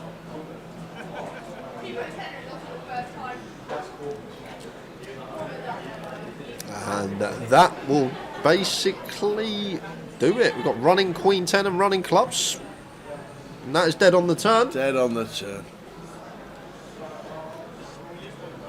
2 pair. Have 2 pair for your troubles. At least he's got the story. Sit cooler, 2 pair overset. What can I do? Out in fourth. Great run from Steve. Well done indeed. £5,010. You got there, Phil. We did indeed. We did.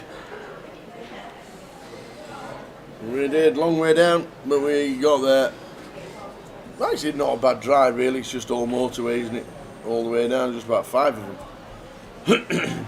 And got there before the storms as well, which are occurring from tomorrow. Please stay safe wherever you are tomorrow, because it's going to be a horrendous day out there tomorrow.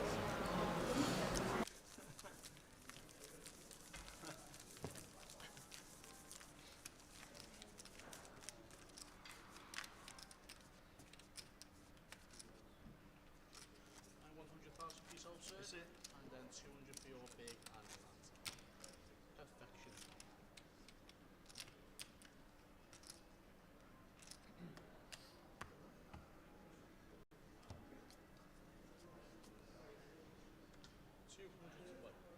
On UK.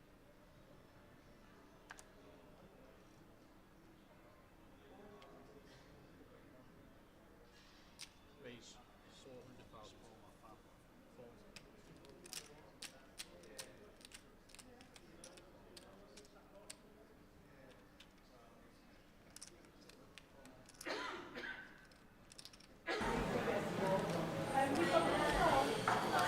So these two, Kieran and Gianfranco, two of the bigger stacks, hoping that they can both outlast Paul for a juicy old ladder in a £200 comp.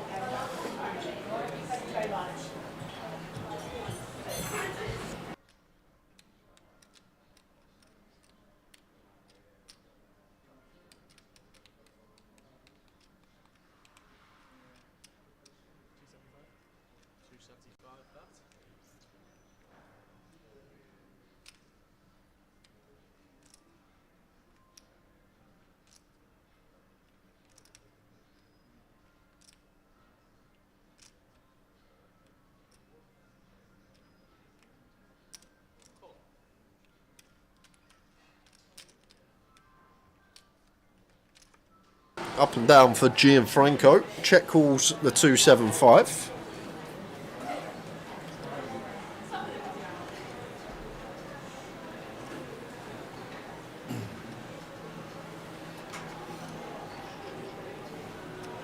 And that is what you want to see. It certainly is.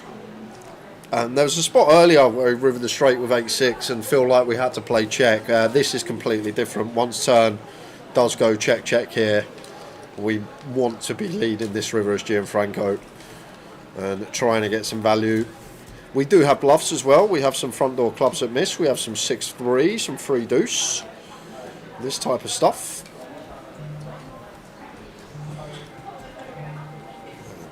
It's quick payment from Kieran. Juicy old pot going Gianfranco's way up to 8.5 milli.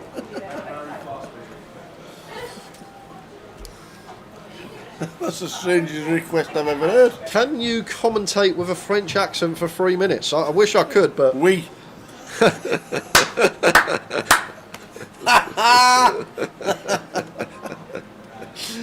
Oh.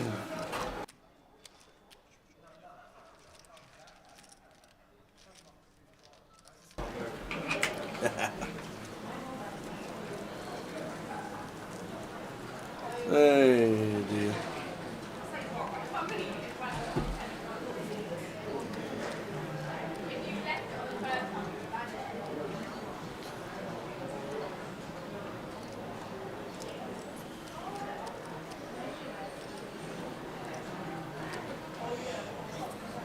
So Paul on the button feels like needs to make a move sooner rather than later. 9 bigs here.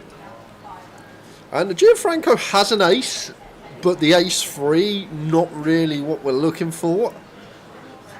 Like something really interesting here as well. Now that like Kieran sat there with like 5 million off, he's just paid us on that hand.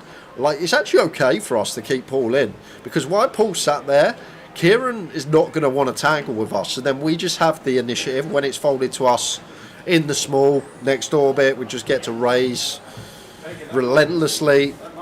Maybe there's some future game here and some ideas of Gianfranco keeping Paul alive when he's got sub 10 and just being able to pound on Kieran until he busts or doubles up.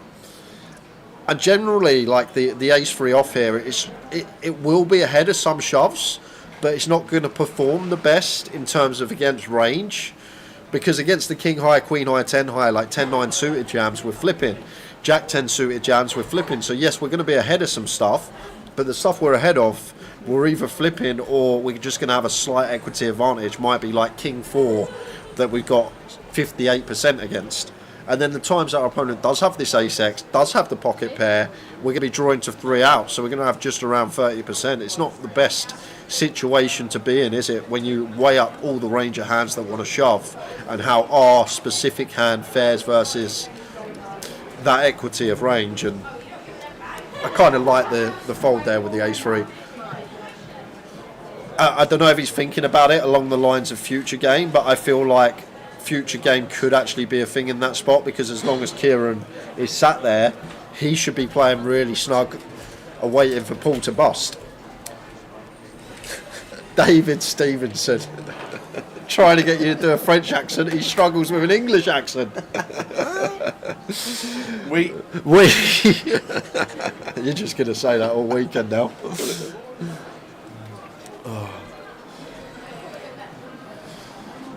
That's like, I can only count to 7 in French. What? Got a wheat allergy.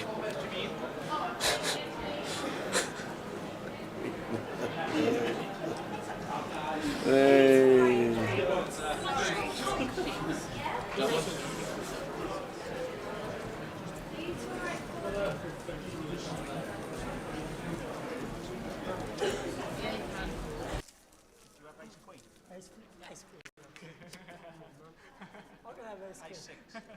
Ace-3. I know, 10-4, I'm not sure what it was. I forgot. It's such a long time ago. Obviously a game, bro. It's still likely play. It was a long time ago. I thought I should call that. Yeah, don't worry, that's the last of the jokes. I'll leave the jokes to Tower. Me, I'm awful at jokes. Really, really poor. Kieran on the button opens to 400. Gianfranco covers. So he's going to call, and maybe this could be what we were just talking about. Recognises we cover. We got Paul sitting there super short. We get to attack on certain textures. This is not going to be one of those, though, that we get to attack on. So probably just going to be a check bet fold. Don't know what Kieran's working with, but we'll have relentless C bets on this board.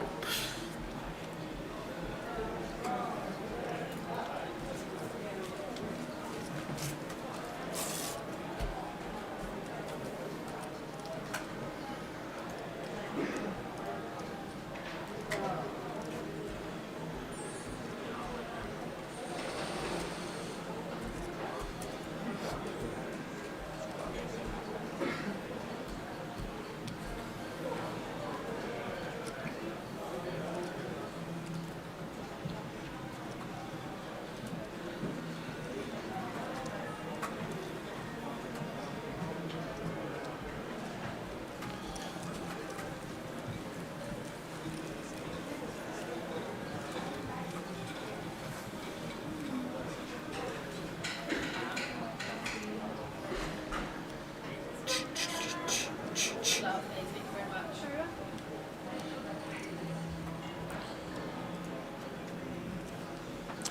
10-9 suited for Paul. Should be a jam here. 9 bigs on the button. This is fine to send in. We fold out some better stuff like the Raggy Jack X, the Raggy Queen X, even some Raggy King X we get to fold 2. So it has to be a jam here for Paul. We're scratching his head. I don't feel like this is a head scratcher. I feel like something like 5. What? Whoa, What? 10-9? No, Paul, we have to shove that. We have to shove that. With 10-9 suited on the button with 10 bigs. Oh. Whoa, that is super tight.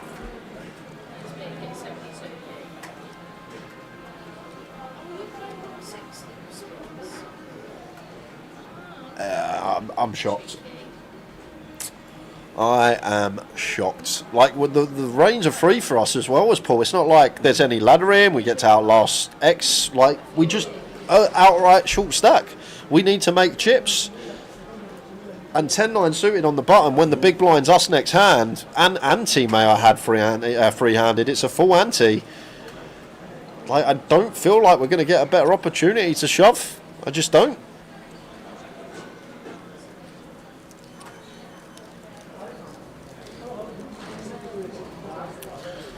Will have his reasons. As I always say, you never know what's going in the player's head, what they're thinking, how they're assessing the situation. But I feel like a fair amount of you that are watching would have taken that spot with the 10-9 suited. But it is Paul that sat there. He's the man playing for 15k. We are sat as spectators. And his strategy, or however he has elected to attack this tournament, has got him here free-handed. And he's got 7.5k locked up.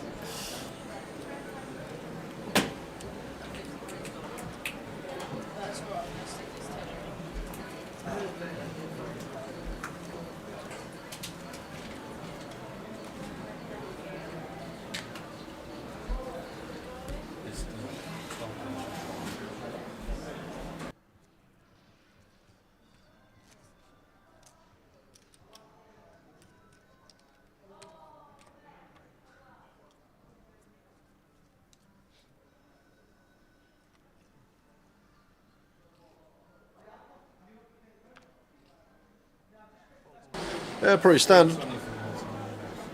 Pretty standard for Paul.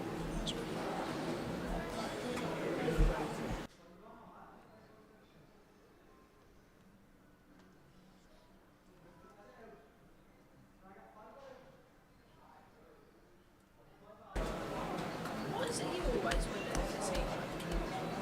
Like it actually irritates me. Yes. So, 3 players left.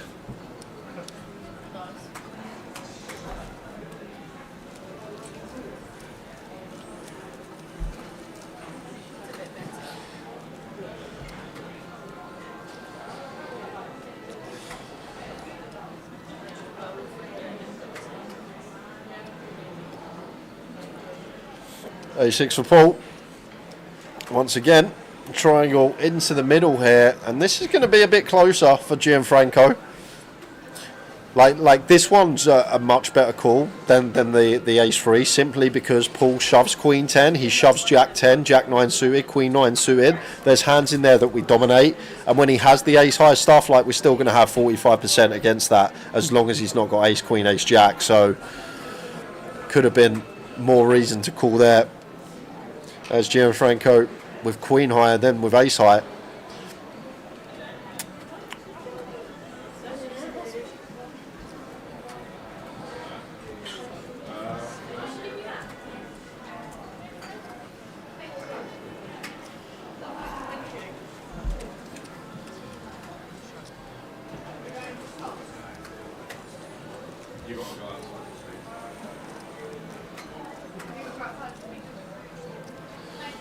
Alright guys, we're going to do another keyword in 4 minutes time. I've got 2 $22 AA poker tickets to give away. You want to get rid so we can concentrate on the game, is that what you're saying? I want to get rid so we can concentrate on the game, and Lime wants to get rid as well so she can concentrate on the game. So yeah, and the chat box love keywords. Who doesn't love keywords? We love keywords because we don't look silly. We like we do with Tower and Jay Finks. It's easy. You write it down, you answer in the chat box, you win money. That's it. Not a bad gig. It's not. So after this hand, that was a quickie, so we'll give him one more, and then we'll go to the final keyword of today. 2 tickets up for grabs, so twice the chance of winning one this time round.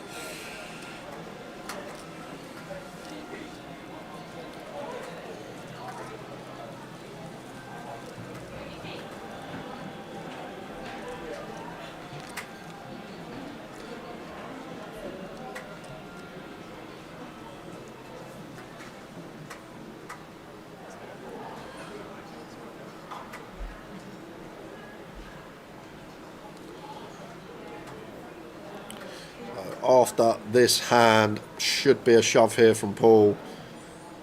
Not going to take it. And I feel like this is kind of like a big gap that you see from 200s to 1Ks. Like, players will recognise here that off of 10 bligs we get to shove these middling suited connectors and fold out better holdings, and when we're called by the ace higher stuff we're still going to have 40%, then we're not dominated. And I feel like that's one of the biggest gulfs I see, Tao, between like a 200 pounder and a high roller. Like, when they start getting shallow, not recognising reshove spots, not recognising open shove spots, and I feel like that's a big difference, especially at this stage. Yeah. Like, yeah, we might even get that through. Queen 10 shouldn't fold for 10, but say Gianfranco does call for 35-40%, we win, we double up, off we go as Paul. So we will be going to the keyword. We'll see what happens this hand. King on the button, King 9 specifically as Paul. Is he going to jam or is he going to raise? Well, he's going to go for the 3xer. Anything Kieran working with in the big? Not the 10-3 off. Not the 10-3 off. So guys, here we go. You ready? Are you ready? I'm ready. Tower's ready. Lime is ready. The final keyword for the chat box today is Portsmouth. As we're in Portsmouth, how fitting, final of the day. Portsmouth is the final keyword. Get your guesses in the chat box. We will reveal the winners in a couple of minutes' time. Portsmouth. Boom, boom, boom.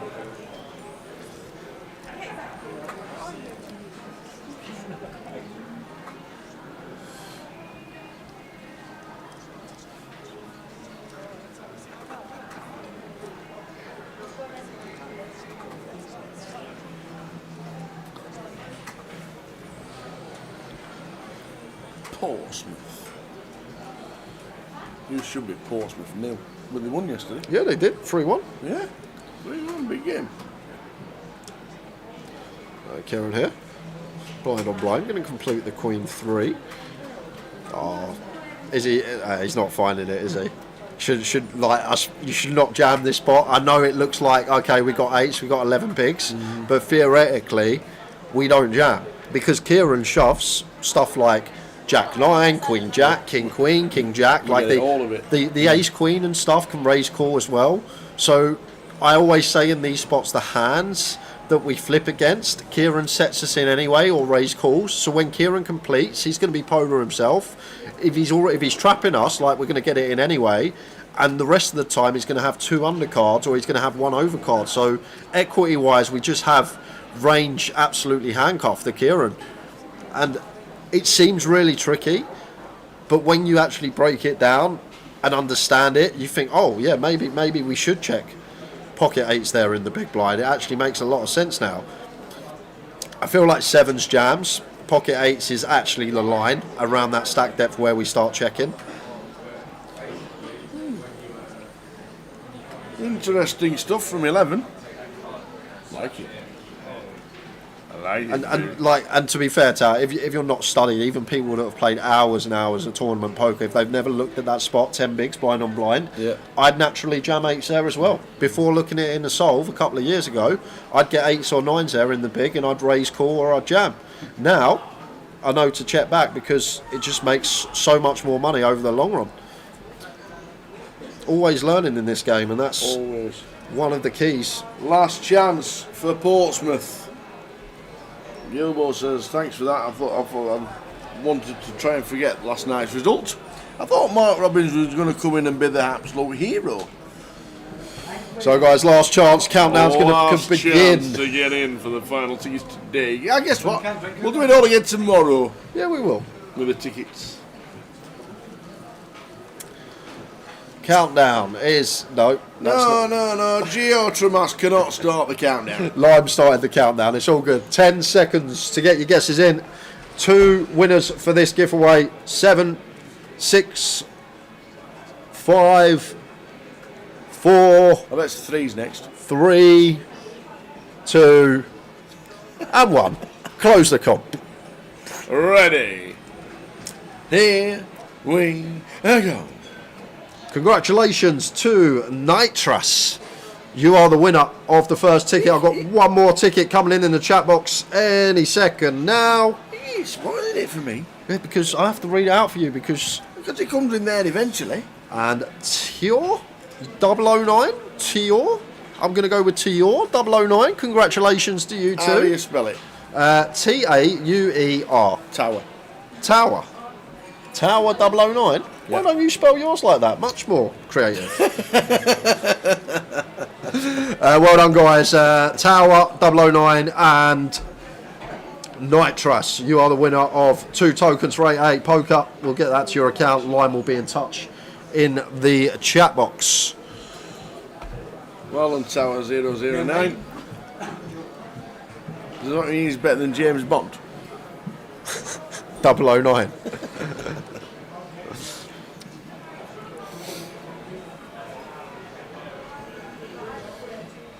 Ace King here for Kieran.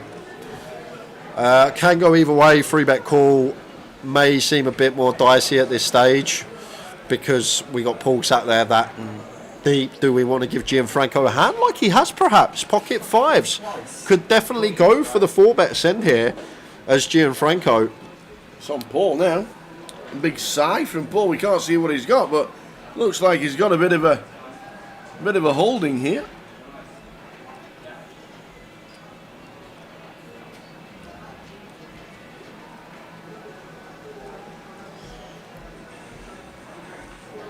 Into the muck they go.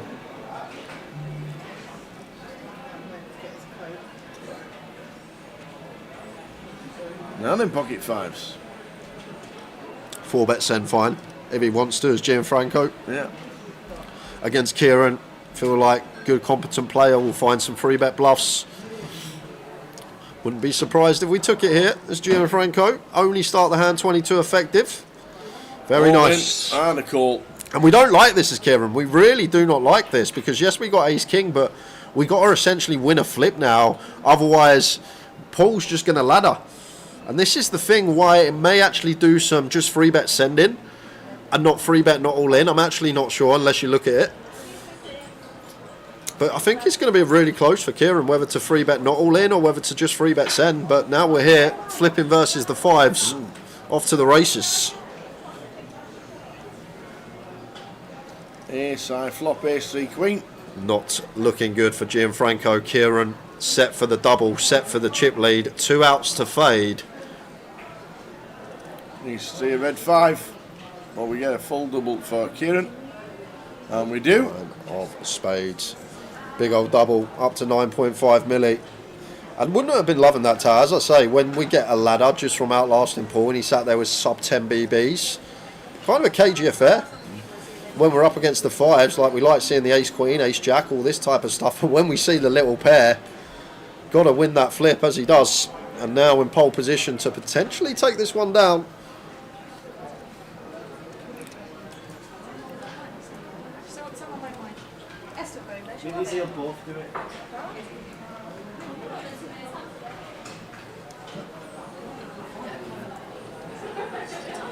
So huge swing. Proper swings it round into Kieran's favour.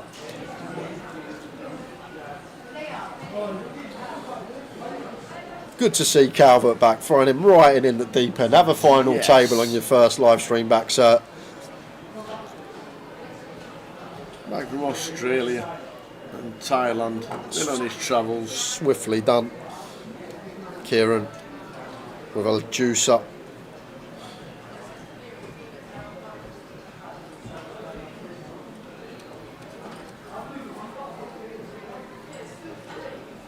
Mr. Go, can't believe he's not won. Damn. There's always tomorrow. How long have we been with 888 with? 2, 3 years? Yeah. Have we ever done a giveaway on YouTube? No. Have we ever done a giveaway on Facebook? No. So why would we change it? Never. If you've been here 2, 3 years, you'd know. 888. When we started the streams, all the giveaways were on Twitch, and it has been the same throughout. Obviously, we have different platforms for UKPTs. Well, we do for these, but all giveaways are on 888 Twitch because Lime Ricky's there. Yeah, exactly. She's moderating. She's not on YouTube. She's not on Facebook. No, she's moderating 888.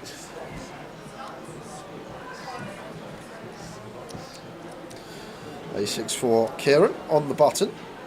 Blinds now at 300k, so probably just an open send. Good to see here from Kieran. And there is the open send. There's the triangle. Pull out the way. Gianfranco will do the same.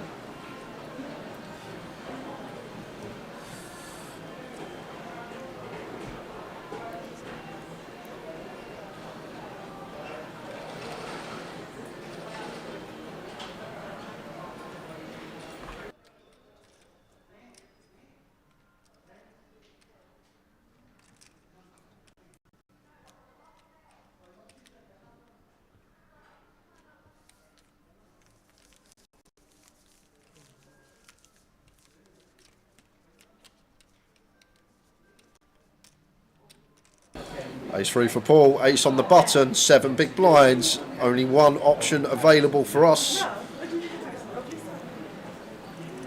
And there's the jam. Gianfranco 6 is here we go. Is this going to be the hand that sends us the heads up? It could well be, sir. Yeah, 7 clicks here. Gianfranco just gets the ISO. Kieran, could it be done here? Kieran wakes up with a hand. No, he does not. 10-5 off. Imagine a 3-way all in for the title.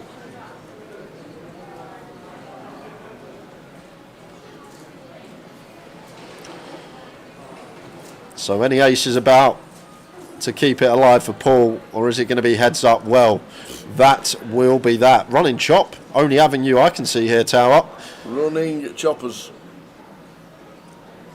And that will seal it on the turn. We find our ace, but we're dead as Paul, Gianfranco, going to knock out Paul. Well played, Paul. Paul Leach. Mr. Paul Leach. Well played, sir. So we're there? He'd be gutted, he'd be devastated, he'd be absolutely, oh my word, why did I do it with this thing? You have to. So guys, we are heads up. We're only going to have 5-minute break. We'll leave the pictures running. It's only 5 minutes, just a quick input of chip stacks, put them in the right seats, and then we will be back in 5 minutes time. We'll leave the pictures on. See you then.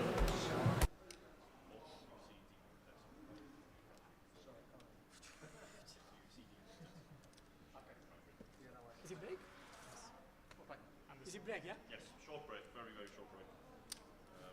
Give yourself 5 minutes. Yep.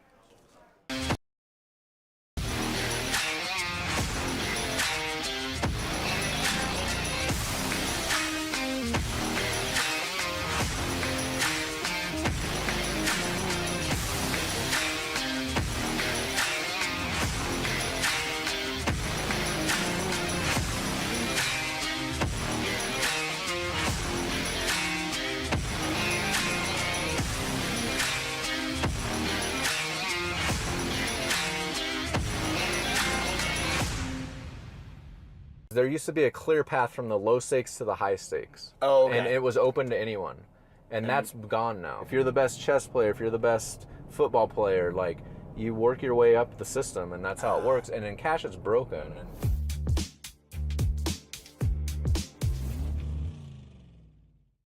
Here at 888 Ride, it is official Hat Backwards Day because I've got the one and only Jeremy Osmus alongside me. We try to provide a service, Jeremy, and take you around town. I know your car's in the shop, so the least we could do is get you to your poker game.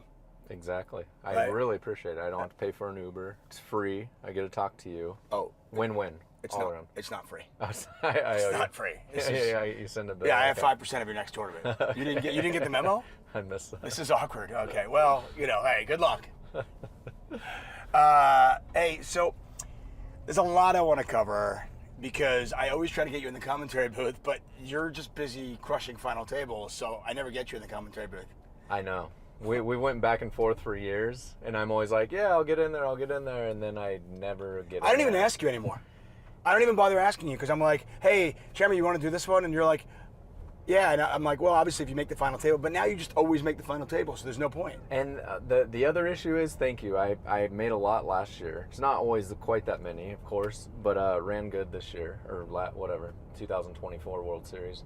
But a lot of the problem also is I'm just so busy with the World Series. I get so little time back at home and see the family. So whenever I'm actually not playing, I like to kind of not be there even more than I have to, So that's a lot of it. It's kind of timing is bad. But that being said, I have been asked some other times outside of the World Series and haven't done it either. So just a lot of poker to play these days. Yeah, and listen, you're a family man, which actually brings me to my first kind of topic I want to talk about. So there's an article that I remember reading, and then I reread it in preparation for this conversation. Okay. There was an article written about you back in 2013, and it was you and your family and how you balance that. Yeah. And I was particularly interested back in 2013 because my oldest son, who's 11 now, was born in 2013. And at this point in my life, I was a full-time poker commentator, but I was also playing probably 30, 40 hours a week. Okay. And I was really kind of wondering, okay, how do I balance that? Yeah. How is this going to work? Right. And I always had a lot of respect for you, and I read that, and I was like, oh, wow, okay. How has it gone since? Now, in 2013, you were talking about how, listen, you've got to figure things out, and you have a schedule. And I felt like back then you were more of a cash game player than you are now. So Yes.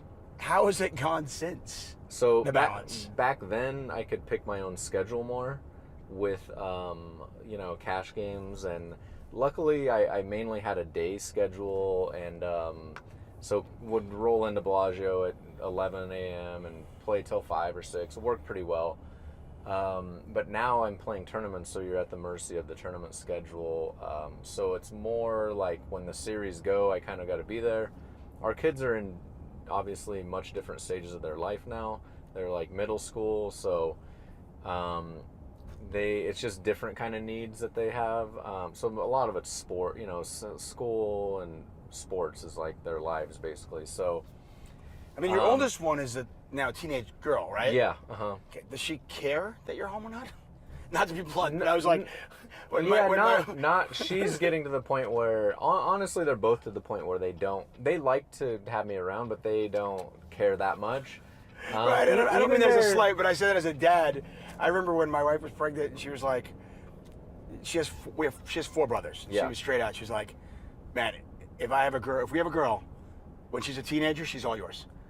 And I've heard stories. I have a lot of good friends that have teenage girls and everything, but also teenage boys too. Like right now, my 11-year-old is like.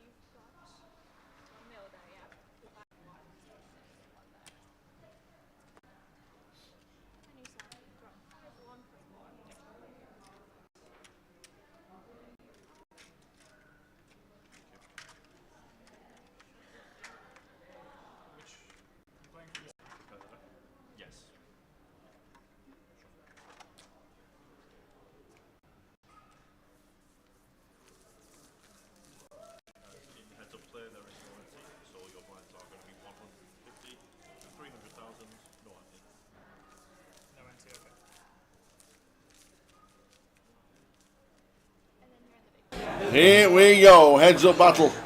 Back, Gianfranco Pernicone on the left and Kieran McCulloch on the right.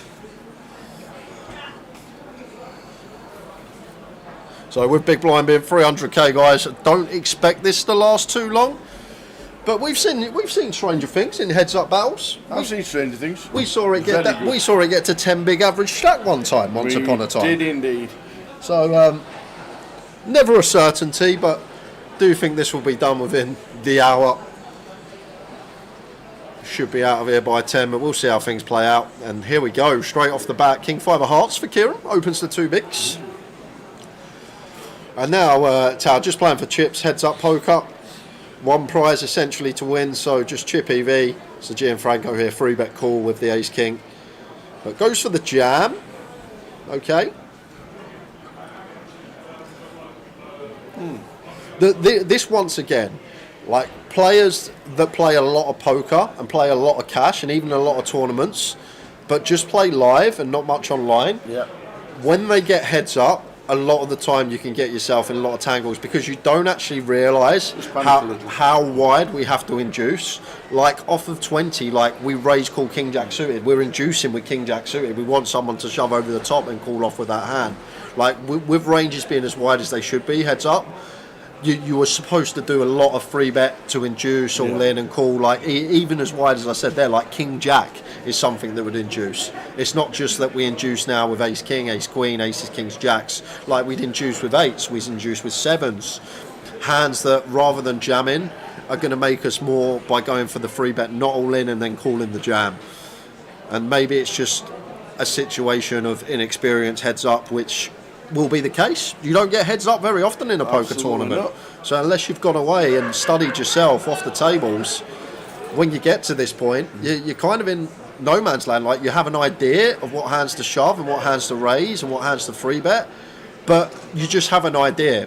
You've never actually looked at it, because when you have an idea, There, for example, with the ace-king from Gianfranco going for shove, but when you actually look at the ranges and how wide we're actually meant to free bet to induce, to call, then it will change your whole perception on, like, heads up how we navigate pre-flop. Rather than jamming hands you think you'd usually jam, we actually free bet to induce and try and get called, or try and get our opponent to shove over the top, and then we can just call off. But let's see how this plays out.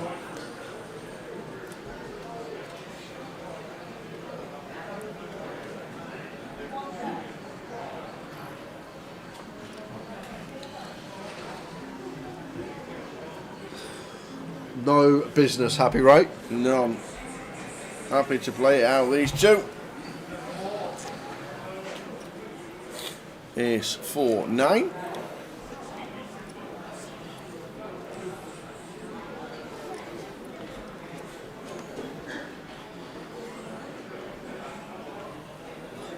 Seven free with a diamond. I'd probably stab as Kieran. He's still going to stab anyway. Just folding out better. Very important. Stuff heads up. Like when we're so low down range and we're betting, trying to fold out better hands. Like here, for example, we should fold out a lot of 8 high, 10 high, jack high stuff. Gianfranco with the click. Yeah, I don't think there's any need to. Maybe he feels like he can get some value with his a6, but once again, heads up poker, really wide ranges. Kieran's going to have a lot of stabs, and like when our top pair is specifically an ace-x and no overcards can come off, like in general, I don't think we're going to do much raising, if any. Just because Kieran's going to be so wide, the times he's got 2 undercards, like he's drawing like less than 10% equity. The times he's got a 9 or a 4, he's drawing like less than 25% equity, 5 outs twice. So just try and construct your opponent's range in a way where you think about how equities are going to run and how well our hand performs against the equity of hands that are in their range. It sounds complex, but there will be a time in this game when you're sat there at the table and you're playing hand after hand, and it will all just click together. So here we go. Open from Gianfranco. Kieran with the defend.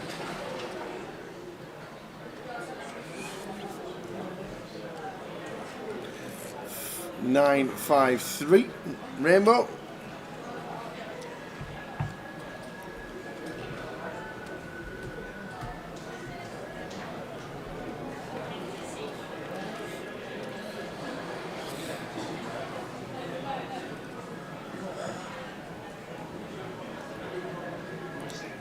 Just check call for Kieran. I feel like the gutter 2 in between us to top and middle. Like if we raise here, what we make it 800k. Maybe we can. Maybe we can go for raises, Kieran. Maybe we just got enough. 25 big seems like just enough. If we had like south of 20, where we open up the door for a free bet rip of our opponent, I feel like this is when we just land on flat. However, when we start getting to that deeper stack depth, we can start check raising our gut shots and stuff like that.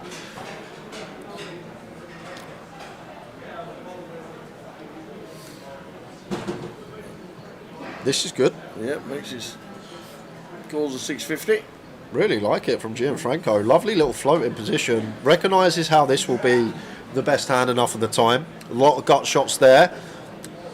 And like Kieran may start eking into some stuff like 10-8 of spades, 10-7 of spades, 10-8 of diamonds, like right round that 9. So if you're giving him some gut shots, some up and down, 6-7 double gutted, and then you start spreading in a few of these like wrap round 9 backdoor flush draw type stuff, and then you think about his value, like there's actually a lot more bluffs than value. Like Kieran might start check raising some 9x for value, but other than that, the 5x and 3x probably just call. And then his sets probably just want to call, keep some bluffs in. So like he has 9-5 suited, 9-3 suited, and some 9x for value. And then he's got all these gut shots, all these up and downs, double gutties, maybe like free to flush, free to straight hands in there. So that's why Gianfranco choosing to float. Very nice from him. Repping the king on the turn now once it rolls off. And the 8-6 straight into the map for Kieran.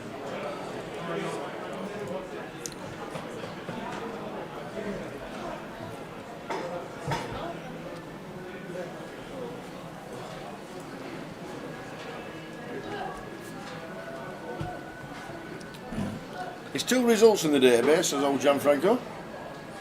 Both in Malta. That's it. That's it. That's it. I don't know if he's local to here or he's just coming on holiday somewhere or he's moved to Portsmouth. 2 results, that's it.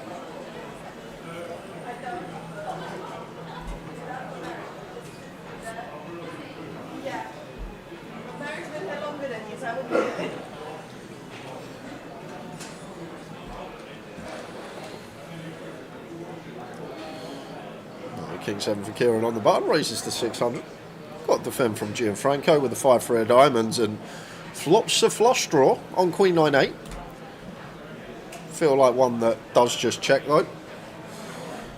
Not going to have any leads. Like if it was a lower board texture, maybe some leading, but kind of them ones when it's heads up, when ranges are so wide. Like yes, we have these hands, but so does our opponent. We have some of that, they have some of this. It's difficult to start implementing donks heads up specifically.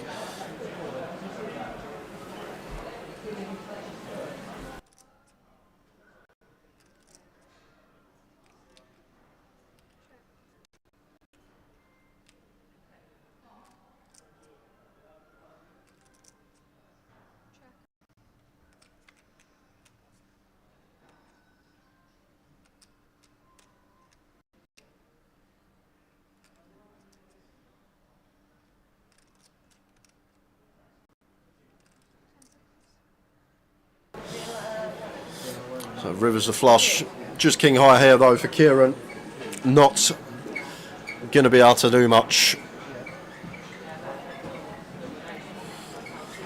I'll tell you one thing, Lime, the problem with being sat here, don't get me wrong, we love seeing everyone, we love seeing everyone coming in and say hello, but you get a few people that come in, want to talk to you for 15 minutes, we're live on air. We're alright with the hellos and goodbyes as people walk past, but when people want to find out what we've had for breakfast and lunch and dinner, it can become a bit annoying for you guys. But it's alright, Towers just stepped out to chat to him, so we're all good. Mic back on, only muted for about 45 seconds. We get to enjoy it. The heads up bout.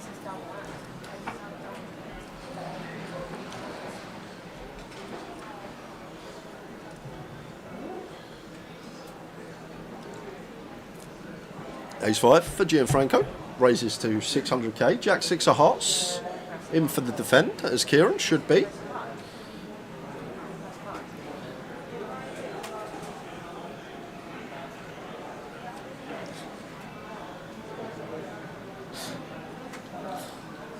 Ace 4-4.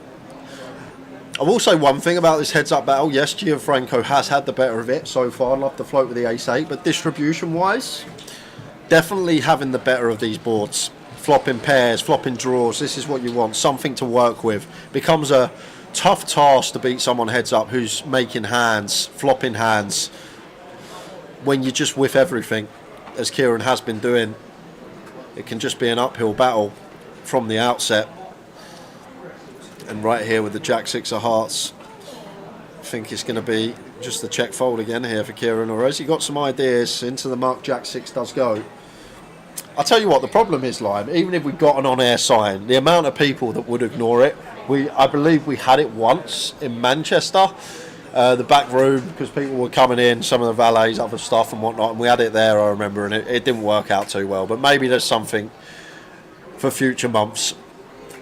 And to be fair, when we're at other stops, we shouldn't really have the problem. We're in a broom cupboard, we're out the back, we're on the roof, we're in places where people don't really walk past.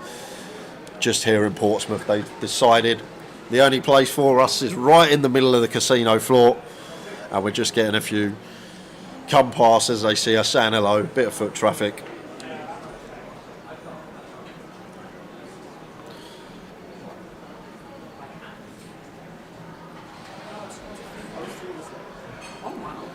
King Queen for Kieran, opens to 600k on the button.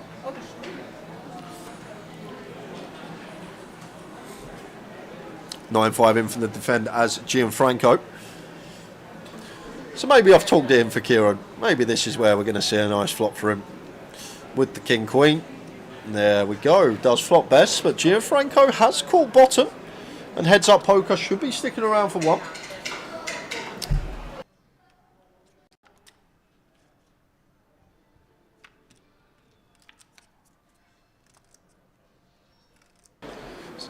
See, JG, you're alright, says we will ignore you from now on, Jay. You're alright, you walk past, you say hello, you smile, you make a comment that lasts about 5 seconds. But it's the people that can see we're streaming, they can see we're live, but they walk past and they want to talk till the cows come home. You're fine, it's all good, you can say hello. Just if you do, remember we're on air and don't make it last 5-6 minutes, as the man just did with the tower. What's that? Just people walking past, saying hello, talking too much. The line on 21 bad beats, it's going to absolutely smash it. Oh my word. I've just talked it out for Kieran. I was saying how bad his distribution would be on flops and how he wasn't running the best. And then he got this flop, but look at this ridiculous turn card. Is this going to be the hand that kills it? Is it over? Because I feel like Gianfranco's just going to check jam this one out of position, unblocking ace-x. Because the ace-x calls us. And we unblock the ace-x. And the good thing about it being double flush draw on the turn, we have so many more bluffs. We have 9x of hearts, we have 5x of hearts, perhaps king-x of hearts, king-x of clubs could jam. And it also opens up the jack-10 suited 2 combos now, the queen jack suited 2 combos, the queen 10 suited 2 combos, the 6-7 suited, 6-8 suited, 8-7 suited, now 2 combos of that with flush draw gut shot. So there is the jam, and is this going to be the hand that finishes it here? Kieran, king queen, queen of hearts, not a good side card to have, Tao. We much prefer having the queen of spades or the queen of diamonds. We want Gianfranco to shove some queen 10 of hearts, some queen 9 of hearts, some queen jack of hearts, hands like this. So this card may actually be the defining factor in Kieran's decision here. King queen, good to have no club, but not good to have a heart here.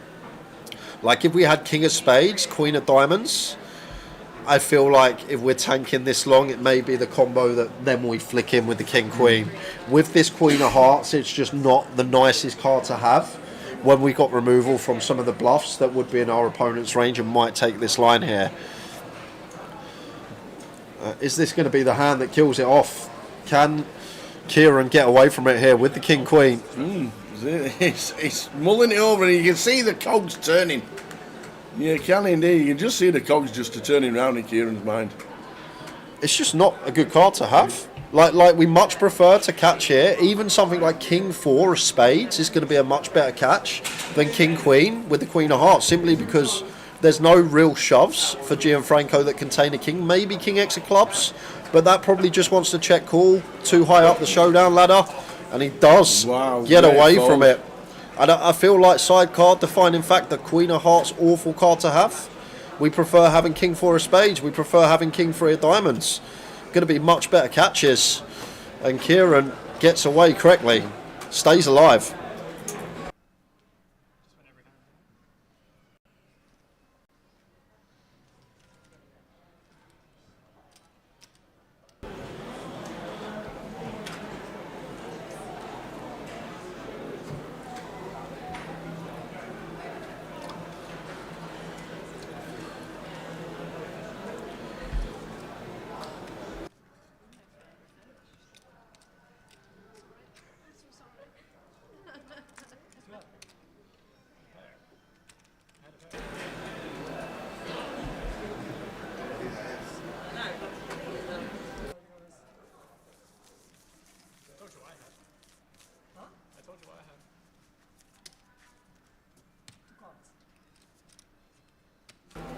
Gary McGaffney says great fold. Difficult still to let it go. Heads up poker.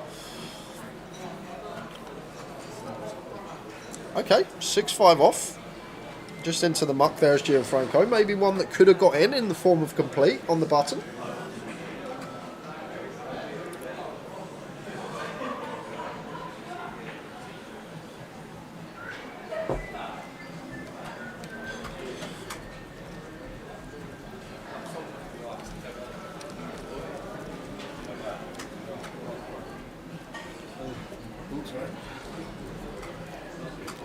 So the heads up battle swings.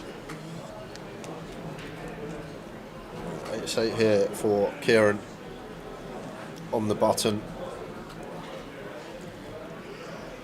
Like once again, I think this just raise calls. It's really close, but we want our opponent to shove some like ace deuce through a7. Although a7, ace 8, a6 probably call, but maybe eke out some calls from some like ace deuce, ace 3 that want to reshove over the open. Kieran does just go with jam. It does work. Same result. Well, maybe not. With the min click, Gianfranco might have come along with a 7-4 suited. So we do flush out a fair amount of equity.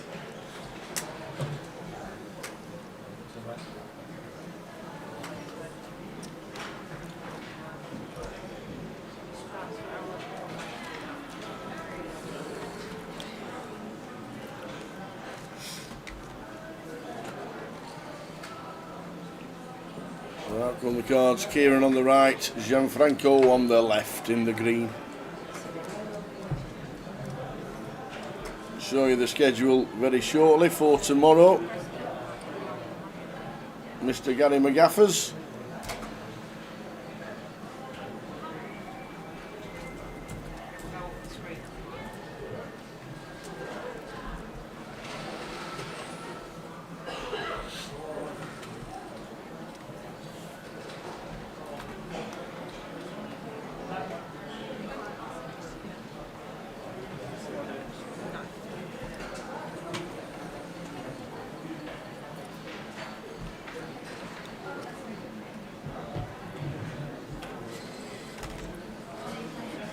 The battle of the computer hand.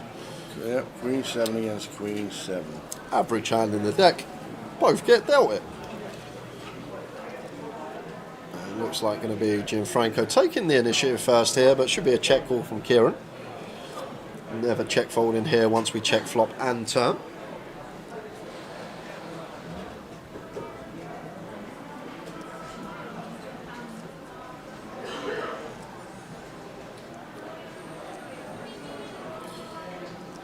We're going to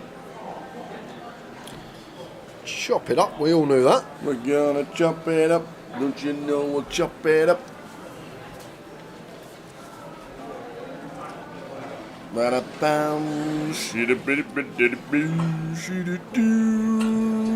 Friday. It's Friday, it's the best day of the week in Australia. Is it not the best day of the week in most countries? Friday.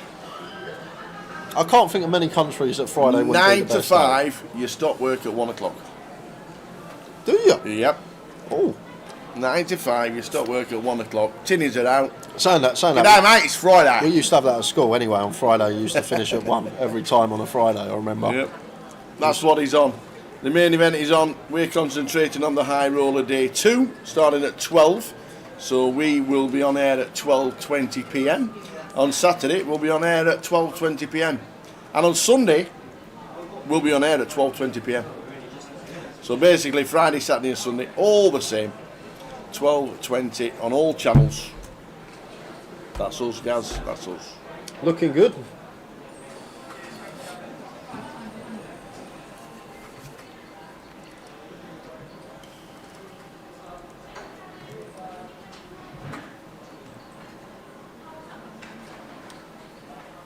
So high roller tomorrow, Gary, from the outset to the finish, crown another champion, another trophy given out. And to be fair, this has been... You could have put one of the best heads-up players in the world up against Gianfranco Town. They would have had a shot beating him, just the way he's catching flops, flopping draws, flopping pairs. It just seems like he's always got a slightly better hand than Kieran, or if not, Kieran's whiffed completely and Gianfranco's got a hand that can stab. Really tough to do anything heads up when the cards aren't falling your way. Your opponent just keeps making hands. Difficult to do much.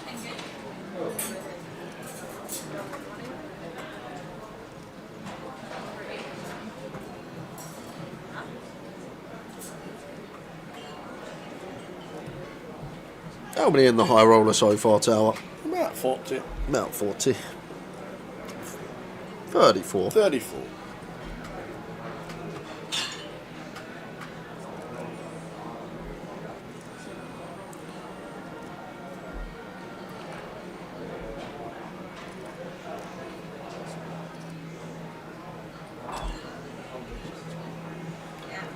14,830 and just over 10,000 for second.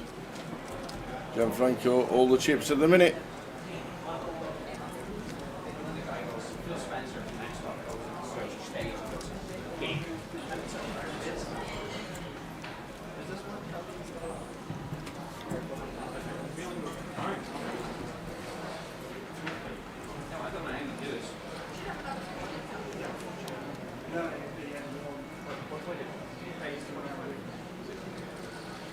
Gianfranco with a 10-9 on the bun.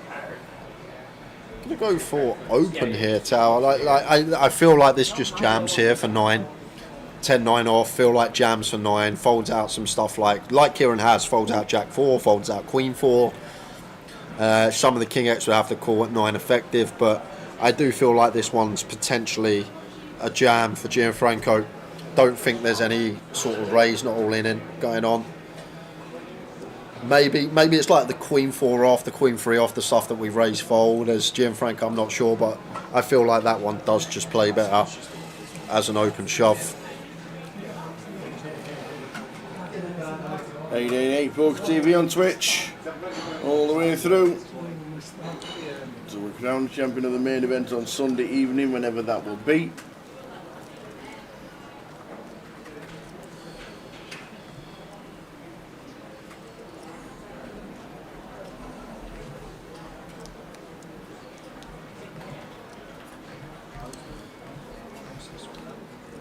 Walk in the park for the boys.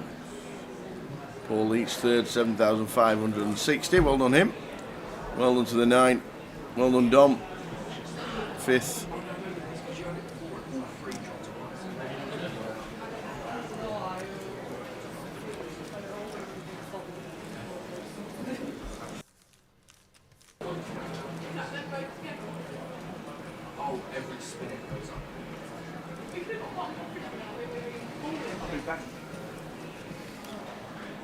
Nines for Gianfranco.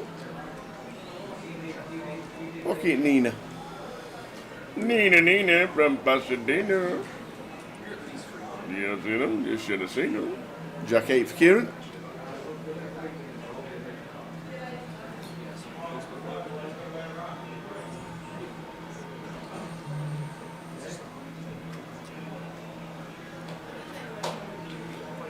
So Jack 8 from Kieran calls to see the flop. King 3-5 flop.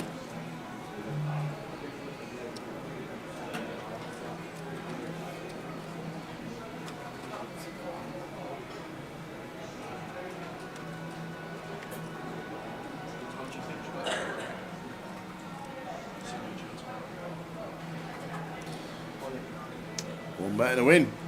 So 7 bigs for Kieran. Needs a bit of help.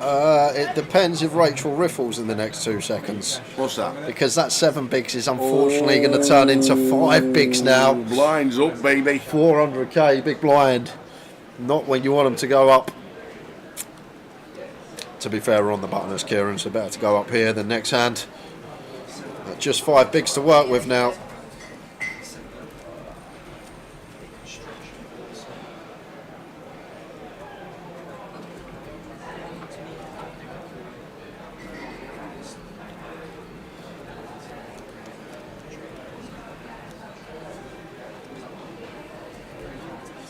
So should be a lot of jamming here, like suited stuff for Kieran.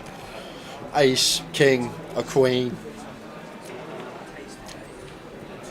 So suited, we're looking for an ace, a king, a queen, something like 8-9 is going to be fine.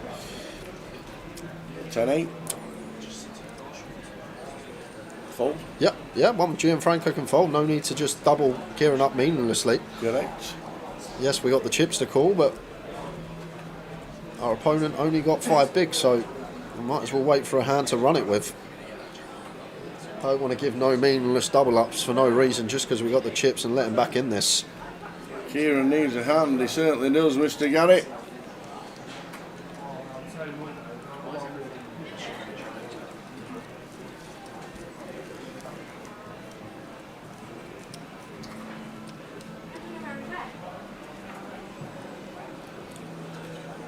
On to the next. So, that means we have got 40 BBs in play. Queen 8 for Gianfranco. Yeah, should be a jam. There's the jam. Is this any too cool?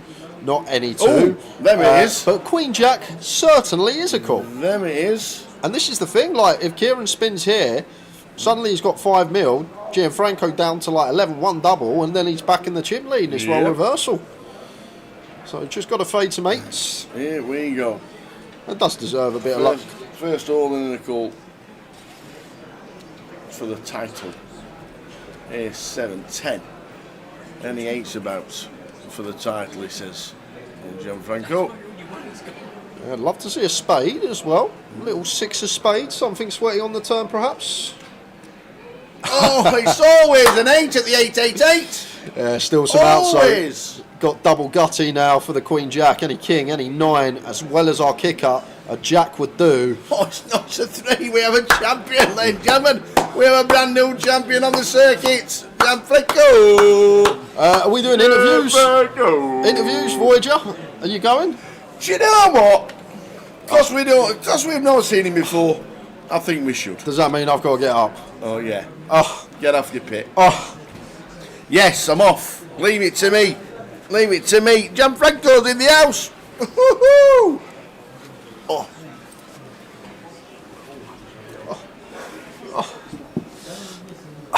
Tower's out. Tower's heading down to the floor, but that is going to be it from us, guys. We will finish up in the booth.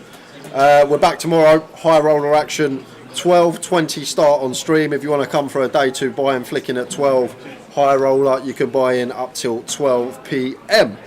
First event of the festival that we have had the privilege of covering. We're going to be crowning a champion for the first time here in Portsmouth, well, at least since I've been here, with the new UKPL stop. Kieran McCullough, second. He'll be happy with that. 5-figure score, I believe. 10,770. It's a decent payday for Kieran. Uphill battle for him, heads up. I think anyone that watched all the heads up battle will agree with me.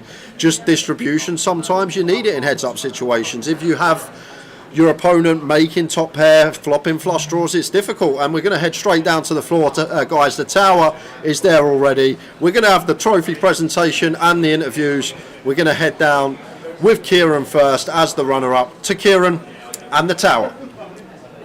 Tell you what, a couple of years ago in January, we had the open win at the 888. Yep. 2 years later in January, just a runner-up spot. But you like January and you like 888. I do, yeah. Yeah, no, it was good competition. I ran pretty well, and then just at the end, he just ran me over heads up. But well played to Gianfranco. A lot of people that were watching the stream saying this guy can play. We've seen him before. Jay has got some great words for you. It must be nice to hear that you sat at this table, that people know that you can play the game. Yeah, feels good. I mean, been playing quite a few of these events and like knocking on the door, like final 2 tables a lot. So it just felt nice to get heads up situation. I need to work on my heads up, but I'm happy that there was good words about me. Yeah, well, getting there is that's the hard part. Getting there, closing it out is probably the hardest part, but to get there, it's no mean feat. Yeah, no, definitely not. I'm happy with how I played, and it's a good tournament, and congrats to Gianfranco. Fantastic, Kieran. Second place, fantastic effort. Nice one, Kieran. But we are going to bring in the man, Mr. Gianfranco, and he says keep it short and keep it sweet. I don't really know what to say.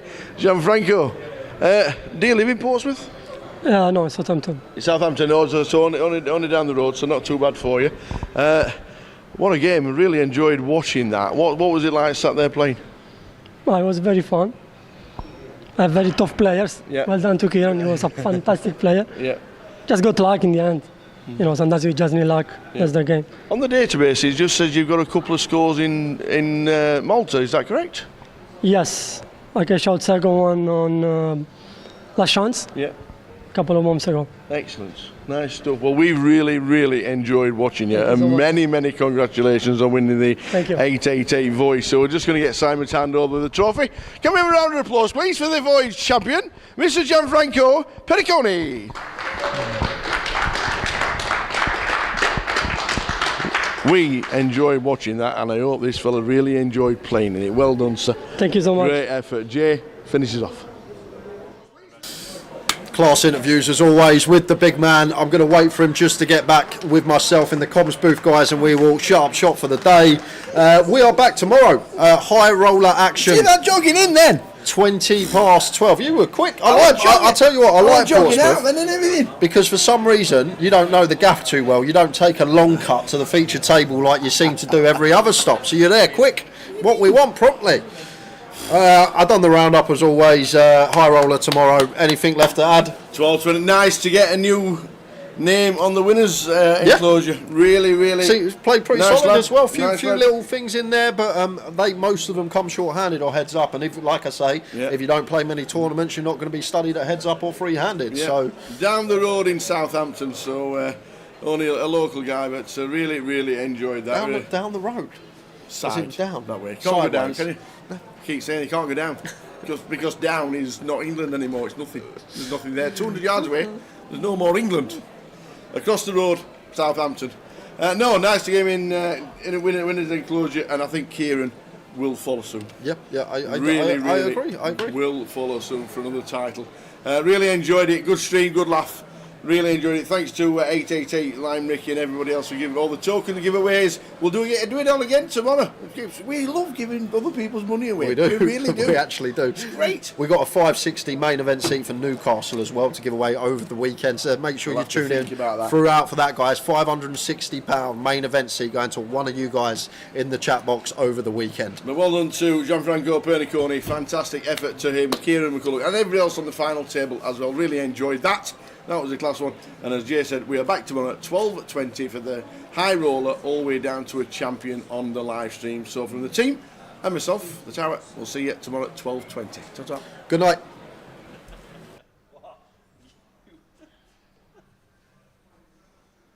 move your chair that way for me a little bit. Keep going. Good.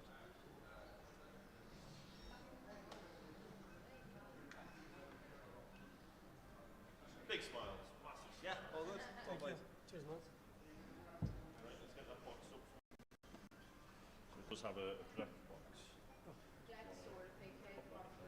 Thank you. You're most welcome. Pop that on top. There we go. Nice and tight. Cheers, man. Good Thank you job. so much. Good job.